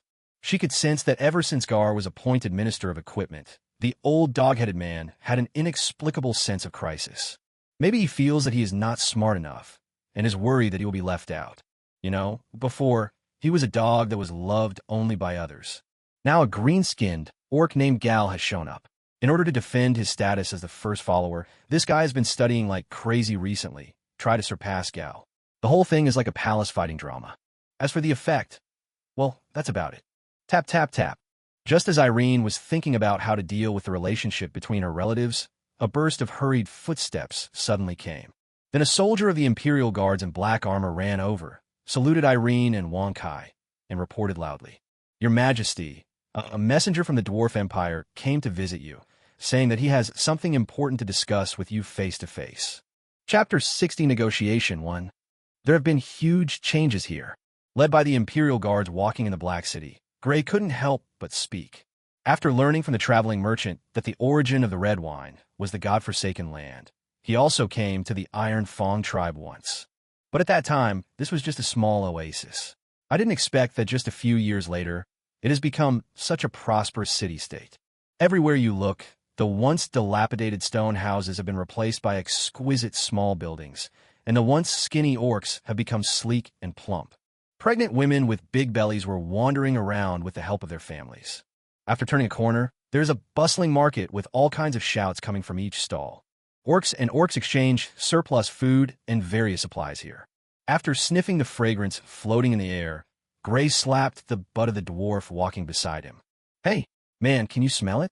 This land, and even the air, is filled with the aroma of red wine. This place is simply heaven." However, Bronzebeard slapped his hand away, wiped his nose, and showed a ferocious expression, as if he had written the words "Don't touch me" on his face. Seeing this, Gray smiled awkwardly, knowing that Bronzebeard was still angry about what happened just now. So he lowered his voice and said, "If I say that what happened just now was just an accident, would you believe it? You idiot. I've taken off my pants. Do you think I'll believe you?" Bronzebeard's face turned red as liver, and he roared loudly, "Don't give me a chance, or I'll kill you." Cough, cough. Gray coughed twice and glanced at the Imperial Guards who were leading the way. Seeing that they didn't look at him, he pulled up his trousers helplessly. But in his heart he thought, if I had moved faster just now, maybe this guy would have been conquered by him now. The two of them were arguing along the way, following the Imperial Guards around the corners. Finally, they stopped in front of a tavern. The Imperial Guard leading the way gestured to them. "Please come in. Your Majesty is waiting inside." "Wow, we actually arranged to meet in a tavern. I like it." Bronzebeard slapped away Gray's hand on his butt, pushed open the door, and walked into the tavern first. "TSK, I will conquer you sooner or later." Gray looked at his companion who had just entered the room and muttered something in a low voice. He looked up at the shop name written in the common language above his head, rubbed his beard, and murmured, "Delusion Township? What a weird name. It's not as good as the Big Hammer Tavern over there." Then he walked into the pub. As soon as they entered the door, they saw their target. In other words, it's hard not to notice. The tavern has now been emptied, and even the owner has been asked to leave in a friendly manner. Instead, there was an old dog-headed man named Wang Kai, dressed in a tuxedo. He was standing behind the bar, wiping the glasses with a handkerchief, looking like an old butler. And sitting by the window was the only guest. It was a girl wearing a black wizard robe. The sunlight shines through the glass window, shining on the girl's golden eyes, as if she is thinking about something. It was not until the two dwarves approached and the old kobold behind the bar coughed twice that the girl stood up and gave a slight ladle-like salute, as if she had just noticed the two people coming in. "Good day, guest who has come from afar." Then he extended his hand and said, "Please sit down." "Good day, Mr. Respected Bartender." The two dwarves' attention had long been attracted by the bottles of red wine on the bar, but for the sake of politeness, they forced themselves to retract their gazes, performed the dwarven greeting etiquette, and then sat on the two chairs opposite Irene. "I wonder what brings you two all the way here." Irene snapped her fingers as she spoke, and the old dog-headed man behind the bar immediately stopped wiping the wine glasses, walked out of the bar, poured a glass of red wine for each of the three people, and then served them on the side. That. The two dwarves exchanged glances for a moment, and then Gray spoke up, "Sir, do you know that you are in trouble?" Irene was a little surprised, but she was not surprised by the straightforwardness of the two dwarves. As a race that deals with ore and hammers all day long, it is difficult for them to have complicated minds. For dwarves, being straightforward is more useful than anything else. She was surprised by what the other party said. "Are we in trouble?" Irene chewed on this sentence, and a magic power in her body began to be mobilized.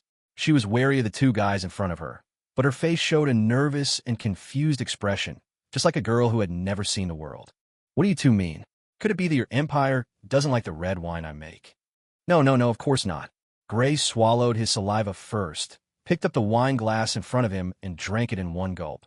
Then he looked at the glass refreshed and said, "We all across the country love this drink called red wine. To be honest, after drinking your wine, I can no longer drink those Alash that taste as bad as horse urine mixed with water." Wonkai stepped forward at the right time and filled his glass again. Gray drank it in one gulp again, burped, and then continued with satisfaction. "It's the Principality of Rainy. The old fellow Duke Ederman wants to send troops to you recently." "What?" Little dragon lady frowned, her eyes gradually turning cold. "I don't remember provoking this so-called Principality of Rainy." Ahem. Gray coughed twice and pushed his glass forward. Wonkai, like a real butler, filled it up again without any impatience, and the conversation continued. "Your Excellency may not know that our dwarf empire signed a long-term wine supply contract with the Principality of Rainy nearly 100 years ago. But after drinking the red wine, we couldn't drink the beer that tasted like horse urine anymore. So the dwarf king tore up the contract." As he said this, he took a sip of wine and wiped the wine stuck to his beard. "That contract was signed between us and the legendary warrior and rigger. Now it has been torn up. His son, Duke Ederman, is using it to ask us to provide a newly excavated passage. It seems that he wants to attack you. So that's how it is." Irene's eyes flashed, and she quickly put on a fake smile, took the bottle from Wang Sai's hand, and filled the two dwarves with wine herself, then asked, "You two made a special trip here. I think it's not just to tell me this." "That's right." This time it was Bronzebeard's turn to speak. "The Dwarf King cannot bear to see the lives of all the people on this land destroyed. We are willing to help you stop the Principality of Rainy. All you need is for you to promise to lead your forces to belong to the Dwarf Empire." After saying that, he looked out the window and said, "You don't want to see the power you have worked so hard to develop destroyed, do you?" Chapter 61, Negotiation 2.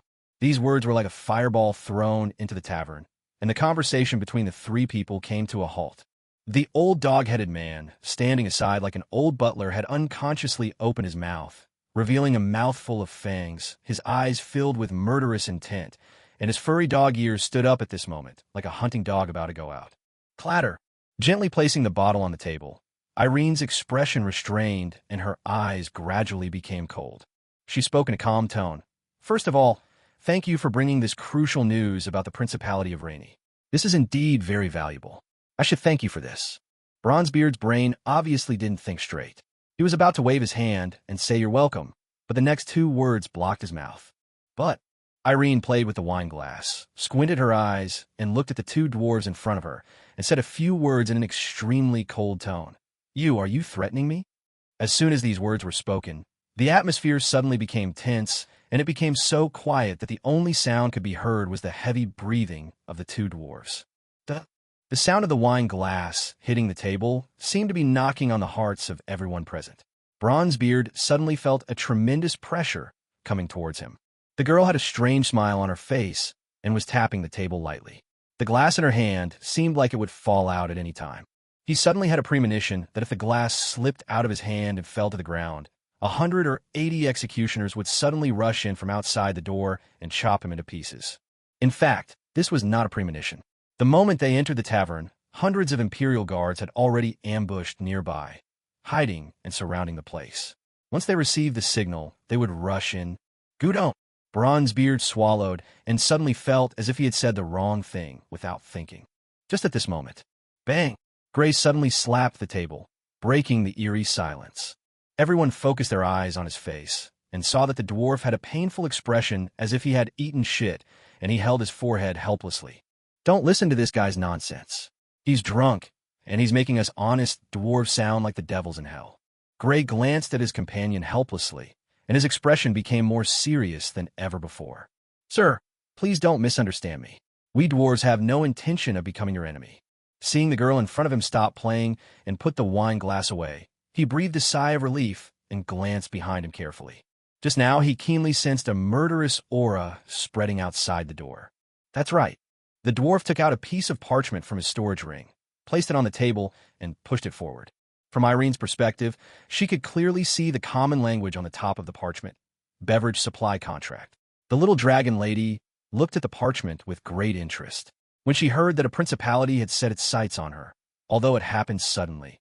As a dragon who follows her heart, she had already begun planning how to pack up and run away. When the dwarf arrogantly demanded her surrender, she was even more prepared to silence him before running away. I just didn't expect things to turn around. Irene looked at the other person with interest, quietly waiting for what to say next. After calming down his emotions and getting rid of the smell of alcohol, Gray spoke again. Sir, I, Gray Iron Forge, would like to express my sincere apology to you on behalf of the Dwarf Empire. After considering his words, he continued. This matter involves you because our Dwarf Empire breached the contract. The Empire wanted to initiate compensation to the Principality of Rainy, but that old guy Ederman insisted on making things difficult for you. Well, you know that we dwarves have been in a neutral camp for many years. We cannot have a conflict with humans because of this matter. What the Dwarf King means is that you pretend to belong to our Dwarf Empire on the surface. With this relationship, the Principality of Rainy will naturally not dare to do anything to you. We have redrafted this contract, and the purchase price of the alcoholic beverages has been changed to 30% higher than the market price to express our apologies. After saying that, he seemed to be afraid that Irene would worry. So he added, Don't worry. As long as you verbally agree to belong to us, the Empire will never interfere in anything in the godforsaken land. Is that so? Irene looked at the other dwarf and saw that he seemed to sober up and was nodding frantically. Then she retracted her cold gaze. What if I refuse? After these words were spoken, the two dwarves were stunned. After a while, Gray licked his lips and fixed his eyes on the bottle of red wine on the table. Then, we can only use the excuse that the tunnel has not been dug yet and delay as much time as possible. You could take this opportunity to leave through the Ghana forest. If you are worried about encountering danger, we can send someone to escort you. We dwarves have many connections throughout the continent, and we can even help you leave the eastern continent quietly. I just hope that you can continue to refine this delicious red wine. Hearing this, Irene paused, as if thinking about something, and kept looking at the faces of the two dwarves who came to report the news. She couldn't understand why these dwarves would help her to such an extent. Logically, they were just customers and sellers. Was it necessary for them to do this for her? Xiao Longyang fell into hesitation. She thought that the dwarves didn't like her very much. Don't dwarves like big beards and strong muscles? For alcohol? There's so many bartenders on the mainland that they don't need another fake one. There is absolutely no need to take such a risk and make an enemy of a principality. After thinking for a moment, Irene decided to ask directly about the doubts in her heart. For a straightforward race like the dwarves, beating around the bush would be a waste of time. So she asked, Why is your empire willing to do this for me? Before Gray could reply, Bronzebeard suddenly interrupted and said, I'm sorry, Mr. Bartender, I wasn't thinking very well just now. Let me answer this question. He stood up, bowed, and said dryly, There's a saying among us dwarves that a dwarf spit is harder than the hardest ore. Once we say something, we will definitely do it, and we will never owe anyone anything. But you tore up the contract with the Principality of Rainy. Irene suddenly said, Well, Bronzebeard was obviously choked and scratched his head.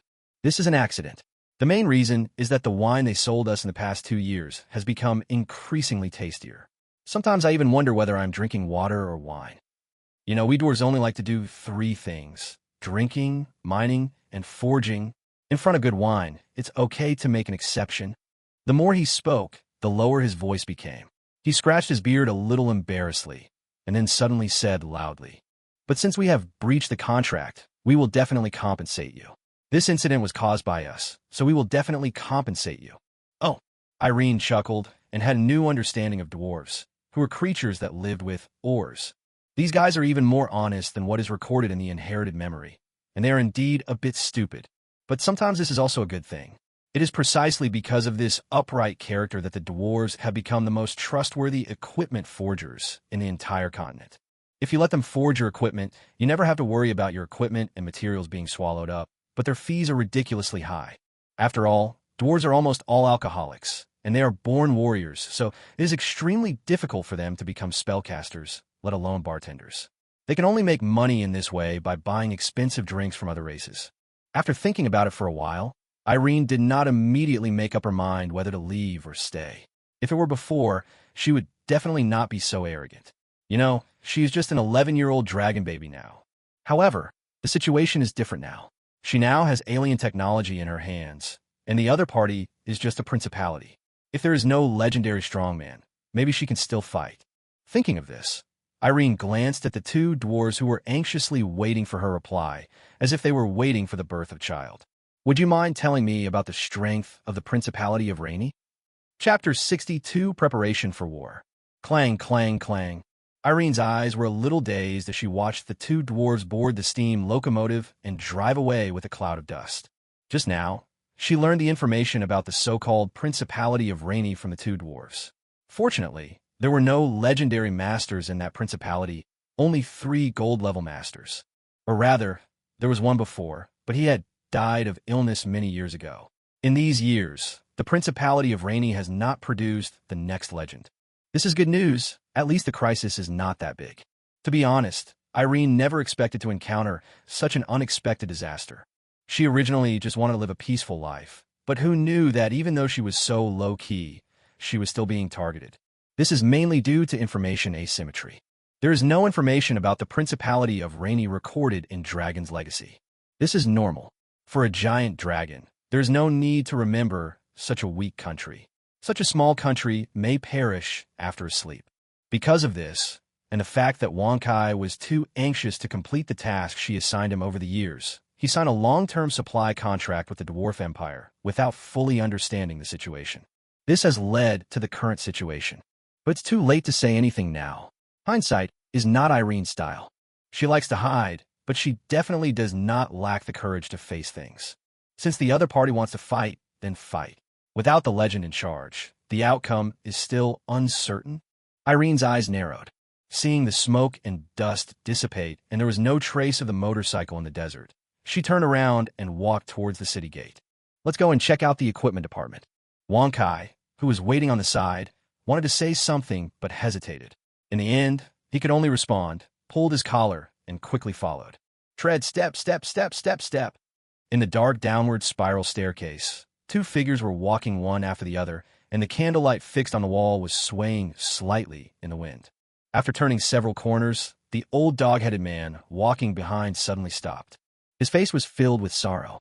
After gnawing his teeth hard, he finally opened his mouth. Your Majesty, are we really going to start a war? His words seemed to be loaded with springs, echoing continuously in the dark and closed corridor. Tread, the girl walking in front stopped and turned her head to look at the dog-head behind her. In the light of the fire, the figure of the old dog-headed man looked a little depressed. What? Are you scared? The voice sounded a little frivolous, as if asking whether one had had breakfast. Having said that, he continued walking forward. No, of course not. Wonkai immediately straightened up, took 2 steps forward, and chased after him, continuing, Your Majesty, as your most loyal follower, I will not frown even if you ask me to go through mountains of swords and seas of fire. Then he changed the subject, but this is not just 1 or 2 caravans. This is a principality, Your Majesty. The old dog-headed man's body suddenly hunched over. This is all my fault. I was too stupid to sign the contract with the Dwarf Empire without conducting a thorough investigation. This is what led to all this. After a moment's hesitation, he continued, Or you should leave the godforsaken land first. I still remember what you said before. As long as there's green hills, there will be no shortage of firewood. Oh, the girl let out a soft laugh. Aren't you worried about the lives of your people? Tribe people? The old dog-headed man hesitated for a moment. If His Majesty really left, the Principality of Rainy would most likely not let go of their relatives. Nowadays, the Taya tribe alone has expanded several times, and with the addition of those newly joined tribes, it is basically impossible for them to go together. They can't fly and can't cross the El Sanciero River. We can't ask Your Majesty to condescend to carry them across one by one. Even if they can, a group of people crossing the Ghana jungle together will make them too conspicuous. After thinking for a moment, Wonkai seemed to have made a decision and said, Your Majesty, under your leadership, we have brought honor to our family over the years. It is our honor to end with such glory. Irene turned around and met Wonkai's determined eyes. In them, she seemed to see the determination to face death calmly. What a loyal guy, Xiao Longyang muttered in her heart, turned around, looked forward, and unknowingly, she had reached the end of the stairs. It was a heavy stone door. Even from a distance, you can hear the clanging sounds and the hissing sounds of steam behind the stone door. He walked forward, put his hand on the stone door, applied a little force, and the stone door was slowly pushed open. At the same time, along with the creaking sound of the stone door, a frivolous voice was transmitted into Wang's size pair of erect dog ears. If the most dangerous moment really comes, I will definitely run faster than anyone else. Bang! The stone door was completely opened, revealing the scene inside, which was an underground space as big as a basketball court. Orcs and orcs were busy in it, smelting molten iron, forging, polishing, shaping, and various processes were carried out in an orderly manner. The sparks from the collision of hammers and steel and the steam splashing everywhere are the main themes here. This is the equipment department formed by the newly appointed Gal. Noticing the door open, Gar, who was hammering on a half-finished power armor, raised his head. When he saw who was coming, he quickly arranged for another orc to take over his job. Then he trotted to the door, performed an orc etiquette, and shouted loudly, "Your Majesty, you are here." His voice was mostly drowned out by the noisy environment. Thanks to the dragon's extraordinary hearing, Irene was able to hear it clearly. She nodded, then looked around the venue and used magic to transmit her voice. "I have solved the problem of materials, but in the near future, we will face a war, a real war, and my army needs to be armed. Do you understand what I mean?" Gal was stunned for a moment, then nodded vigorously. "I understand." After saying that, he was about to go back to work, but was stopped by Irene again. "Your Majesty, is there anything else?" Gal ran back with a frown and shouted loudly. Irene paused, glanced at the sets of power armor in the workshop, and said softly, "Help me design a set of power armor." Gar looked the girl up and down. "It's not difficult. Let me think about it and make the armor smaller." "No," Irene suddenly interrupted him and said, "I mean my real body. Go." Clang, clang, clang.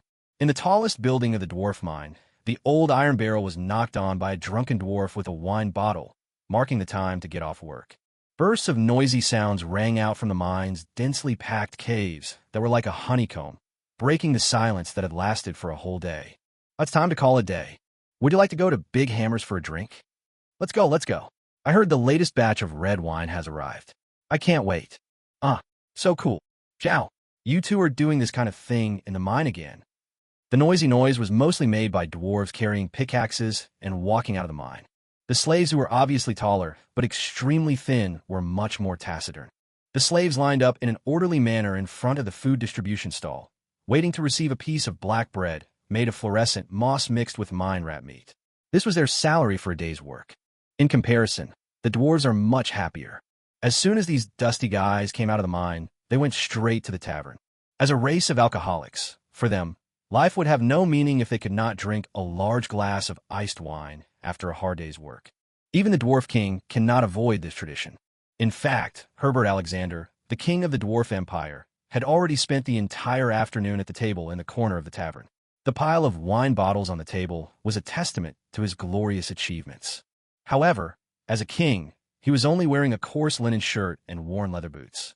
If someone who didn't know him saw him, they would probably just think he was an old drunkard who was drunk in a tavern. Bang! As the shabby wooden door of the tavern was violently pushed open, two dwarves rushed in.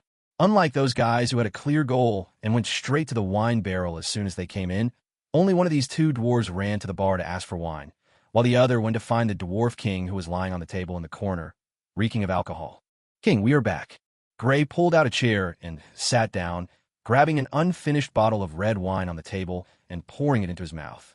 The Dwarf King, who was lying on the table, raised his head in a daze. His thick beard had long been dyed into a strange light red by the wine, and his somewhat dazed brown eyes took a long time to focus again. He snatched the bottle from Gray's hand, took another sip, and then said, "How is it done?"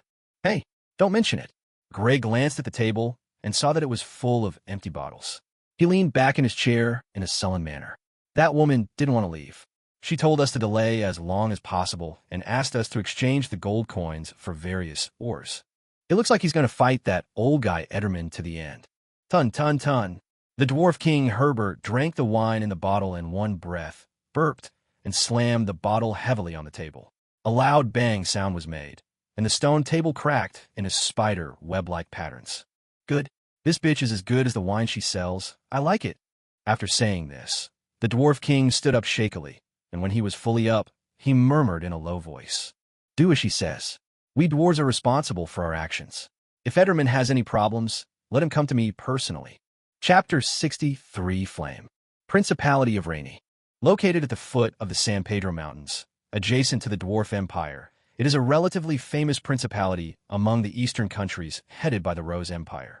What makes him so famous is not his strong national strength, but his developed wine industry. However, more than 200 years ago, the area where the Principality of Rainy was located, although irrigated by snow water from the San Pedro Mountains, the land was fertile and full of various magical plants, but it was uninhabited and was just a wilderness. The reason is that long ago, the dwarves of the East Continent discovered that the San Pedro Mountains were a huge mine, so a large number of dwarves gathered on one side of the mountains and established the Dwarf Empire, which was called the Empire, but was actually a super large gathering place for dwarves. Because of their arrival, the magical beasts that originally lived in the San Pedro Mountains were brutally driven away, and most of them fled to the neighboring large forests, creating the now dangerous Ghana Forest. A small number of magical beasts also fled along the mountains to the wilderness at the foot of the mountains. Therefore, this wilderness was named the Beast Plains. Later, as humans landed on the eastern continent, they began to open up new land and expand, and countries sprang up one after another. As a short-lived species with extremely strong reproductive ability, human traces soon spread to the vicinity of the San Pedro Mountains and became good neighbors of the magical beasts on the Beast Plains. As magical beasts, they expressed a warm welcome to these humans who came from afar and often paid friendly visits to neighboring countries. However, the way of their visits was rather rough, resulting in the destruction of many villages that went to open up wasteland near the Beast Plains. Faced with this situation, the eastern countries immediately held a meeting to discuss how to send troops to clear out the monsters on the Beast Plains. But at the end of the meeting, it ended abruptly because of disagreements among the countries on how to divide the big cake of the Beast Plains. No country was willing to send troops, which resulted in the Beast Plains and the surrounding hundreds of kilometers becoming an uninhabited area. It wasn't until 300 years ago that things took a turn for the better. Duke Andrigo, who was born into a family of bartenders but became a legendary warrior, set his sights on this fertile land after landing on the East Continent. He took advantage of the stalemate among the nations and secretly led his family deep into the Beast Plains to open up wasteland. After spending more than 100 years to gradually clear out the indigenous inhabitants of the Beast Plains, under the influence of various factors, Duke Andrigo completely established the ownership of this territory. In order to make full use of this fertile land that was rich enough to grow magical plants in large quantities, the far-sighted Duke established several small farms on this fertile land. After pulling out all the native magical plants, he planted fluorescent wheat, the main magical material for making beer. Facts have proved that his decision was extremely correct, and the fluorescent wheat has shown unprecedented vitality on this land. When the harvest season is approaching, the fluorescent wheat fields will emit a glow like fireflies, which is particularly obvious at night, as if the Milky Way is falling into the world. When the first batch of beer was produced, Duke Andrigo took the initiative to find the neighboring Dwarf Empire, and after making many promises, he signed a 100-year-long wine supply contract with them. Later, with the strong support of this group of dwarves who were good at mining, forging, and construction, this small village at the foot of the San Pedro Mountains quickly developed into a town. Finally, in the year 1372, one of the gods' calendar, it developed into a principality. The Principality of Rainy was born. But Duke Andrigo died shortly thereafter due to many hidden illnesses left over from his early years of land reclamation. His dukedom was inherited by his legitimate son, Ederman. After Ederman came to power, he began to suppress the power of folk bartenders in an attempt to monopolize the surrounding market. In order to make profits, the quality of his drinks plummeted, but because he monopolized most of the market, people were forced to buy his drinks. Until 7 years ago, a mysterious bartender appeared in the godforsaken land, and a large number of new varieties of wine called red wine flooded into the market. Recalling the information given by the dwarf, Irene raised her head, looked at the full moon in the sky, and her eyes narrowed slightly. I don't know. How much time do I have left? 3 months. Far away, on the other side of the San Pedro Mountains, Rob, the youngest son of Duke Ederman and the actual ruler of the Principality of Rainy, turned his eyes away from the full moon outside the window and said, "The dwarves said they encountered some obstacles during the excavation, and it will take at least 3 months to completely dig through it." 3 months.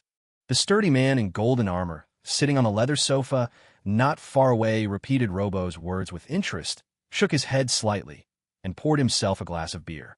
It's so long. I want to just rush over and kill that little bitch.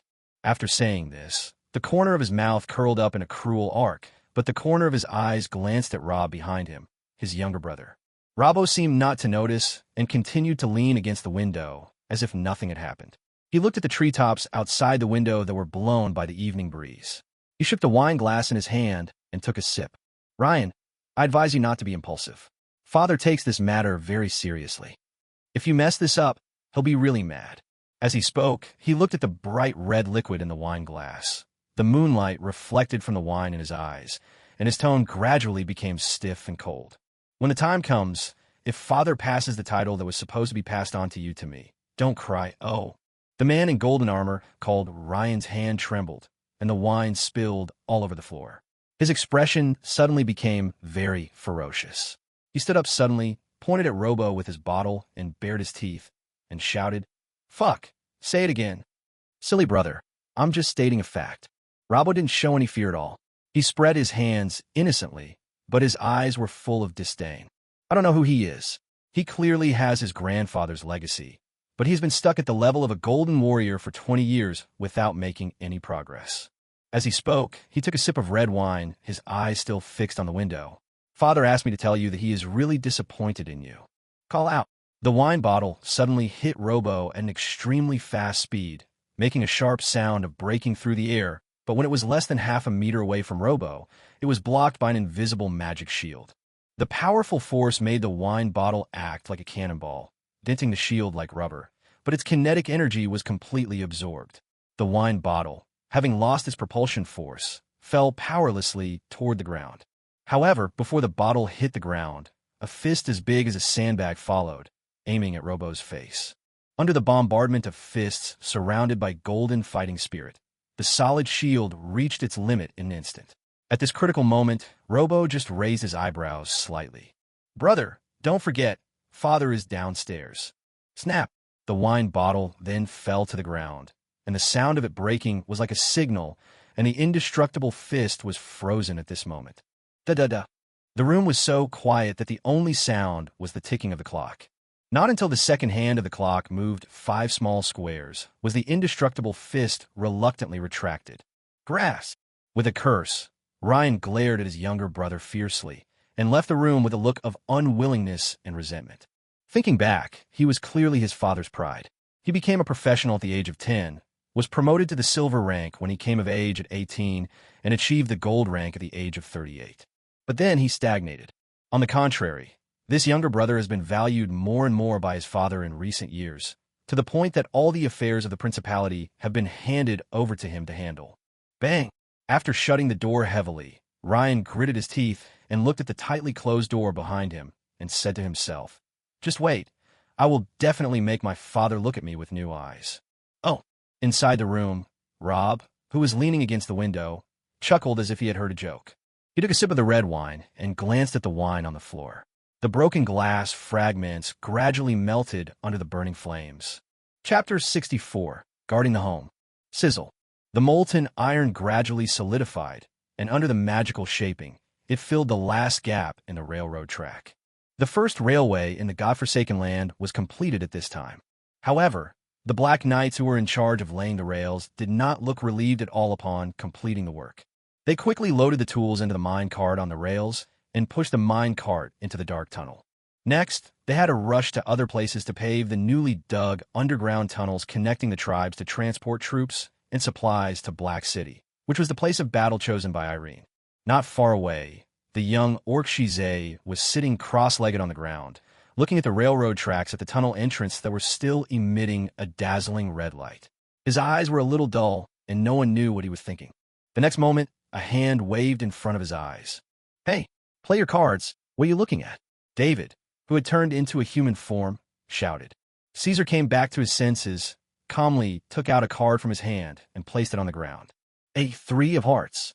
The little black dragon, who was sitting cross-legged opposite and wearing black underwear, rubbed his chin, his eyes swept over the cards in his hand, and murmured softly, What a strong opponent.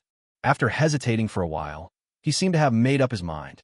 He pulled out a card with 2 fingers, put it in front of his eyes, and said with a firm face, "Okay, it's decided to be you." Then he slammed the card to the ground with force. There was a dull pop sound, and the powerful impact turned the 3 of hearts on the ground over. "Woohoo!" David jumped up and said, "I knocked over your cards. You lose." "Ah, hurry up. It's your turn.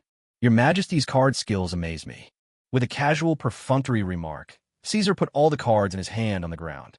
According to the prearranged punishment method, he picked up the white underwear placed beside him and put it on his head. The fabric of the underwear is translucent and does not obstruct vision. Through the cloth, Caesar could clearly see the little black dragon excitedly pulling off his underwear and doing street dance upside down, but then the focus gradually shifted to the huge metal structure behind David that was broken into 3 pieces. That was what His Majesty named an alien spaceship. Now, the soil around the spacecraft has been cleared away by them, forming a huge underground cavity. A roof was sealed with soil on the top of the cavity to ensure that the underground cavity could not be discovered from the outside. The original plan was to dismantle the spacecraft and take it back for research after the railway was connected, but now it may have to be postponed. Caesar's eyes were somewhat complicated. Not long ago, driven by curiosity, he went in to explore once. Inside, he found many tin cans. But when he opened the helmets of those so-called power armors, he saw his own kind, or rather, his ancestors. The corpse of an ancient orc. What absurd scene. It was not until then that he remembered the legends passed down by every generation of priests in his tribe. During the darkest hour of the continent, the orcs once rode huge flying ships made of steel, speeding through the star realm, expelling and conquering those high and mighty gods along the way. The cowardly gods were terrified by the torrent of steel and were chased from one end of the astral plane to the other. The divine blood spread all over the starry sky. In the past, these legends were told to him as bedtime stories by his grandfather, who was a priest at night while smoking a pipe. He always felt that it was a self-deceiving fairy tale made up by his ancestors who were unwilling to admit their failures, so he was unwilling to listen to it. After all, who would be stupid enough to build a big ship with steel? A boat this heavy would probably sink if placed in water.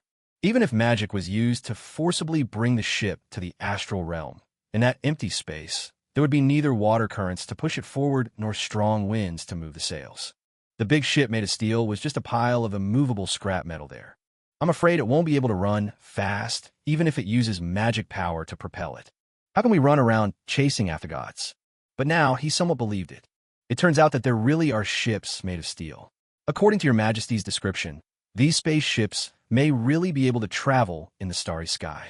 It turned out that Grandpa didn't lie to him. If possible, he really wanted to listen to his grandfather tell the legends and stories passed down from generation to generation. It's a pity that I can't listen to it now, even if I want to. Grandfather, murmuring softly, Caesar lowered his head and pulled out a stone tablet hanging around his neck with a rope from his collar. There is a humanoid creature carved on both sides of the stone tablet. The carving is very sloppily done, like a child's doodle, only slightly better than a stick figure.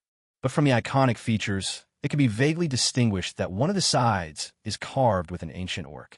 On the other side, the carved humanoid creatures have no distinctive features, and it is impossible to tell whether they are elves, barbarians, or humans. This is something that only every generation of priests can wear, and it is also the only thing his grandfather left him.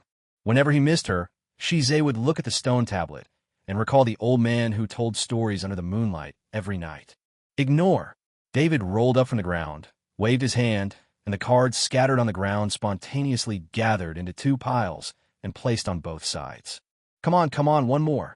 Sitting cross-legged, he grabbed one of the piles and shouted happily. This card game called 3 Kingdoms Kill invented by my sister is so damn fun. As you command, Your Majesty. Caesar carefully put away the stone tablet, picked up a stack of cards, pulled out one, and played it. My turn. Summon the ultimate blue eyes white dragon. Wow. David frowned and licked his lips with his tongue. Shiza, your card skills are getting better and better. But then his eyes fixed. Do you think you could defeat me like this? Then he suddenly pulled out a card and slammed it on the ground. Activate the magic card and steal. Now your blue eyes white dragon is mine. As he said this, David prepared to draw a card again. Next, it's my turn. My choice is... Halfway through his words, he suddenly froze in place. and under Caesar's puzzled gaze, he took out a piece of vibrating black scale from his storage ring. Wait a moment, I'll receive a magic message. David curled his lips and put the scales next to his ears with an impatient look. Hey, sister, what's up? I'm busy. After a moment, David hung up the magic message, waved his hand angrily, and threw the cards in his hand to the ground. No more fighting. No more fighting. The war is about to start. My sister told us to go back and guard the house. Chapter 65, War and Civilians 1. The shameless invaders are about to launch a blasphemous war against the great majesty. They will bring disaster and famine. They will bring plague and suffering. They want to take our children away. They want to destroy our homes. They want to turn this thriving land back into barrenness. They are shameless thieves, the source of evil, and demons who wield swords at angels. These days, such remarks are spreading wildly and rapidly among the tribes like a virus with legs. From the old orcs to the newly sensible little dog-headed people, almost everyone has already known the news of the impending war.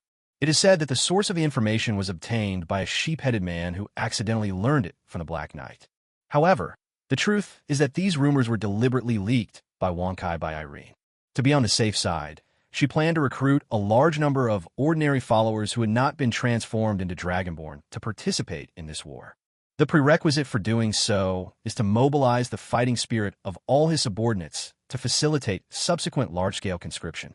After all, no one likes war, except the noble lords who sit in the rear and enjoy the fruits of victory. After all, the orcs and half-orcs of these tribes have not been transformed by the Dragonborn, and their mentality is different from those Dragonborn who are fanatical believers, regard Irene as a god, and are extremely loyal. After all, they are just a group of poor people who were forced to submit. Although these people had lived a good life for several years under Xyloning's arrangement, they were very grateful to the benevolent king and even worshipped him. But if these poor people who have finally lived a good life for a few years are forced to go to the battlefield, their minds may be full of longing for their families. They may be unwilling, cowardly, afraid that they will not be able to return alive, and may even run away driven by their nature. With all these concerns, they could only exert 70% to 80% of their original combat power, which was already the limit. But what if we tell them that they're joining the army now not to protect the Black Dragon's wealth, but to protect their families? After all, if the Black Dragon was defeated, she could just run away. But what about them, the natives? Can they still live such a good life as they do now? Will those humans bring them a good life like their beloved majesty? Not really. Those humans would simply beat them back to their original form, plunder everything they had, and turn them once again into savages who could only struggle to survive in the wilderness. After 7 years of development, no orc would agree to return to the life of eating raw meat and drinking blood.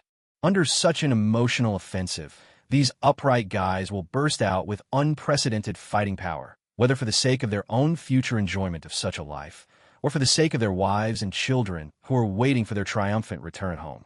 This is the power of belief. Under the influence of such a deliberately created sense of urgency, even though Irene had not yet issued a conscription order, a large number of dependents were already planning or had spontaneously gathered towards the Black City. Tainyo is the most ordinary one among them. On the eve of dawn, the Minotaur, who had not slept all night, sat on the roof, smoking his pipe one puff after another. He looked into the distance with a lifeless look in his eyes. That direction is the direction of Black City. He has never been to that city, but that doesn't stop him from enjoying the beauty of that city. Because of their remote location, the barbarian bull tribe has only recently come into the arms of your majesty. Well, he will never forget that day when the black dragon with black shorts on his head rushed into the tribe with 50 big guys in very strange clothes, grabbed the chief's neck, and forced him to call him handsome. At that time, they all thought that they would be enslaved by this perverted black dragon for the rest of their lives and live a life worse than death. Unexpectedly, the black dragon left after asking them to swear an oath of allegiance. Not long after that, a group of dragonborn orcs claiming to be the Black Knights came to their door and brought them a large amount of food and various materials needed to build the tribe. That day, Tainyo knew for the first time what it felt like to be full. Later, in order to express gratitude to the great king mentioned by the Black Knight, the patriarch summoned all the people in the tribe, collected the most beautiful, rarest, and holy white gyroscope flowers nearby, made them into wreaths, and sent them over thousands of miles accompanied by the high priest. After returning, The chief told them how prosperous and magnificent the tribe called Black City was. It's like heaven. From then on, Tainyo longed for that city and wanted to see it with his own eyes. Is Black City really as good as the patriarch said? Is His Majesty really a holy dragon with 6 wings and 3 heads, as rumored? The chief also said that the Black City used to be a very poor tribe of ogres called the Iron Fang tribe, which was even worse than their barbarian bull tribe. But under the leadership of that great His Majesty, it has developed into what it is today in just a few years. At that time, Tainyo thought that under the leadership of such a great king, their barbarian bull tribe would surely be able to live a good life like the Taya tribe in the future. His guess was correct. Their tribe was changing more and more day by day. The days when they didn't have enough food were gone forever, and sometimes they would even wake up laughing in their dreams. However, just 2 days ago, the underground tunnel leading from Black City to their tribe was opened. They no longer need to risk crossing the yellow sand and Gobi to reach the Black City. Now, they can just take the steam locomotive reproduced by the equipment department established by His Majesty and arrive in the short time it takes to take a nap. This would have been a good thing. However, along with the train came the bad news of the impending war. Call! The young Minotaur took a deep puff of his homemade tobacco and blew out a twisted smoke ring, just like the sad expression on his face. He was going to finish smoking this cigarette and then catch the morning train without telling his wife, and go to the long-awaited Dream City with those Tauren brothers who were fortunate enough to be chosen to become Dragonborn. But this time, I may not come back. Even if he comes back again, he will most likely be a cold corpse. Yes, he was ready to fight in this war. This war with the human principalities. Just to protect his family from being affected by the war and allow his wife to continue enjoying this hard-earned, happy life. But at this moment, boss, a sudden voice sounded behind him. Chapter 66 War and Civilians 2. Cough, cough, cough. The frightened Minotaur was so shocked that he couldn't breathe out and was almost choked to death by the tobacco. He coughed several times before feeling better. But when he turned around, he saw the person he least wanted to see. His wife is Anna, the rabbit-headed woman. How did you get up here? After being stunned for half a second, Tainyo quickly stood up and helped his wife, who was standing on a ladder and had difficulty moving due to pregnancy. Didn't I find you missing so early in the morning? Anna was helped to climb onto the roof and continued, Why are you running to the roof instead of sleeping well? Tainyo was silent for a moment. He was always honest, but this time he chose to lie. I couldn't sleep, so I thought of getting up to get some fresh air. Real? Anna blinked her big, watery eyes and looked into Minotaur's eyes. Really? Tainyo turned his head away, feeling guilty.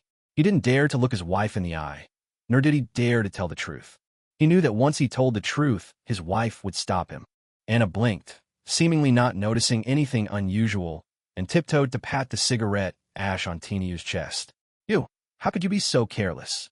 Look, the cigarette ash has burned your clothes. Come on, take it off and I'll sew it up for you. As he spoke, he pulled out a bone needle from his clothes like a magician, pulled out a few long hairs from his tail, and sat on the eaves to twist the thread. Only then did Tainyo notice that his clothes had several holes in them. I was just wondering why my chest hurt a little bit just now. I thought it was because I didn't eat enough and was hungry. As he spoke, the Minotaur took off his fur coat, handed it to Anna, then sat obediently on the edge of the eaves, watching his wife sew clothes for him stitch by stitch. The dawn broke out in the sky at this moment, and the warm light shone on the rabbit-headed man's long eyelashes and big watery eyes, making him look very charming and attractive. Gudon! A sudden sound was heard. Anna, who was sewing clothes, raised her head and saw a long line of saliva hanging from the corner of Tainyo's mouth. You're such a big bull, and you're still drooling. Aren't you ashamed? Anna spat and gently pricked the Minotaur's arm with a bone needle. The Minotaur groaned in pain, and then he reacted and quickly wiped the saliva from the corner of his mouth. But his eyes were still fixed on Anna. What are you looking at? Anna rolled her eyes when she noticed the burning gaze. I'm pregnant now. You can't mess around. Hey. Hearing this, Tainyo scratched his head and laughed twice. I don't mean that. I just think that you are really pretty, my wife. Of course, Anna said without raising her head. The orcs chasing me were lined up from one end of the tribe to the other. After saying that, she raised her head and put the fur coat she had sewn on Tainyo. Who knew that in the end, a fool like you would benefit from it? Hey. Tainyo smiled foolishly, opened his arms obediently, and let Anna help him put on his clothes. I was a bull, and I defeated everyone to get you. Yes, yes, you are the best. Anna rolled her eyes, fastened the last bone button, and tidied the collar neatly, then nodded with satisfaction. It's much more refreshing this way. After saying that, he raised his head and looked up at the pair of eyes as big as copper bells. You are a father now, so you should pay attention to your image in the future. Don't treat yourself badly when you go to Black City. Eat and drink as you should, and don't worry about us. Hey, I.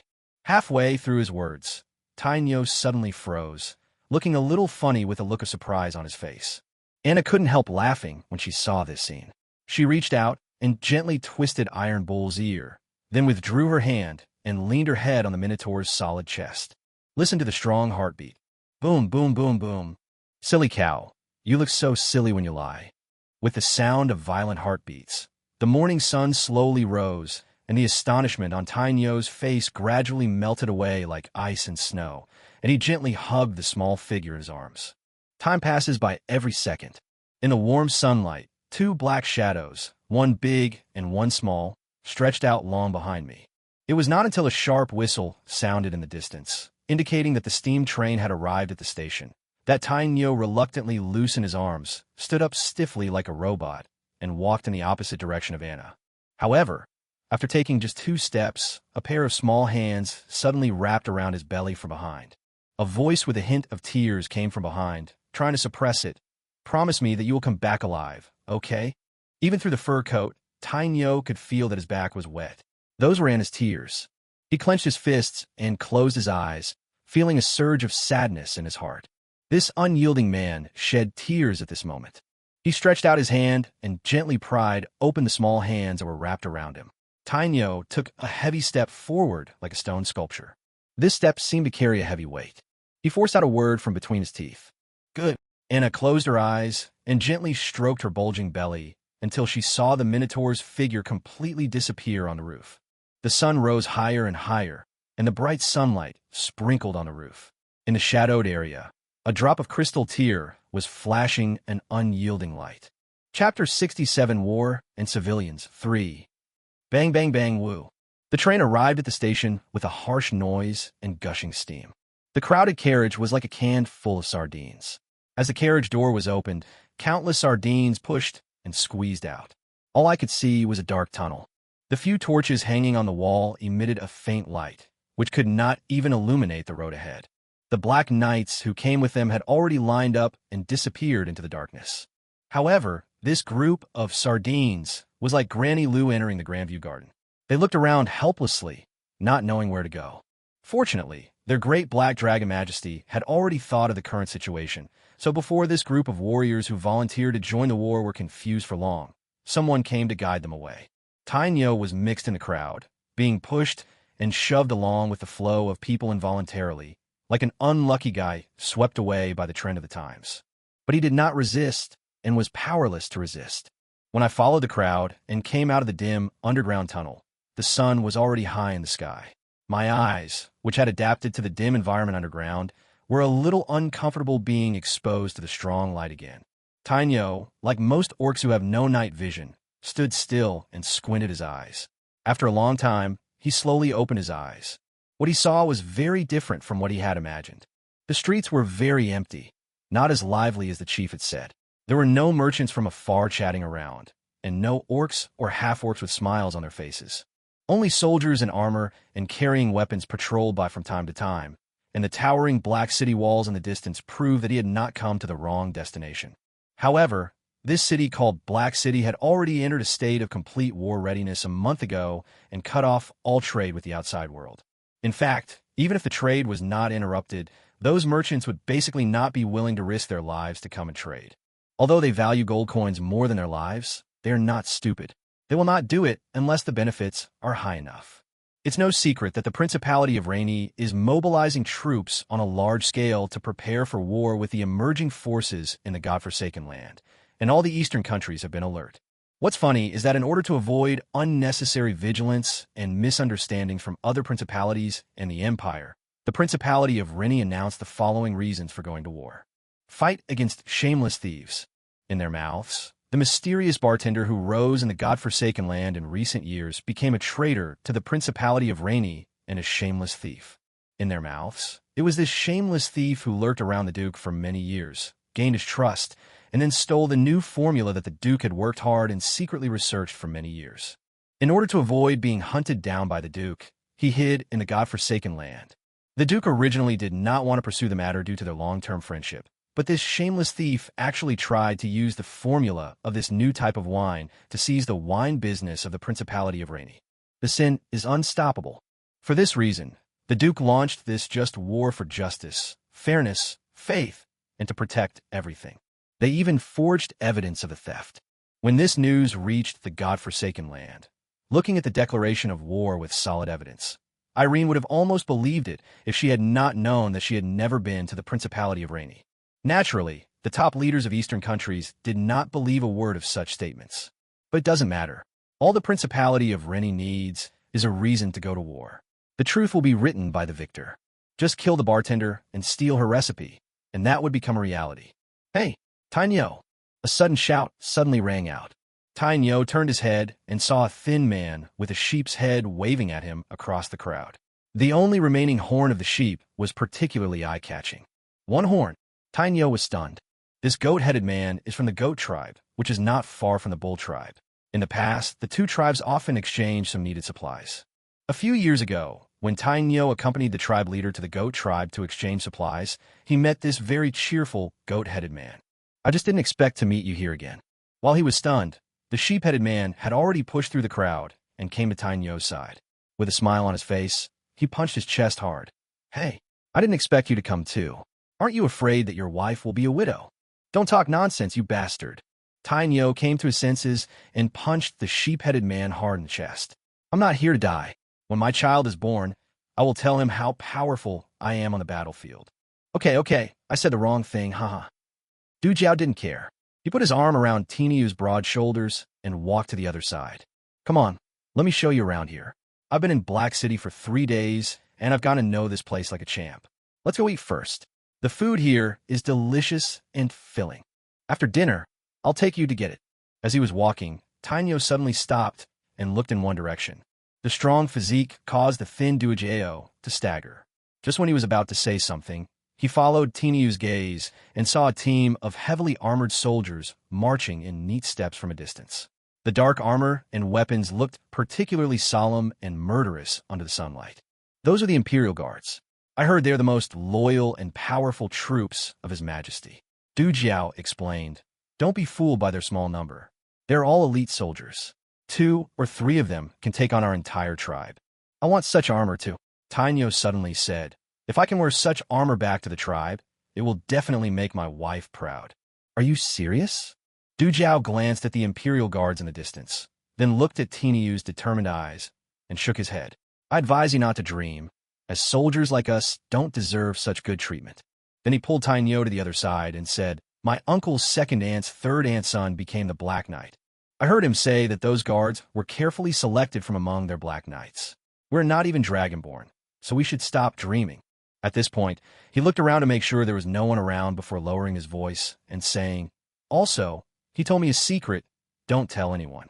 These guardsmen are about to change their armor. It seems to be some kind of power armor. I heard that it was dug out from the graves of the ancestors of the green-skinned orcs. The goat-headed man shook his head with a look of deep hatred. Do you think our orc ancestors may have left behind some good things? The two of them walked away arm in arm, but they didn't notice that in the direction they were looking at before, a girl in a black robe was standing there, her eyes fixed on their backs. Which batch is this? The girl suddenly asked. Your Majesty. Wang Kai, who had been following behind him, lowered his head and said, this is the 9th batch of warriors who volunteered to join the war. Irene looked away. Remember to make proper arrangements for their families.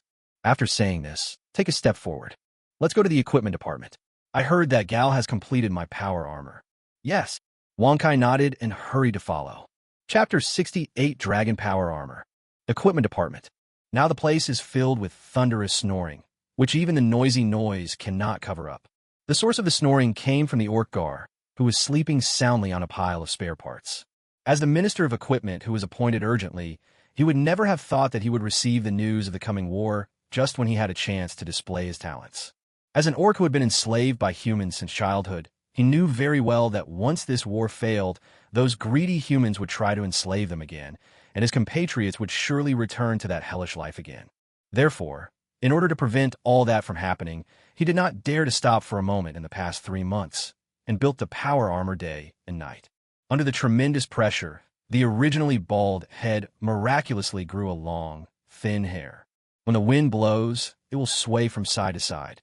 But if the little dragon lady had not been afraid that he would die suddenly, so she transformed him into a dragonborn, and bought a large amount of refreshing and anti-fatigue energy potions for him before the merchants withdrew, Gar might have grave grass on his head instead of aho hair.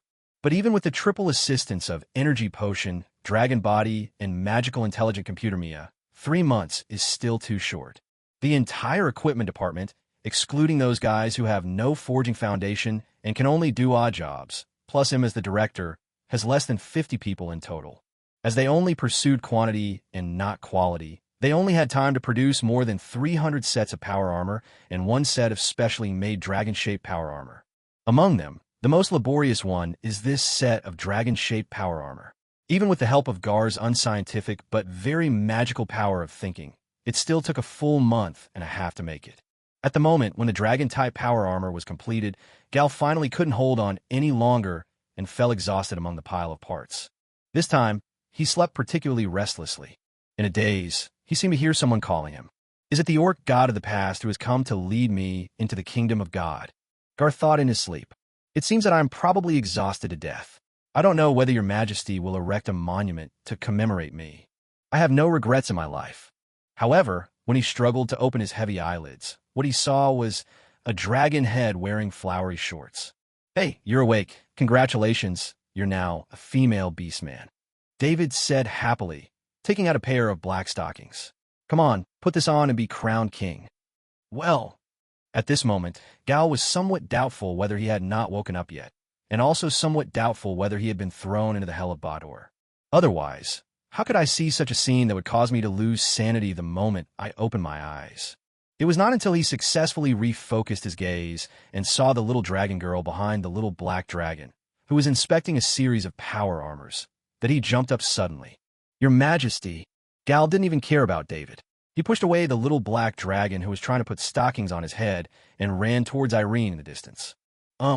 Irene turned around and saw Gal staggering and sliding to his knees in front of her, with the ahog on his head still swaying back and forth, like a seaweed swaying in the waves.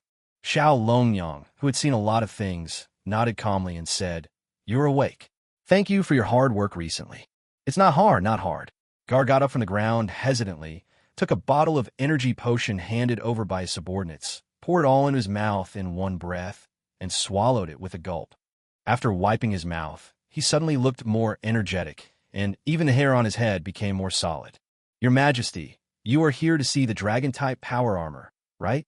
Seeing Irene nod, Gar threw away the potion bottle in his hand and trotted ahead to lead the way.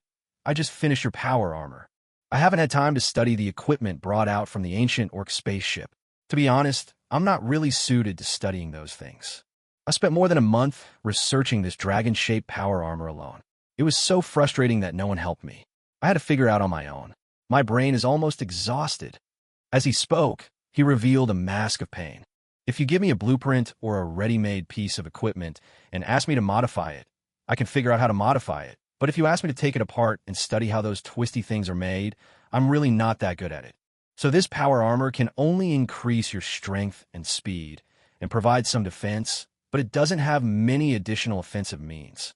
And I found out that the original power armor used a special alloy.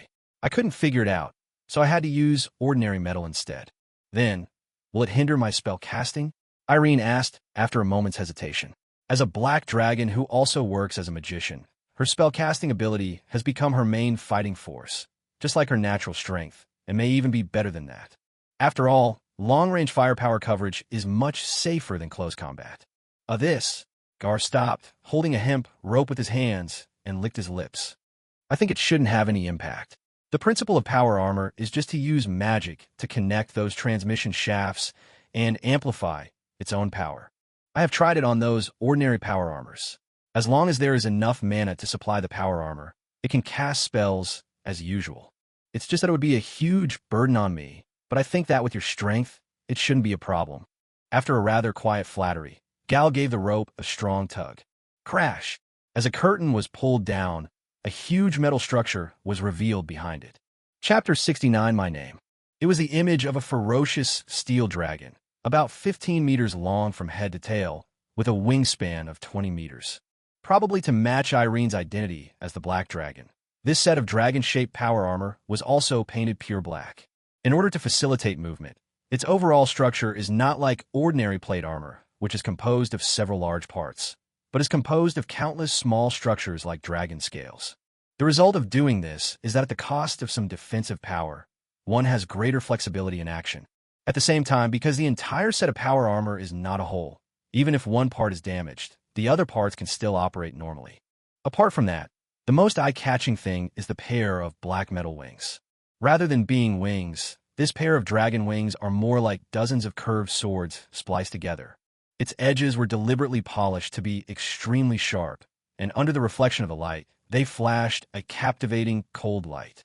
With such a dazzling blade, I'm afraid even if there are 10 orcs standing in a row, I can probably behead them with one sword.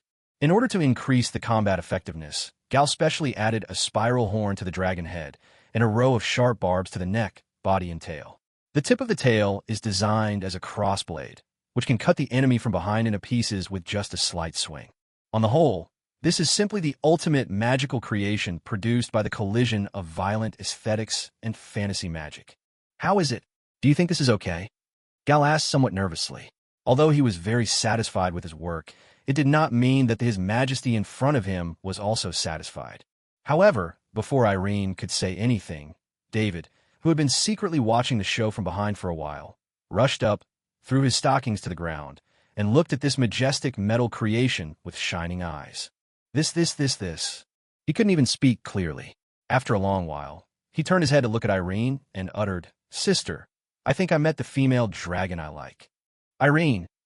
The next second, the little black dragon that tried to rush up to hit the steel plate was grabbed by the invisible magician's hand and thrown out, falling to the ground with a duong. After clearing the debris, the little dragon girl pretended nothing happened, walked forward and gently stroked the cold shell of the dragon-shaped power armor, but the magic power inadvertently flowed through the entire power armor. It's a very delicate creation. I like it very much. Hearing these words, Gar felt as if he had been pardoned. He felt that his efforts over the past 3 months had not been in vain. His legs went weak, and thanks to Wonkai, who was standing beside him and supported him, he did not fall to the ground. But the hair on top of his head involuntarily drooped. Wait a moment. The little black dragon who had gotten up from the ground at some point came back and looked at Gar, who was supported by Wonkai. He pointed at the dragon-shaped power armor with one hand and pointed at his face with the other. "Where's my share? Where did you hide it? Pull it out and show it to me." Gal obviously did not expect this situation. His Majesty did not say at that time that he wanted to make 2 sets. Besides, even if he said so at that time, 2 sets could not be made in such a tight time. Faced with this situation, the young equipment minister obviously didn't know how to deal with it, so he touched the only hair on his head helplessly, thinking that this perverted black dragon was really making the orc bald. After pondering for a long time, Gal couldn't come up with a reason. Seeing David stretching his neck, his eager eyes were almost staring at him on the physical level. He could only tell the truth. I did this. David's expression froze on his face. After a brief silence, the little black dragon, who was possessed by a sense of drama, retracted his neck and made an extremely distorted expression on his face. "I finally fell in love with you, but you made me lose so completely." Then he grabbed the flowered shorts on his head and threw them to the ground. Under the light, the little black dragon's bald head, which had not yet fully recovered, reflected bright light. At least Gar still had a strand of hair, but he was missing most of his scales, not to mention hair, and his entire body looked like a Mediterranean sea. The equipment department fell into silence. Some people subconsciously raised their hands to cover their eyes, fearing that they would be blinded by the light reflected from the bright bald head. After being stunned for a few seconds and seeing that everyone was silent, Hei Lung finally reacted. He stuck his butt out and picked up the flowered shorts and put them on his head to cover the bald spot that had not yet fully recovered. Then he pretended nothing had happened, walked to Wonkai, dragged away Jiaer, who was being supported by him, and walked towards the dark corner with their arms around each other, muttering something to himself. Then the hair on Jiaer's head suddenly stood up from its sluggish state as if he had taken drugs. At the same time, on the other side, the dragon-shaped power armor fixed on the shelf was disassembled into countless parts under the traction of magic, and was controlled by magic as it flew towards Irene, who had regained her true form. Crack, crack, crack. Amid the harsh sounds of metal splicing, a sound that gradually became heavy and metallic reached the ears of everyone present. Warriors, it's time. After these words were spoken, the entire equipment department fell silent. It was so quiet that only the hissing sounds of metal friction and steam could be heard. Everyone looked at Irene. As the last piece of the visor was assembled, the pair of dim mechanical eyes lit up with dazzling golden light, and the great creation of machinery and magic spread its pair of steel wings like blades. Swish! The space seemed to be torn apart. In the blinding cold light, the dragon's voice that sounded like a mechanical sound, accompanied by a powerful dragon might, swept across the entire Black City. In my name, expel and crush all those who intend to offend the majesty of the true dragon. Chapter 70. Expedition 1. Boom! These days, the weather in the area west of the San Pedro Mountains is unusually extreme. Dark clouds cover the sky, and lightning appears and disappears in the clouds like a python. The heavy rain that had been falling for 2 days and 1 night had just stopped. The road eroded by rain has already become muddy and unrecognizable. No matter how you look at it, this is not good weather for an expedition. But Robo can't wait any longer. Before the 3 months were up, he had already assembled a large army and stationed it near the Dwarf Empire, waiting to lead his army in as soon as the passage was opened. But now it has passed the agreed time, and there is still no news from the dwarves that the tunnel has been dug. This made him both anxious and depressed. Sometimes, Robo even wanted to go to the homes of these bearded men who drank all day and interrogate them to find out if they were deliberately stalling for time.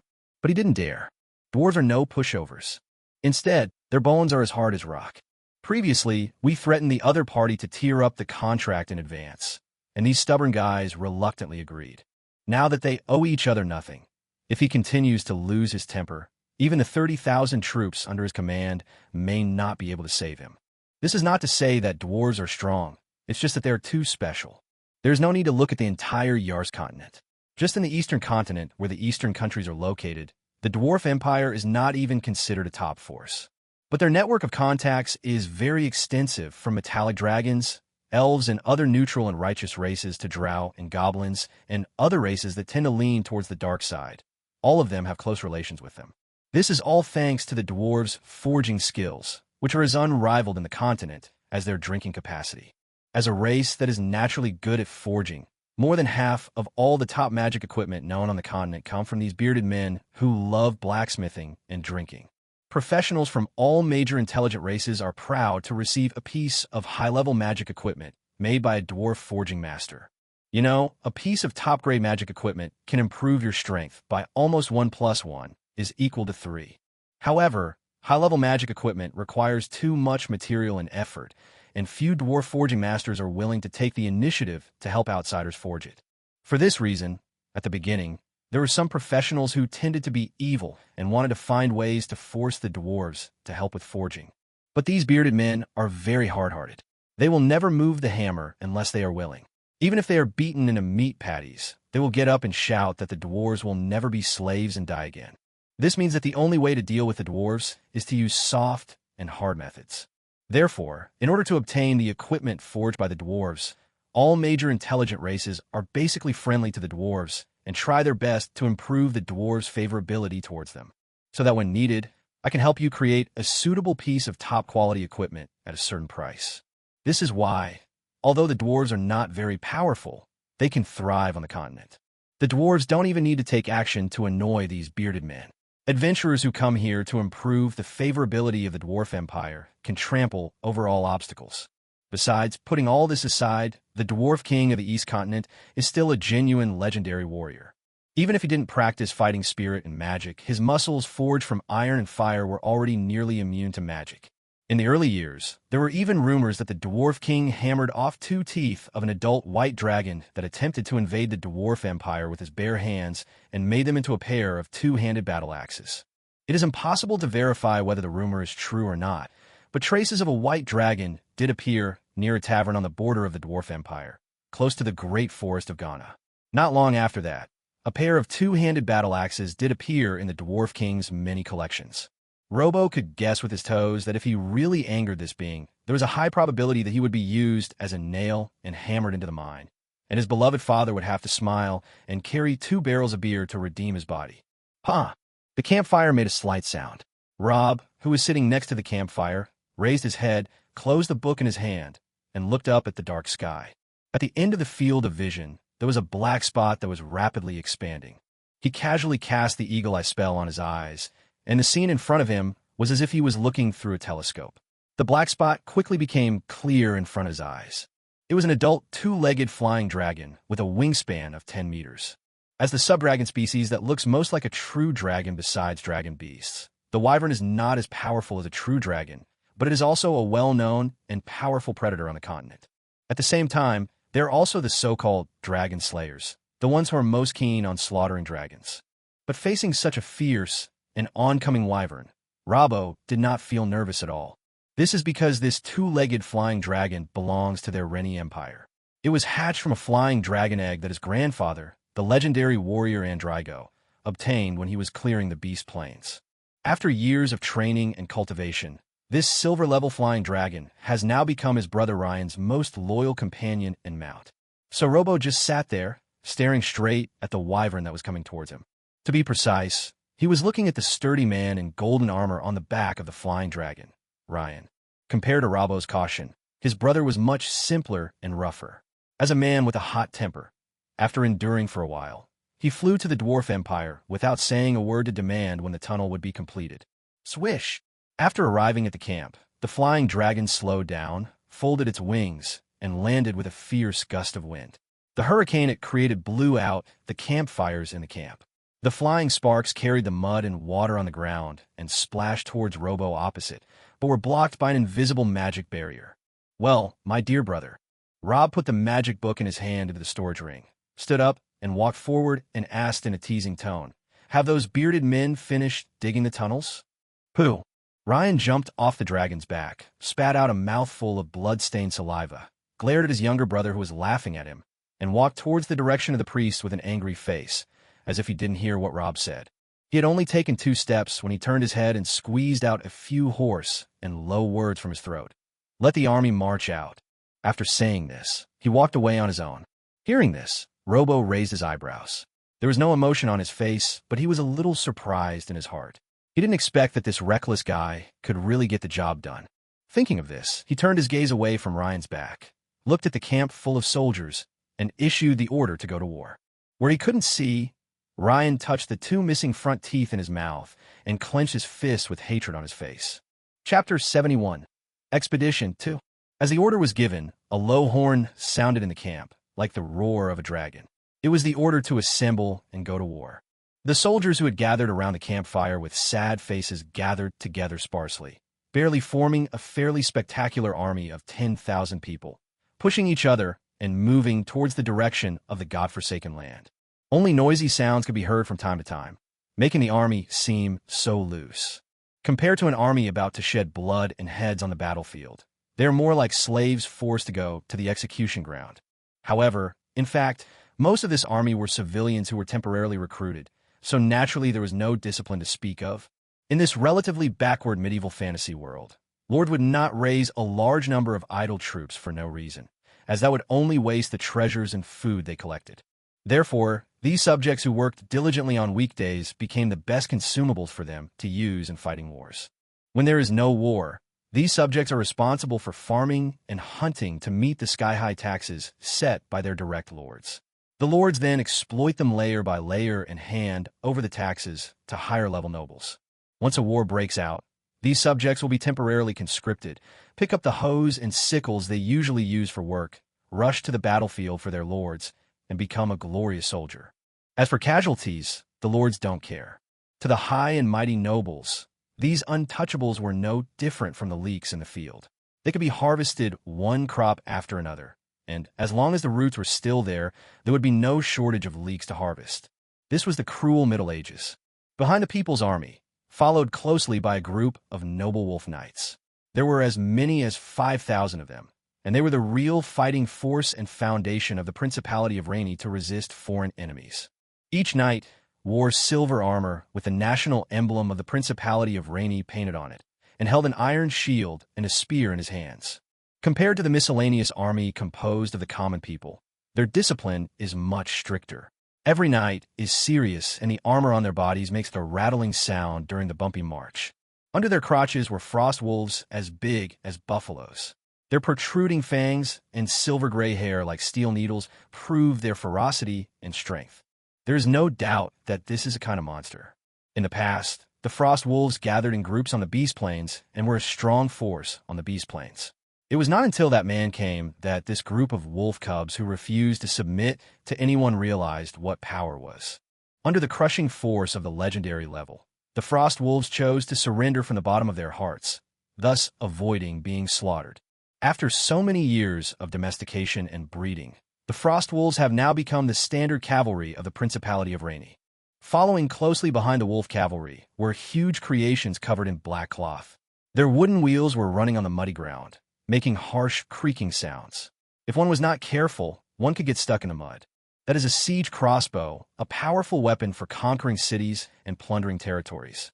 Even a powerful being like a dragon, facing this huge crossbow arrow enchanted by magic, must carefully choose to avoid the edge to avoid being accidentally hit by it.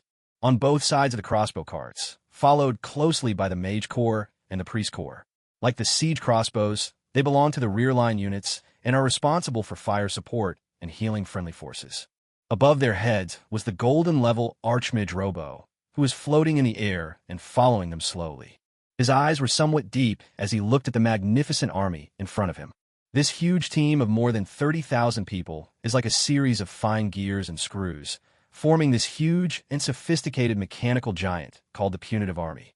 This is a horrifying spectacle created by the whole country's strength, and it is a terrifying fighting force that can sweep away a small principality. This battle was not only to defeat the new force in the godforsaken land and prove himself to his father, but also to expose the claws of the Principality of Rainy to the outside world.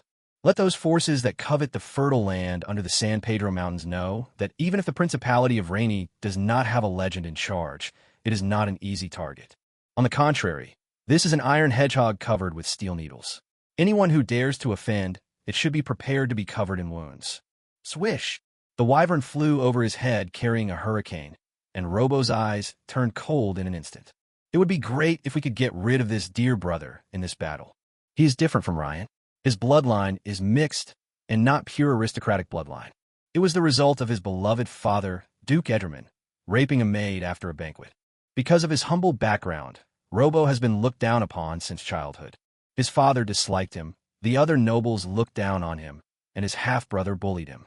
He hated this world, hated the maid mother who gave birth to him, and even more hated his brother Ryan, who had a better family background than him. All these changes started when he awakened his outstanding magical talent at the age of 8.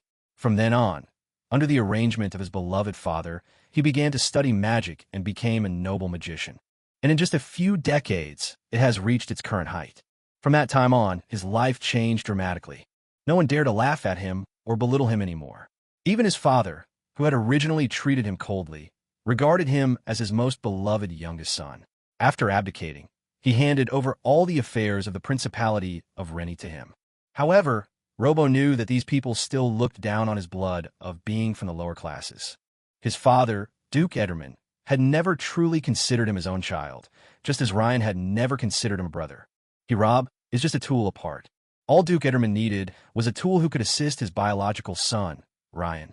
He never thought of passing the title to a guy of lowly blood. At least, that's what Robo thought.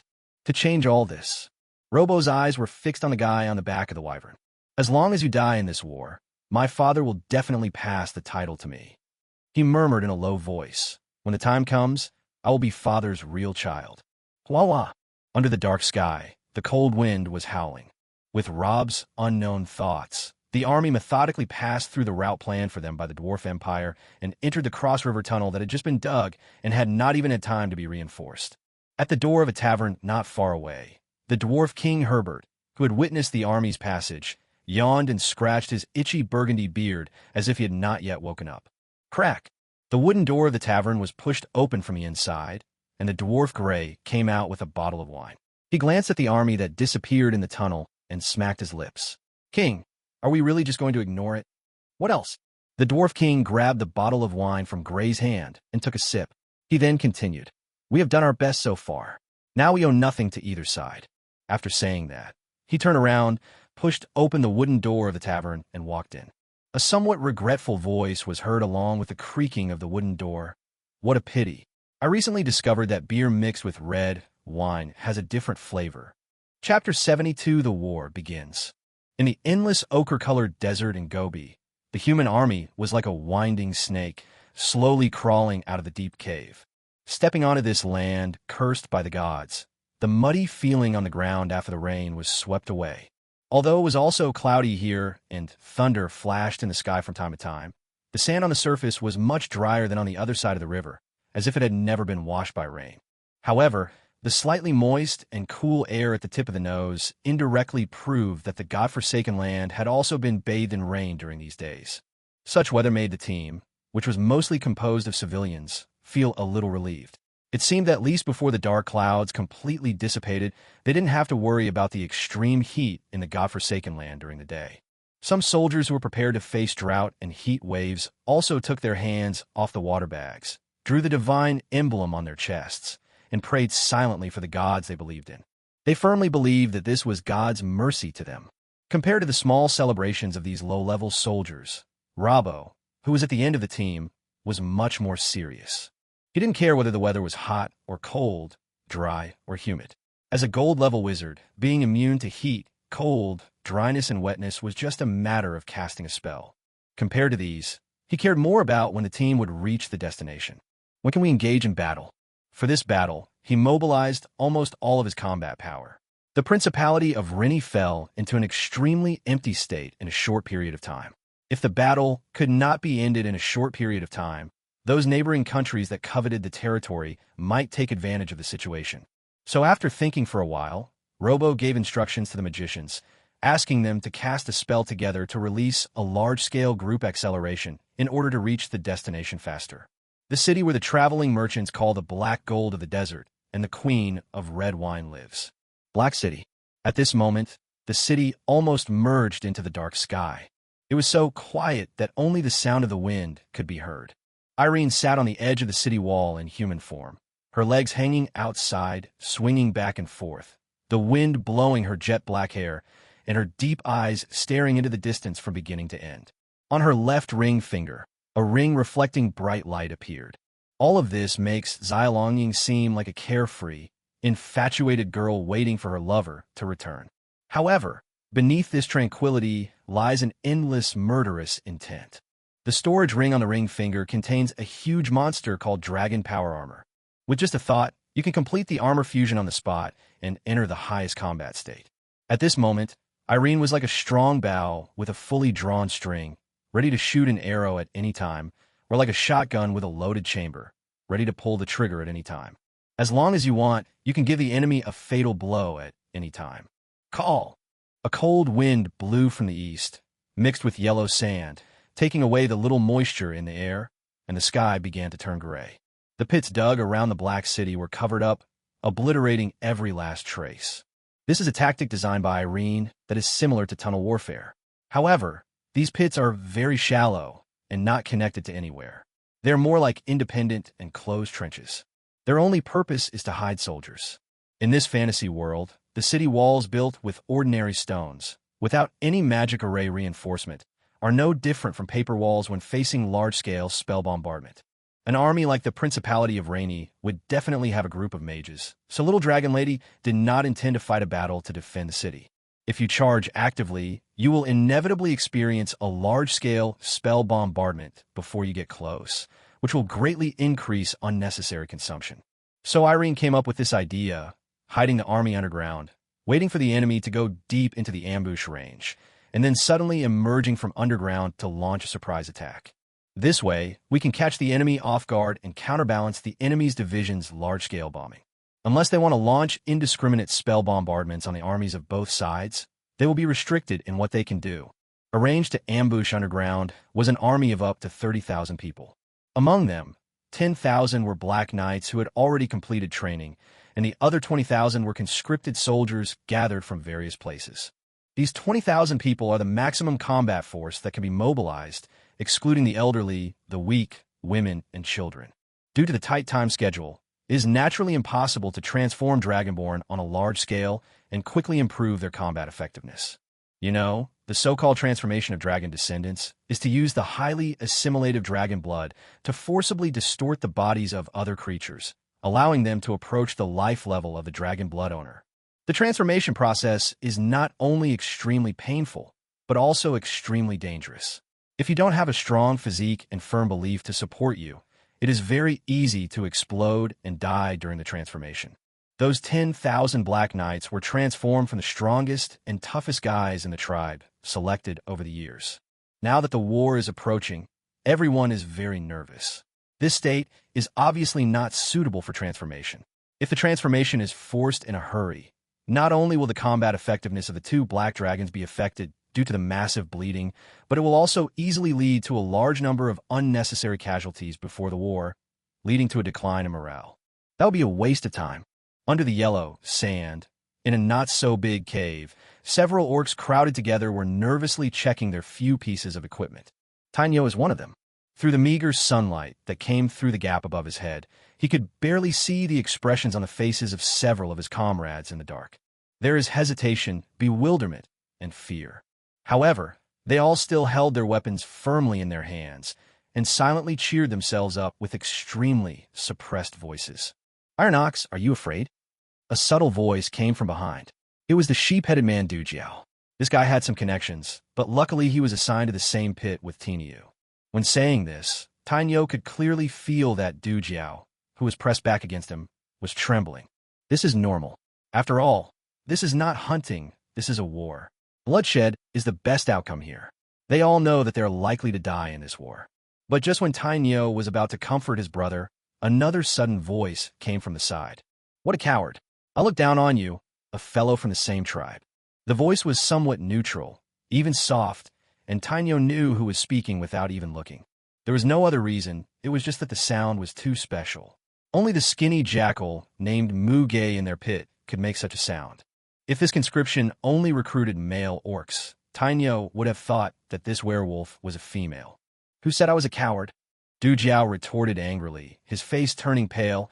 I just was afraid that Tinyu would worry about his family, so I wanted to comfort him. Then you're really great. The werewolf rolled his eyes in the darkness where no one could see him. Although he did not believe a word of it, he still opened his mouth and wanted to continue saying something. After all, once a war breaks out, life and death are uncertain. If you die on the battlefield, you will never have a chance to speak again in the future. However, before she could open her mouth, the ground began to shake slightly.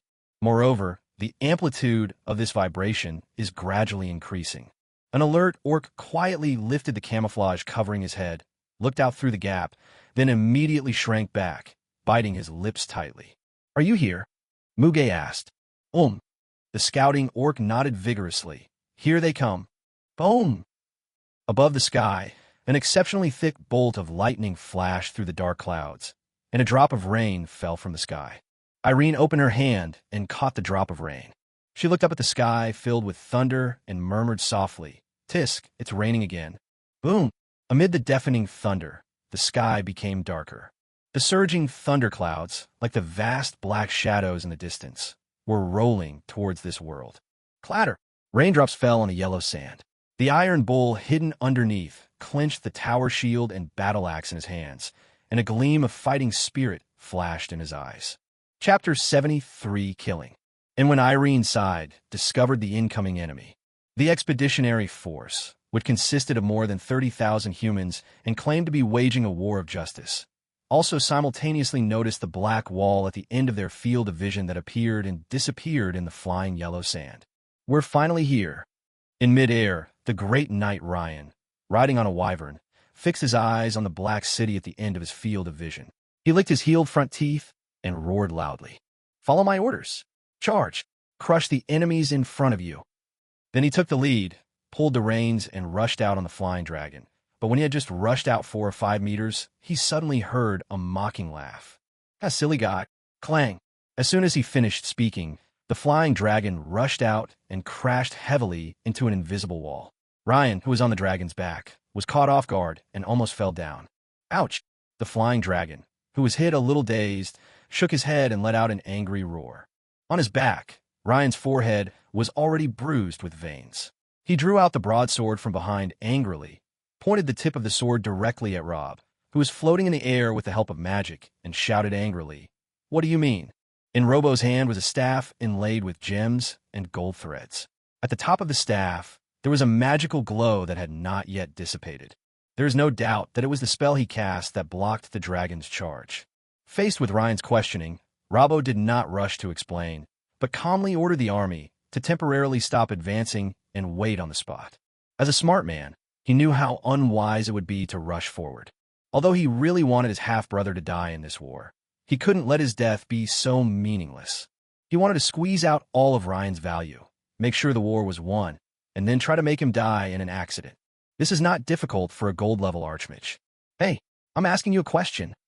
Seeing that Robbo ignored him and revoked the order he gave, Ryan became even more angry, and even the blue flame of fighting spirit was burning on the broadsword in his hand. The two-legged flying dragon under his crotch also took a fighting stance in sync, staring at the thin figure floating in the air with a dangerous look. However, at this tense moment, Robbo acted as if nothing had happened and looked at Elong and the other man with a nonchalant look. "My father said that I will be in full command of this battle." As he spoke, he tapped his palm lightly with his staff. A fake smile gradually appeared on his face, and he teased, "Are you trying to disobey father's orders?" "My dear brother." Ryan was choked by these words. His eyes widened as he looked at his brother's smug expression. His throat bulged, and he gripped the broadsword tighter in his hand, the flame of fighting spirit on it boiling. The next second, he put away his broadsword with reluctance, pulled the reins, and drove the equally reluctant wyvern to the back of the team with a resentful roar. Although Ryan is reckless, he is not a fool. As the eldest son of Duke Ederman, he was well aware of the importance of this battle. If anything unexpected happened in this battle, he would definitely be blamed for acting on his own. If his father gets angry and passes the title to that lowly guy Rob, he will be so miserable that he will not even have the tears to cry. However, in Robo's view, this scene was undoubtedly another victory. Every time he made this stupid brother lose face, he felt a morbid pleasure. The corners of Robo's mouth curled up slightly. Even before the battle started, he seemed to have tasted the sweetness of victory. With such a mood in mind, he cast an eagle-eyes spell on his eyes, narrowed his eyes slightly, and looked towards the black city wall at the end of his field of vision. With the help of magic, his eyes seemed to be burning with magical flames, and he could clearly see the tiny figure sitting on the city wall, swinging his legs leisurely. Although he had never seen him in person, Robo was inexplicably certain in his heart that this was his goal. The bartender who suddenly appeared in the godforsaken land and competed with their Principality of Rainy for business. "You didn't run away, but stayed here instead?" Rob thought so. He showed contempt on the surface, but he took it seriously in his heart. He had already considered the possibility that the other party got the news in advance and escaped. After all, the other party is facing a declaration of war from an entire principality, so running away is the best option no matter how you look at it. And if the other party ran away, he could not only take back the market of the Dwarf Empire without any soldiers, but also take the opportunity to monopolize the slave industry in the godforsaken land. However, looking at the situation now, the other party not only did not run away, but seemed to be waiting for them on purpose. "What gave you the courage to face me?" Robo murmured, "Stupid guy." At the same time, Irene, who was sitting on the city wall several miles away, also noticed the prying gaze. Her eyes, which were also blessed with the eagle-eye technique, moved slightly and met the other party's eyes. "Call." As the wind and sand blew, the two people's eyes quickly focused and their eyes narrowed almost at the same time. An invisible aura spanned the endless yellow sand and collided with each other. This was undoubtedly a confrontation of momentum. But then, Xiaolong Yang suddenly put on a sweet smile, slowly raised her right hand, extended her middle finger, and opened her mouth. It seemed like he said something, but I couldn't hear it because the distance was too far. Robo frowned slightly. As calm as he was, at this moment he felt an inexplicable anger in his heart. He hadn't seen this kind of contemptuous attitude or look in many years. But he will never forget that he was treated like this when he was still weak. That's how those people looked down on him. This moment of distraction was so severe that the levitation spell showed some signs of collapse, causing his body to stagger. But soon, the learned wizard forcibly suppressed the restlessness in his heart, shook his head to get rid of the inexplicable emotion, put away the eagle-eye technique, and no longer looked directly at the figure. Like a timid groundhog, the infantry will go forward to explore the way. The mage group will keep a distance and follow, and after entering the range, they will launch spell bombardment, and the rest of the people will stay where they are and wait. Robbo gave the order quickly and decisively, then cast an aura of rationality around himself. Under the effect of magic, his brain felt cool, his eyes became cold again, and his voice became hoarse like a crow. When I catch you, I will make you suffer pain and torture, for sure. Tap, tap, tap. The sound of chaotic footsteps continued as the army set out, advancing forward with a clear goal. The members of the Mage Corps in the rear began to mobilize the magic power in their bodies, ready to launch a wave of indiscriminate bombardment at any time to blow the black wall into ruins. At the same time, the originally drizzling raindrops became denser. Just as the team was getting closer and the mage group was about to enter the shooting range, heavy rain fell from the sky, and the vision became unclear. In the misty rain, a sudden shout of killing suddenly rang out from the infantry team. Robelfronith. He just wanted the infantry to test the enemy and did not give the order for the infantry to attack. However, the next second, more shouts and screams were heard. Hands suddenly stretched out from the rain-soaked ground, like ghosts emerging from the ground.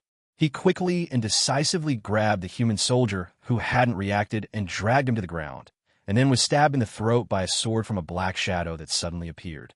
Amid the roaring thunder, the rain was dyed red.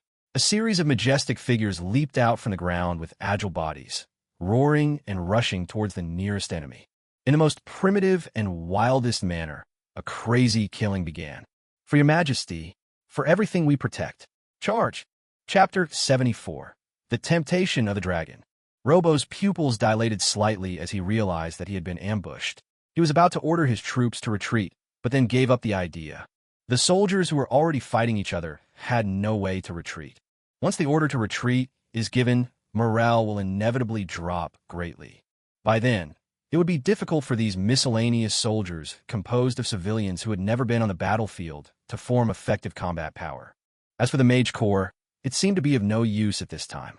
In this case, if the Mage Corps is forcibly ordered to provide fire coverage, it will be a large-scale bombing without distinguishing between friend or foe.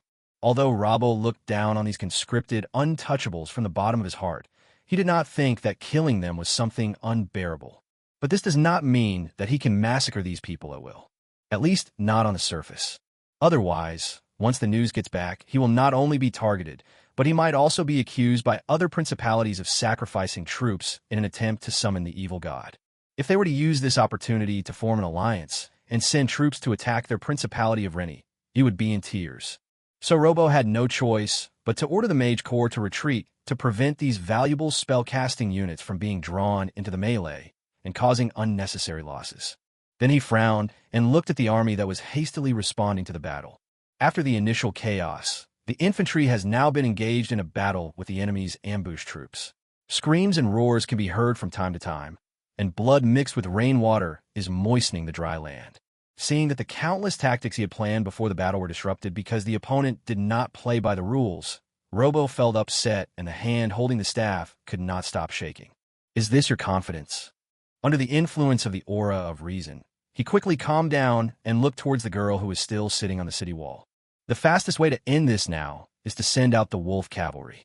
They were the elite troops of the Principality of Rennie.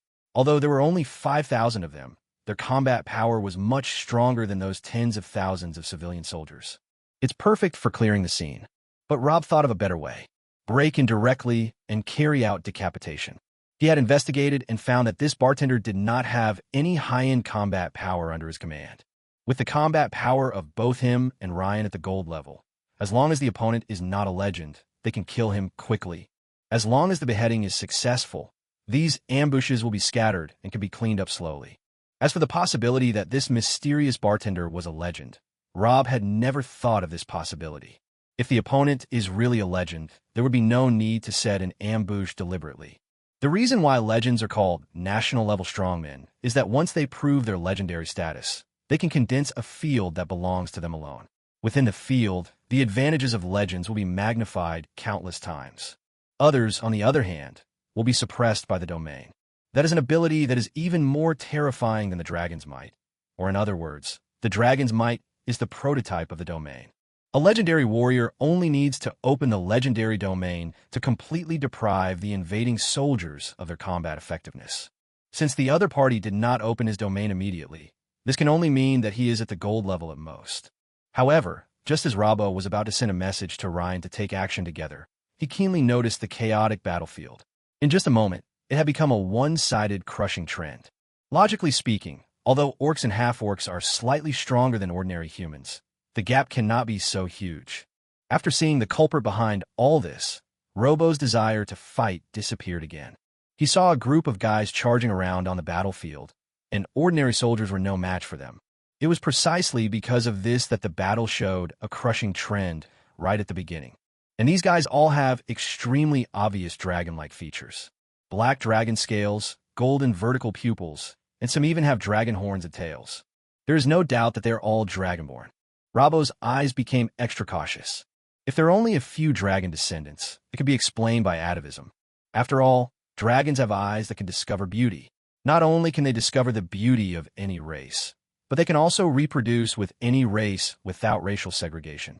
Coupled with the powerful transformation properties of dragon blood, almost all intelligent races on the continent of Yarsk have given birth to dragon descendants. Although the bloodline will gradually become thinner after being passed down from generation to generation, there may also be cases of atavism. Even in their Principality of Rainy, there have been a few human dragon descendants whose bloodline had returned to their ancestral dragon lineage. But there are too many dragonborn on the battlefield now, right? Just a cursory glance shows that there are at least nearly 10,000 of them. Excluding the possibility that the orcs and half-orcs in the godforsaken land collectively reverted to their ancestral form. So many dragonborn were born overnight. The only possibility is a giant dragon transformed them into dragonborn. Could it be that there's a giant dragon backing this bartender? Thinking of this, Robo looked at the being on the city wall with vigilance. But what he saw was a pair of vertical pupils that seemed to be burning with golden flames. His heart couldn't help but tremble. A word involuntarily appeared in my mind. Dragon. It was a giant dragon disguised as a human. On the city wall, the girl seemed to have noticed something. She stood up, looked at him with contempt, and raised two middle fingers. At the same time, a flash of lightning flashed behind her. Boom! The thunder seemed to turn into the roar of a giant beast. The dark sky seemed to be covered by a pair of huge black wings. In the darkness, an invisible sense of oppression came towards him from the pair of golden vertical pupils.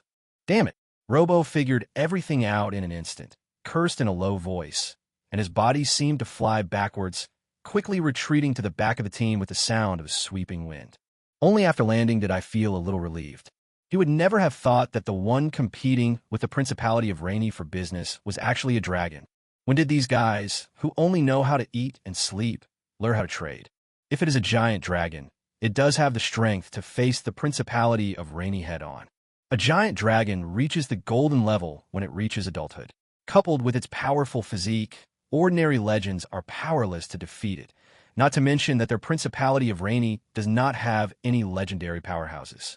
If they dare to challenge a full-grown dragon with only 2 gold-level warriors, they are undoubtedly asking for trouble.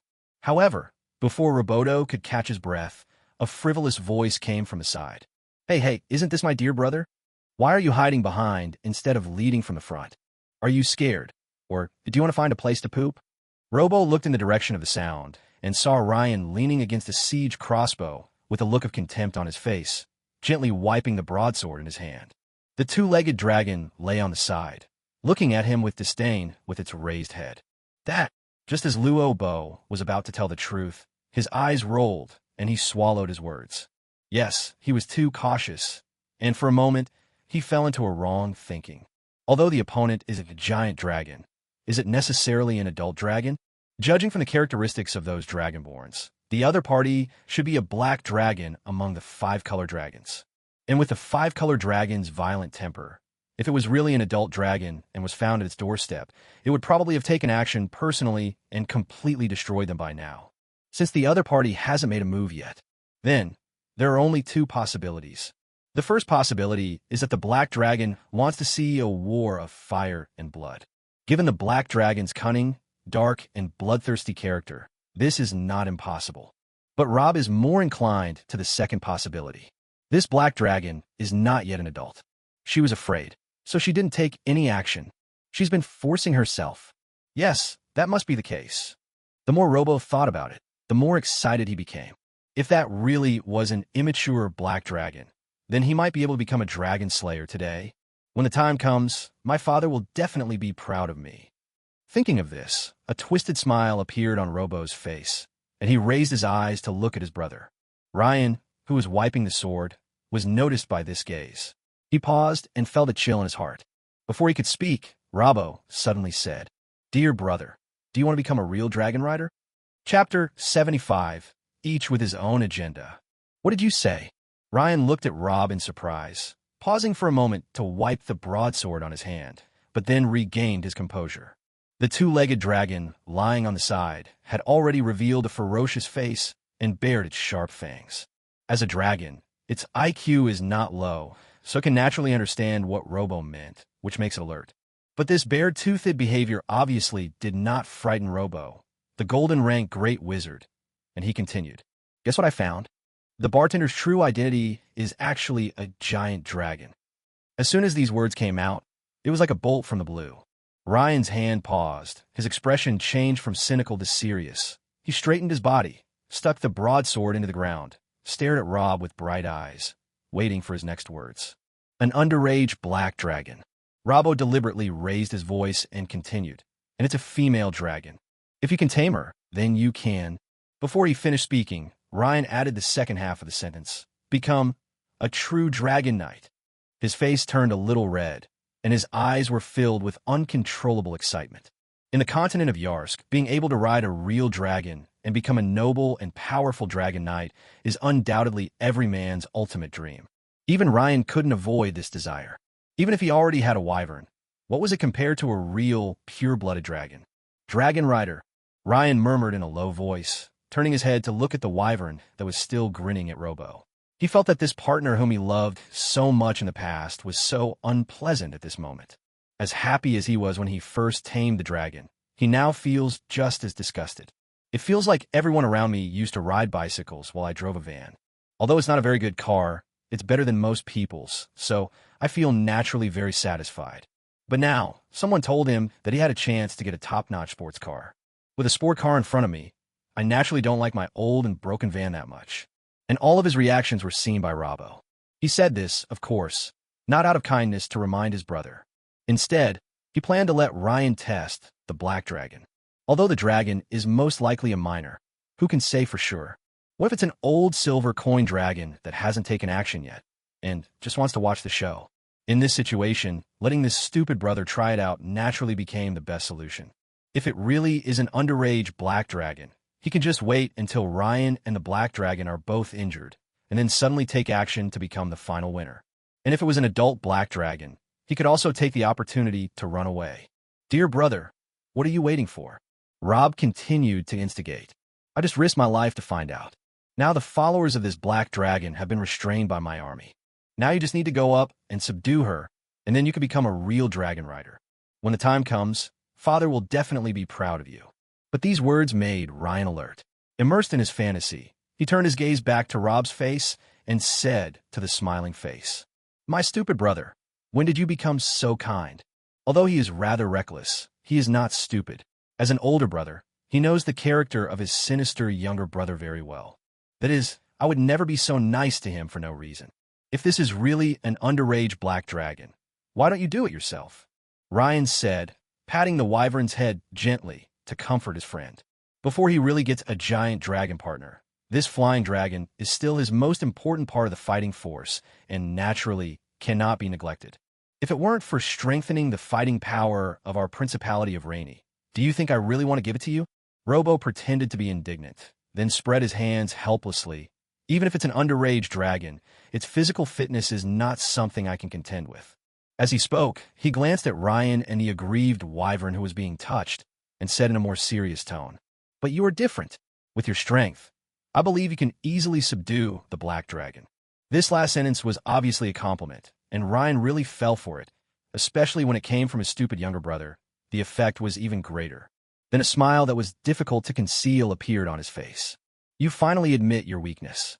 "My stupid brother." Ryan thought so, but did not agree immediately. Although he is reckless, he is not stupid. After thinking for a while, he said, "Robo, my dear brother, I still don't think it's safe. How about this? You and I brothers work together, and when we conquer the female dragon, we can take turns riding it. How about it?" Ouch. However, the pterosaur was the first one that was unwilling to get up. It made whimpering sounds and rubbed its head against its master's body to express its protest. During these years of domestication, it has adapted to the current life of having food provided for it, and it also knows that its current life is thanks to its owner. If I were replaced by that slutty bitch in their mouths, my future life would definitely not be as comfortable as it is now. "Robo, be good." Ryan patted the dragon's head and called out its name, which he had specifically chosen to insult Rob. "I promise you, my most loyal partner, that once we catch the black dragon, she will become our common mount."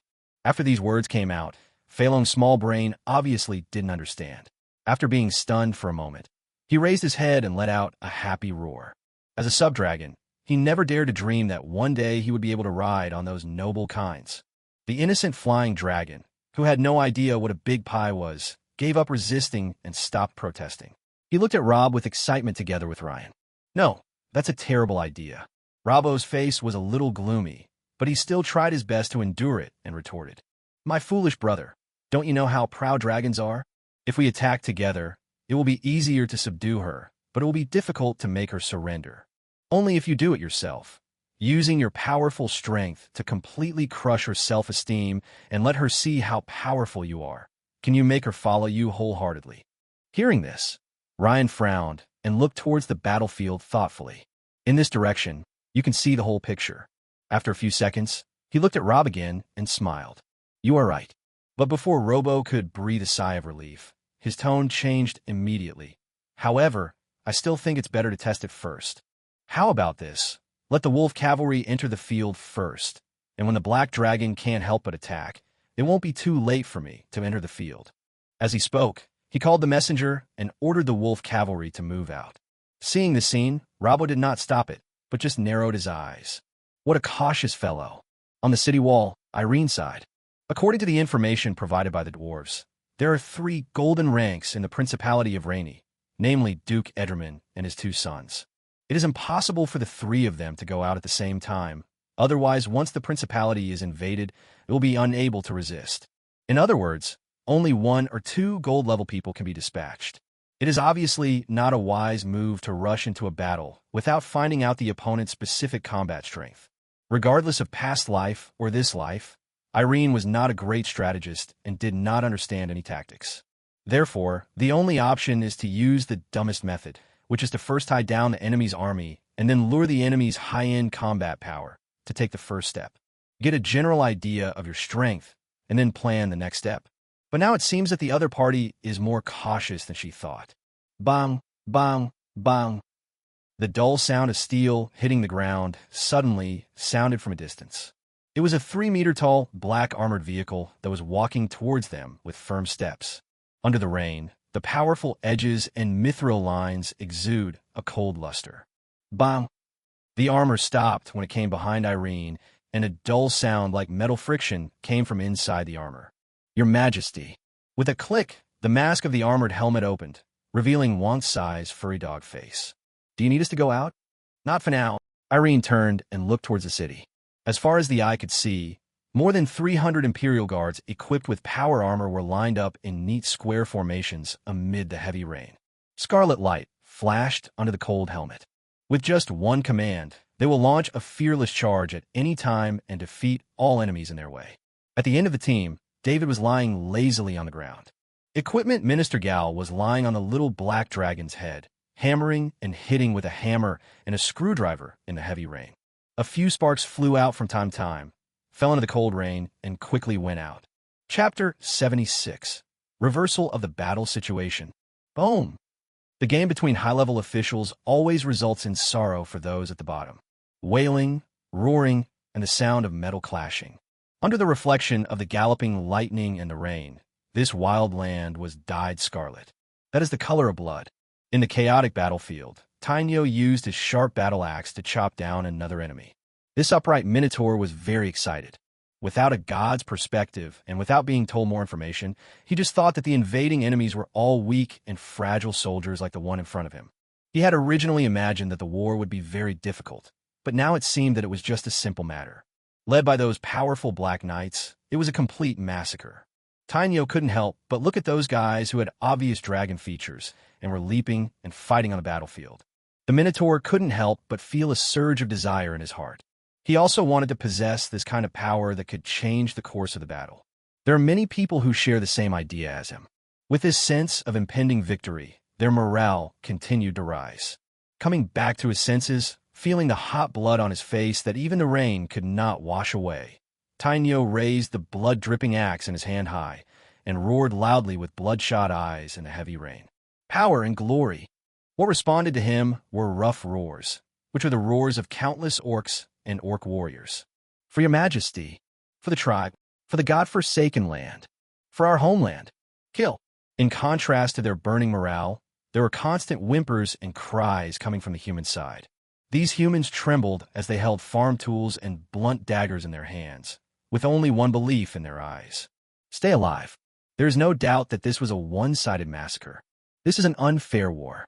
These civilians who were temporarily captured and sent to serve as soldiers were not facing the same situation as the civilians from other countries who were also forcibly sent to serve as soldiers. Nor are they weak and cheap goblins. Instead, they're a group of warriors who fight for themselves, for their beliefs, and for their homes. What's more, among them, there are more than 10,000 dragon descendants who are like little supermen. Faced with such an army, they could only watch the people around them fall down. This kind of despair was indescribable. So, under such oppression, driven by instinct, a human soldier finally chose to be cowardly with a look of horror on his face after seeing another of his companions die tragically. He dropped the weapon in his hand, turned around, and ran backwards. With the first one, there will naturally be a second one. People always follow the crowd. It's like triggering a chain reaction. More and more people dropped their weapons and began to flee in panic. Seeing the enemy begin to flee, the soldiers from the godforsaken land burst into even higher morale. They chased after him, weapons in hand and roaring. In the eyes of this group of simple orcs and half-orcs, this war is probably about to be won. It won't be long before they can go home and brag about their glorious achievements to their wives and children. However, they soon changed their mind. The ground began to shake. It was so intense that no matter how chaotic the battlefield was or how loud the sound of wind and rain was, no one could ignore it. Some soldiers subconsciously looked into the distance, but what they saw was that under the black sky, at the end of their vision, there seemed to be a dark cloud flashing with thunder rushing towards them. Those human soldiers who had just escaped from the battlefield, upon seeing the dark cloud, turned around without hesitation and rushed back to the battlefield at an even faster speed. However, the fear on his face not only did not dissipate, but was filled with an even stronger despair. A long wolf howl sounded behind them.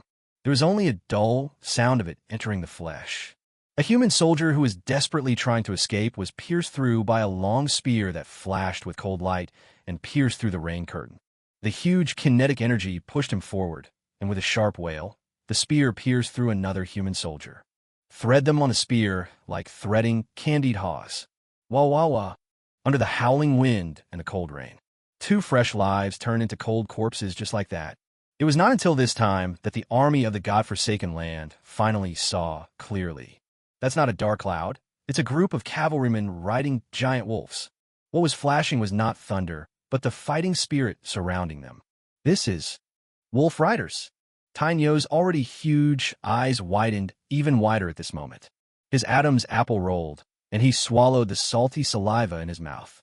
Subconsciously, he clenched the tower shield in his hand. That was his only support and the only thing that could give him a sense of security. No wonder he was so nervous. The might of 5,000 wolf riders charging together was simply too great. that is far beyond the reach of tens of thousands of miscellaneous soldiers. This is the true combat power of the Principality of Rainy, the real elite. Plop, plop, plop. Time will not stop for anyone. Just a moment of distraction on the battlefield. These guys riding on giant wolves and wearing exquisite armor are like a sharp blade flashing with cold light, cutting towards the battlefield. Just as Tainyo, with a somewhat pale face, was preparing to withstand the charge of these cavalrymen who looked very ferocious. Under the rush of heavy rain, just as the wolf cavalry was getting closer, the Black Knights scattered throughout the battlefield took the initiative to withdraw from the chaos, and under the orders of the team leaders, quickly stood in the front. Shouts and orders echoed throughout the world. Black Knights, all forward. Prepare to deal with the cavalry. As elites, they naturally knew what kind of force they were facing. The keen perception brought by dragon blood also made them aware of the enemy's strength. But as Black Knights, as warriors carefully selected from the tribe, they still took the initiative to stand up in the face of such a horrific attack. More than 10,000 Black Knights showed their fangs fearlessly at the 5,000 wolf cavalry who were charging towards them. It was not until this moment that Tainyo and the other orcs and half-orcs present breathed a sigh of relief. In their view, these guys who accepted the gift of His Majesty's blood and transformed into Dragonborn are the symbol of invincibility and can easily fight against those guys riding giant wolves. But soon, their hopes were cruelly shattered, because the Black Knights and the Wolf Knights were engaged in battle. There was only a plop sound, and a dull sound pierced through flesh and blood. A kobold Dragonborn, standing in the front, was pierced through by a spear on the spot. The huge kinetic energy directly tore his body apart, and the broken flesh and blood mixed with rain splashed in all directions. These Black Knights, who were originally like berserkers, madly reaping lives in an empty land, finally felt a deep sense of powerlessness in front of these real knights. Even though they have thin dragon blood flowing in their bodies. Even if they are fearless. But with the cooperation of huge frost wolves and well-equipped knights, these advantages are like a slightly thicker layer of window paper, which will be pierced through by the sharp spears. Even if someone managed to dodge the impact of the spear with his agility, he would still end up with broken bones and tendons if hit by the frost wolf. This is because the weight of these big guys can reach up to 1 ton, and when sprinting at full speed, the impact force is not much different from that of a car. This kind of despair is called pure power suppression. The advantages and disadvantages of cavalry and infantry were fully demonstrated at this moment. The Black Knights were divided and surrounded, and were quickly separated from the ordinary soldiers. The pressure on the human infantry was suddenly relieved, and with the strong intervention of the cavalry, they burst out with even stronger combat effectiveness. In an instant, the situation on the battlefield tilted towards the human side at an extremely fast speed. The muffled sound of puff, puff, puff continued to ring out on the battlefield. Amid the spurt of blood and flesh, lives were ruthlessly pierced by spears. Faced with all this, Tainyo Slowbrain was still unable to react. As the battle situation took a sudden turn, the hot blood that had been rushing to his brain quickly cooled down, making him feel a little dizzy. He didn't understand how those powerful Dragonborn could be killed so easily. The wounds on my body, which I didn't know when I got them, began to ache slightly at this moment. Within the field of vision, companions were falling down one by one, wailing. The roles of hunter and hunted were reversed. Just when he was at a loss, a very hoarse shout suddenly rang in his ears. "Stupid cow, get out of the way!" The honest Minotaur finally came to his senses, but what greeted him was a cold light that was getting bigger and bigger in front of him. That is, the Wolf Rider is charging. He was being targeted. Chapter 77, Battle 1. Swish. The long spear was burning with fighting spirit like a raging flame, piercing through all obstacles in front of it, like a bulldozer, cutting through the rain curtain at high speed. The nuis pupils suddenly dilated. The whistling wind and the sound of breaking rain seemed to be frozen at this moment.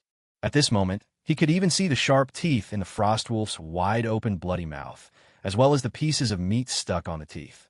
If someone were to be hit, his fate would probably be similar to that of the owner of these pieces of meat.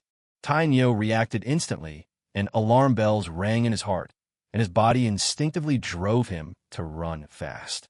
Escape from here, escape from this place of trouble. It is not a hopeless situation yet. The cavalry is estimated to be less than 10 meters away from him. If he hides quickly, he may be able to save his life.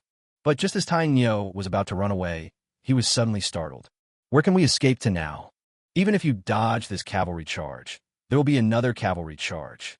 The situation on the battlefield has shifted towards the enemy. If these wolf cavalrymen are not dealt with, they will surely be pierced and killed one by one. Defeat is inevitable. If we lose this battle, what will happen to our families and tribes?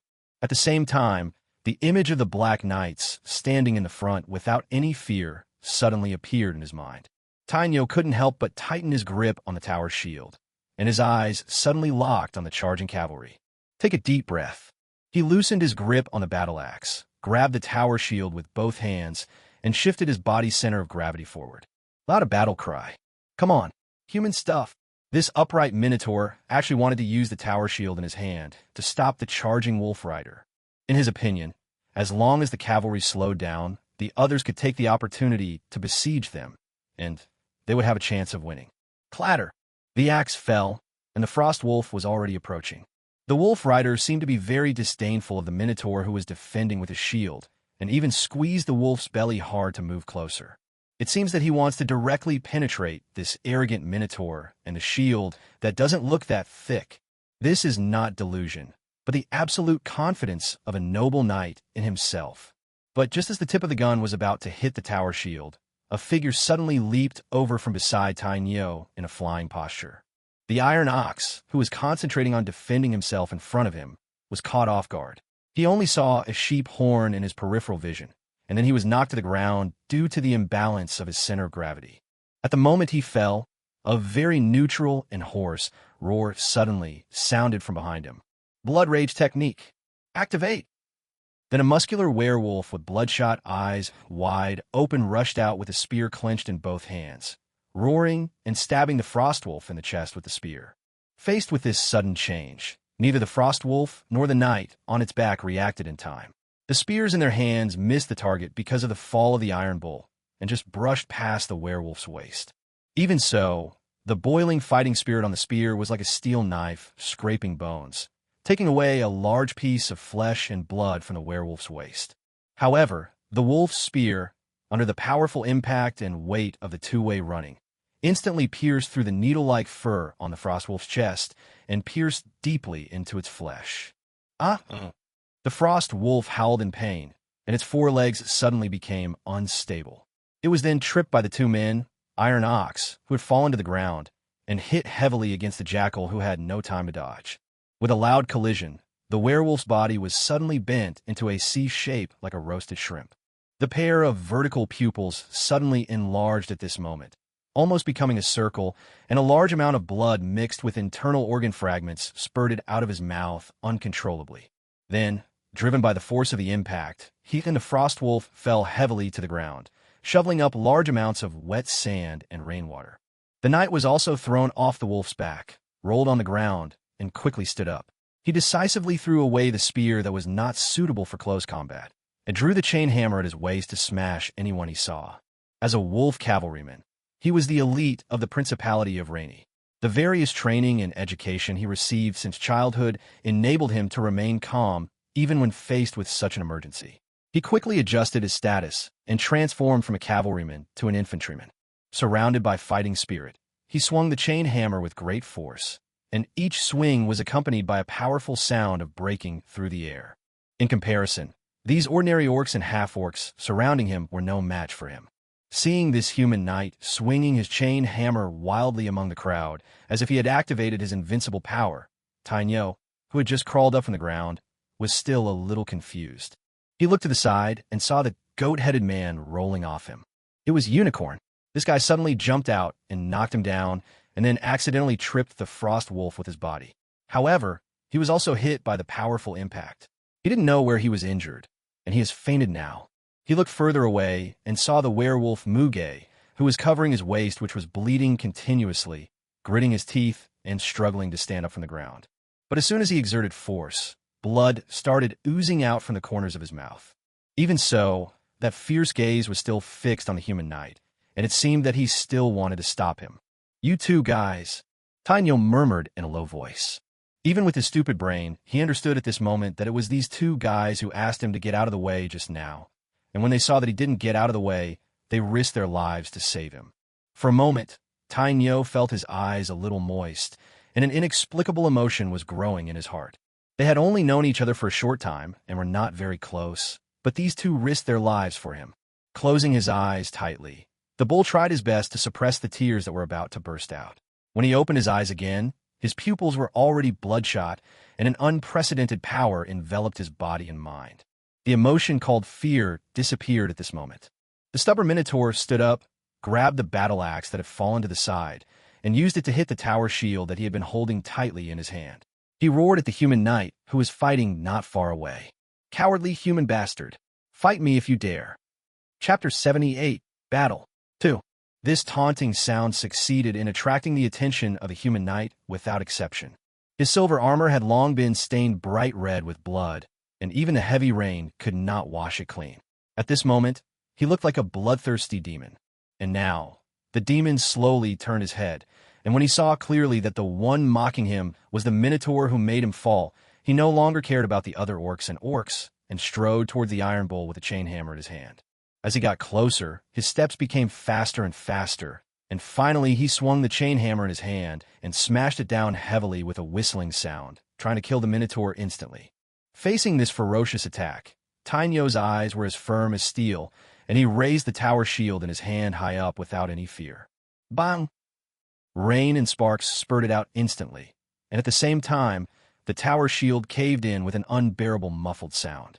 Tainyo couldn't help but groan, feeling that his arm bones had been shattered, but he still held on, buying a chance for others to fight back. Bang! Bang! Bang! Be a knife, a sword, or a spear, they all hit the armor of the human knight with a sound of collision, exploding countless fine sparks. Unfortunately, these guys are all ordinary people, and there are no professionals among them. With their strength, they cannot break the armor protected by the priest of the human knight and cause a fatal blow. The human knight shook the weapons off with great force, and then smashed the iron bull with a hammer again, as if he wanted to smash the disgusting minotaur to death first. Bang! Just like hammering iron, the chain hammer hit the tower shield again, and the tower shield, which was already overwhelmed, suddenly cracked into countless cracks.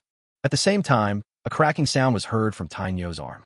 But this guy actually took advantage of the situation to pull away his shield, and when he saw the opportunity, he suddenly swung out the battle axe in his other hand, turned his waist, used all his body's strength, gritted his teeth, and chopped at the connection between the human knight's helmet and breastplate. There was a crack. It was one of the few weak spots in the knight's armor. And this is Tainyo's plan. Break! The axe blade successfully penetrated into the gap, and blood spurted out. Seeing this scene, Tainyo's face lit up with joy, and blood oozed from the corner of his mouth dripped onto the ground, and he murmured, "Success! Success!" But then, a rapid gasp was heard, and Tainyo's expression changed. The dying human knight actually swung the chain hammer again and smashed it hard. Tainyo's pupils suddenly dilated. He wanted to raise his shield to defend himself, but the arm holding the shield had long lost feeling, and he could not exert any strength at all. He wanted to chop the axe in with greater force to finish off the opponent first, but he found that the axe blade seemed to be stuck and could not move at all. The chain hammer continued to grow larger in his peripheral vision, and Tainyo could already imagine the horrific scene of his head being knocked open, with blood and brain splattering. Perhaps because he was about to die, his thinking suddenly accelerated several times. But it is just the acceleration of thinking. Still can't stop it. It's like a revolving lantern. Countless thoughts flashed through his mind, but in the end he could only sigh silently in his heart. "I am sorry, Anna. I missed the date." However, the next second, a violent sound of breaking air like the space being torn apart suddenly rang out. Boom! The huge monster that suddenly descended from the sky instantly crushed the invincible human knight under its feet. Under the powerful impact, the silver armor had turned into a tin can that was as flat as it could be. Blood and flesh spurted out from the gaps in the armor like sticky ketchup, splattering everywhere. The sudden scene made everyone around stare wide-eyed. In front of them was a 3-meter-tall black behemoth. The steel pipe erected on the shoulder was spewing out streams of steam in the rain. Under the helmet, 2 eyes flashing scarlet light were looking down at Tainyo. "Brave warriors, you have accomplished your mission brilliantly." Words like the friction of steel rang out from under the helmet. Leave it to us next. As he finished speaking, one black power armor after another jumped down from the city wall. Boom! Boom! Boom! Boom! Boom! Boom! Boys, it's time! A dog-headed man wearing power armor and with his mask open fell from the sky.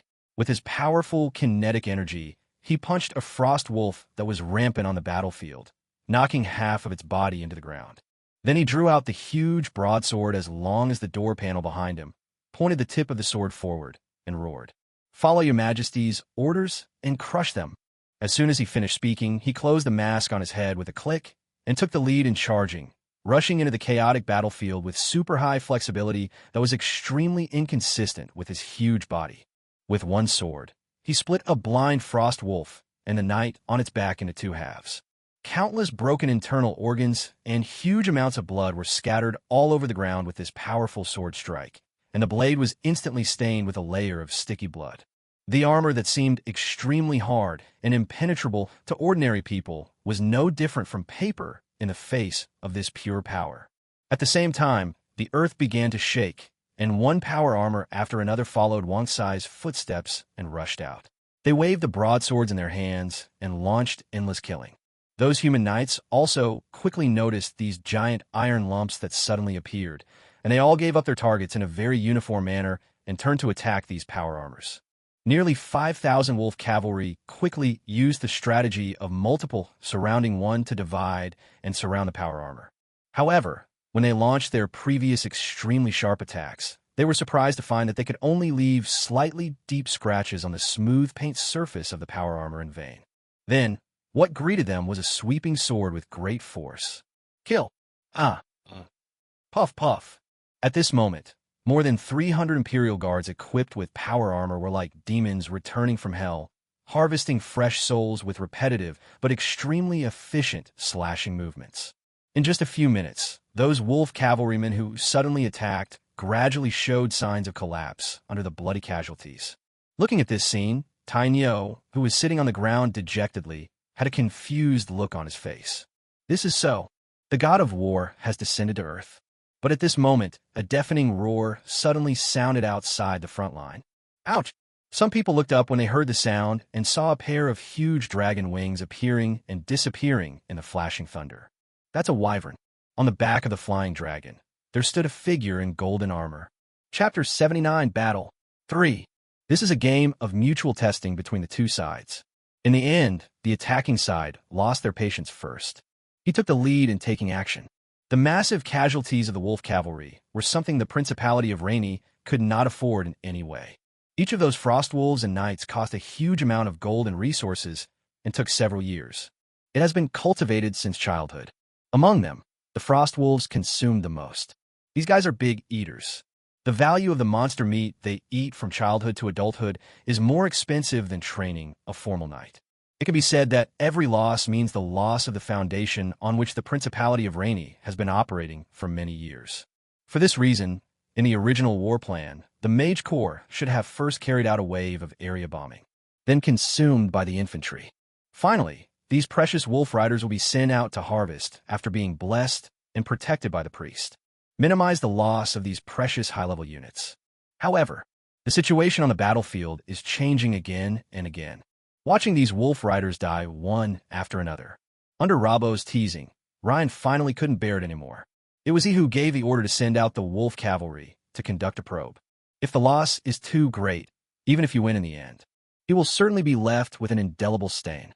He might even lose the dukedom that was supposed to be passed on to him. So after arriving at the battlefield, Ryan immediately launched the fastest and most crazy output. Swish, swish, swish, swish, swish.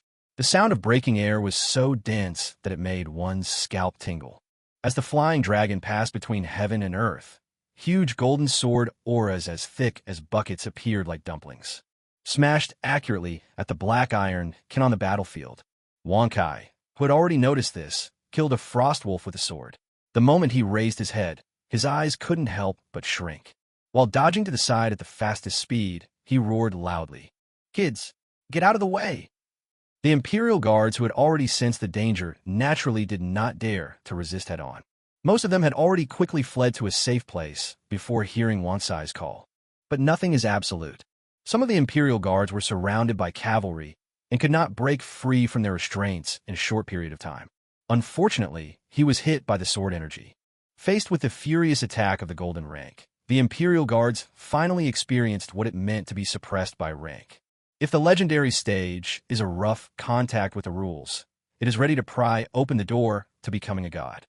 If you have advanced from ordinary life to a higher life, that golden stage is undoubtedly the limit that ordinary life can reach before advancing. A strong person at this stage can be considered a match for thousands of enemies in the true sense of the word, as long as the fighting spirit or magic power is not exhausted. No matter how many miscellaneous soldiers they face, they can take their time and kill them all. The gap is so huge that even the thick iron plate of the power armor cannot make up for it. As soon as the sword energy fell on the Imperial Guards, the black armor was hit like a sledgehammer. There was a big dent. Then came the belated sound of steel being cut and unable to bear the weight. The piercing metallic roar even caused some frost wolves that were too close and had very sensitive hearing to howl in pain. Lines of blood oozed out his ears. The sand under the power armor collapsed directly under this powerful impact. A circle of radial deep pits formed in all directions, except for some guys who were unlucky and died on the spot after being hit on the head by the fighting spirit. The faces of the other Imperial Guards who were attacked were all pale under their masks. A thick stream of blood flowed out of his mouth uncontrollably. This is because dragon blood gives them super high vitality and self-healing ability. If an ordinary orc encountered a blow of this magnitude, the violent recoil force generated by the light-powered armor under the impact would be enough to shatter its internal organs. They were shocked to death, seeing that just one wave of attack had made more than a dozen iron lumps lose their combat effectiveness. A twisted smile appeared on Ryan's face. The slight fear that had just arisen in my heart disappeared completely. After glancing at the girl on the city wall, he did not rush up to fight with her. Instead, he pulled the reins, commanding the dragon to dive down. Prepare to slaughter those tin cans that were seriously injured by the sword energy. This arrogant dragon knight believed that victory was certain the moment he took action himself. What we need to do now is to minimize the losses. If these tin cans were kept, the wolf cavalry would suffer heavy losses. It would be better to solve some of the problems now, so as to demonstrate one's own strength and intimidate the black dragon. It can also reduce the pressure on the wolf cavalry. However, just as he was riding his flying dragon and rushing towards the battlefield with murderous intent and madness in his eyes, a violent sonic boom sounded in my ears. Along with it came an extremely violent dragon might. The two-legged flying dragon, which was originally extremely confident and as crazy as its master, couldn't help but tremble under the pressure of this superior. He and his master subconsciously turned their heads to look. Then I saw a black shadow quickly enlarged before my eyes. It's like an alchemical bullet, rushing towards them with heavy sonic booms. At the same time, a vast dragon voice resounded across the battlefield amid the continuous sonic booms. Thief son! Bang! The diving wyvern had no time to react before it was hit head-on by the sudden black shadow. It deviated from its course and slid down from the sky. With a loud bang, it hit two wolf knights and several orcs. Under the powerful impact, it scraped out a shallow pit on the ground with sparks before it barely stopped. When it got up, it could see clearly what had hit it. But this glance made it freeze in place, with its pupils shrinking to the size of a needle tip. It was a black dragon. To be precise, it is a black dragon wearing steel pants on its head. The black shorts that seemed to be made of fine steel blended perfectly with the color of his scales. It is also covered with sophisticated mithril lines. At this time, these lines are constantly changing colorful lights, just like the lights used in a bar. Under the pants, the eyes are covered with two pentagonal crystal lenses. At this moment, the two crystals were like high beams, emitting two dazzling beams of light that constantly changed colors. The light made the wyvern's eyes sting. Such a unique look successfully attracted the attention of most people present. For a moment, even the swords swinging on the battlefield came to a standstill. There were even some guys who had never seen the world, and when they loosened their hands, there was a clanging sound. The weapon fell to the ground. No one noticed at all. After a brief moment of confusion, Ryan, who was on the back of the wyvern, subconsciously uttered a greeting he had learned from the traveling merchants. "And I fuck." At this moment, the acid breath that had been brewing in the black dragon's throat for a long time also spurted out. Under the light from the iron pants, this breath is like a colorful vomit. Chapter 80, Battle 4. Faced with this breath, Ryan, as a gold-level warrior, reacted quickly.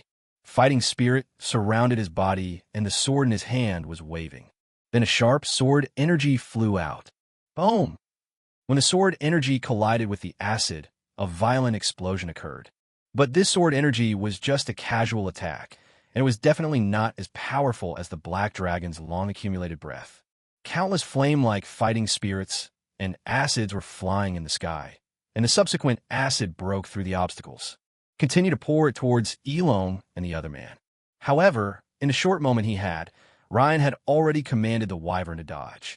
When the acid was about to approach, the two-legged dragon flapped its wings and suddenly took off into the air, narrowly avoided the impact of the acid. Squeak! The acid washed over the ground mercilessly, corroding a large pit. After spitting out a mouthful of acid, David looked at the enemy with his starry eyes like high beams. Then a sword energy came towards him. But he did not hide. Just as the sword energy was approaching him, he heard a clang sound. The little black dragon actually used its two claws together to clamp the sharp sword energy. He caught the blade with his bare hands. The only martial arts in the world is invincible with speed, is indestructible with strength. Muttering the words he learned from Irene, David just exerted a little force, and the sword energy was like broken glass, crushed by dragon claws. Just like a splash of water, it gradually dissipates in the air. This all relies on the dragon's super high adaptability and super strong growth potential. As a top-level magical creature that can develop rapidly and has extremely strong self-healing abilities. As long as they have enough nutrition, they can recover from their injuries quickly. And in the process of recovery, the body develops. Although this little black dragon was beaten up twice in a row by the old golden-level wizard, all the scales on its body were beaten off, and it became a bald dragon. But it also indirectly stimulates the body's adaptability. It begins to develop spontaneously in the direction of becoming stronger, harder, and more resistant. After being beaten twice, he recovered twice. As a result, except for the scales on David's head, most of the scales on other parts of his body have recovered, and it has become harder than before. Muscles throughout the body also become stronger, so much so that a random blow could crush a gold-level warrior. Now, if we only talk about the strength of the body, perhaps only the red dragon in the teenage period can be compared with the black dragon David. But this scene, in Ryan's eyes, was not good news. In his opinion, this was just a young dragon, at best a silver rank. In terms of physical fitness, however, it is not much different from that of this golden-level warrior. At least Ryan thought to himself that he couldn't take on such a sword energy so easily. But before he could think more, the black dragon in front of him had already launched the attack. I saw this little black dragon with its own lighting effects, suddenly exerting force with its feet, and the muscles all over its body were vibrating like ripples. The entire dragon took off like a rocket. He actually used the head cone covered with steel pants as a weapon and slammed it hard into the dragon's abdomen. I, David, will suppress all enemies in the world. Clang! The flying dragon and the black dragon passed each other. The hissing and roaring of steel resounded throughout the world. David, floating in the air, shook his head, and a dent appeared on the steel pants above his head. The dazzling light flashed twice and then returned to normal. On the other hand, Ryan's face looked a little gloomy. Just now he ordered the flying dragon to dodge urgently, and then slashed at the black dragon's head with a sword. Who knew my hands would become numb from the shaking? No normal dragon would use its head as a weapon. Aren't you afraid of getting a concussion? However, there was no time for Ryan to think more on the battlefield. The little black dragon recovered and rushed up again. Fight with him. The scales collided with the sword blade, emitting sparks from time to time. David seemed to be enjoying it and was really enjoying the feeling of fighting. The nature of the evil dragon was fully revealed at this moment. Rough roars could be heard from time to time on the battlefield. Not enough. Not enough. It's still not enough. Come on, you're weak. I am the king of black dragons. I want you to witness your own death. Ouch. How dare you spank me? You're done. I said it. As the two high-end combat forces of both sides collided with each other, the war seemed to have entered a white-hot state. However, the game between the two sides is not over. At the back of the battlefield, Robo's face was originally full of joy, because he discovered that the black dragon he guessed was just a young dragon. This is undoubtedly great news. Even though this black dragon looks a little weird, with his and Ryan's strength, it wouldn't be difficult to kill him if they joined forces. But when he saw that the girl was still there, he couldn't help but be surprised for half a second. If she is still there, that. Robo looked up at the gloomy sky, where the black dragon was fighting with Ryan, with no clear winner. Who is this again? But soon, this clever wizard showed an expression of sudden realization. He remembered a message he had overheard many years ago. That is, there are 2 black baby dragons in the great forest of Ghana without the protection of the dragon mother. The source of the rumor seemed to be a merchant who traveled between the godforsaken land and the eastern countries. However, after the merchant spread the news, he soon disappeared. Some people said that they saw him and several adventurers entering the great forest of Ghana, but he never came back. These 2 pieces of news did not cause panic after the merchants disappeared. Instead, it spread more and more widely. At that time, many adventurers came here because of its reputation. With the dream of getting rich overnight, he entered the jungle of Ghana. They did find a black dragon, but not both ends, but one head, an adult black dragon. The black dragon had a very bad temper and would kill anyone it saw. As a result, during that period, adventurers who entered the great forest of Ghana suffered heavy casualties, caused great confusion, until the end to calm the chaos. It is also to prevent the black dragon from rushing out of the Ghanaian jungle and attacking neighboring countries. The eastern countries sent a team of troops to garrison outside the Ghana forest. This garrison lasted for more than 2 years. Only after they were sure that the black dragon had no signs of invasion did they dare to withdraw their troops. As for the rumors that there are baby dragons in the great forests of Ghana, in the end, it came to nothing. Now it seems that the 2 rumored baby dragons may have escaped to the godforsaken land. Thinking about this clearly, Robo's mouth corners curled up slightly. After knowing the other party's background, he felt relieved. In his opinion, the 2 black dragons should be just young dragons now. How much of a threat could a guy who's not even a young dragon pose to him? But to be cautious, Robo did not act rashly. Instead, he calmly gave the order. Let the mage group and the priest group cover the siege crossbows entering the field. These big guys will now be renamed Dragon Hunting Crossbows. Chapter 81 Battle 5 Puff. On the battlefield, Tainyo used all his strength to chop the neck of the enemy in front of him. Amidst the splattering of blood, the guy who attempted a sneak attack covered his neck and fell to the ground with an unwilling wail. The Minotaur, with blood all over his face, stepped on the corpse and looked with concern at the gnoll in front of him who was struggling to stand up with the support of a spear. Are you okay? Fine. The gnoll Muge covered his waist, which was still bleeding. His height of less than 1.5 meters looked even more hunched at this moment. But he still raised his head stubbornly, bared his teeth, and forced a bitter smile at Tainyo. I won't die yet. Seeing this, Tainyo breathed a sigh of relief. He first scanned the chaotic battlefield to make sure the area nearby was safe for the time being. Only then did he shake off the sheep-headed man on his shoulders. The fainted, sheep-headed man fell to the ground in front of the gnoll. Tainyo asked in a pleading tone, "Then can you please keep an eye on this guy for me? I'm afraid he might get stepped on and killed by someone accidentally." This guy, the gnoll Muge frowned, kicked the unconscious sheep-headed man, and said jokingly, "It's so empty." When the gnoll raised his head, he found that the Minotaur had turned around, so he couldn't help asking, "Hey, where are you going?" Tainyo raised his axe and said, "The war is not over yet. I can't stop."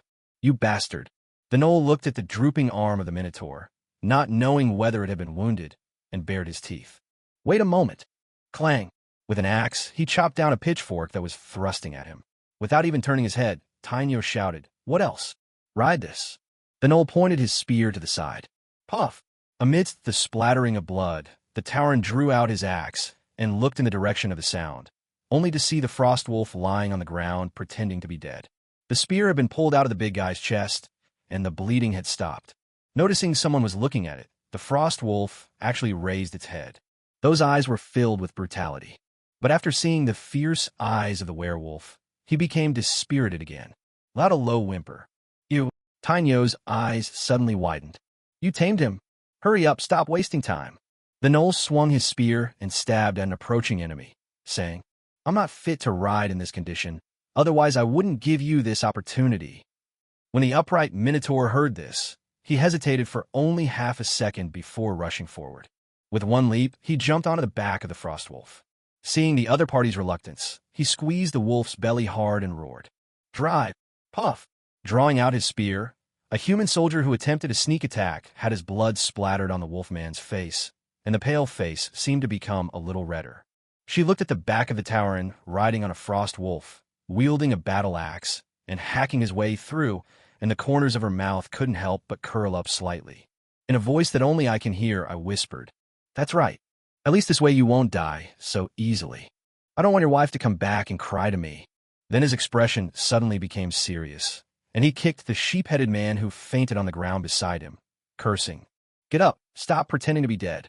But the goat-headed man showed no signs of waking up. The gnoll blinked, as if realizing some fact, and continued to swing his spear helplessly. Drive away approaching enemies. Really? You got to remember this. You owe me a huge favor. Puff! An inconspicuous corner of the battlefield. A member of the Imperial Guard was swinging a heavy broadsword with difficulty, killing and driving away the miscellaneous soldiers who were surrounding him. Normally, these guys in power armor shouldn't be forced into this state by the mobs. But this Imperial Guard was different. There was a huge wound on his waist that almost tore his body in half. This made it impossible for him to even stand up. I can only endure the pain. One hand supports the body. One hand wields a broadsword to drive away the approaching enemies. His name is Dart, a dog-headed man. When the flying dragon appeared just now, he was unfortunately locked by his sword energy. Actually, it could be avoided. But at that time, he was unlucky and was surrounded by a group of wolf cavalry. As Dart tried to dodge, the wolf riders took the opportunity to pounce on him, throw him to the ground. Then, an extremely unfortunate scene happened. Amidst the intense pain and the roar of metal, the sharp sword energy pierced through the power armor, and the belly of this poor kobold. With such a horrific injury, if it weren't for the powerful vitality brought by the dragon blood, he would have died long ago. Damn it! Dart swung his sword again, taking out two approaching soldiers. He felt his eyelids becoming heavier and heavier. I couldn't help but yelled, "When I get back, I will give those guys in the equipment department a good beating." The quality of this armor is too poor. Even as he cursed, his heart felt colder and colder. In fact, Dart knew very well that there was nothing wrong with the armor.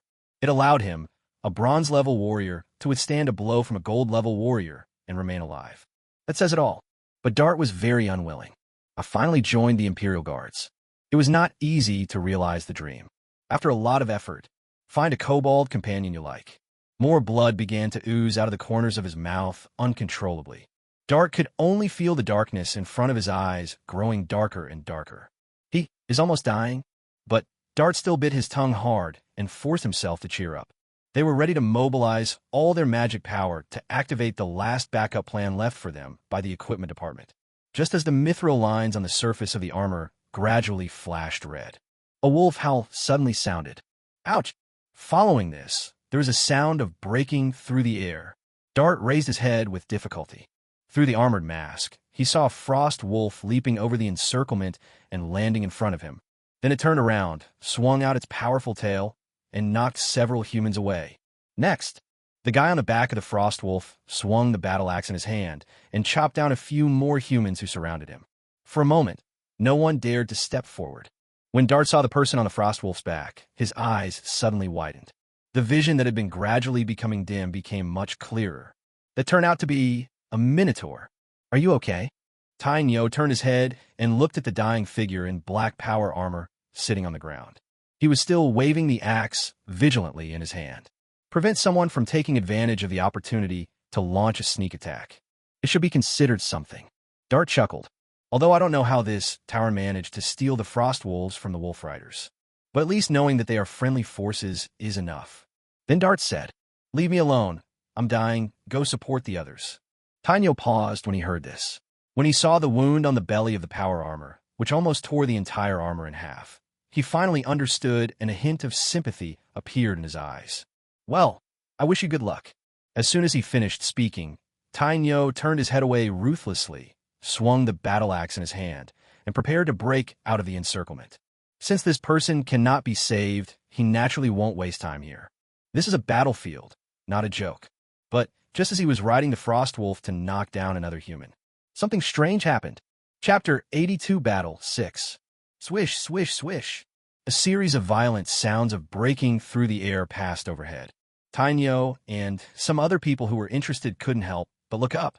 Then, fireballs with tail flames streaked across the sky and shot towards the two dragons fighting in the clouds. To be precise, most of the fireballs were shot at the black dragon. Only a few fireballs accidentally flew towards the dragon and Ryan on its back. Boom, boom, boom.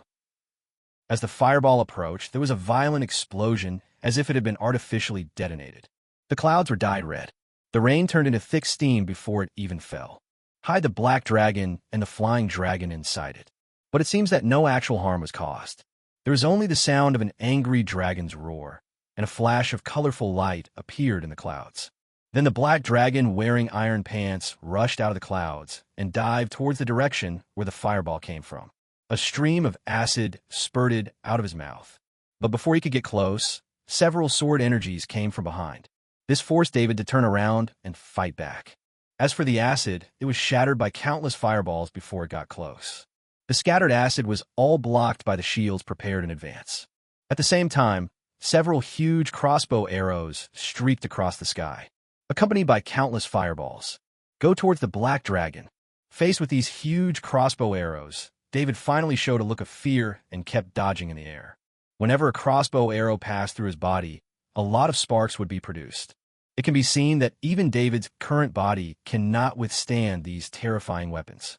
Under such circumstances, in the duel of high-end combat power, the black dragon was actually at a disadvantage. And it was only because the siege crossbows and mage corps of the Principality of Rainy arrived at the battlefield. A group of priests also arrived with him.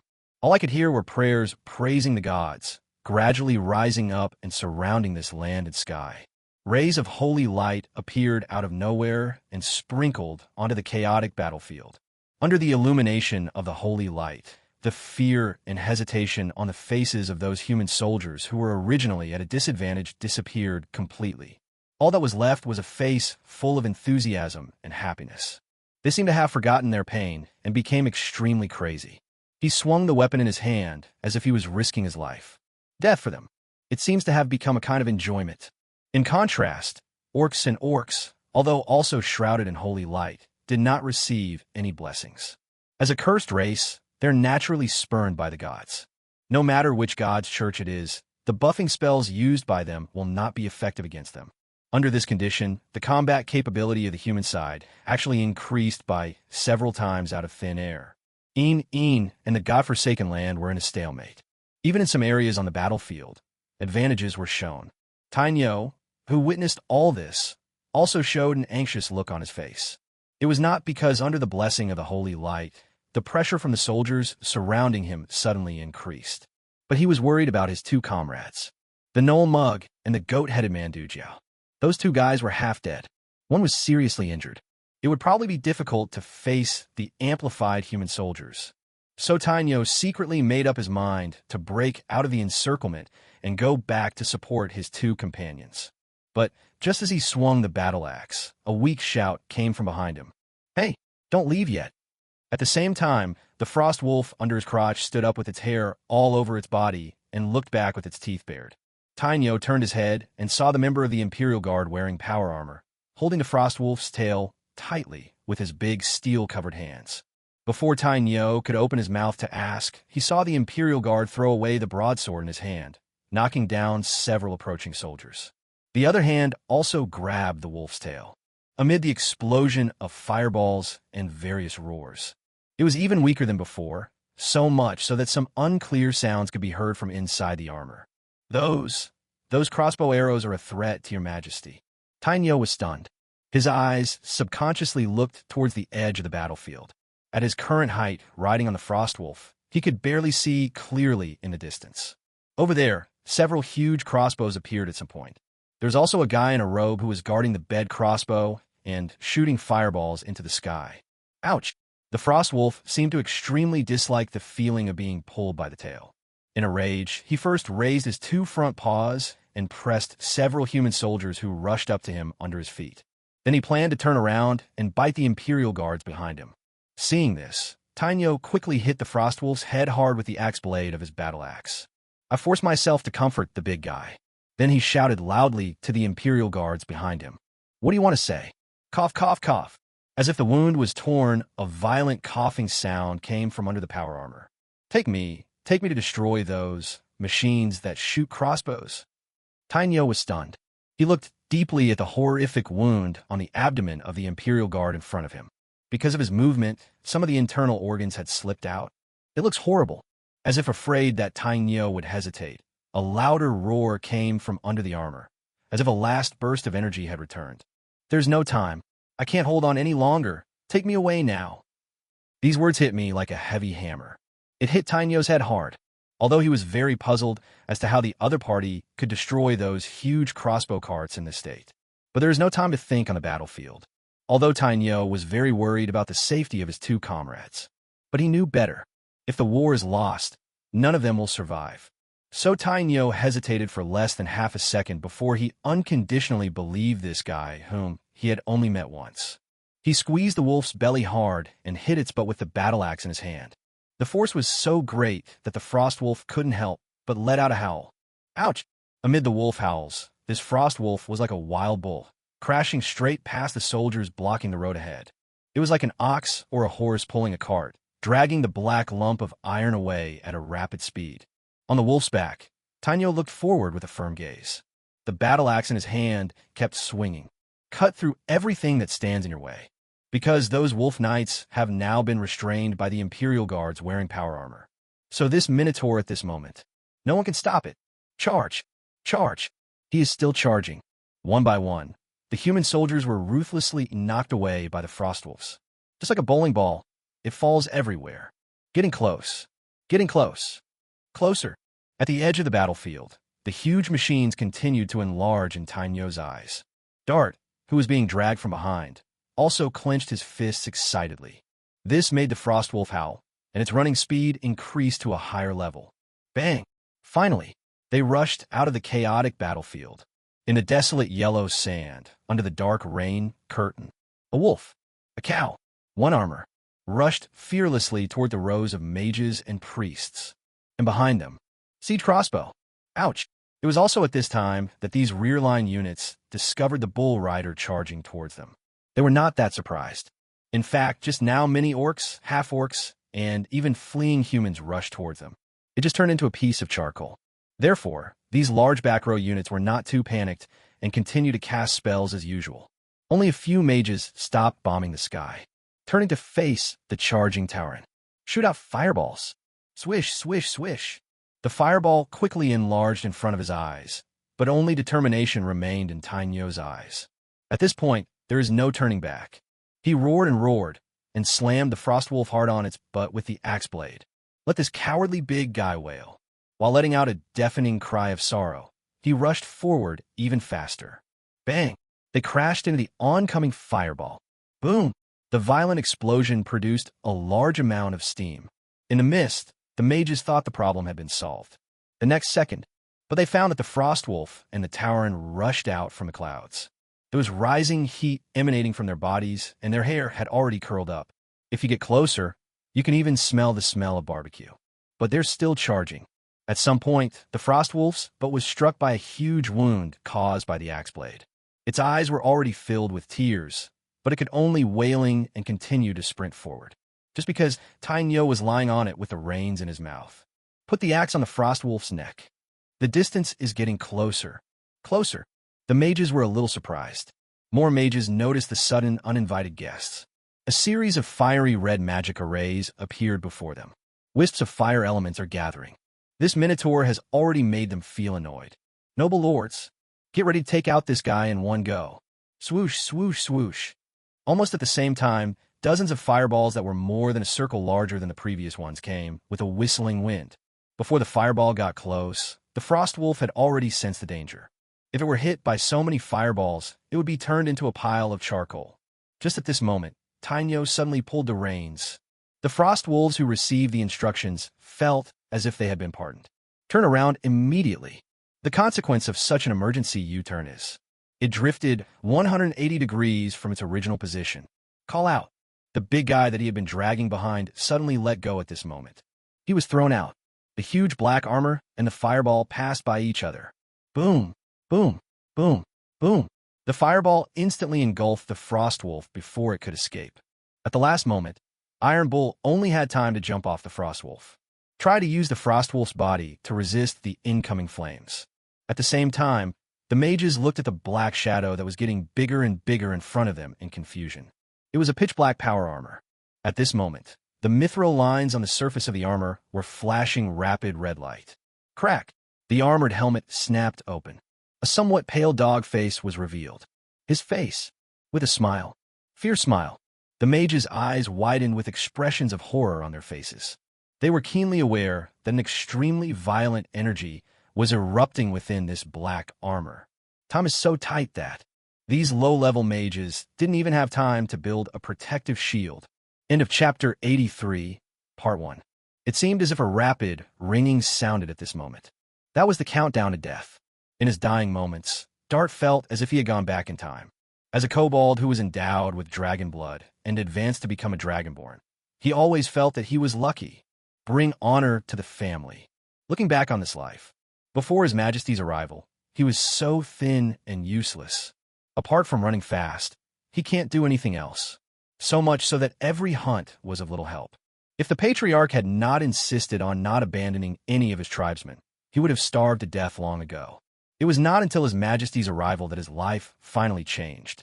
Although Dart was not selected to become a Dragonborn in the previous elections because he was too thin, become a member of the Black Knights. But he never gave up and kept training hard. Heaven will not let down those who work hard. Now that he no longer lacked food, Dart became stronger and stronger. Finally, he successfully passed the selection and became a Black Knight. But that didn't stop there. He is still working hard. In that wine cellar filled with sweet aroma, I work hard to train myself. Final. As I wished, I passed the selection this year and joined the Imperial Guards. What a pity. Now, he's going to die. Boom! Light and heat burst out at this moment. In an instant, dozens of mages and the siege crossbow behind them were covered. Call out. At this moment, a crossbow arrow that had just been charged was fired from the siege crossbow, but was affected by the explosion. Although it was not destroyed, the trajectory was deviated a little bit. On the city wall, when Equipment Minister Gal saw the burst of light and heat in the distance, he suddenly grinned with excitement. Even the hair on his head stood up. As a logistics unit, he was not sent to the battlefield. This made Gal a little depressed. But now all this annoyance is gone. Your Majesty, did you see that? Gar turned his head, and the bottle of energy potion in his hand squeaked. He said in a frenzied tone, "This is the super bomb function I was thinking of. By forcibly draining all the magic power from the driver, it causes tremendous damage. Isn't it exciting?" Irene did not answer. Her face was solemn. Seeing this, Gal looked at a guard beside him with some boredom. Since there were only 300 sets of power armor, the Imperial Guards who had no armor to wear were not sent to the battlefield. Their mission is to serve as the last fighting force. If this war fails, they will try every possible means to temporarily delay the enemy. Give the two Your Majesties a chance to escape. How is it? Gar held the bottle of energy potion in one hand and put his other hand around the shoulder of the Imperial Guard and said in a very familiar manner, "Isn't it exciting, brother?" After a moment's silence, the Imperial Guard's lips, covered by the black helmet, moved, and his tone was full of sadness. "I'm sorry, Lord Gar, I don't think so." Gar was stunned, and the hair on his head turned into a question mark. The next sentence from the Imperial Guard answered his doubts. "All my brothers." The rain was still falling, but the scene on the city wall seemed frozen. Next second, pop! The energy potion fell to the ground, but Kogar was no longer interested in paying attention to it. "Imsing." Gal opened his mouth, not knowing what to say for a moment. It's all right, Lord Gal." The Imperial Guard clenched his black-armored fist and hit his chest hard. I bowed to the fire in the distance. It is our honor to be able to see such beautiful fireworks bloom at the last moment. Boom! David felt under a lot of pressure. During this period of time, he finally realized the gap between the golden level and himself. That's endurance. The opponent's fighting spirit and the crossbows and fireballs coming from the ground continued to consume his physical strength, incidentally causing minor injuries. As the situation accumulated, David has gradually fallen into a disadvantage. If a crossbow arrow hit him, I'm afraid this battle can now be declared over. But at this moment, call out. Amidst the flashes of thunder and lightning, a crossbow arrow cut through the air, piercing through the layers of rain with a cry like that of an eagle. Fly towards the two dragons fighting in the sky. David's eyes suddenly widened. Just as he was about to dodge, he suddenly felt that the trajectory of the crossbow arrow was a little strange. It didn't seem to be coming toward him. David looked up and saw the flying dragon roaring and rushing towards him. Ryan, who was on the dragon's back, was filled with fighting spirit. The broadsword in his hand was filled with fighting spirit, just about to chop at him. The next moment, a huge crossbow arrow suddenly attacked and accurately hit the roaring dragon. With a puff, poked into its warm heart. The flying dragon let out a roar that was vaguely mixed with pain and joy. The wings flapped in a chaotic manner, almost fell from the sky.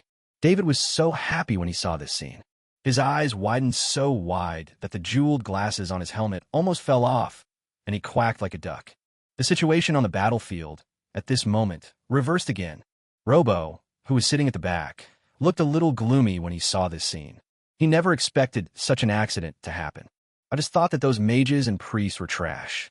Robo's eyes swept across the battlefield and the few remaining siege crossbows. He looked up at Ryan in the sky, who was gradually losing the upper hand and was about to be killed. He gritted his teeth, angrily mobilized his magic power, and released several levitation spells for himself. Soaring into the sky like a rocket, prepare to go to support. This brother who disgusted him. Although Rob wanted Ryan to die. But I can't die now. If Ryan died now, he would have to face the two dragons alone. That would put a lot of pressure on him. However, at this moment, a strong sense of crisis suddenly came over me. Robo slammed on the brakes in midair and looked in one direction with a serious expression. Accompanied by a teeth-grinding sound of metal friction and breaking wind, a pitch-black monster with a gleaming metallic luster tore through the rain and lightning. Sweeping towards him, it's Irene. After fully determining the enemy's combat power, and the enemy's high-end combat power has already fallen into a disadvantage. This cautious little dragon girl finally chose to take action. In Irene's opinion, even if she didn't kill the wizard in front of her, David's side would gradually decide the outcome. Phylong has been severely damaged, and it is only a matter of time before he is killed. The warrior on its back is only at the gold level and cannot fly. That is to say, once the dragon is killed by David, the warrior will fall into the chaotic battlefield below. At that time, they will face a fight between the Imperial Guards and David. In a righteous gang fight, there can only be one ending. The task that Irene gave herself was to delay or even kill the mage in front of her. This prevented him from supporting the great golden rank warrior. And to ensure safety, Irene has been casting buff magic on herself during this period. In order to prevent a rollover, even this time he chose to wait for the other party to attack first before launching a sneak attack. To ensure that nothing goes wrong. Under the effects of a series of enhancement magic and armor, Irene's speed has reached its peak at this moment. So much so that Robo could only see two golden eyes in the darkness, just like rainbow light, cutting through the sky. When being locked by these eyes, Robo only felt a strong breath of death enveloping him. All the hair on my body stood up at this moment. A biting chill enveloped my heart. He couldn't help but doubt whether his choice to take action was correct. But there is no time to hesitate now. Cursing in his heart, the great wizard no longer cared about anything else and hastily and decisively cast a magic shield on himself. Then waves of magical power gathered around him. Just before the enemy arrived, these magical powers finally took shape, transformed into magic arrays that flash with light. Magical lights of various colors, carrying a violent offensive, swept towards Irene. End of Chapter 84, Part 2. Faced with such a fierce attack, Irene did not choose to dodge. This is not only a manifestation of self-confidence, but also a way to vent the anger in one's heart. Being cautious does not mean having no temper.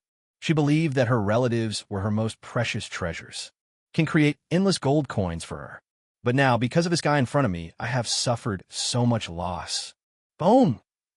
The spell successfully hits. The violent explosion, accompanied by flickering magical turbulence, disrupted all elements of this space. This was followed by the second and third waves of attack. Amid the harsh sound of metal cutting, Irene's mood gradually became serious. The opponent's magic attack was more ferocious than imagined. The damage caused was higher than she expected. Although the armor could not be destroyed in a short period of time, it still caused some damage to her. That's all. In Irene's mind, a plan was gradually taking shape. Robo seized this moment and used a flicker spell to create distance. As a smart wizard, he didn't think that these spells alone could solve the problem. As expected, the next moment, the turbulent flow of magical power was forcibly broken. A huge thing with a metallic luster rushed out. Its wings were emitting magical light, and waves of magic followed around her. He was actually casting the spell quickly while moving. The incomparable magical brilliance is shining at this moment. Rob seemed to hear the roar of magic. It was not until this moment that he finally saw what kind of monster he was facing. The first thing that caught his eye was the huge metal wings that were comparable to those of a young or even adult dragon. There was an endless cold light flashing on it, which made people wonder whether they could leave an intact body if they were hit by this pair of metal wings. Then there is the spiral, beautiful horn like a unicorn, and the body structure that looks like dragon scales. This is simply the ultimate creation of violence and aesthetics. Is it really one of the two baby dragons rumored to exist in the great forests of Ghana? Robo's brain froze for a moment. But now there was no time for him to think. He had been locked into those sharp golden eyes. Countless spells have taken shape, enveloping him. Amid the howling roar of spells, the great wizard quickly took out one spell scroll after another. Under the sweep of mental power, countless spells were cast instantly. Swoosh, swoosh, swoosh. Boom, boom, boom. Spells collide, explode, and shatter. It seemed to have turned into countless brilliant fireworks. Even the thick clouds were torn apart by it. The long-lost sunlight shines through the torn gaps and onto this battlefield of iron and blood. Sprinkle it on the corpses that had already fallen on the battlefield. At this moment, the scorching sun can no longer bring warmth to these withered lives. Even a little warmth. Boom! The battle continues. The dark clouds in the sky try to heal their wounds, but were torn apart by force again and again. If the battle between Ryan and David was only in the cold weapon era, so at this moment, the battle between the two wizards, it has risen to the level of the era of hot weapons. Fire, venom, and ice continue to explode. Xiao Longyang kept trying to get closer, hoping to crush the opponent into pieces with her powerful body. But Ryan had obviously seen through Irene's intentions.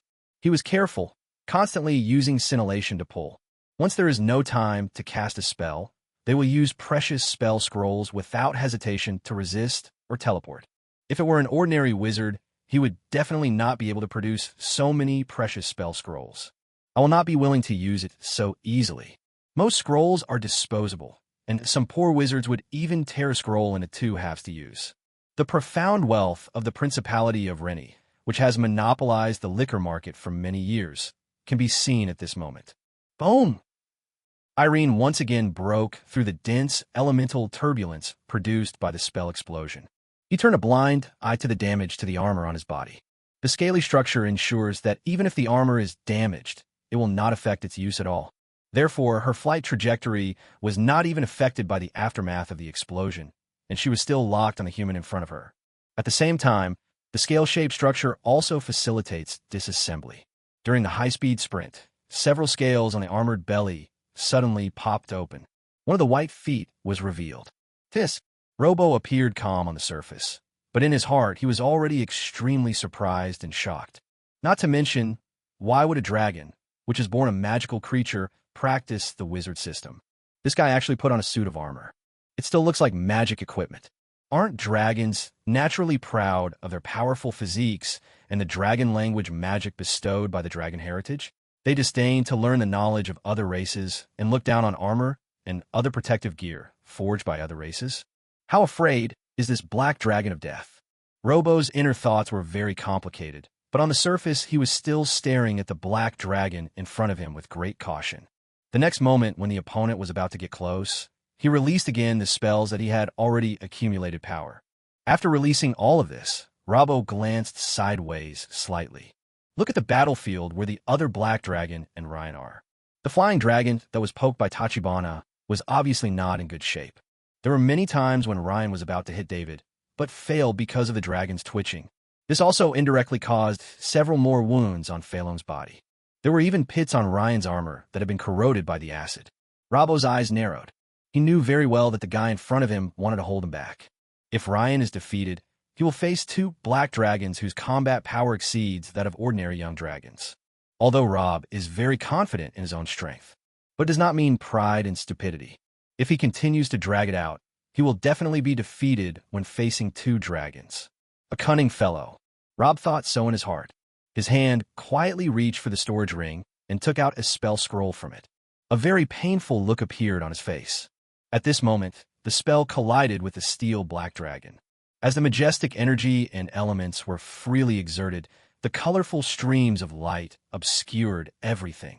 Seizing this opportunity, Robo suddenly opened the scroll. He murmured in a low voice, "Legendary spell scroll, Spark. This is one of the few treasures passed down from his grandfather, and it can unleash a legendary attack. It had previously been sealed up as a national-level combat force. Now that it's been used, it naturally hurts a lot. If the situation was not urgent, Rob would not use it. I hope the body can be preserved intact." After activating the scroll, Robo waited for the opponent to fall while thinking anxiously.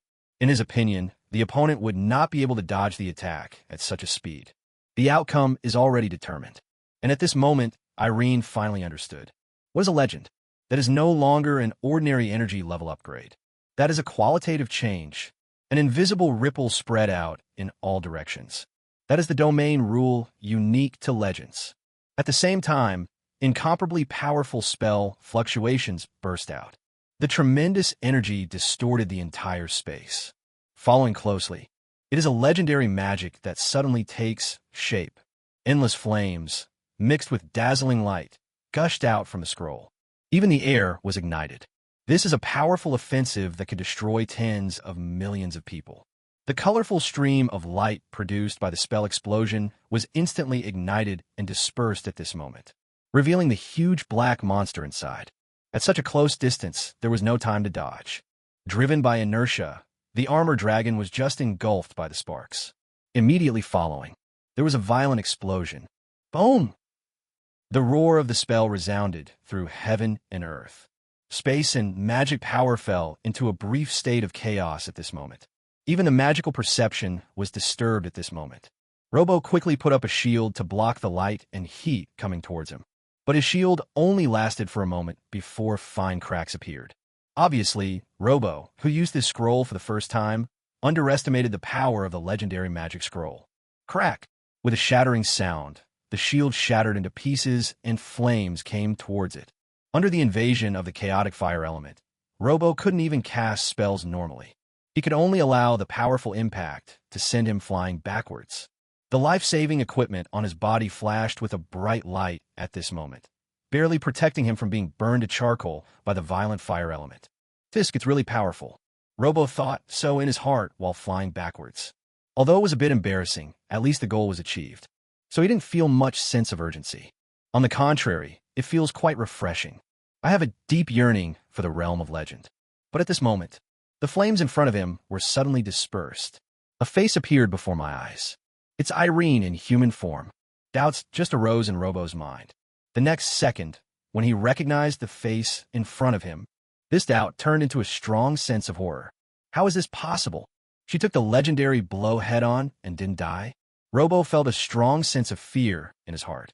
At this moment, Irene seized the opportunity and successfully got close. The little hand suddenly turned into sharp dragon claws and grabbed Robo's neck. Then, the two of them fell from the sky like meteorites. Boom! The powerful acceleration caused a severe impact on the ground. Amid the groaning of earth and rocks, some people with sensitive hearing couldn't help but cover their ears. The ground collapsed into a huge pit, and a joyful dragon roar came from the thick smoke. Got you, Bug. Chapter 85 Escape. Along with his voice came the blazing steel wreckage. That was the result of the explosion of the dragon-type power armor. These things fall from the sky with the rain. Like meteorite fragments, it inevitably caused a commotion. At the same time, the rain also washed away the stirred-up smoke and dust.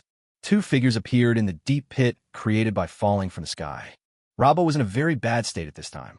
Not only was his robe covered in dirt, but it also had many holes that let air in. His neck was still tightly clamped by a dragon claw covered with black scales. It's like holding a little chicken in midair.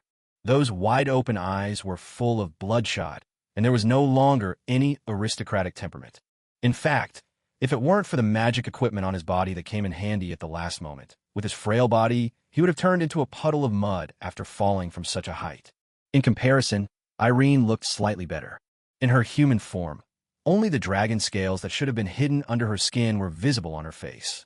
There are obvious burn marks on the dragon wings and tail behind it. This was also thanks to her early evacuation from the armor. Otherwise, he would be disabled if he's not dead now. This made Irene feel a little scared. This was the second time she had found herself in such a dangerous situation since she was born. Thinking back to the last time I encountered such a dangerous situation was when I met that group of stupid adventurers in the great jungle of Ghana. But on the surface, she still looked calm and composed, staring at the guy in front of him with a fierce look. "It's over, Master Mage." Then, he exerted force with his hands and was about to break the man's neck. An intense feeling of suffocation instantly spread throughout his brain, and Robo's face turned extremely ugly. He wanted to struggle, but the distance was so close and his neck was being strangled. He had no chance to cast a spell and escape. Even the magic equipment on his body was damaged just now. He could only kick his legs weakly while raising his sore arms to tightly grasp the opponent's dragon claws. "I surrender." On the verge of death, the great magician seemed to have not yet faced the reality. Although he looked a little embarrassed, he didn't seem very nervous. His trachea was no longer functioning properly, so he naturally couldn't open his mouth to speak normally and could only communicate using his mental power. "My father is Duke Edraman, the master of the Principality of Rainy. As long as you don't kill me, he will pay a ransom that will satisfy you." Ransom? After hearing this message, a hint of mockery appeared in Irene's golden eyes. The strength in my hands did not relax even a little bit. There was a playful look on his face. In this fantasy world similar to the Middle Ages, when human principalities start wars, they generally do not kill the other side's top leaders. Instead, they stay. Wait for the opponent's allies or other forces behind them to pay enough ransom. Let it go. This trick is naturally quite suitable for the greedy, five-colored evil dragon. Otherwise, there wouldn't be so many stories and legends about evil dragons capturing princesses. But Irene is not a serious five-colored evil dragon. Then she said in a mocking tone, "Your conditions are very tempting." But Irene's tone changed. "I'm not interested. You can't kill me." Hearing the cracking sound coming from his neck, Robo, whose vision was already darkening, finally showed an anxious look. He was keenly aware of the murderous intent in Irene's tone that was not concealed at all. "If you kill me, the human nations will not let you go. You don't know what you are facing. You are courting death." "Oh." Irene narrowed her eyes and exerted force with her claws. Rob wanted to say something else, but he no longer had the chance. His eyeballs first widened and then bulged outward as if they were about to be squeezed out. Veins popped out on his neck. His legs also twitched and then stretched straight. It's obvious that he can't die anymore. Wow! The fire element in the air was mobilized and gathered into a tiny flame. The still warm body was set on fire. Even in the heavy rain, the flames continued to grow higher and higher. It seemed that the corpse was completely covered and there was no possibility of it being resurrected. "I'll wait." After saying the second half of the sentence, Irene finally released her claws. The burning body fell helplessly to the ground, gradually turned into ashes in the flames. Some human soldiers who were closer witnessed this scene, and their eyes were filled with fear. Before they could even utter a single wail, a scream that pierced the sky pierced their ears. When he looked up, he saw that of the two dragons that were originally fighting each other, only a black dragon with iron pants and shining colorful light was left. As for the other flying dragon, one of its wings was violently torn off. At this moment, it was falling from the sky with a half-broken crossbow arrow, like a kite with a broken string. Before the flying dragon landed, a number of big guys equipped with black armor gathered around. Behind them were the mutilated corpses of wolves. Faced with such a situation, any normal person would know that the outcome is already determined. Those human soldiers finally could no longer resist the fear in their hearts. Some simply dropped their weapons and shouted loudly that they wanted to surrender. Some chose to run away. Not just them. Even the mage and priest corps that were originally located in the rear had chosen to withdraw as soon as Rob was defeated. They were all hired and could only be said to have been paid to do the job. Now that the overall situation has been decided, I will naturally not choose to wait for death here foolishly. The only ones left are probably the loyal wolf riders. They still persisted in stopping the Imperial Guards in an attempt to save their master. Only, relying on them will not change any battle situation. The orcs and goblins are roaring and howling. In pursuit, after paying the price of countless blood and lives of compatriots. They finally won. The one who was faster than them was Irene. The vengeful little black dragon swelled up its body, revealing its true form, and spread its huge dragon wings to tear through the rain curtain at an extremely fast speed. After catching up with the deserters, they launched a fierce attack without hesitation. Using violent acid breath and massive magical bombardments, it slaughtered almost all the mages and priests in a short period of time. As for those human soldiers, she didn't pay much attention to it, and when she saw that some of them had already run far away, she called back the pursuing army. Just let the defeated soldiers wailing and flee from this cursed land. Doing this is certainly not out of kindness. These miscellaneous soldiers are no longer a threat. Killing it is just a waste of mana. What Irene wanted was for them to bring back the news of defeat. In this battle, both she and David's dragon appeared openly. The Principality of Rennie announced its declaration of war with great fanfare before the war began. Even if all the enemies are killed, it is difficult to guarantee that no one will use some special means to notice the situation here. It is easy for some people to have thoughts that they shouldn't have, and let these defeated soldiers bring back the news of defeat, capable of taking out 2 gold ranks and 1 duchy's army. This combat power is enough to make all human countries fearful even when the legendaries cannot be deployed. It can also allow some greedy guys to calm down. But those soldiers who managed to escape ran all the way and went through untold hardships to pass through the tunnel. When I returned to the Principality of Rennie amidst the dwarves' surprised or contemptuous gazes, what I saw was a blazing fire rising into the sky. Chapter 86, Dragon Mother in Action. The Principality of Rennie is burning. Obviously, war broke out here too, and it has fallen. From afar, outside the edge of the city, there are countless green dwarfs. They were armed with crude weapons and were either wearing tattered animal skins or simply naked. They were rushing into the burning city one after another. That is the lowest, foulest fantasy creature, the goblin. Behind them were ogres that were over 3 meters tall and were holding uprooted trees as weapons. Most of these big guys have 2 heads. What's even more peculiar is that each of their heads has only 1 eye. Whenever a goblin retreated and tried to escape, these giants would grab it with their palms as big as palm leaves and stuff it into their mouths. Then there will be a series of creepy crackling sounds. It's like eating fried beans. In addition, following closely behind the goblin cannon fodder and the ogre suicide squad are various magical beasts and intelligent races on the evil side. There are wombats, manticores. There's even slime. They are all monsters from the great forests of Ghana. They may have been enemies or friends. It may even be a natural enemy. But at this moment, they are united together. Amid the raging flames, there were wailing sounds and roaring sounds. That was the hard resistance put forth by the living forces of the Principality of Rennie. This scene made the human soldiers returning from the battlefield feel unreal. It was as if they had never left the battlefield. Some people even pinched themselves hard when they saw this scene.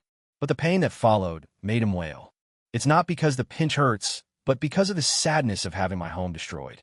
The instigator of all this was currently lying on the tallest building in the royal city of the Principality of Rennie, stretching out his black wings that were huge enough to cover half of the city. It emits an oppressive dragon roar. Boom! In the sky, under the illumination of the galloping lightning snake, thick black fog had enveloped the capital city of the Principality at some point. Under the illumination of lightning, one could just barely see that this gigantic creature was a dragon. Judging from its size, it is at least an adult dragon. If Irene and David were here, they would be surprised. This is their mother, the black dragon Silveri. He looked at his followers who were busy carrying various treasures and magical artifacts out of the treasury in boxes under the shadow of his wings. Silveri's golden eyes narrowed into crescents, and he let out a low laugh. It's a bit eerie and even more creepy. Just now, under the pressure of this adult black dragon, the last high-end combat force of this principality, Duke Ederman, hastily used a teleportation scroll to escape. In other words, the principality has changed hands here. Retracting his gaze, Silvelli raised the dragon head and looked towards a direction shrouded in fog. That is the direction of the godforsaken land. When the Principality of Rainy declared war on the godforsaken land, she had plans to invade the country. Not for anything else, just to stretch my muscles. By the way, ask for some compensation from those guys who disturb her sleep. To use the term coined by her not-so-serious daughter, it was compensation for mental damage. The progress was naturally very smooth, and the empty principality was easily conquered by her. But she didn't expect that according to the information sent back by her followers, the new force in the godforsaken land was actually established by the 2 dragon cubs she drove out a few years ago. This naturally surprised the mother of dragons. "You have given me, your old mother, a great gift." Silveri let out a quicker, dark laugh. The family members who were carrying the treasure couldn't help but shudder when they heard the eerie laughter. The movements of his hands became faster. I was afraid that if I was a second late, the evil dragon would be displeased. Although from the perspective of dragons, Silvelli's sinister smile now looks more like a noble lady covering her mouth and laughing softly. It has quite a bit of charm. After laughing for a while, Silveri suddenly shut his mouth. The bit of kindness hidden in those eyes immediately turned into vigilance and ferocity. She stretched her neck and looked to the other side. Over there, an extremely powerful pressure was coming at a high speed with the sound of an explosion tearing the air. Chapter 87 Dragon Mother is fighting. Just a moment. The black smoke that enveloped the entire capital of the Principality of Rainy was forcibly torn apart. A figure crashed in like a meteorite. With a loud boom, it made a big hole in the ground. Several unlucky ogres were smashed to death on the spot. "Oh, isn't this Lady Tracy, the Valkyrie of the Rose Empire?" It was Dragon Mother Sylvie who spoke first. "Why, did you get lost while walking?" She lowered her neck with contempt. A strong sense of oppression swept towards the uninvited guest. Countless black dragon followers who were originally carrying treasures seemed to be hit by a huge mountain at this moment. His legs went limp, and he fell to his knees. This is just the aftermath of Long Way. And in the hole where the ground collapsed, the smoke gradually dissipated. The real target that Long Way was targeting was revealed. This is a woman who is fully armed and carries a long sword. Her body was burning with golden flames. The blonde hair looked even more eye-catching at this moment. The legendary warrior named Tracy slowly stood up and walked out of the deep pit. He drew out the long sword from behind with one hand.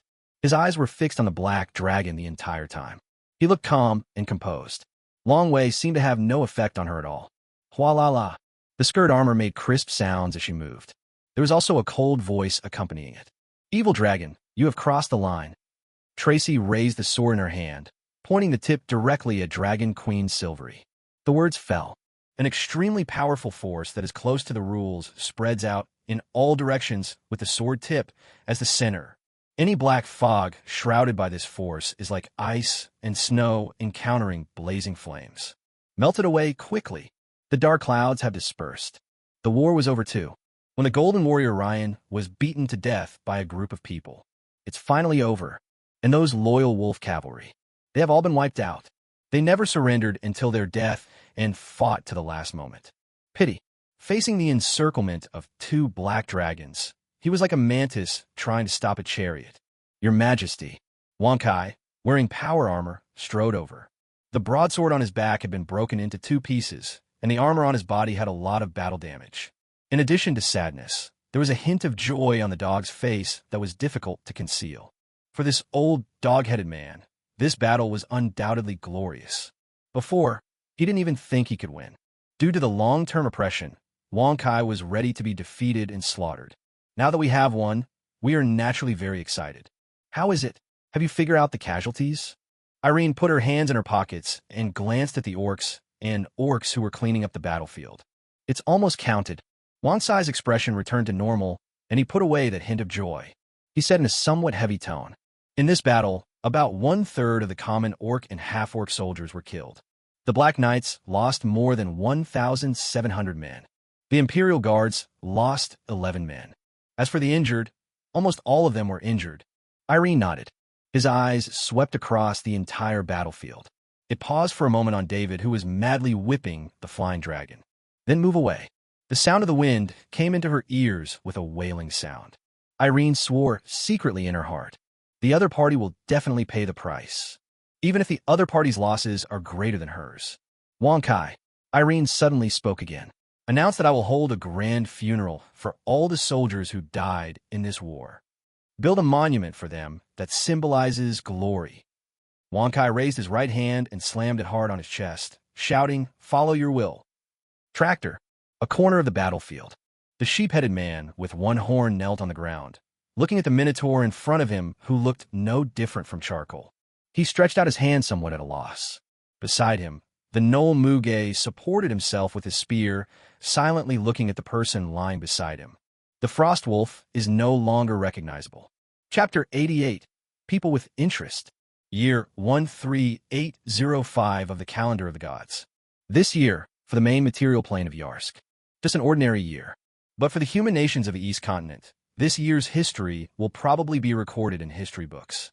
First, the Principality of Rainy suddenly launched a war against the bartender forces that had risen in the godforsaken land.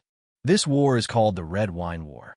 When people think that they may not be able to drink affordable red wine with unique flavor in the future, the news of the defeat of the Principality of Rainy has come back.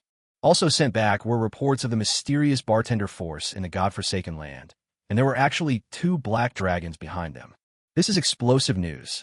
According to the refugees who escaped, the 2 black dragons were not normal dragons. One feeds on iron, and its entire body is made of metal. It is so huge that it blocks out the sun. Even a blazing flame could not kill it. On the other side, there seemed to be a great terror coming from the abyss. Just getting close to it will make you feel fear and nausea involuntarily. Countless colorful lights were flashing above his head. No one could look him in the eye. That is demonic contamination comparable to that of an evil god. Although no one has been able to accurately describe the specific appearance of the 2-headed dragon. However, based on their ability, they were able to kill the 2 gold-level leaders of the Principality of Rainy. Some powerful people speculated that these 2 dragons were probably the legendary alien dragons. That is, a mutated dragon. One of them should have mutated into a metallic dragon. The other end should be mutating towards the direction of the evil god of the abyss. For this reason, some dragonologists gave them 2 very exaggerated titles. They are Wings of Burning Steel and Wings of Fallen. However, before those well-informed guys could use this news as a topic of conversation and have a few free beers in the tavern, then went talking big. Soon after, even more explosive news came. The Principality of Rainy was destroyed. The murderer who destroyed the country. It's also a black dragon, an adult black dragon, without waiting for all classes in the eastern countries to feel panic. The most powerful Rose Empire in the eastern continent issued a statement. Tracy, the legendary warrior known as the Valkyrie, has already set out in person. The invading dragon will surely be driven away. Afterwards, a protracted battle broke out in the Principality of Rainy. The aftermath of the battle even affected other countries. So no one dared to watch the battle. Until 2 days and 2 nights later, the fighting gradually subsided. In this battle, more than half of the Principality of Rainy was razed to the ground. The invading Black Dragon, after earning the title of Mother of Shadows, fled in panic with a box full of treasures and hid back in the great forest of Ghana. After returning, Valkyrie Tracy no longer saw anyone. Rumor has it that Tracy was also seriously injured in this battle. He even nearly fell from the legendary realm. But no matter what, at least except for the Principality of Rainy, other countries are temporarily safe. After a few days of calm, they confirmed that there was no movement in the godforsaken land. The royal families of major countries breathed a sigh of relief. However, in the eyes of some people, such a scene was seen as a sign of weakness. Driven by greed, wave after wave of adventurers left the eastern countries. With the dream of becoming a dragon slayer, he set foot on the land cursed by the gods. They firmly believed that the 2 rumored black dragons had been seriously injured. Otherwise, why would he have been lurking in the godforsaken land without seeking revenge? This is not the dragon style. In the eyes of these adventurers, as long as they kill the 2 dragons, they can not only obtain the title of Dragon Slayer. You can also plunder the massive amount of gold coins earned from selling red wine. If you're lucky, you might be able to pick up a few dragon eggs. Thus, he rose overnight and became the best of the best. At this time, a team of 3 adventurers were walking in this wild land. Damn it, Why is it so cold in this damn place at night? The short adventurer, named Gussie, spat, shuddered, and tightened the blanket around himself. For a thief, he was not physically strong. This meant that even though he was a silver-level warrior, he still found it difficult to bear the harsh environment of the godforsaken land at night. After taking 2 quick steps, Jesai caught up with the team. "Hey, Hollis." Gussie put his hand on Hollis and said tremblingly, "Do you have any more lava potions?" Hollis turned around and saw that this teammate who usually laughed and looked a bit like a mouse was now hunched over due to the cold. It looks more like a mouse. In the darkness, Hollis first thought he saw an oversized Caven's rat man. This made him exclaim, "Oh, my God." The wooden staff in his hand knocked directly on it. Fortunately, the calmness he had developed all along allowed the middle-aged wizard to hold back at the last moment. This avoided the occurrence of any oolong incidents, but also hit Gushur's head, not too hard, causing the skinny thief to utter an ouch. "Hollis, what do you want to do?" Jesai covered the bulge on his head and cursed, "It's terrible to be a teammate with you." Sorry. Hollis stretched out his hand somewhat awkwardly, and in a flash of fluorescent light, he performed a small healing spell for Jesai. Then he took out a bottle of crimson potion from the storage ring. "You know, I'm most afraid of mice. Just now I thought. I knew it. You treat me like that dirty, lowly thing again." Jesai grabbed the lava potion, uncorked it, and took a sip. Feeling my body gradually warming up, I couldn't help but squint my eyes and shivered comfortably. But when he opened his eyes and saw Hollis's weather-beaten face, he showed an expression of disgust. He stretched out a hand, poked Hollis's chest with his finger, and said word by word, "This better be the last time. Otherwise, when we get back, I will ask the captain to kick you out of the team." However, at this moment, a sudden voice was heard. "Jesai, please stop talking." The two looked in the direction of the voice and saw that Captain Suatu had turned around at some point. This is a man with a very strong physique. Judging from a single-edged broadsword on the back, he is undoubtedly a fighter. Suatu leaned against a huge rock behind him, took out a piece of dried meat from his storage ring, and stuffed it into his mouth. While chewing, the flesh on his face twitched, making him look even more hideous. Unclear words came out of his mouth. "Don't think I don't know. Last time you secretly went to see that guy Gom and wanted to join his adventurer team. Ow, how did you know?" Gusha obviously didn't expect that something he did so secretly would be discovered, and his expression changed a little. I just felt that my body, which had been warm, became cold again. The 3-man team became tense at this moment. At the critical moment, Hollis came out to rescue and stood between the two people's sight. Changing the subject. "Suatu, don't forget, we are going to slay the dragon this time. There's no need to make things so awkward now. At worst, I can just give Jesai fewer gold coins when I return." Chapter 89 Experiment. "Hollis, stop pretending to be a nice guy."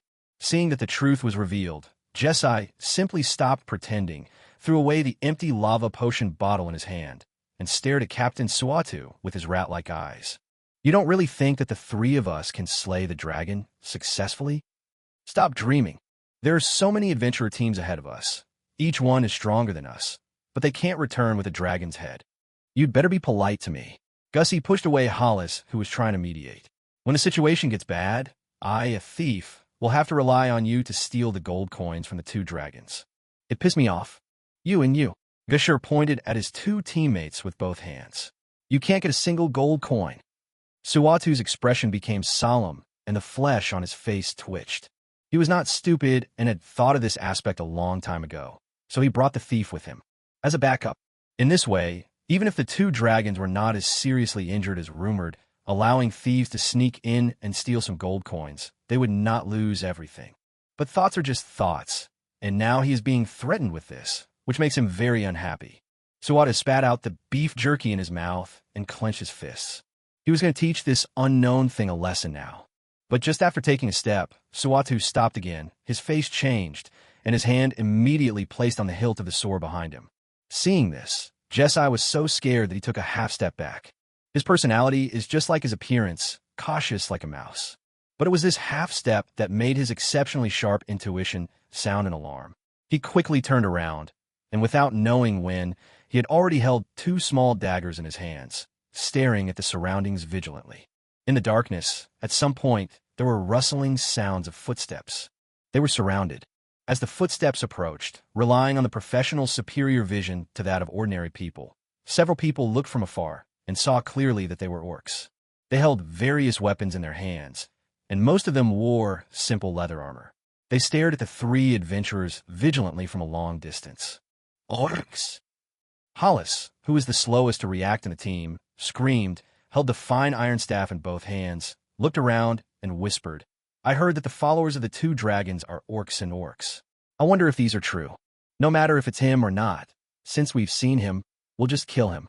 Suatu drew the broadsword from his back and took a few steps forward with some displeasure. "Mouse, we'll settle your matter later." Jesai's face instantly darkened. He hated being called this nickname the most.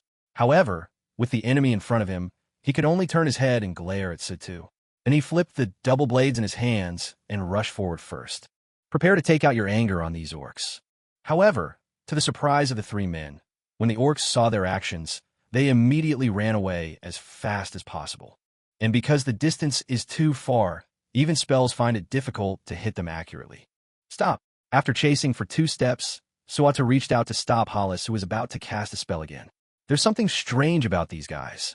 Hearing the noise, Gashur also stopped and asked, "What do you want to say?" This is a special situation, so he naturally won't act on impulse. If he acts recklessly and willfully during the adventure, he will die miserably in the end. "Let's go." Suatu looked at Gashur and said, "Go in the opposite direction and get rid of them. These guys may have set a trap to lure us in." "Good. Clear."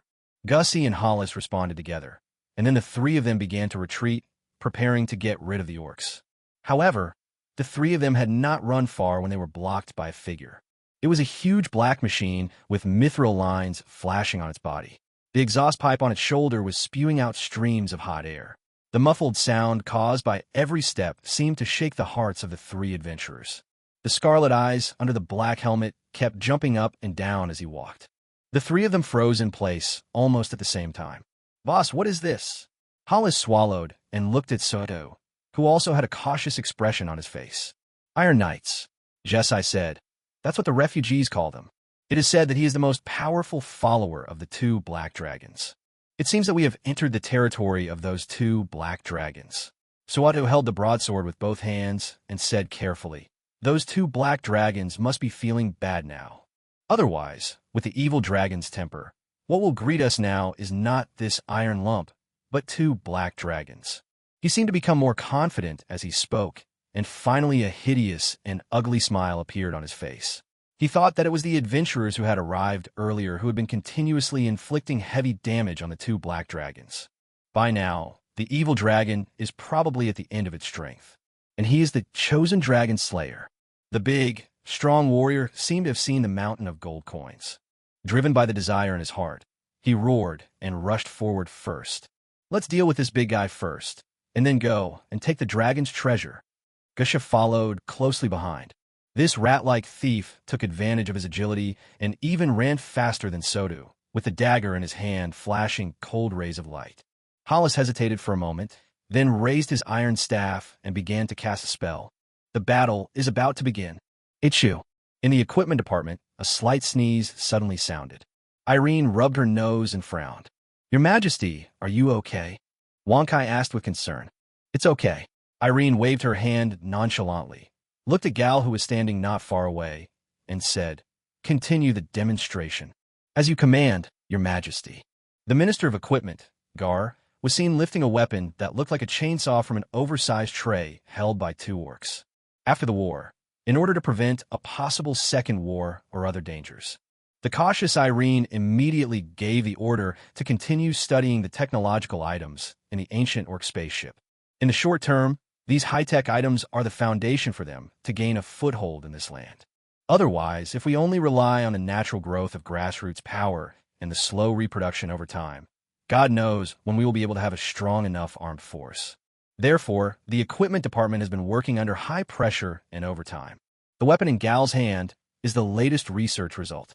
By dismantling a weapon called the Chain's Word from the ancient orc spaceship, after various ideas and modifications, a new type of equipment was finally created. "Your Majesty, please look."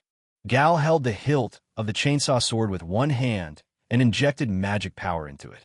With a roar, the blade began to spin rapidly like a chainsaw. As it rotates, the mithril lines engraved on it sparkle with magical light. This gives the blade a strong elemental effect, as if it were enchanted with elemental magic. Other people from the equipment department brought in experimental targets made of different materials in a timely manner. Among them was a black iron-level monster, the bristle pig, which was locked in an iron cage and kept making low roars. Gar held the chain's word in his hand and gestured to open the iron cage.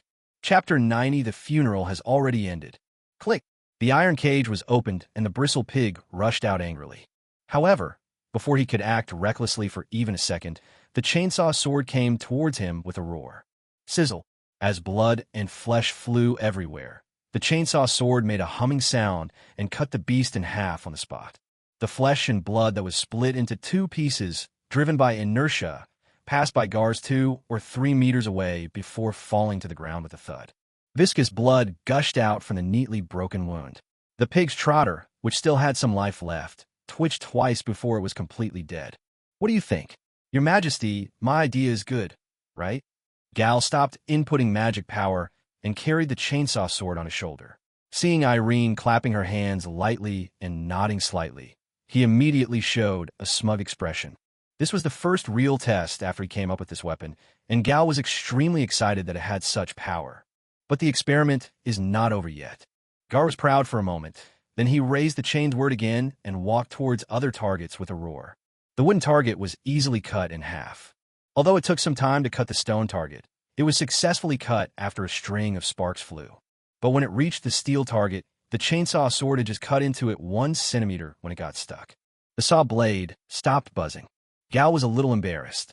He glanced at Irene casually, then defiantly infused more magic power. Buzz! With a violent buzzing sound, the saw blade went deeper again, but at the same time a puff of black smoke came out of the chainsaw sword. Everyone present frowned. Anyone with a discerning eye could see that there was something wrong with this chain word. However, Gal was unwilling to admit defeat and continued to madly infuse magic power into the chainsaw sword, while the strength in his hands also increased a bit. His whole face looked a little purple from exerting too much force. Buzz! Boom! Finally, with a roar of being overwhelmed, the saw blade snapped into 2 halves, flashing a cold light and flying out with a sharp sound of breaking through the air. It flew straight towards Irene. Your Majesty, be careful, Wonkai shouted when he saw this and was about to go up to block the attack. However, Irene was faster.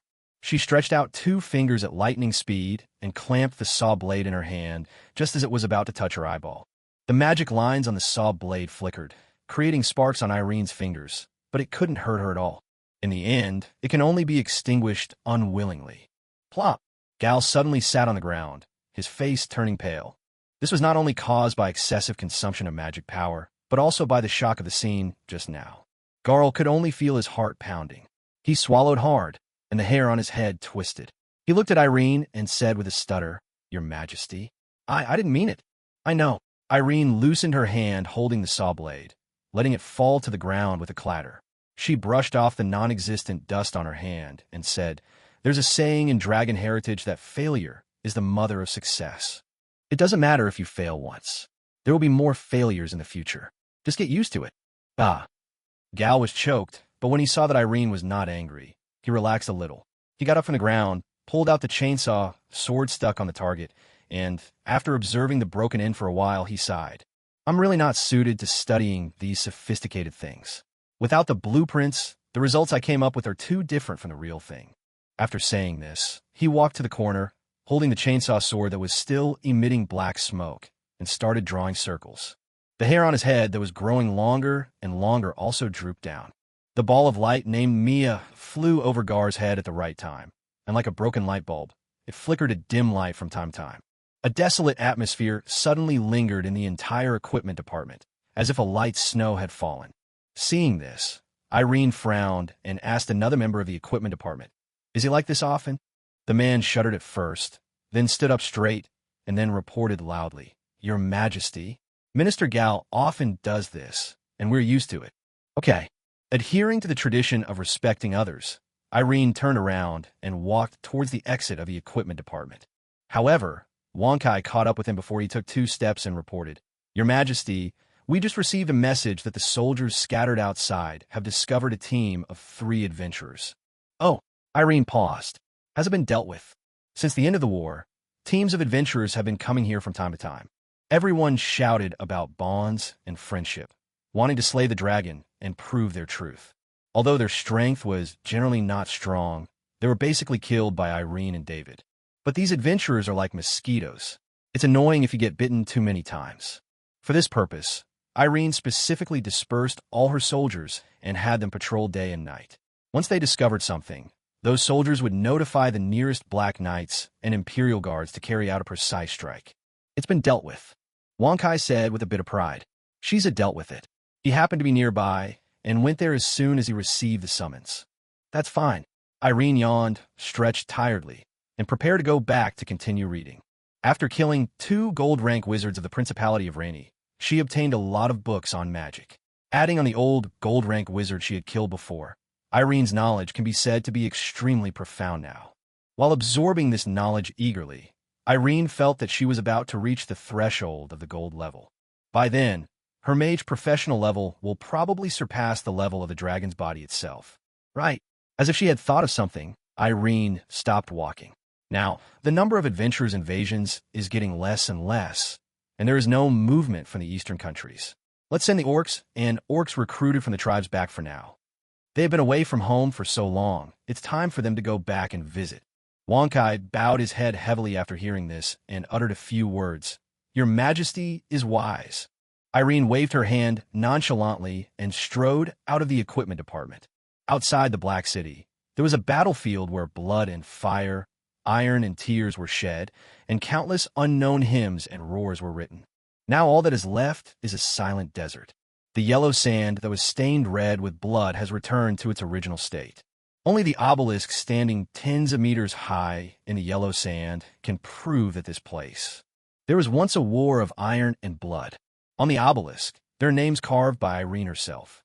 Those were the names of the soldiers who died in the Wine War. They will be remembered forever, even if countless years pass and the obelisk is completely weather collapsed. Chapter 91 Anna. Woo boom boom. With the sharp sound of the whistle, the steam train returning from Black City to the tribes arrived at the station. For the train drivers who have been transporting supplies between the tribes and Black City these days, honking the whistle and braking are even more familiar than eating. Sizzle. As the train braked, a dazzling burst of sparks appeared on the rails, and accompanied by a harsh friction sound, the steam train stopped. The carriages were roughly pushed open from the inside. The carriages that were as crowded as a can of sardines when they came now seemed much quieter. Several orcs with scars on their bodies, but smiling faces walked out and either sprinted or limped towards the family members who had been waiting by the train tracks. They hadn't seen their families since they were summoned to Black City when the war was about to begin. For the frightened family members at home, every day is filled with fear. Compared with winning or losing the war, they are more worried about whether their loved ones will die in this war. When they met again today, both the soldiers who had returned from the battlefield and the family members who were waiting at home felt as if they were in another world. They hugged each other and cried with joy. For a moment, the entire waiting hall was filled with crying. It was just a cry of joy, like those family members who could not wait for the return of their own male descendants. Anna leaned against the railing of the waiting hall, waiting eagerly, looking at the train carriage with anticipation, hoping that the next person to come out would be that majestic figure. But for some reason, she had a bad feeling in her heart. Anna was carrying 2 babies on her back. One is a minotaur, and the other is a rabbit-headed man. They were all tied to Anna's back with strips of cloth and were now asleep. This is the fruit of her love with Tying Yo. As time went by, Anna's uneasiness grew stronger. Silly cow, please don't get into trouble. Anna prayed silently in her heart. Time passes by every second. There were fewer and fewer people in the waiting room. Finally, the steam train carriages were completely closed, and everyone else in the waiting room had already left. Anna still didn't see the majestic figure. There was only confusion and numbness in her eyes, and a bad idea arose in her mind. But she immediately put this horrible thought out of her mind. Seeing the steam train whistle and about to leave, Anna could no longer suppress her emotions. She nimbly jumped over the railing, rushed to the side of the steam train cab, and slammed the glass of the cab. The driver of the steam locomotive was a dog-headed man. Upon seeing the situation, he immediately slammed on the brakes. Fortunately, the train was not going very fast, and he stopped easily. After opening the car door, he politely asked, "What's the matter?" Anna's voice trembled a little. Can you tell me why my husband didn't come back?" The dog-headed driver was stunned when he heard this, and then a look of desolation came over his face. He lowered his head and replied with some sadness, "I'm sorry, ma'am. Although I really don't want to say this, but your husband should have already. The pension arranged by His Majesty should be delivered soon." He stopped talking abruptly, and his meaning was self-evident. Anna finally couldn't bear it anymore. She sat down on the ground with a plop. Her eyes instantly became moist, and 2 crystal tears slid down her cheeks. The Minotaur baby behind him seemed to have sensed something, and his little hands were clenched tightly in his sleep. "My condolences," the ogre driver said soothingly. He had seen life and death these days and had become numb to this scene. With his duty in mind, he took one last look at Anna and prepared to close the car door and continue his transportation mission. But his movements suddenly stopped, because Anna suddenly grabbed the car door. Her face with 2 tear marks stared straight at him, and a crying voice came out of her mouth. "Where is he buried now?" "Black City," the kobold pilot said without hesitation. "Your Majesty held a grand funeral for the martyrs who died in the battle and built a monument for them." When he said this, a look of respect appeared on his face. It was obvious that he had great respect for His Majesty. He even learned the word martyr from His Majesty. "Then, can you take me to see it?" Anna choked even more, but still tried to wipe the tears from her face, turned her head and glanced at the 2 children who were still sleeping behind her. "My children have not met their father yet." The dog-headed driver hesitated for a moment. It was not that he was unwilling, but he was afraid that the rabbit-headed man would be too sad after arriving and something might happen. But when he saw Anna's numb and confused eyes, his heart couldn't help but soften. He patted the passenger seat and said, "Come on up." The steam train was very fast, and it only took Anna one morning to reach the Black City. Came to this place where countless iron and blood are buried. In just one morning, she had adjusted her mindset. As a primitive tribe surviving savagely in the godforsaken land, witnessing life and death was too common for them. Anna has made up her mind that even if Tainyo is gone, she will raise her 2 children well. But when she asked along the way and arrived at the city gate and saw the obelisk standing in the yellow sand, she finally couldn't hold back and shed 2 lines of tears. "Ma'am, your health is important. Please take care of yourself," the young orc guard in charge of the gate said soothingly with some reluctance. But Anna was no longer listening. She cried and ran towards the obelisk in the yellow sand. He accidentally fell to the ground several times along the way, but got up again. The gatekeeper felt heartbroken after seeing this scene. He wanted to step forward to help, but was stopped by another old orc who was also in charge of guarding the gate. The old orc shook his head. "Don't go. Leave her alone." He then looked at Anna, who stumbled to the obelisk and lay on the base crying. He sighed and said, "There is no weak child in our godforsaken land. Just cry for a while." The wind and sand were blowing loudly. The old orc turned his head away and rubbed his eyes casually. The wind and sand are a bit strong today. However, when he opened his eyes, his expression suddenly changed and he stood up straight, just because 3 figures were striding towards them from a distance. They were wearing black armor, with white cloaks fluttering in the wind behind them. On the cloak, a wolf head biting an axe handle was painted in blood red. Chapter 92, Glory Night. "Hey," the old orc reminded his companion in a low voice, then slammed his fist heavily on his chest, making a clang sound of armor colliding, to express his high respect for the newcomers. They could not be disrespectful, as these 3 men had made great contributions in the war and were personally conferred honorary knights by His Majesty. Their status even surpassed that of ordinary members of the Imperial Guard. Another guard at the gate heard the sound and turned around. He was startled when he saw 3 people approaching. Then he reacted and quickly stood up straight and saluted the 3 people. When the 3 men came up to them, the tallest and most majestic knight of glory, holding a white wreath in his hand, nodded slightly to the 2 of them. Then 3 knights of glory walked out of the city gate one after another and walked towards the obelisk in the yellow sand.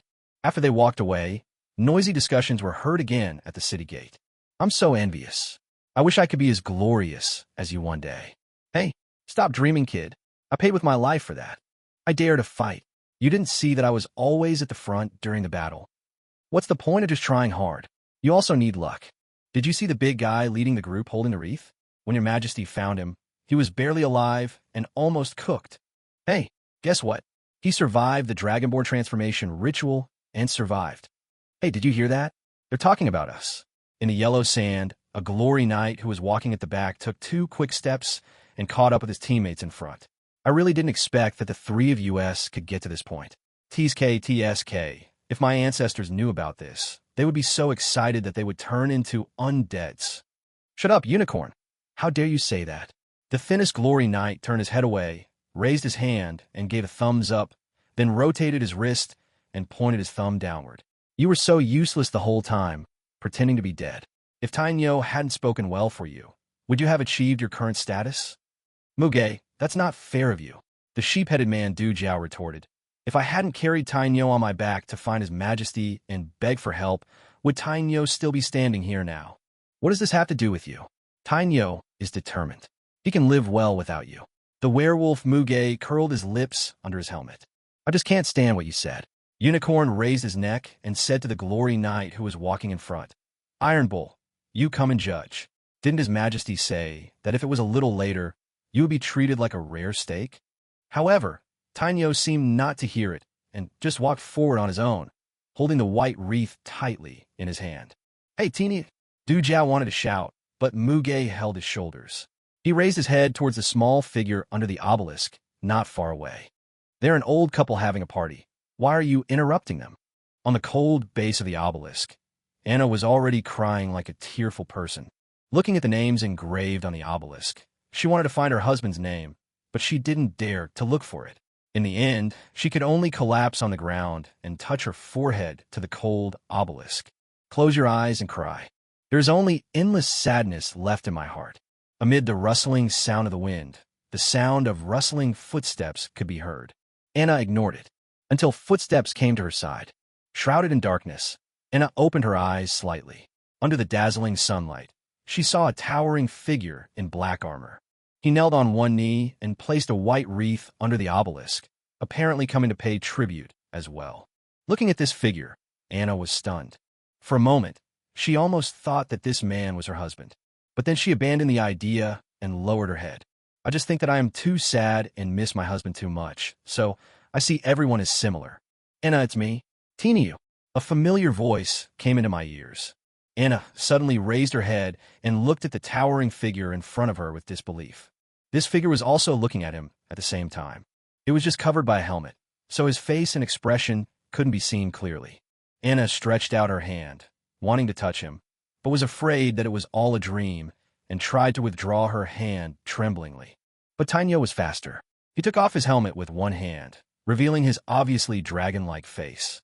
With the other hand, he grabbed Anna's tiny hand and placed it on his face. Feeling the warmth on her palm, Anna finally couldn't help it. She threw herself into Tainyo's arms like a frightened deer, crying like a pear blossom in the rain. It's okay, it's okay. Tainyo comforted softly. The softness in my heart is completely filled. But this tenderness didn't last long. Anna struggled a bit, got out of his arms, wiped the tears from her eyes, tried to look angry, and hit Tainyo hard with a crying voice. Why don't you go back? I thought. Tainyo scratched his head awkwardly, that. But Anna interrupted him and hugged him in that broad chest again, holding him tightly with both hands for fear of losing him again. She opened her mouth, and her tone was filled with fatigue that was difficult to conceal. It's good to be alive. It's good to be alive. Even if this is a dream, let me wake up later. Hearing this, Tainyo felt an inexplicable sadness in his heart. He looked at the 2 babies who were still sleeping soundly behind Anna with his huge eyes, and a layer of guilt covered his heart. Alas, the unicorn who was watching from afar saw this scene, sighed, and said to himself with a somewhat sad tone, I'm so envious. Mugu on the side glanced at Du Jiao, shrugged, tilted his head, and asked, What are you envious of? I envy Tainyo for having such a good wife. Du Jiao said, taking one last look at Tainyo and Anna hugging each other, and turned around and said, Let's go. The young couple is so attached to each other, we seem a bit redundant here. Seeing that Muge had no intention of leaving, Du Jiao nudged her and said, Let's go back and eat. After saying that, he put his hands on the back of his head and walked towards the city gate step by step.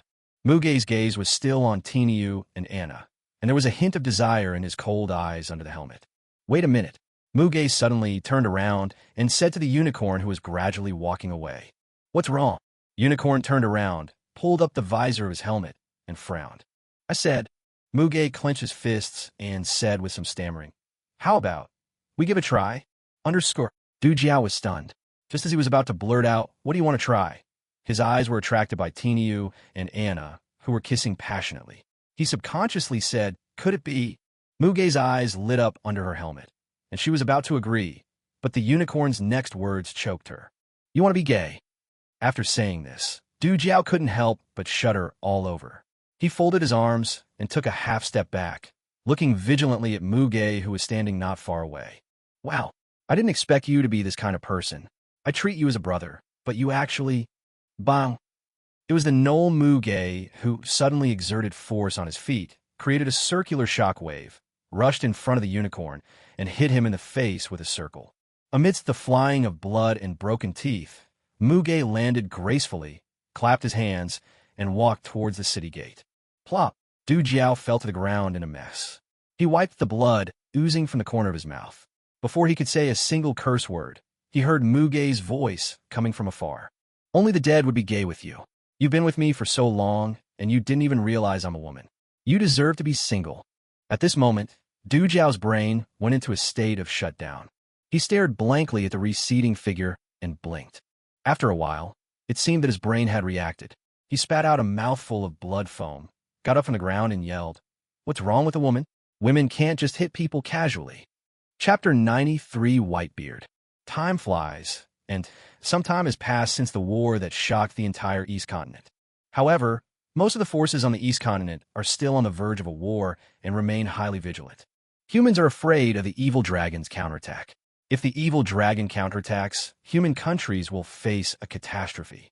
And the evil dragon they mentioned was also on guard against retaliation from humans. The only exception is the Dwarf Empire, which is sandwiched between the two. This force, which remained neutral throughout, was not affected much from the beginning to the end of the war. It continued to go about its business as usual, mining, drinking, and playing some friendly games with its good brothers every day.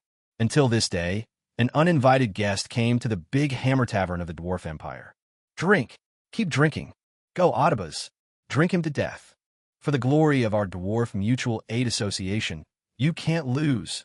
Come on, Whitebeard, drink up Audibas. And me, I'm going to raise the stakes by 10 pieces of iron ore. I'm betting on Whitebeard to win." The small tavern was now packed with dwarves, and noisy roars and shouts were vented in the tavern. Because there was really no room left for them, many dwarves simply climbed onto the shoulders of other dwarves, piling up one layer after another, like a pyramid, until they reached the roof. In the center, surrounded by dwarves, was an ordinary stone table filled with wine bottles. On both sides of the table sat a dwarf, one with a signature big beard covered with oil and wine stains, looking as sloppy as a beggar.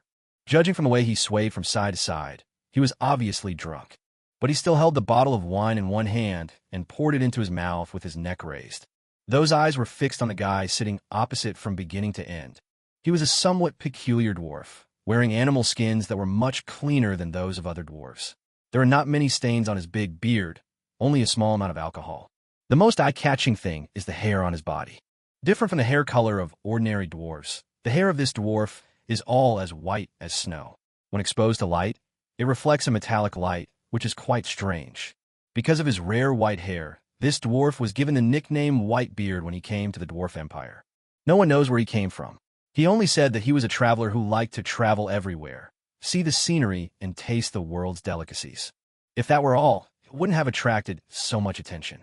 The main reason is that Whitebeard drinks too much. After only one day in the Dwarf Empire, dozens of people were drunk and fell down, and there was no rest in between. In the eyes of these big, alcoholic guys, this was undoubtedly a provocation by despicable outsiders to their local dwarves. As a result, more and more dwarves heard the news and simply put down their work in the mines and came to challenge. Those who thought they were not as skilled as others simply chose to watch the fight. During this period, as more and more people gathered, naturally, some people started gambling, betting on which brother could drink more than this outsider. However, the situation does not seem good. So far, Whitebeard has not shown any signs of being drunk. Instead, there were batches of dwarves coming to challenge, and the number of those who were thrown outside the tavern after getting drunk formed a small hill. Bang! as the dwarf named Ottobuz, who was sitting opposite Whitebeard, slammed his face heavily on the table. The drinking contest officially came to an end. Suddenly, the entire tavern erupted in shouts like a tsunami. Some were laughing uncontrollably, and some were wailing. Some dwarves lost the bet and reluctantly took out they had worked so hard to dig from their storage rings. Some dwarves won the bet and made several times the amount they bet. Then they happily took the minerals to the bar, exchanged them for a large bottle of red wine, and continued to wait happily for the next challenger to appear. Is there anyone else who wants to challenge our invincible barrel god of war, Whitebeard? A dwarf who was temporarily acting as the host and part-time referee stood on the bar, holding a bottle of wine as a microphone, and roared loudly. Are you guys just giving up like this? Are our brothers in the dwarf empire not as good as the guys outside? I'll do it. In a crowded crowd, a dwarf could not resist the instigation and raised his broad, calloused hand. The other dwarves immediately shouted to make way for him, and watched as this brother walked towards the stone table that symbolized the challenger with the determination to die. Okay. The dwarf who was hosting the event shouted at the glass bottle. Now let's invite this warrior to come on stage. I wonder if he can drink Whitebeard down. Let's wait and see. Other brothers, you can start placing bets now. But before the new challenger stepped onto the ring, a rough voice suddenly rang out from outside the tavern. Specially brewed. Why didn't you call me for such a good thing? The pub fell silent. When everyone turned around, they saw the wooden door of the tavern being pushed open, and a dirty dwarf walked in with a manuscript on his shoulder. Judging from his dark body, which is as black as a coal briquette, he must have just come out of the coal mining area. However, just when this dwarf, who was so ordinary that he couldn't be more ordinary, roared, the other dwarves fell silent for several seconds.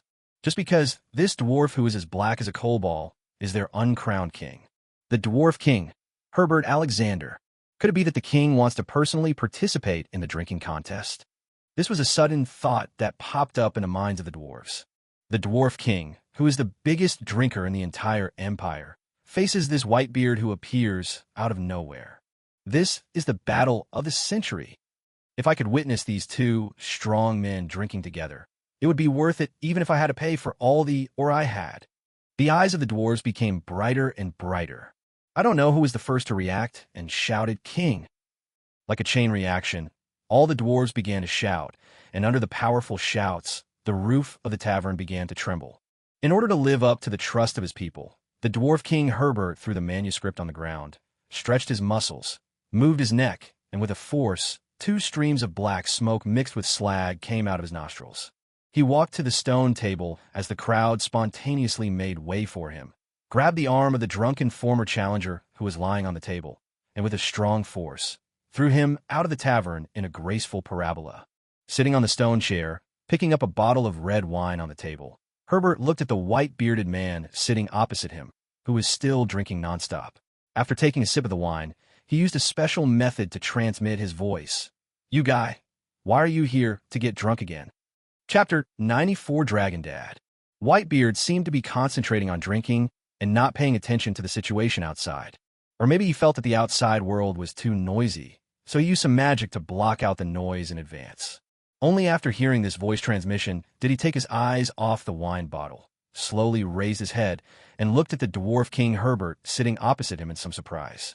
His beard trembled for a moment, and then quickly returned to normal, and he also greeted him in a plain way through one-on-one voice transmission. "Oh, you're here." To outsiders, this scene was just a battle of wills between 2 big guys before a drinking contest. On the surface, the newcomer, Whitebeard, was obviously weaker in momentum. Suddenly, the entire tavern fell silent, for fear of disturbing the competition between the two. In secret, the dwarves all quietly took out various minerals from their storage rings, preparing for a big gamble, betting on who can drink better, the dwarf king Herbert or the outsider Whitebeard. If you win the bet, everyone is naturally happy. You don't have to mine for several days after that. You can spend every day in the tavern and exchange the won or for red wine. As for those who lose, those who are luckier can only declare bankruptcy and have to go mining miserably. If you are unlucky, you may also receive a commission to forge equipment. Without, or it would be impossible to complete the commission for a while.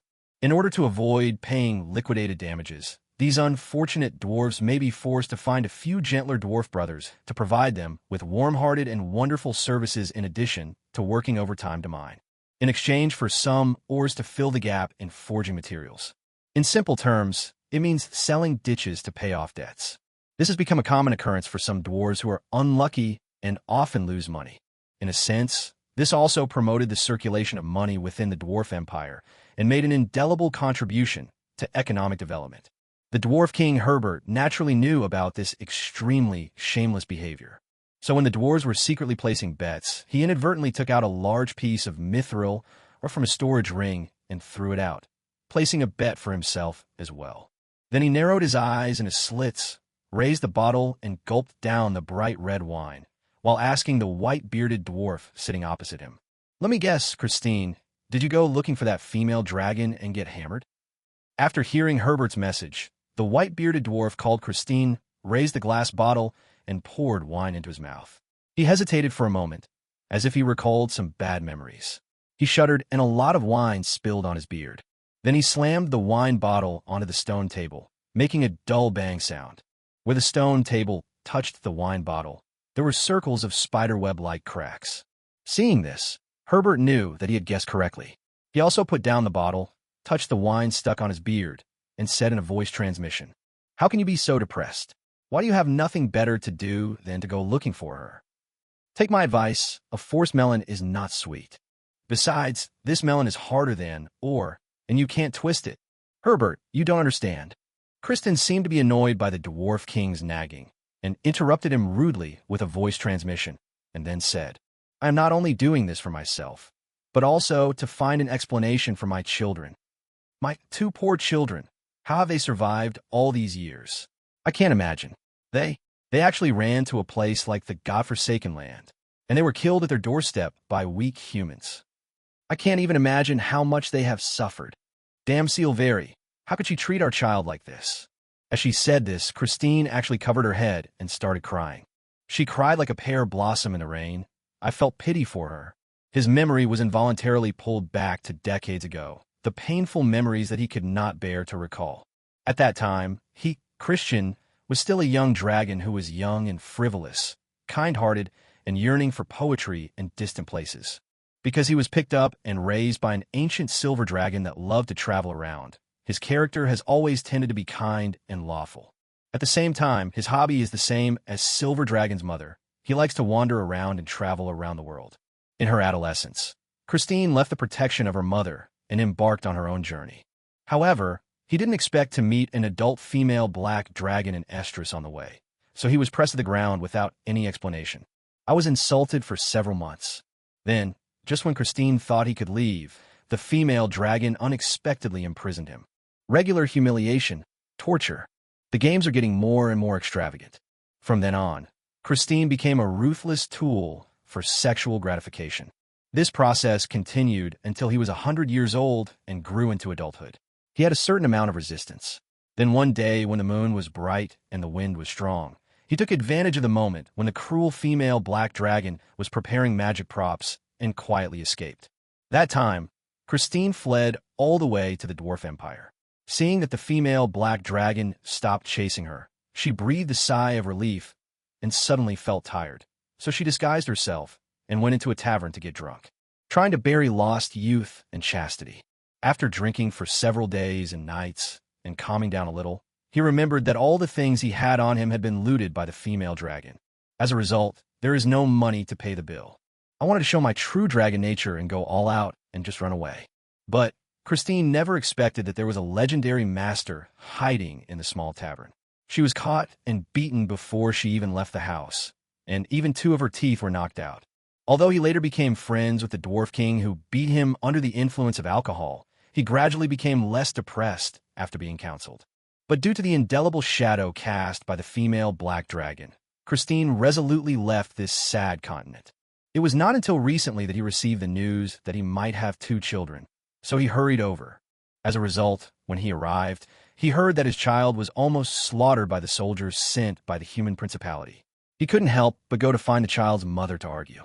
The result: once again, he was pinned to the ground and humiliated for several days. "I don't understand," Christine said in a voice transmission. "She was cruel to me, but why did she treat our children so cruelly? They are so young. What if they are in danger?" I can't imagine how wrong they must have been these years. In that barren land, they must have had to eat dirt to grow up. Ah. Herbert stared at the adult white dragon in front of him who was disguised as a dwarf and kept pouring wine into his mouth. After thinking for a while, he still didn't say the words, "Isn't this what a five-colored dragon should be like?" Chapter 95, Long Dad's Guilt. After holding it in for a long time, Herbert could only utter one sentence. Actually, I feel your two dragon cubs should be living well, at least better than you think. If you really feel guilty, why don't you go and see them? Christine paused in her crying and covering her face, her eyes filled with loneliness. Forget it. After wiping away his tears twice, he took 2 more sips of wine, then slammed the bottle heavily on the stone table. I don't know how to face these 2 children. They probably won't recognize me as their father. After all, they are different from me. They were raised by Silveri and are real dragons. It's hard for me to imagine how a black dragon as ferocious as Silveri would raise 2 children. I'm afraid he has been subjected to inhumane torture and training since he was a child. Thinking of the torture she had suffered, Christine couldn't help but shudder. She felt her legs go weak and her crotch get cold. So you choose to escape like you did back then and get drunk here? Herbert said, and inadvertently threw out a few more pieces of mithril or adding a heavy stack of chips to himself. As if a thorn in her heart had been stabbed, Christine didn't even use the sound transmission magic and roared loudly. I didn't run away. But then, noticing the sudden silence around him and the surprised looks from the dwarves, he closed his mouth again and used telepathic magic to whisper. I stayed here to protect my children. God knows whether the humans in the East Continent will attack them again. As he spoke, Kristen lowered his eyes. By the way, this can also be regarded as making up for the lack of care for them over the years, and trying my best to fulfill the responsibilities that a father should fulfill. Man, if you spread this out, I'm afraid those bards with nothing better to do will make it into some obscene poem and spread it all over the continent. Herbert smiled and shook his head.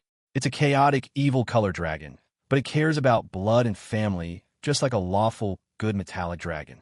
This is even more ridiculous than the jokes told by those brainless devils in Bador. I never said that I was from the evil, chaotic camp. Christine looked at Herbert with a firm look in her eyes. I remember I told you that my mother was a great silver dragon. Under her teachings, I have long believed in Bahamut, the god of good dragons. Please don't compare me with those same kind who believe in Tiamat, the mother of evil dragons, and whose minds are full of fighting and killing. Okay? Okay, man. Herbert perfunctorily said helplessly, raising the bottle in his hand and touching Christine's bottle. This bottle is dedicated to His Majesty the Platinum Dragon, God Bahamut. I'm sorry for saying the wrong thing. Then he drank the entire bottle of wine in one gulp. Then he picked up another bottle, pulled out the cork, and rubbed his red rosacea. But my friend, your worry is unnecessary. I have received news that the eastern countries have sent envoys to negotiate peace with your 2 precious dragon cubs. According to the time calculation, the envoys should have almost reached the godforsaken land. Completely ignoring Christine's wide eyes, Herbert continued to speak. To be honest, this surprised me. Those tall guys actually gave in so easily. But it's good this way. At least I don't have to worry about not being able to drink this delicious red wine. Are you serious? Christine stood up suddenly and slammed her hands on the stone table, making a dull thud. The hard stone table shook violently, and several wine bottles fell over, rolling to the edge of the stone table and falling off the table with a thud. Ended up in pieces. Realizing that her actions were a bit too much, Kristen quickly sat down again, pretending that nothing had happened, and secretly asked, "Where did you get the news?" Of course it's true. Herbert blinked and shook the bottle in his hand. As for where the news came from, my friend, I can only say that your source of information is really outdated. We dwarf brothers are spread all over the plane. Of course, many of us have also infiltrated the human empire and duchies. Some lucky ones have even been hired as royal blacksmiths. So I received the news a few days ago, before those old guys from various countries had chosen their envoys. However, I didn't expect that it would be so troublesome for a group of tall people like them to select an envoy. The efficiency is ridiculously inefficient. You know what I mean? Whenever something happens to that group of tall people, it's always like this. The countries have to weigh the pros and cons and plot various schemes. In the end, whichever country can't hold on will voluntarily contribute a poor nobleman to serve as an envoy. Then, As if he had thought of something, Herbert's already flushed face put on a very evil, perverted smile, as if he had seen a cute little loli, and his eyes kept looking at Christine's face. "By the way, old friend, did you bring money this time? I've been itching to get a full set of armor." Hearing this, the smile that had just appeared on Christine's face slowly faded, revealing a painful expression. After thinking for a while, she took off a storage ring from her finger and threw it on the stone table with a light clicking sound. "Inside are the scales I've shed over the years. Just consider it as wine money. More than enough. Just consider it as the reward for taking care of my child's business." After saying this, he stood up from the stone chair. When the dwarves saw this, they thought that Whitebeard had finally given up after drinking no more. Their invincible dwarf king had won once again and defended his supreme title as the #1 wine barrel in the East Continent. Then the whole tavern was in an uproar, and the dwarves were howling like ghosts and wolves, as if it was New Year's Day. Some dwarves were so excited about making a fortune that they tore off their tattered clothes on the spot, throwing the rags around and laughing wildly. There were also those who, as gamblers, wanted to go all in and bet everything on Christine, but ended up losing everything. Now he was covering his butt and preparing to go to the red light district of the Dwarf Empire in shame to carry out his tragic plan of selling his prostitutes to pay off his debts. There was also a dwarf who wanted to scold Christine for match fixing, but after looking around for a long time with the wine bottle in his hand, he found that the white-bearded figure had disappeared from the spot. No matter how these people asked or how they searched, no one saw where he went. It was as if he had evaporated from the face of the earth, disappearing suddenly from the spot. But no one noticed when he disappeared. This made those guys who lost money and wanted to beat Christine couldn't help but shout, "Dwarf King, the undead are making trouble in broad daylight." Chapter 96 Messenger. At the same time, the envoys sent by the eastern countries had just passed through the dangerous Ghana forest and were using levitation magic scrolls to cross the El Sanciero River, which was full of ferocious aquatic monsters. As a delegation of envoys from the eastern countries to the godforsaken land, this team consists of only 11 people, led by the Holy Kingdom Church, St. Vina Alice. At the same time, as a high-level silver clergyman, she is also the strongest one in the team. It's not that Vina is too arrogant and doesn't bring more powerful gold-level warriors to escort her. Instead, almost all of the Holy Kingdom's gold-level warriors were killed in the recent battle with the Mother of Shadows. The few remaining survivors have not recovered yet. Even getting out of bed is a problem for them, let alone traveling thousands of miles to the godforsaken land. Although the current rumor circulating in the East Continent is that the Rose Empire's Valkyrie Tracy fought the Black Dragon alone and finally defeated it. But in fact, it was just a sedative deliberately spread by the top leaders of various countries. As a high-ranking member of the church, Vina knew exactly what had happened. Originally, the eastern countries only thought that it was an adult black dragon of the golden rank, so they allowed the Valkyrie Tracy to go and challenge it. But no one expected that the black dragon had already touched the threshold of the legendary realm. Although he has not yet fully proven himself to be a legend, he is still not something that ordinary human legends can contend with. So, the battle had just begun when Tracy was absolutely defeated by the black dragon and was seriously injured. If the eastern countries had not dispatched 2 legends and 7 gold-level warriors again after emergency consultation to temporarily delay the black dragon, Tracy would probably have died there. But even so, they were unable to defeat the black dragon. In order to prevent the black dragon from suddenly proving its legend during the battle and causing an unnecessary catastrophe, the eastern countries were forced to take the initiative to negotiate peace and sign an armistice treaty with the black dragon. After making many conditions, the despicable black dragon swaggered away from the sphere of influence of the eastern countries. Signing a peace agreement with the 2 black dragons in the godforsaken land was one of the many conditions agreed to at the time. The Pope of the Holy Kingdom was one of the 2 legends who went to hold back the Mother of Shadows. In that battle, not only was the Pope injured, but almost all of the high-ranking members of the Golden Church who went with him were killed. This is why they were at a disadvantage in the negotiations with the eastern countries and were forced to let their own saint take on the role of peace messenger. Of course, other countries did not provide any subsidies. They wished that all countries except their own would be destroyed so that they could dominate the entire East Continent. In such a situation, Vina, as a messenger, had just crossed the El Sanciero River. The moment she landed, her legs went weak and she was about to fall to the ground. Fortunately, the female captain of the escort rushed up in time and supported her, thus preventing the envoy from making a fool of himself before he even achieved his goal. After thanking the captain of the guards, Vina ordered the envoys to stay where they were and rest. Then she sat down on the ground, took a long breath, and felt relieved. But when I thought about having to walk through the Ghana jungle again when I go back, I couldn't help but feel irritated. He cursed all 18 generations of the dwarf's ancestors who did not allow them to cross the river through the dwarf empire. As a priest of only silver rank, it was definitely not an easy task for her to cross the Great Forest of Ghana, not to mention that the Great Forest of Ghana was now more dangerous than usual because of the Black Dragon. Along the way, the disgusting swamp mosquitoes and the inexplicably increasing number of goblins made the young priest exhausted. At the most critical moment, they were even surrounded by a large number of goblins and ogres, and were almost forcibly dragged back to the nest by the goblins to be fed porridge. When she thought of the goblins looking at her with disgusting and strange eyes, Vina had the urge to use the holy flame to purify the entire Ghana forest. But that was all she could think about. If she really set fire to the mountain and angered the evil dragon, she would definitely be regarded as the sinner who caused the war by all human forces in the entire East Continent. No matter where she ran to, she would be caught and killed in front of the evil dragon, just to appease its anger. In the hot climate, Vina became more and more annoyed the more she thought about it.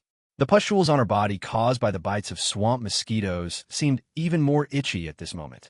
At this moment, when she was almost driven crazy by the depression, Vina chanted words of praise and cast a magic spell for herself. As the magic took effect, a holy light as soft as water enveloped her. The redness and swelling caused by the bites of swamp poisonous mosquitoes were gradually dispelled under the illumination of this holy light, and the redness and swelling gradually returned to normal. When the itching and pain all over her body were gone, Vina stopped praying and opened her brown-yellow eyes. The fatigue on her face disappeared, and her determined look returned. The female guard leader who had seen this scene wiped the sweat off her head, stood up, walked over, and said, "Please forgive my offense, Your Highness, but we will go on the rest of the journey. You have a special status and should not take this risk. The Pope's order to us was only to ask you to come here. He did not say that you must hand over the contract to the two evil dragons in person. Why don't you rest here for a few days? I'll take the contract and hand it over. Now that His Holiness the Pope is seriously injured, you are the core of the entire church. Please put your own safety first." Vina's eyes swept across the face of the captain of the guards, and she said in a very calm and indifferent tone, "The Pope is the representative of the God of Light in the world. His words are the will of the God of Light. Do you want me to disobey my God Pero?" "Aye." Seeing the captain of the guards showing a panic expression, Vina waved her hand and continued, "Raya, don't worry too much. You have to know that we are only sent here as messengers to convey the will for peace. We are not going to declare war on those two evil dragons and fight to the death. Besides, there are always two sides to every coin. Although we were excluded from coming to this wild land as envoys because of the serious injury of His Holiness the Pope, isn't this an opportunity?" Chapter 97 Envoy. Those orcs and beastmen have been atoning for their sins in this sinful land for thousands of years. Now it is time for them to return to the embrace of my God Pero. "What do you mean?" asked the captain of the guard, Raya. "I will preach in this cursed land and make those ignorant orcs and half-orcs return to the arms of my God Pero." Vina had a crazy smile on her face. "If we can unite these orcs and half-orcs, they will become your followers. When the time comes, your majesty will surely grant me a miracle." Captain Guard Raya's expression turned a little strange. Although she had always known that her saint's ideas were radical, she had never expected them to be so crazy. But at the same time, because she knew the saint well enough, Raya also knew that once the saint made a decision, it would be difficult to change it. She could only sigh, assemble the team, and prepare to set off again. But at this time, who? As if she had noticed something, Vina suddenly let out a cry of surprise and looked around vigilantly. But nothing was found. "Your Highness, is there anything wrong?" asked the captain of the guards, Raya. "You." Vina's eyes were still alert, like a kitten with its fur standing on end. "Did you notice a prying gaze just now?" "Prying eyes?" Raya turned around and looked around. There was not even a single person in the desert. She had no choice but to turn her head and look at her own saint with some heartache. "Your Highness, you must be too tired. We are now out of the Ghana forest. There will be no goblins spying on us in secret. No, I'm not talking about the goblins. Vina looked around, and after a moment, she was sure there was really no one there. She could only sigh. Maybe I'm too sensitive. Yellow sand is blowing all over the sky, and the scorching sun is high in the sky. After several days of trekking, Vina and her group finally reached their destination. Glancing at the obelisk standing in the yellow sand, Vina licked her cracked lips and focused her gaze on the figures holding wreaths under the obelisk. I didn't expect these barbaric guys would also mourn their dead companions. Vina said to herself. As a saint, she grew up in the church, and her understanding of the outside world mainly relied on hearsay and books. In her understanding, orcs are extremely barbaric and brutal, incomparable to other intelligent life forms. When food is scarce, they will even resort to cannibalism. Instinct far outweighs reason, more like savage beasts than intelligent species.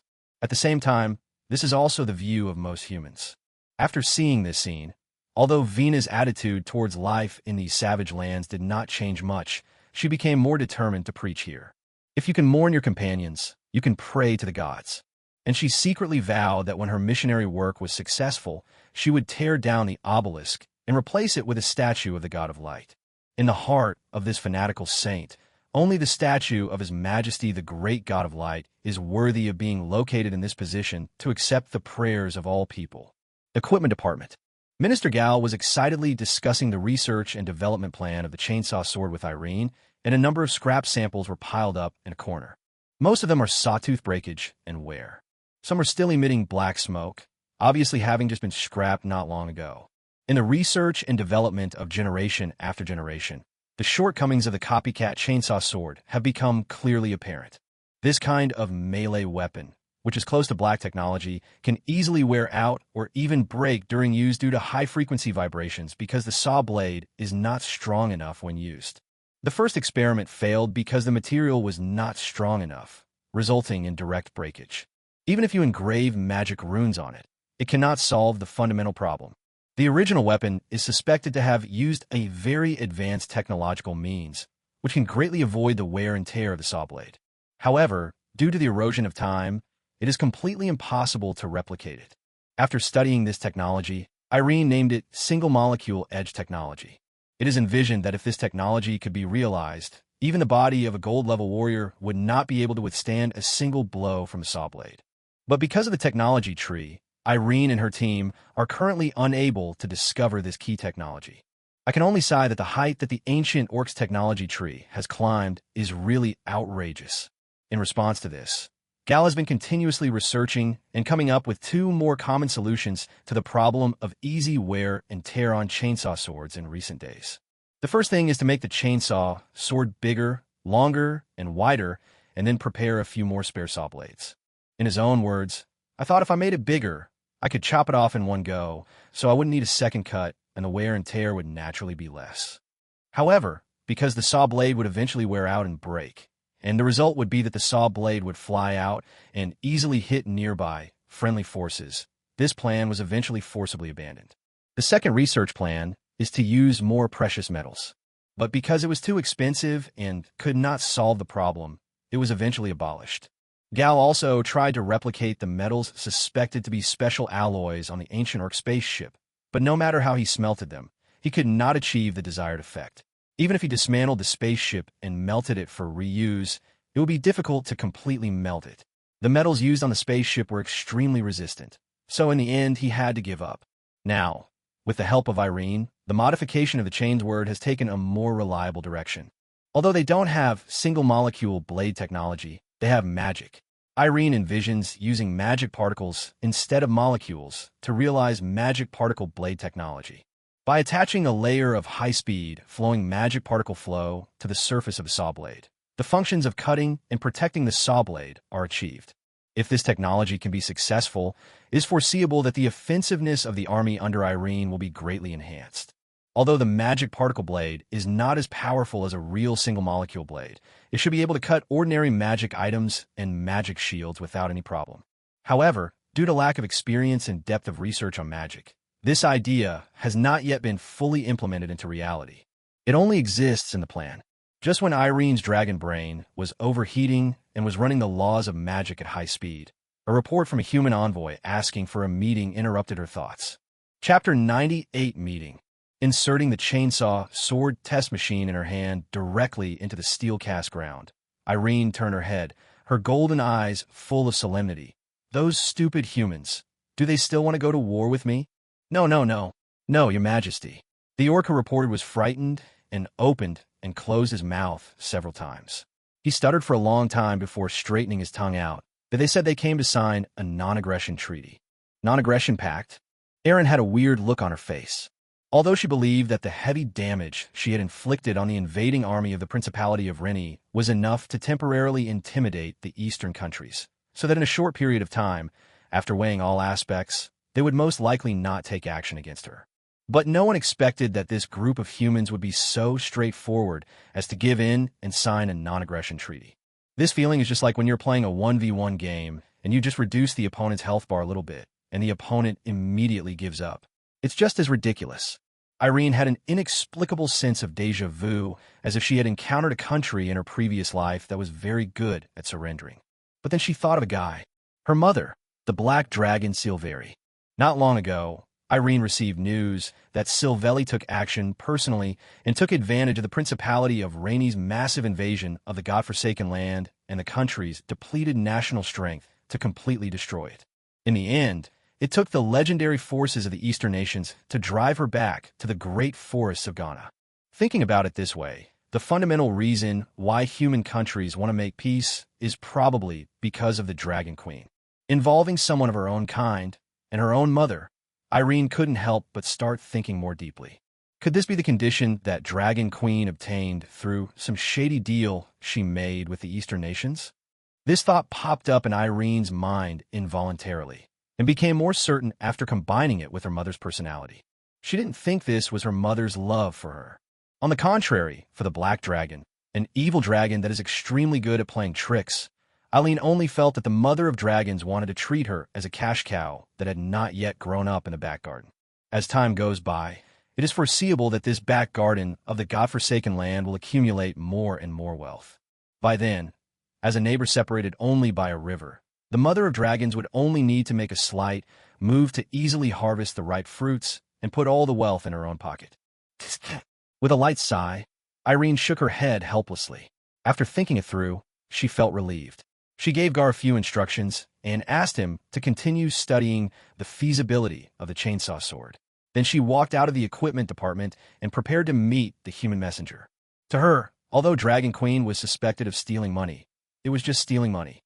Although the feelings between the five-color dragons are weak, it is common for blood relatives to turn against each other. But all five-color dragons know their limits and rarely kill their own kind on their own initiative. Of course, it's not because they care about their old friendship, but there's a bottom line that must be followed. That is, you cannot kill your own kind. This is also the rule set by the five-color dragon Mother Tiamat. Five-color dragons of the same kind can be enslaved and bullied, but they cannot be killed. Otherwise, given the brutality of the five-color dragons, the race could be wiped out by civil war alone without the involvement of other races. When there is no faith, Aunt Tiamat will be doomed. Therefore, the battle between the five-color dragons usually ends with one side handing over the treasure and admitting defeat. With this bottom line in mind, Eileen was not too worried about Daenerys. She even regarded this unreliable guess as Daenerys collecting protection money, in a sense in exchange for time to develop in peace. If one day in the future I really have to face my mother and I can't beat her, the worst that can happen is that I give all my treasures to her. As long is fine, it is only a matter of time before he makes a comeback. What's more, Irene has never valued treasure. She cares more about her own strength. Treasure is just a means to quickly improve her own strength. A dragon's true wealth is always itself. Your Majesty. As soon as she came out of the equipment department hidden underground, Irene was greeted by the Imperial Guards led by Wong Kai. They all tapped their left chest with their right hands to express their highest respect to Irene.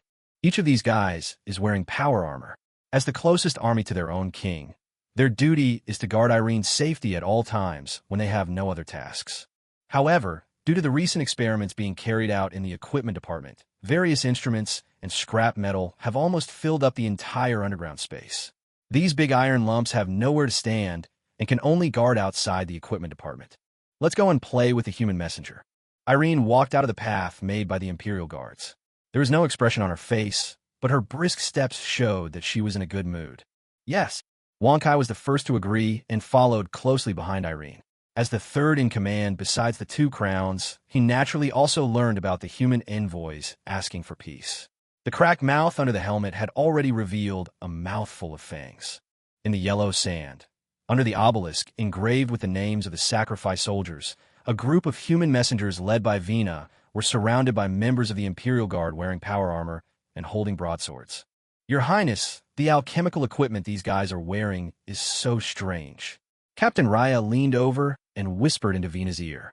As a warrior, she also longed for this kind of armor that was very visually impactful at first glance. If it were not a matter of power, she would have wanted to go up and touch the texture of these armors to feel how they felt. So what? Vina curled her lips, glanced at the power armors, and muttered softly. These are all creations cursed by the great gods. Those two evil dragons are so bold that they dared to conduct research privately. I don't know where they dug up these ancient artifacts from. We must take them all back to the Pope to be destroyed personally. At this time, a sound of footsteps came from far away. Tap, tap, tap. As the Imperial Guards surrounding the envoys spontaneously made way for them, Irene walked out leisurely, as if she was taking a stroll. At first glance, Vina noticed Irene walking towards her. At this time, Irene was wearing a white robe, her black hair casually draped behind her head, and her golden eyes were full of aggression. Plus that cold and beautiful face. But she didn't know what was wrong with her brain, but Vina secretly complained in her heart. Tiaska, not as good-looking as me. Her mind was a little distracted, and before she knew it, Irene had walked up to her and was looking down at her. Her emotionless eyes met hers, and a sense of oppression that belonged only to dragons came over her. At that moment, Vina quickly saluted Irene using church etiquette, trying her best to suppress all the emotions in her heart, and said stiffly, "Respected Her Majesty Irene, Vina Alice pays you the highest respect." Chapter 99, The Ideal Saint. Irene raised her head slightly. As a giant dragon, she has never been interested in these complicated human relationships and all kinds of wrangling. In order not to waste time, Irene got straight to the point and said in a cold voice, "Human, I already know your intentions. As a five-color dragon who loves peace and dislikes violence, I have no interest in your complicated business competition and power struggles. I am very pleased that you and the Eastern countries behind you have taken the initiative to seek peace. After all, it would be quite troublesome if we take action." Without paying any attention to Vina's increasingly ugly expression, Irene asked back, "Isn't it?" Then, without waiting for Vina to answer, Irene held out a hand. "Come on, under the witness of the gods. Let us both sign a contract symbolizing peace." It was so straightforward that Vina was a little slow to react. This made all her plans go down the drain. As a saint who grew up in luxury in the church, according to Vina's ideal, the evil dragon would not surrender so easily. Even among human nations, for such a major event between two major powers, a party would be held first, and then the two sides would express their most sincere greetings to each other, while constantly vying for the greatest benefit for their side. And finally, under the witness of the gods, a contract representing this historic moment would be signed. Negotiating with a dragon is extremely dangerous.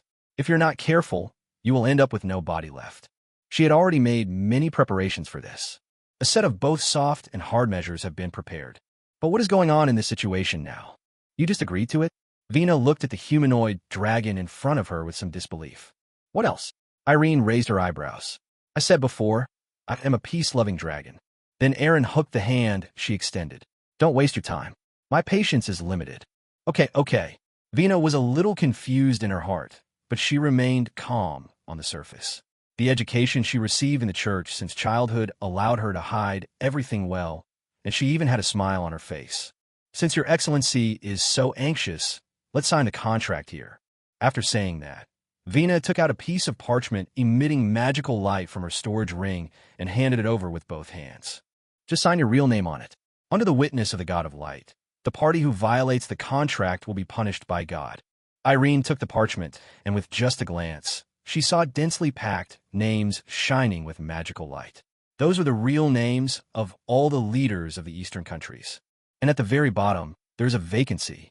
The general meaning of the contract is, from the signing of the contract, The Eastern countries will establish peaceful relations with Irene and her subordinates. Irene shall not actively invade the territories of the Eastern human countries, nor shall she send her subordinates to invade the territories. The contract expires in 100 years. Irene looked up at Vina and saw that her expression was normal, and she didn't notice any unusual fluctuations in the contract. Then she took the quill handed to her by Wang Kai and signed her real name on the contract, Irene Afra Christina. As the real name was signed, the contract was officially established, and the parchment gradually turned into a point of light and disappeared. After doing all this, Irene felt a little relieved inside. Finally, I don't have to be so cautious anymore.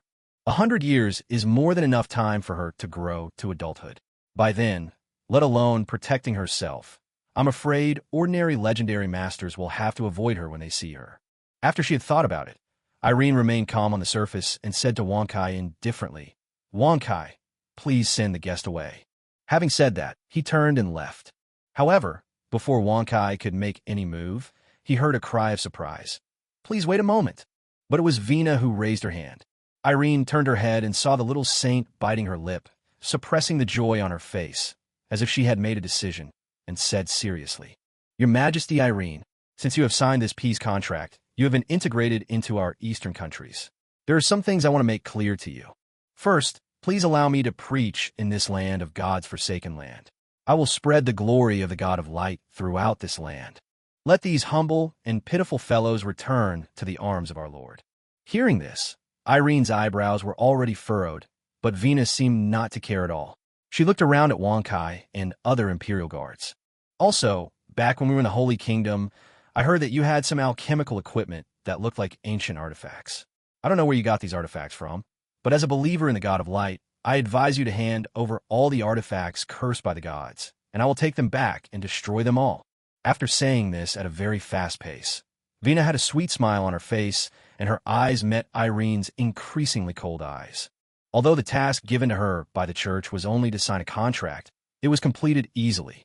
But when she realized that the other party didn't seem as cruel as the rumors said, and seemed quite easy to talk to, Vina was naturally unwilling to leave just like that.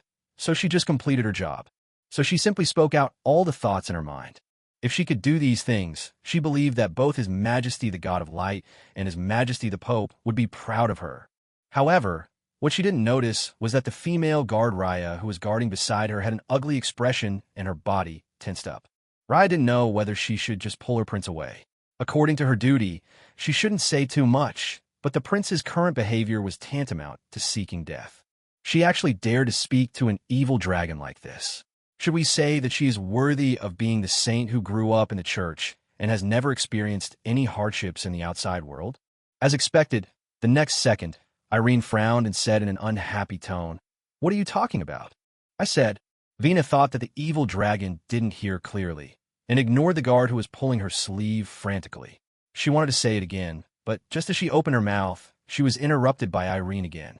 Forget it, I'm not interested. Wang Kai, send this not-so-smart girl away and don't let her dirty this land.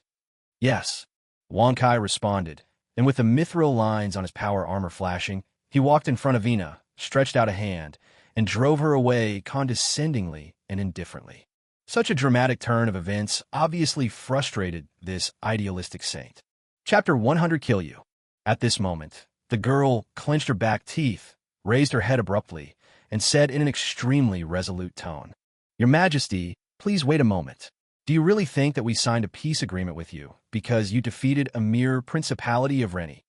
Then she swung her arms violently, breaking free from the captain of the guards who was pulling her and shaking his head in hints.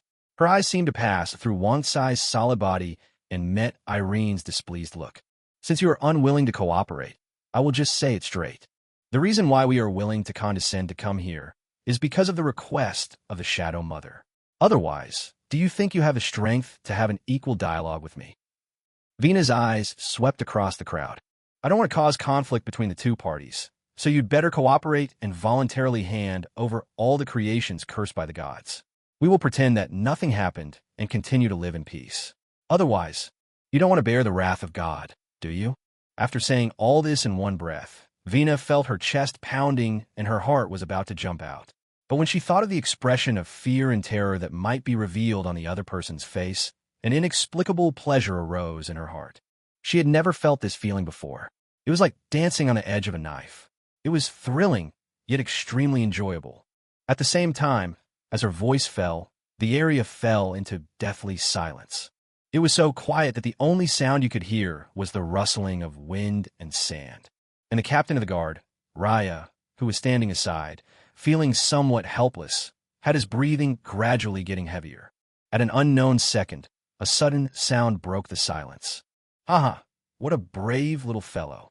Hearing this voice, Wonkai glanced sideways slightly, then took the initiative to step aside, revealing Irene walking back slowly.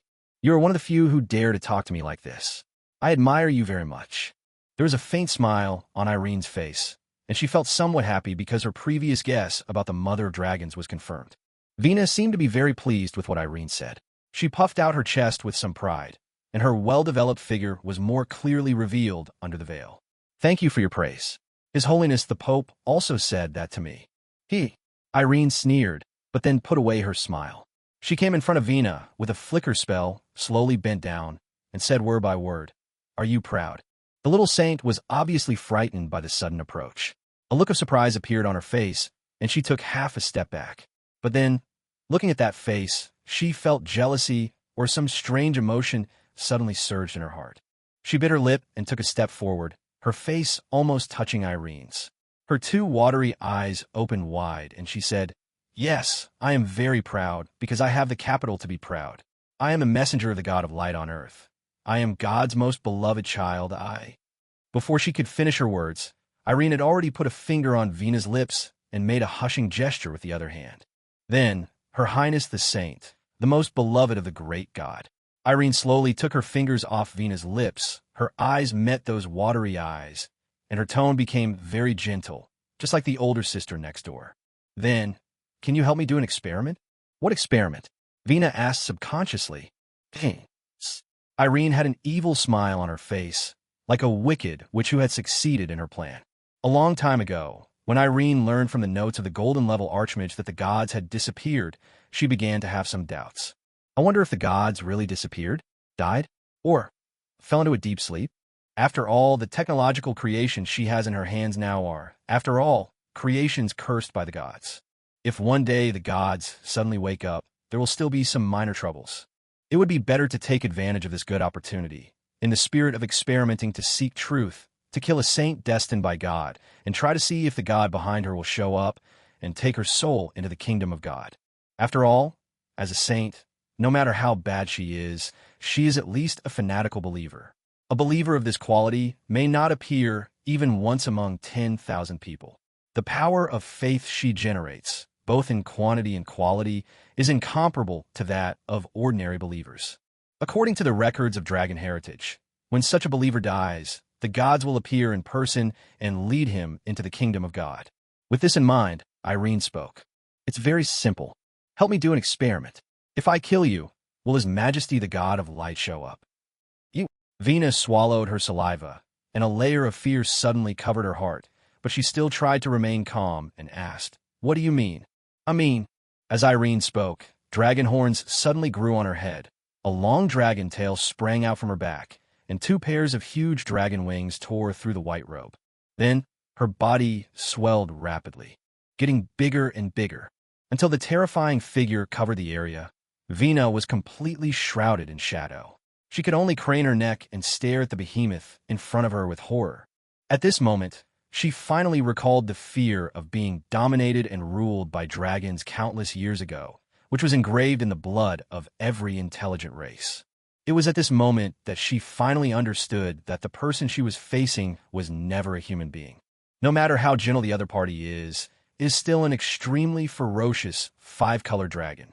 A cold voice then came from the mouth of the giant beast in front of him. "I want to try. If I kill you, will the great God of light take the initiative to show up and take your soul to the kingdom of God?" As she spoke, Irene spread her huge wings with a bang.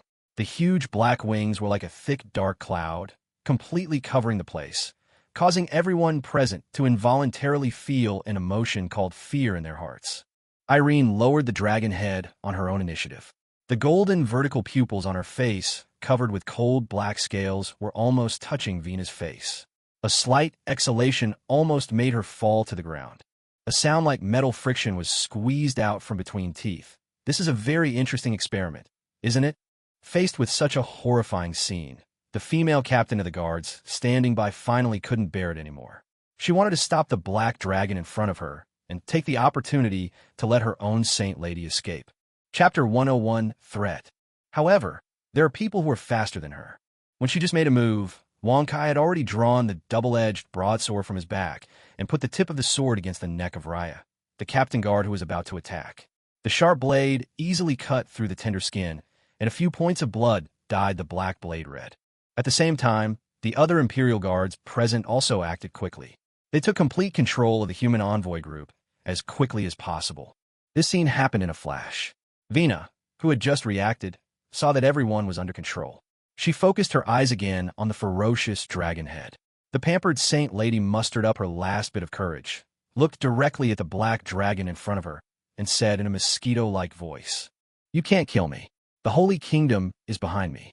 I am an envoy of the Eastern Kingdoms. Are you trying to make an enemy of the Eastern Kingdoms by attacking me?" What a coincidence. As if she had heard a very funny joke, Irene opened her big fang mouth and showed a smile that only belonged to an evil dragon. The last person who said that, I broke his neck. He is dead as hell. She lowered her head and said playfully, "Well, guess what? Will those old men sitting on the thrones of the Eastern Kingdoms tear up the treaty and go to war with me, just for you?" No. Vina hesitated for a moment, and the next moment, as if she had finally recognized the reality, her eyes suddenly opened wide. She felt the murderous intent that materialized. The other party was not trying to scare her. This evil dragon really wanted to kill her. Vina immediately stopped pretending. Her face turned fierce, her storage ring flashed with light, and a scroll appeared in her hand. There is no doubt that this is a magic scroll of legendary level. This is her confidence. However, the next moment, an extremely majestic dragon power enveloped Vina, slowing her movements for a moment, and then an invisible wizard's hand completely restrained her. Can't move at all. The scroll containing the legendary magic fell to the ground with a thud. Irene's reaction was too quick. Having suffered a loss once, her reaction this time was almost subconscious. Everything happened in a flash. Then a huge dragon head came towards them, its sharp teeth flashing coldly, and it was about to bite Vina to pieces.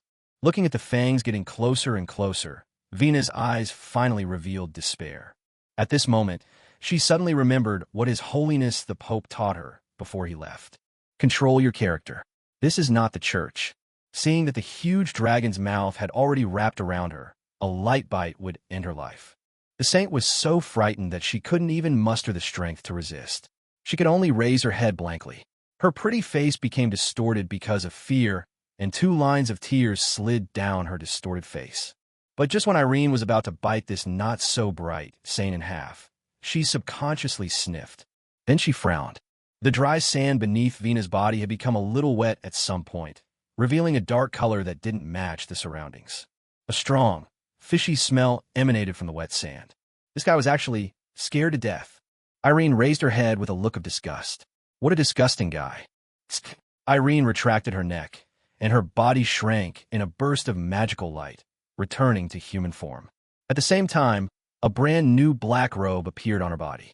Vina felt the pressure relieved, and her whole body withered and died like a flower that had lost all nutrients, and she sat down on the ground dejectedly. But she hadn't given up yet. While her eyes were on Irene, her hands subconsciously wanted to touch the magic scroll. But Irene, who had suffered losses from the magic scroll before, was always on guard. Before Vina's hand touched the scroll, she saw it thrown away by the invisible wizard's hand. Wang Kai, who was standing by, reached out and caught it. Then, Irene leaned over, lifted Vina's chin with her hand, exerted a little force, and said in an extremely frivolous tone, "Don't struggle. Thank your gods, I changed my mind." Vina's watery eyes widened in disbelief. "I can let you go." Irene looked at this pretty face, revealing 2 sharp little fangs. "But I want you to exchange it for the book that records the magic of the dead." Irene tilted her head, as if thinking. "As for the quantity, it should be the same as the weight of your team. 1 book of the same weight in exchange for 1 life. That's a good deal, right? Hey, I'm not a devil after all." This is simply an outrageous request. You know, under normal circumstances, the evil profession of necromancer is very rare. Most of them call themselves necromancers after receiving some sporadic inheritance. Now, as soon as Irene opened her mouth, she said books that weighed as much as a team of people, which was quite a lot. But now the target of blackmail is the Holy Maiden of the Holy Kingdom, which makes sense. Recently, in order to guard against human counterattacks, Irene had been studying hard to catch up on information about the Eastern countries. She also had some understanding of this special country, the Holy Kingdom, which was founded on religion. The entire country of the Holy Kingdom is ruled by the Church. Its churches belonging to the God of Light are spread all over the entire Eastern continent. They must have done many immoral things, such as eliminating cultists and chopping necromancers into pieces and then cremating them. These evil books might still be left when the books are cleared out. Faced with such an impolite request, Vina subconsciously wanted to refuse. In the eyes of this saint, handing such an evil book to an evil dragon personally was tantamount to actively spreading necromancy. In her opinion, this was no different from those heresies that blasphemed God. For a fanatic, this is more painful than killing her directly. What is this evil dragon thinking? Is it trying to humiliate me in this way? Vina couldn't help but think so in her heart. In her heart, she was determined to resist exchanging her life for these dirty things. If it were in the past, she would definitely choose suicide without hesitation. As a clergyman, the thing he fears least is death. For her, death means returning to the Lord's arms and returning to the Lord's kingdom of God. But now it's different. His Holiness the Pope once left the East Continent a long time ago. After returning, he kept muttering that gods no longer existed and no one could return to the Lord's kingdom. Although the Pope never mentioned this matter again, Vina always kept it in her heart. She didn't dare to gamble. If she loses the bet and cannot return to the kingdom of the Lord, true death will await her. So, when it comes to defending the Lord's dignity in her own life, Vina's expression changes from shock to anger, to despair, and finally to expressionlessness. He showed a look of immense struggle. Not until Irene's face gradually showed impatience did Vina finally reveal a crazy smile, as if something was lost from her. There have been some subtle changes in her beliefs. 2 clear tears flowed from those watery eyes. She looks so weak and helpless, which makes people feel distressed. I see. As if she had let go of something, Vina showed an extremely twisted smile and said frankly, "I will do as you say." Then he stretched out his hand to pry Irene's hand away, but he was unable to resist at all, so he could only say helplessly, "You can let me go now."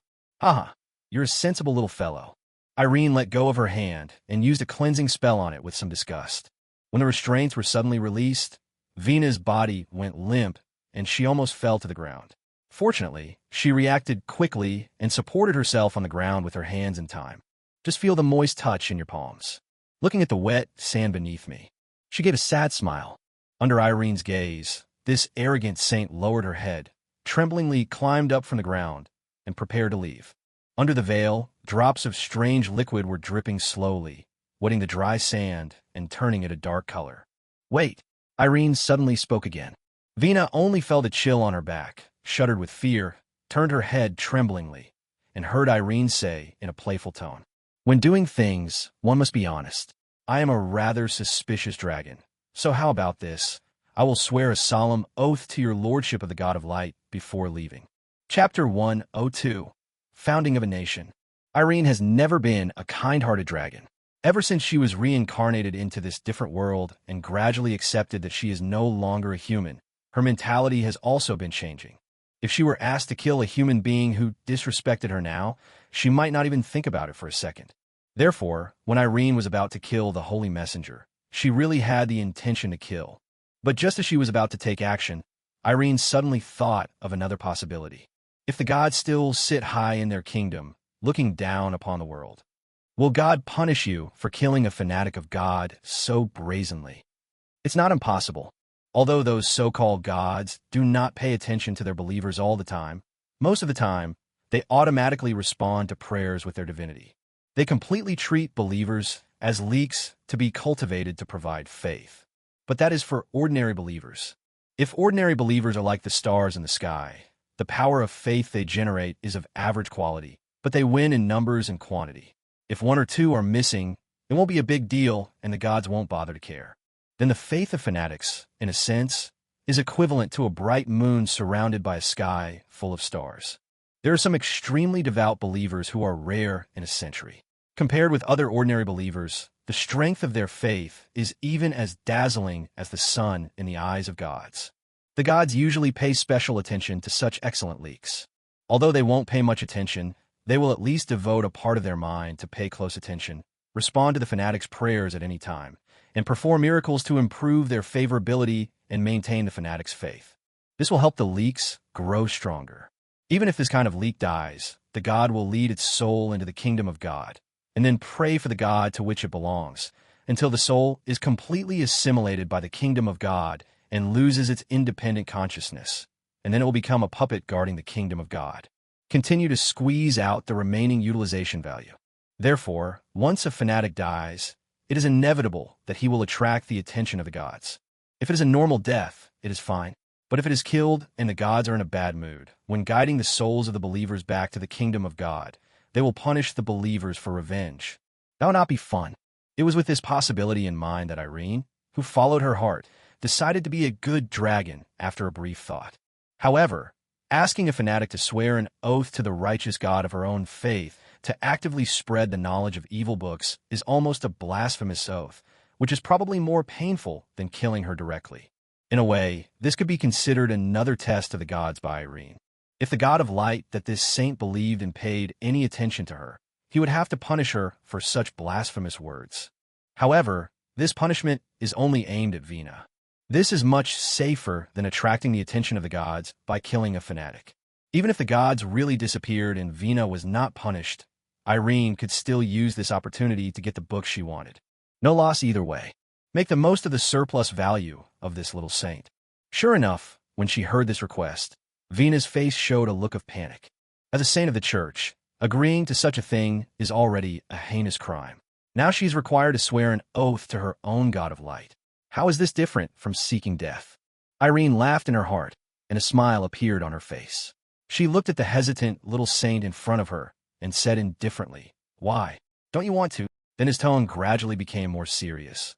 "Are you trying to deceive a great real dragon?" However, Irene still underestimated a person's desire to survive. The reason why people are human beings is because they have a complex heart.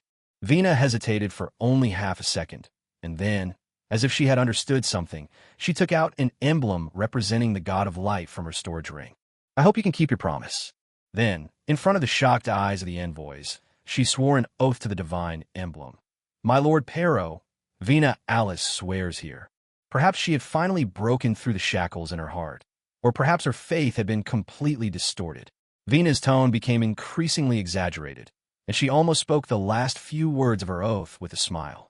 Just as the oath was completed, an invisible wave descended from the sky. That was not a punishment from the god of light for the blasphemous behavior of his fanatics, but it meant that the god had accepted the oath. "Call!" Vina breathed a sigh of relief, and her strong body suddenly bent down like a deflated balloon, and she could only feel her heart pounding. But then she raised her head again, tightly grasping the divine emblem, with an ugly smile on her lips, staring at Irene, and said word by word, "Now, can I go? Evil dragon, your majesty." Of course. After confirming a guess in her mind, Irene clapped her hands and signaled the imperial guards to release the envoys. Then he looked at the little saint girl with a distorted face and turned to leave with admiration and said, "Give my regards to the rulers of the eastern countries. I look forward to developing deeper cooperation with them. After all, I'm not some evil dragon." Vina paused and held her hands tighter. The captain of the guards, who was let go by Wonkai, ran up in 2 steps and quickly supported his own holy lady. After turning around and glaring at Irene, he supported Vina and led the envoys away. Tap tap. 2 footsteps were heard. It was Wonkai who walked forward, knelt on one knee, and presented the magic scroll that had just exploded from the little saint to Irene with both hands. After taking the scroll, Irene instantly injected her mental power into it, and then raised her eyebrows slightly. Wow, a legendary scroll of divine arts. Irene looked at the envoys who had gradually disappeared in the yellow sand and whispered, "What a warm-hearted little fellow, coming to visit and giving me such a big gift. I feel a little embarrassed." If Vina, who who had already walked far away, heard this, she would probably be so depressed that she would want to kill someone. God have mercy on her. This scroll was drawn by His Holiness the Pope at great cost to save her life, but now it has become a wedding dress for others. After putting the scroll into the storage ring, Irene changed her serious expression and stretched. The whole dragon suddenly felt relaxed and waved her hand casually. "It's done. Call it day. Call it day." "Yes." Wankai bowed his head and responded, then stood up and walked towards the city gate with Irene. But after taking only 2 steps, Irene suddenly turned her head, her eyes revealing a hint of vigilance. For some reason, at that moment just now, she had a strange feeling that someone was watching her. Wankai also looked back but found nothing, so he could only ask in a low voice, "Your Majesty, what's wrong?" "It's okay." Irene turned her head and yawned, revealing a trace of tiredness. "Maybe I'm too sensitive." As if she had thought of something, she frowned and thought for a while, then raised her head slightly. "Pass the order down." 3 days later, Irene Afro-Christina, will officially establish a country. Black Dragon Empire. Chapter 103 Black Dragon Empire. The dim light of dusk shines into the towering Royal Mage Tower through the hollow-colored glass. The royal magicians who were in charge of revising the historical materials of the East Continent once again added a few heavy strokes to the thick book. That is, the human nations could not bear to see the lives of the people destroyed, so they extended an olive branch of peace to the special force established by the 2 black dragons in the godforsaken land. After much discussion, they jointly decided that Her Highness the Saint of the Holy Kingdom, Vina Alice, would lead a team as a symbol of peace to the godforsaken land to sign a non-aggression treaty. This journey was destined to be dangerous, but the envoys entrusted with the important task decided to go without hesitation. After going through untold hardships, they finally signed a non-aggression treaty symbolizing peace and friendship with the leader of the Black Dragon forces, a female black dragon named Irene, in the godforsaken land. When the news spread, there were bursts of laughter in many taverns in the eastern countries. For those people who have drunk red wine, this news is undoubtedly worth celebrating. This means that they will most likely have the opportunity to drink that cheap and delicious red wine in the future. But then, even more explosive news came. The black dragon, named Irene, actually announced the establishment of an empire. This caused an uproar among all the ordinary people who learned the news. To them, the news was as shocking as if an alien had taken office as president of a country. This is not only incredible, but also rare in history. Throughout the history of the entire plane, although there have been a few dragons that have established countries, most of them are kind and neutral dragons such as metallic dragons and gem dragons. For a brutal dragon like the 5-color dragon, it would be better to just lie down somewhere and steal some gold coins and treasures from neighboring human countries than to go through the trouble of building and running a country. That life was easy, comfortable, and pleasant. But considering that before, these 2 black dragons disguised their identities and sold drinks for a long time like legitimate businessmen, this behavior was very undragon-like. As a result, the people of the eastern countries quickly accepted the fact that Black Dragon had established a country. The top leaders of the eastern countries breathed a sigh of relief when they confirmed that the 2 black dragons had not made any other major moves except announcing the establishment of a country. After receiving the news that the Black Dragon Empire was about to hold its founding ceremony, some of them, driven by curiosity, sent their envoys to the godforsaken land to observe this rare founding ceremony of an empire established by a dragon. And today, the founding ceremony of the Black Dragon Empire was officially held. The Black City, which was naturally appointed as the capital of the Black Dragon Empire, was crowded with people at first glance, and the streets were filled with floating heads. The density is no less than that of tourist attractions during holidays. Most of them were orcs and half-orcs who came from tribes scattered throughout the godforsaken land and belonging to the Black Dragon Empire. A small number of them came from all the way from the Dwarf Empire and the eastern human countries to watch the show. These foreign humans and dwarves are not worried about their own safety. After all, there are a large number of envoys from various countries to back them up. If anyone dares to take action at the founding ceremony, it would be tantamount to directly provoking conflicts between human countries and the Black Dragon Empire. This responsibility is not something that ordinary people can bear. What surprised these outsiders was that many orcs and half-orcs who came to the celebration were holding flowers and wreaths in their hands. If they were just ordinary flowers and wreaths, there would be nothing special about them. But the key point is that these flowers, without exception, are pure white. Someone stepped forward out of curiosity to ask, and found out that the black dragon, named Irene, seemed to have a special liking for white flowers and white flower wreaths. For this purpose, a statue was even built in the inner city to accept tributes of white flowers and white wreaths. If one wanted to pay tribute, one had to pay some copper or silver coins. The orcs all agreed that offering white flowers to the statue would gain His Majesty's mysterious protection. This surprised some guys who had never seen the world, and they exclaimed that it was worthy of being a black dragon that could build an empire, and that its taste was truly unique. But before they could finish their sigh, these guys holding white flowers and white wreaths were tied up and carried away by a dog-headed man and a group of guys wearing some kind of black alchemical armor, like they were escorting prisoners. Soon, some alert people discovered that there were many more white flowers and wreaths around the obelisk outside the Black City. It turned out to be brought by the orcs and orcs before. Those guys who were ready to give away free flowers were buried like radishes in the sand around the obelisk, with only their heads sticking out. If you get closer, you can vaguely hear them shouting some strange words like, "I am innocent. I don't know anything. I don't want to rebel." This scene immediately made some people who were planning to resell large quantities of white flowers from various human countries to the Black Dragon Empire give up the idea. And he secretly swore in his heart that he would never bring any white flowers into the Black Dragon Empire. Otherwise, who knows if you will be buried in the ground like a radish before you even enter the city. Apart from this little episode, the founding ceremony of the Black Dragon Empire went relatively smoothly. Specifically, under the watchful eyes of the crowd, 2 black dragons descended from the sky in their dragon bodies. After releasing their dragon might and fiercely displaying a wave of claws, they transformed into humanoid forms and climbed up the wall of the inner city. Afterwards, Irene, dressed in a solemn black dress, announced the establishment of the Black Dragon Empire. Then, he issued a very high-level founding declaration. The level of professionalism is no less than that of the speeches given during church missionary work. This made those who came to watch with a curious mentality exclaim that it was outrageous. Such a freak actually appeared among the 5 color dragons. What surprised them even more was that after the founding declaration was issued, the evil dragon in their eyes actually personally received envoys from various countries. He also solemnly stated that he would implement the lofty ideal of peaceful development with the goal of promoting the overall economic development of the East Continent.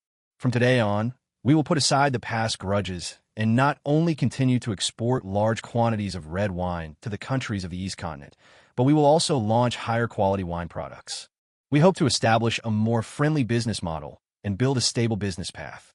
These words, while making the messengers exclaim that they had seen the dead in broad daylight, naturally won a lot of cheers.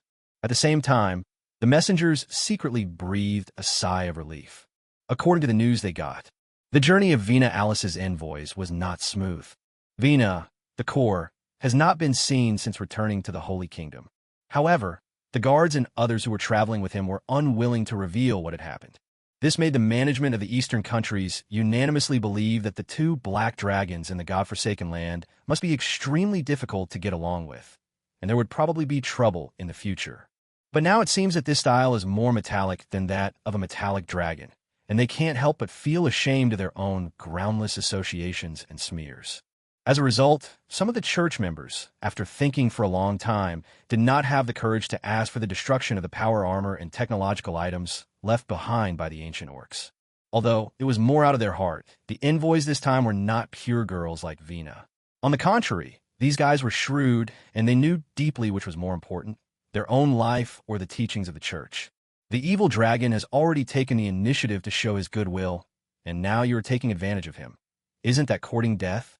Except for those people in the church. Most of the messengers felt in their hearts that the blood flowing in the bodies of these 2 black dragons might be the blood of the silver dragon, the kindest among the giant dragons. Oh no, there should be only one with the bloodline of the silver dragon, and the black dragon, named David, should have the pure bloodline of the white dragon. This can be seen from his outfit, which is so weird that it makes him lose sanity. As for why he didn't think that the blood flowing in his body was from those chaotic and funny people in the abyss, that's because the accompanying clergy secretly conducted a series of tests on the little black dragon. As a result, not even a trace of the abyss was detected. This made them feel relieved, And at the same time, they couldn't help but sigh in their hearts that the Shadow Mother's standards for choosing a mate were really open. Even if she can wait, can Songji wait? He may not be fighting with anyone somewhere right now. Even if she could continue to transmit energy to him, he was still immortal after all, and it would not work if she continued like this. And there were Robert and Eugene. She couldn't wait to meet her old friends. Qin Xian was thinking quickly in his mind how to sneak out and find someone. Just then, someone at the door called out, "The queen is here." Qin Xian suddenly felt a strange energy approaching her. She looked over alertly and saw a young and noble middle-aged woman wearing a violet satin cheongsam walking towards her. Her temperament is graceful and elegant, like a fairy from heaven. There was a girl with a ponytail following him. She was also pretty and cute, about 17 or 18 years old, and as pretty as a little snowball. Both of them have outstanding temperament and fragrant smell, which makes people feel extremely comfortable. Qin Xian couldn't help but stare in amazement, and couldn't help being attracted by their aura. The people around her bowed down, and she almost followed suit. Just as she was stunned, the ring on her ring finger suddenly felt hot. The heat made Qin Xian gasp, and she suddenly felt as if she had just woken up from a dream. When he looked up again, the scene before him had undergone a shocking change. The young, beautiful woman suddenly turned into an old lady with a pear-shaped figure and rough, dark skin. You could take it to the vegetable market and sell vegetables directly at the stall. The little girl also became a very ordinary girl, the kind that you couldn't find even if you threw her into a crowd of people and searched for a long time. Qin Xian then realized that she had been tricked silently. A psychic controlled her brain and made her see what he wanted her to see. Fortunately, the slave ring pulled her out of the illusion in time. However, Qin Xian herself is also a psychic. As long as she can realize that something is wrong, she will wake up quickly.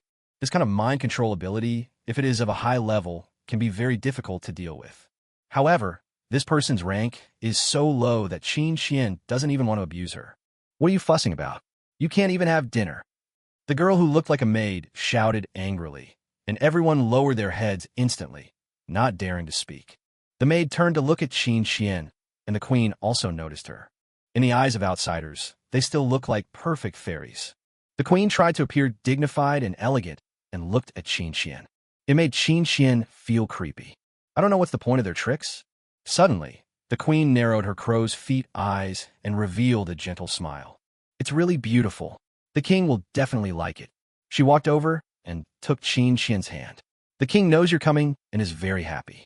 He has already said that he will summon you to the bedchamber immediately. Come with me."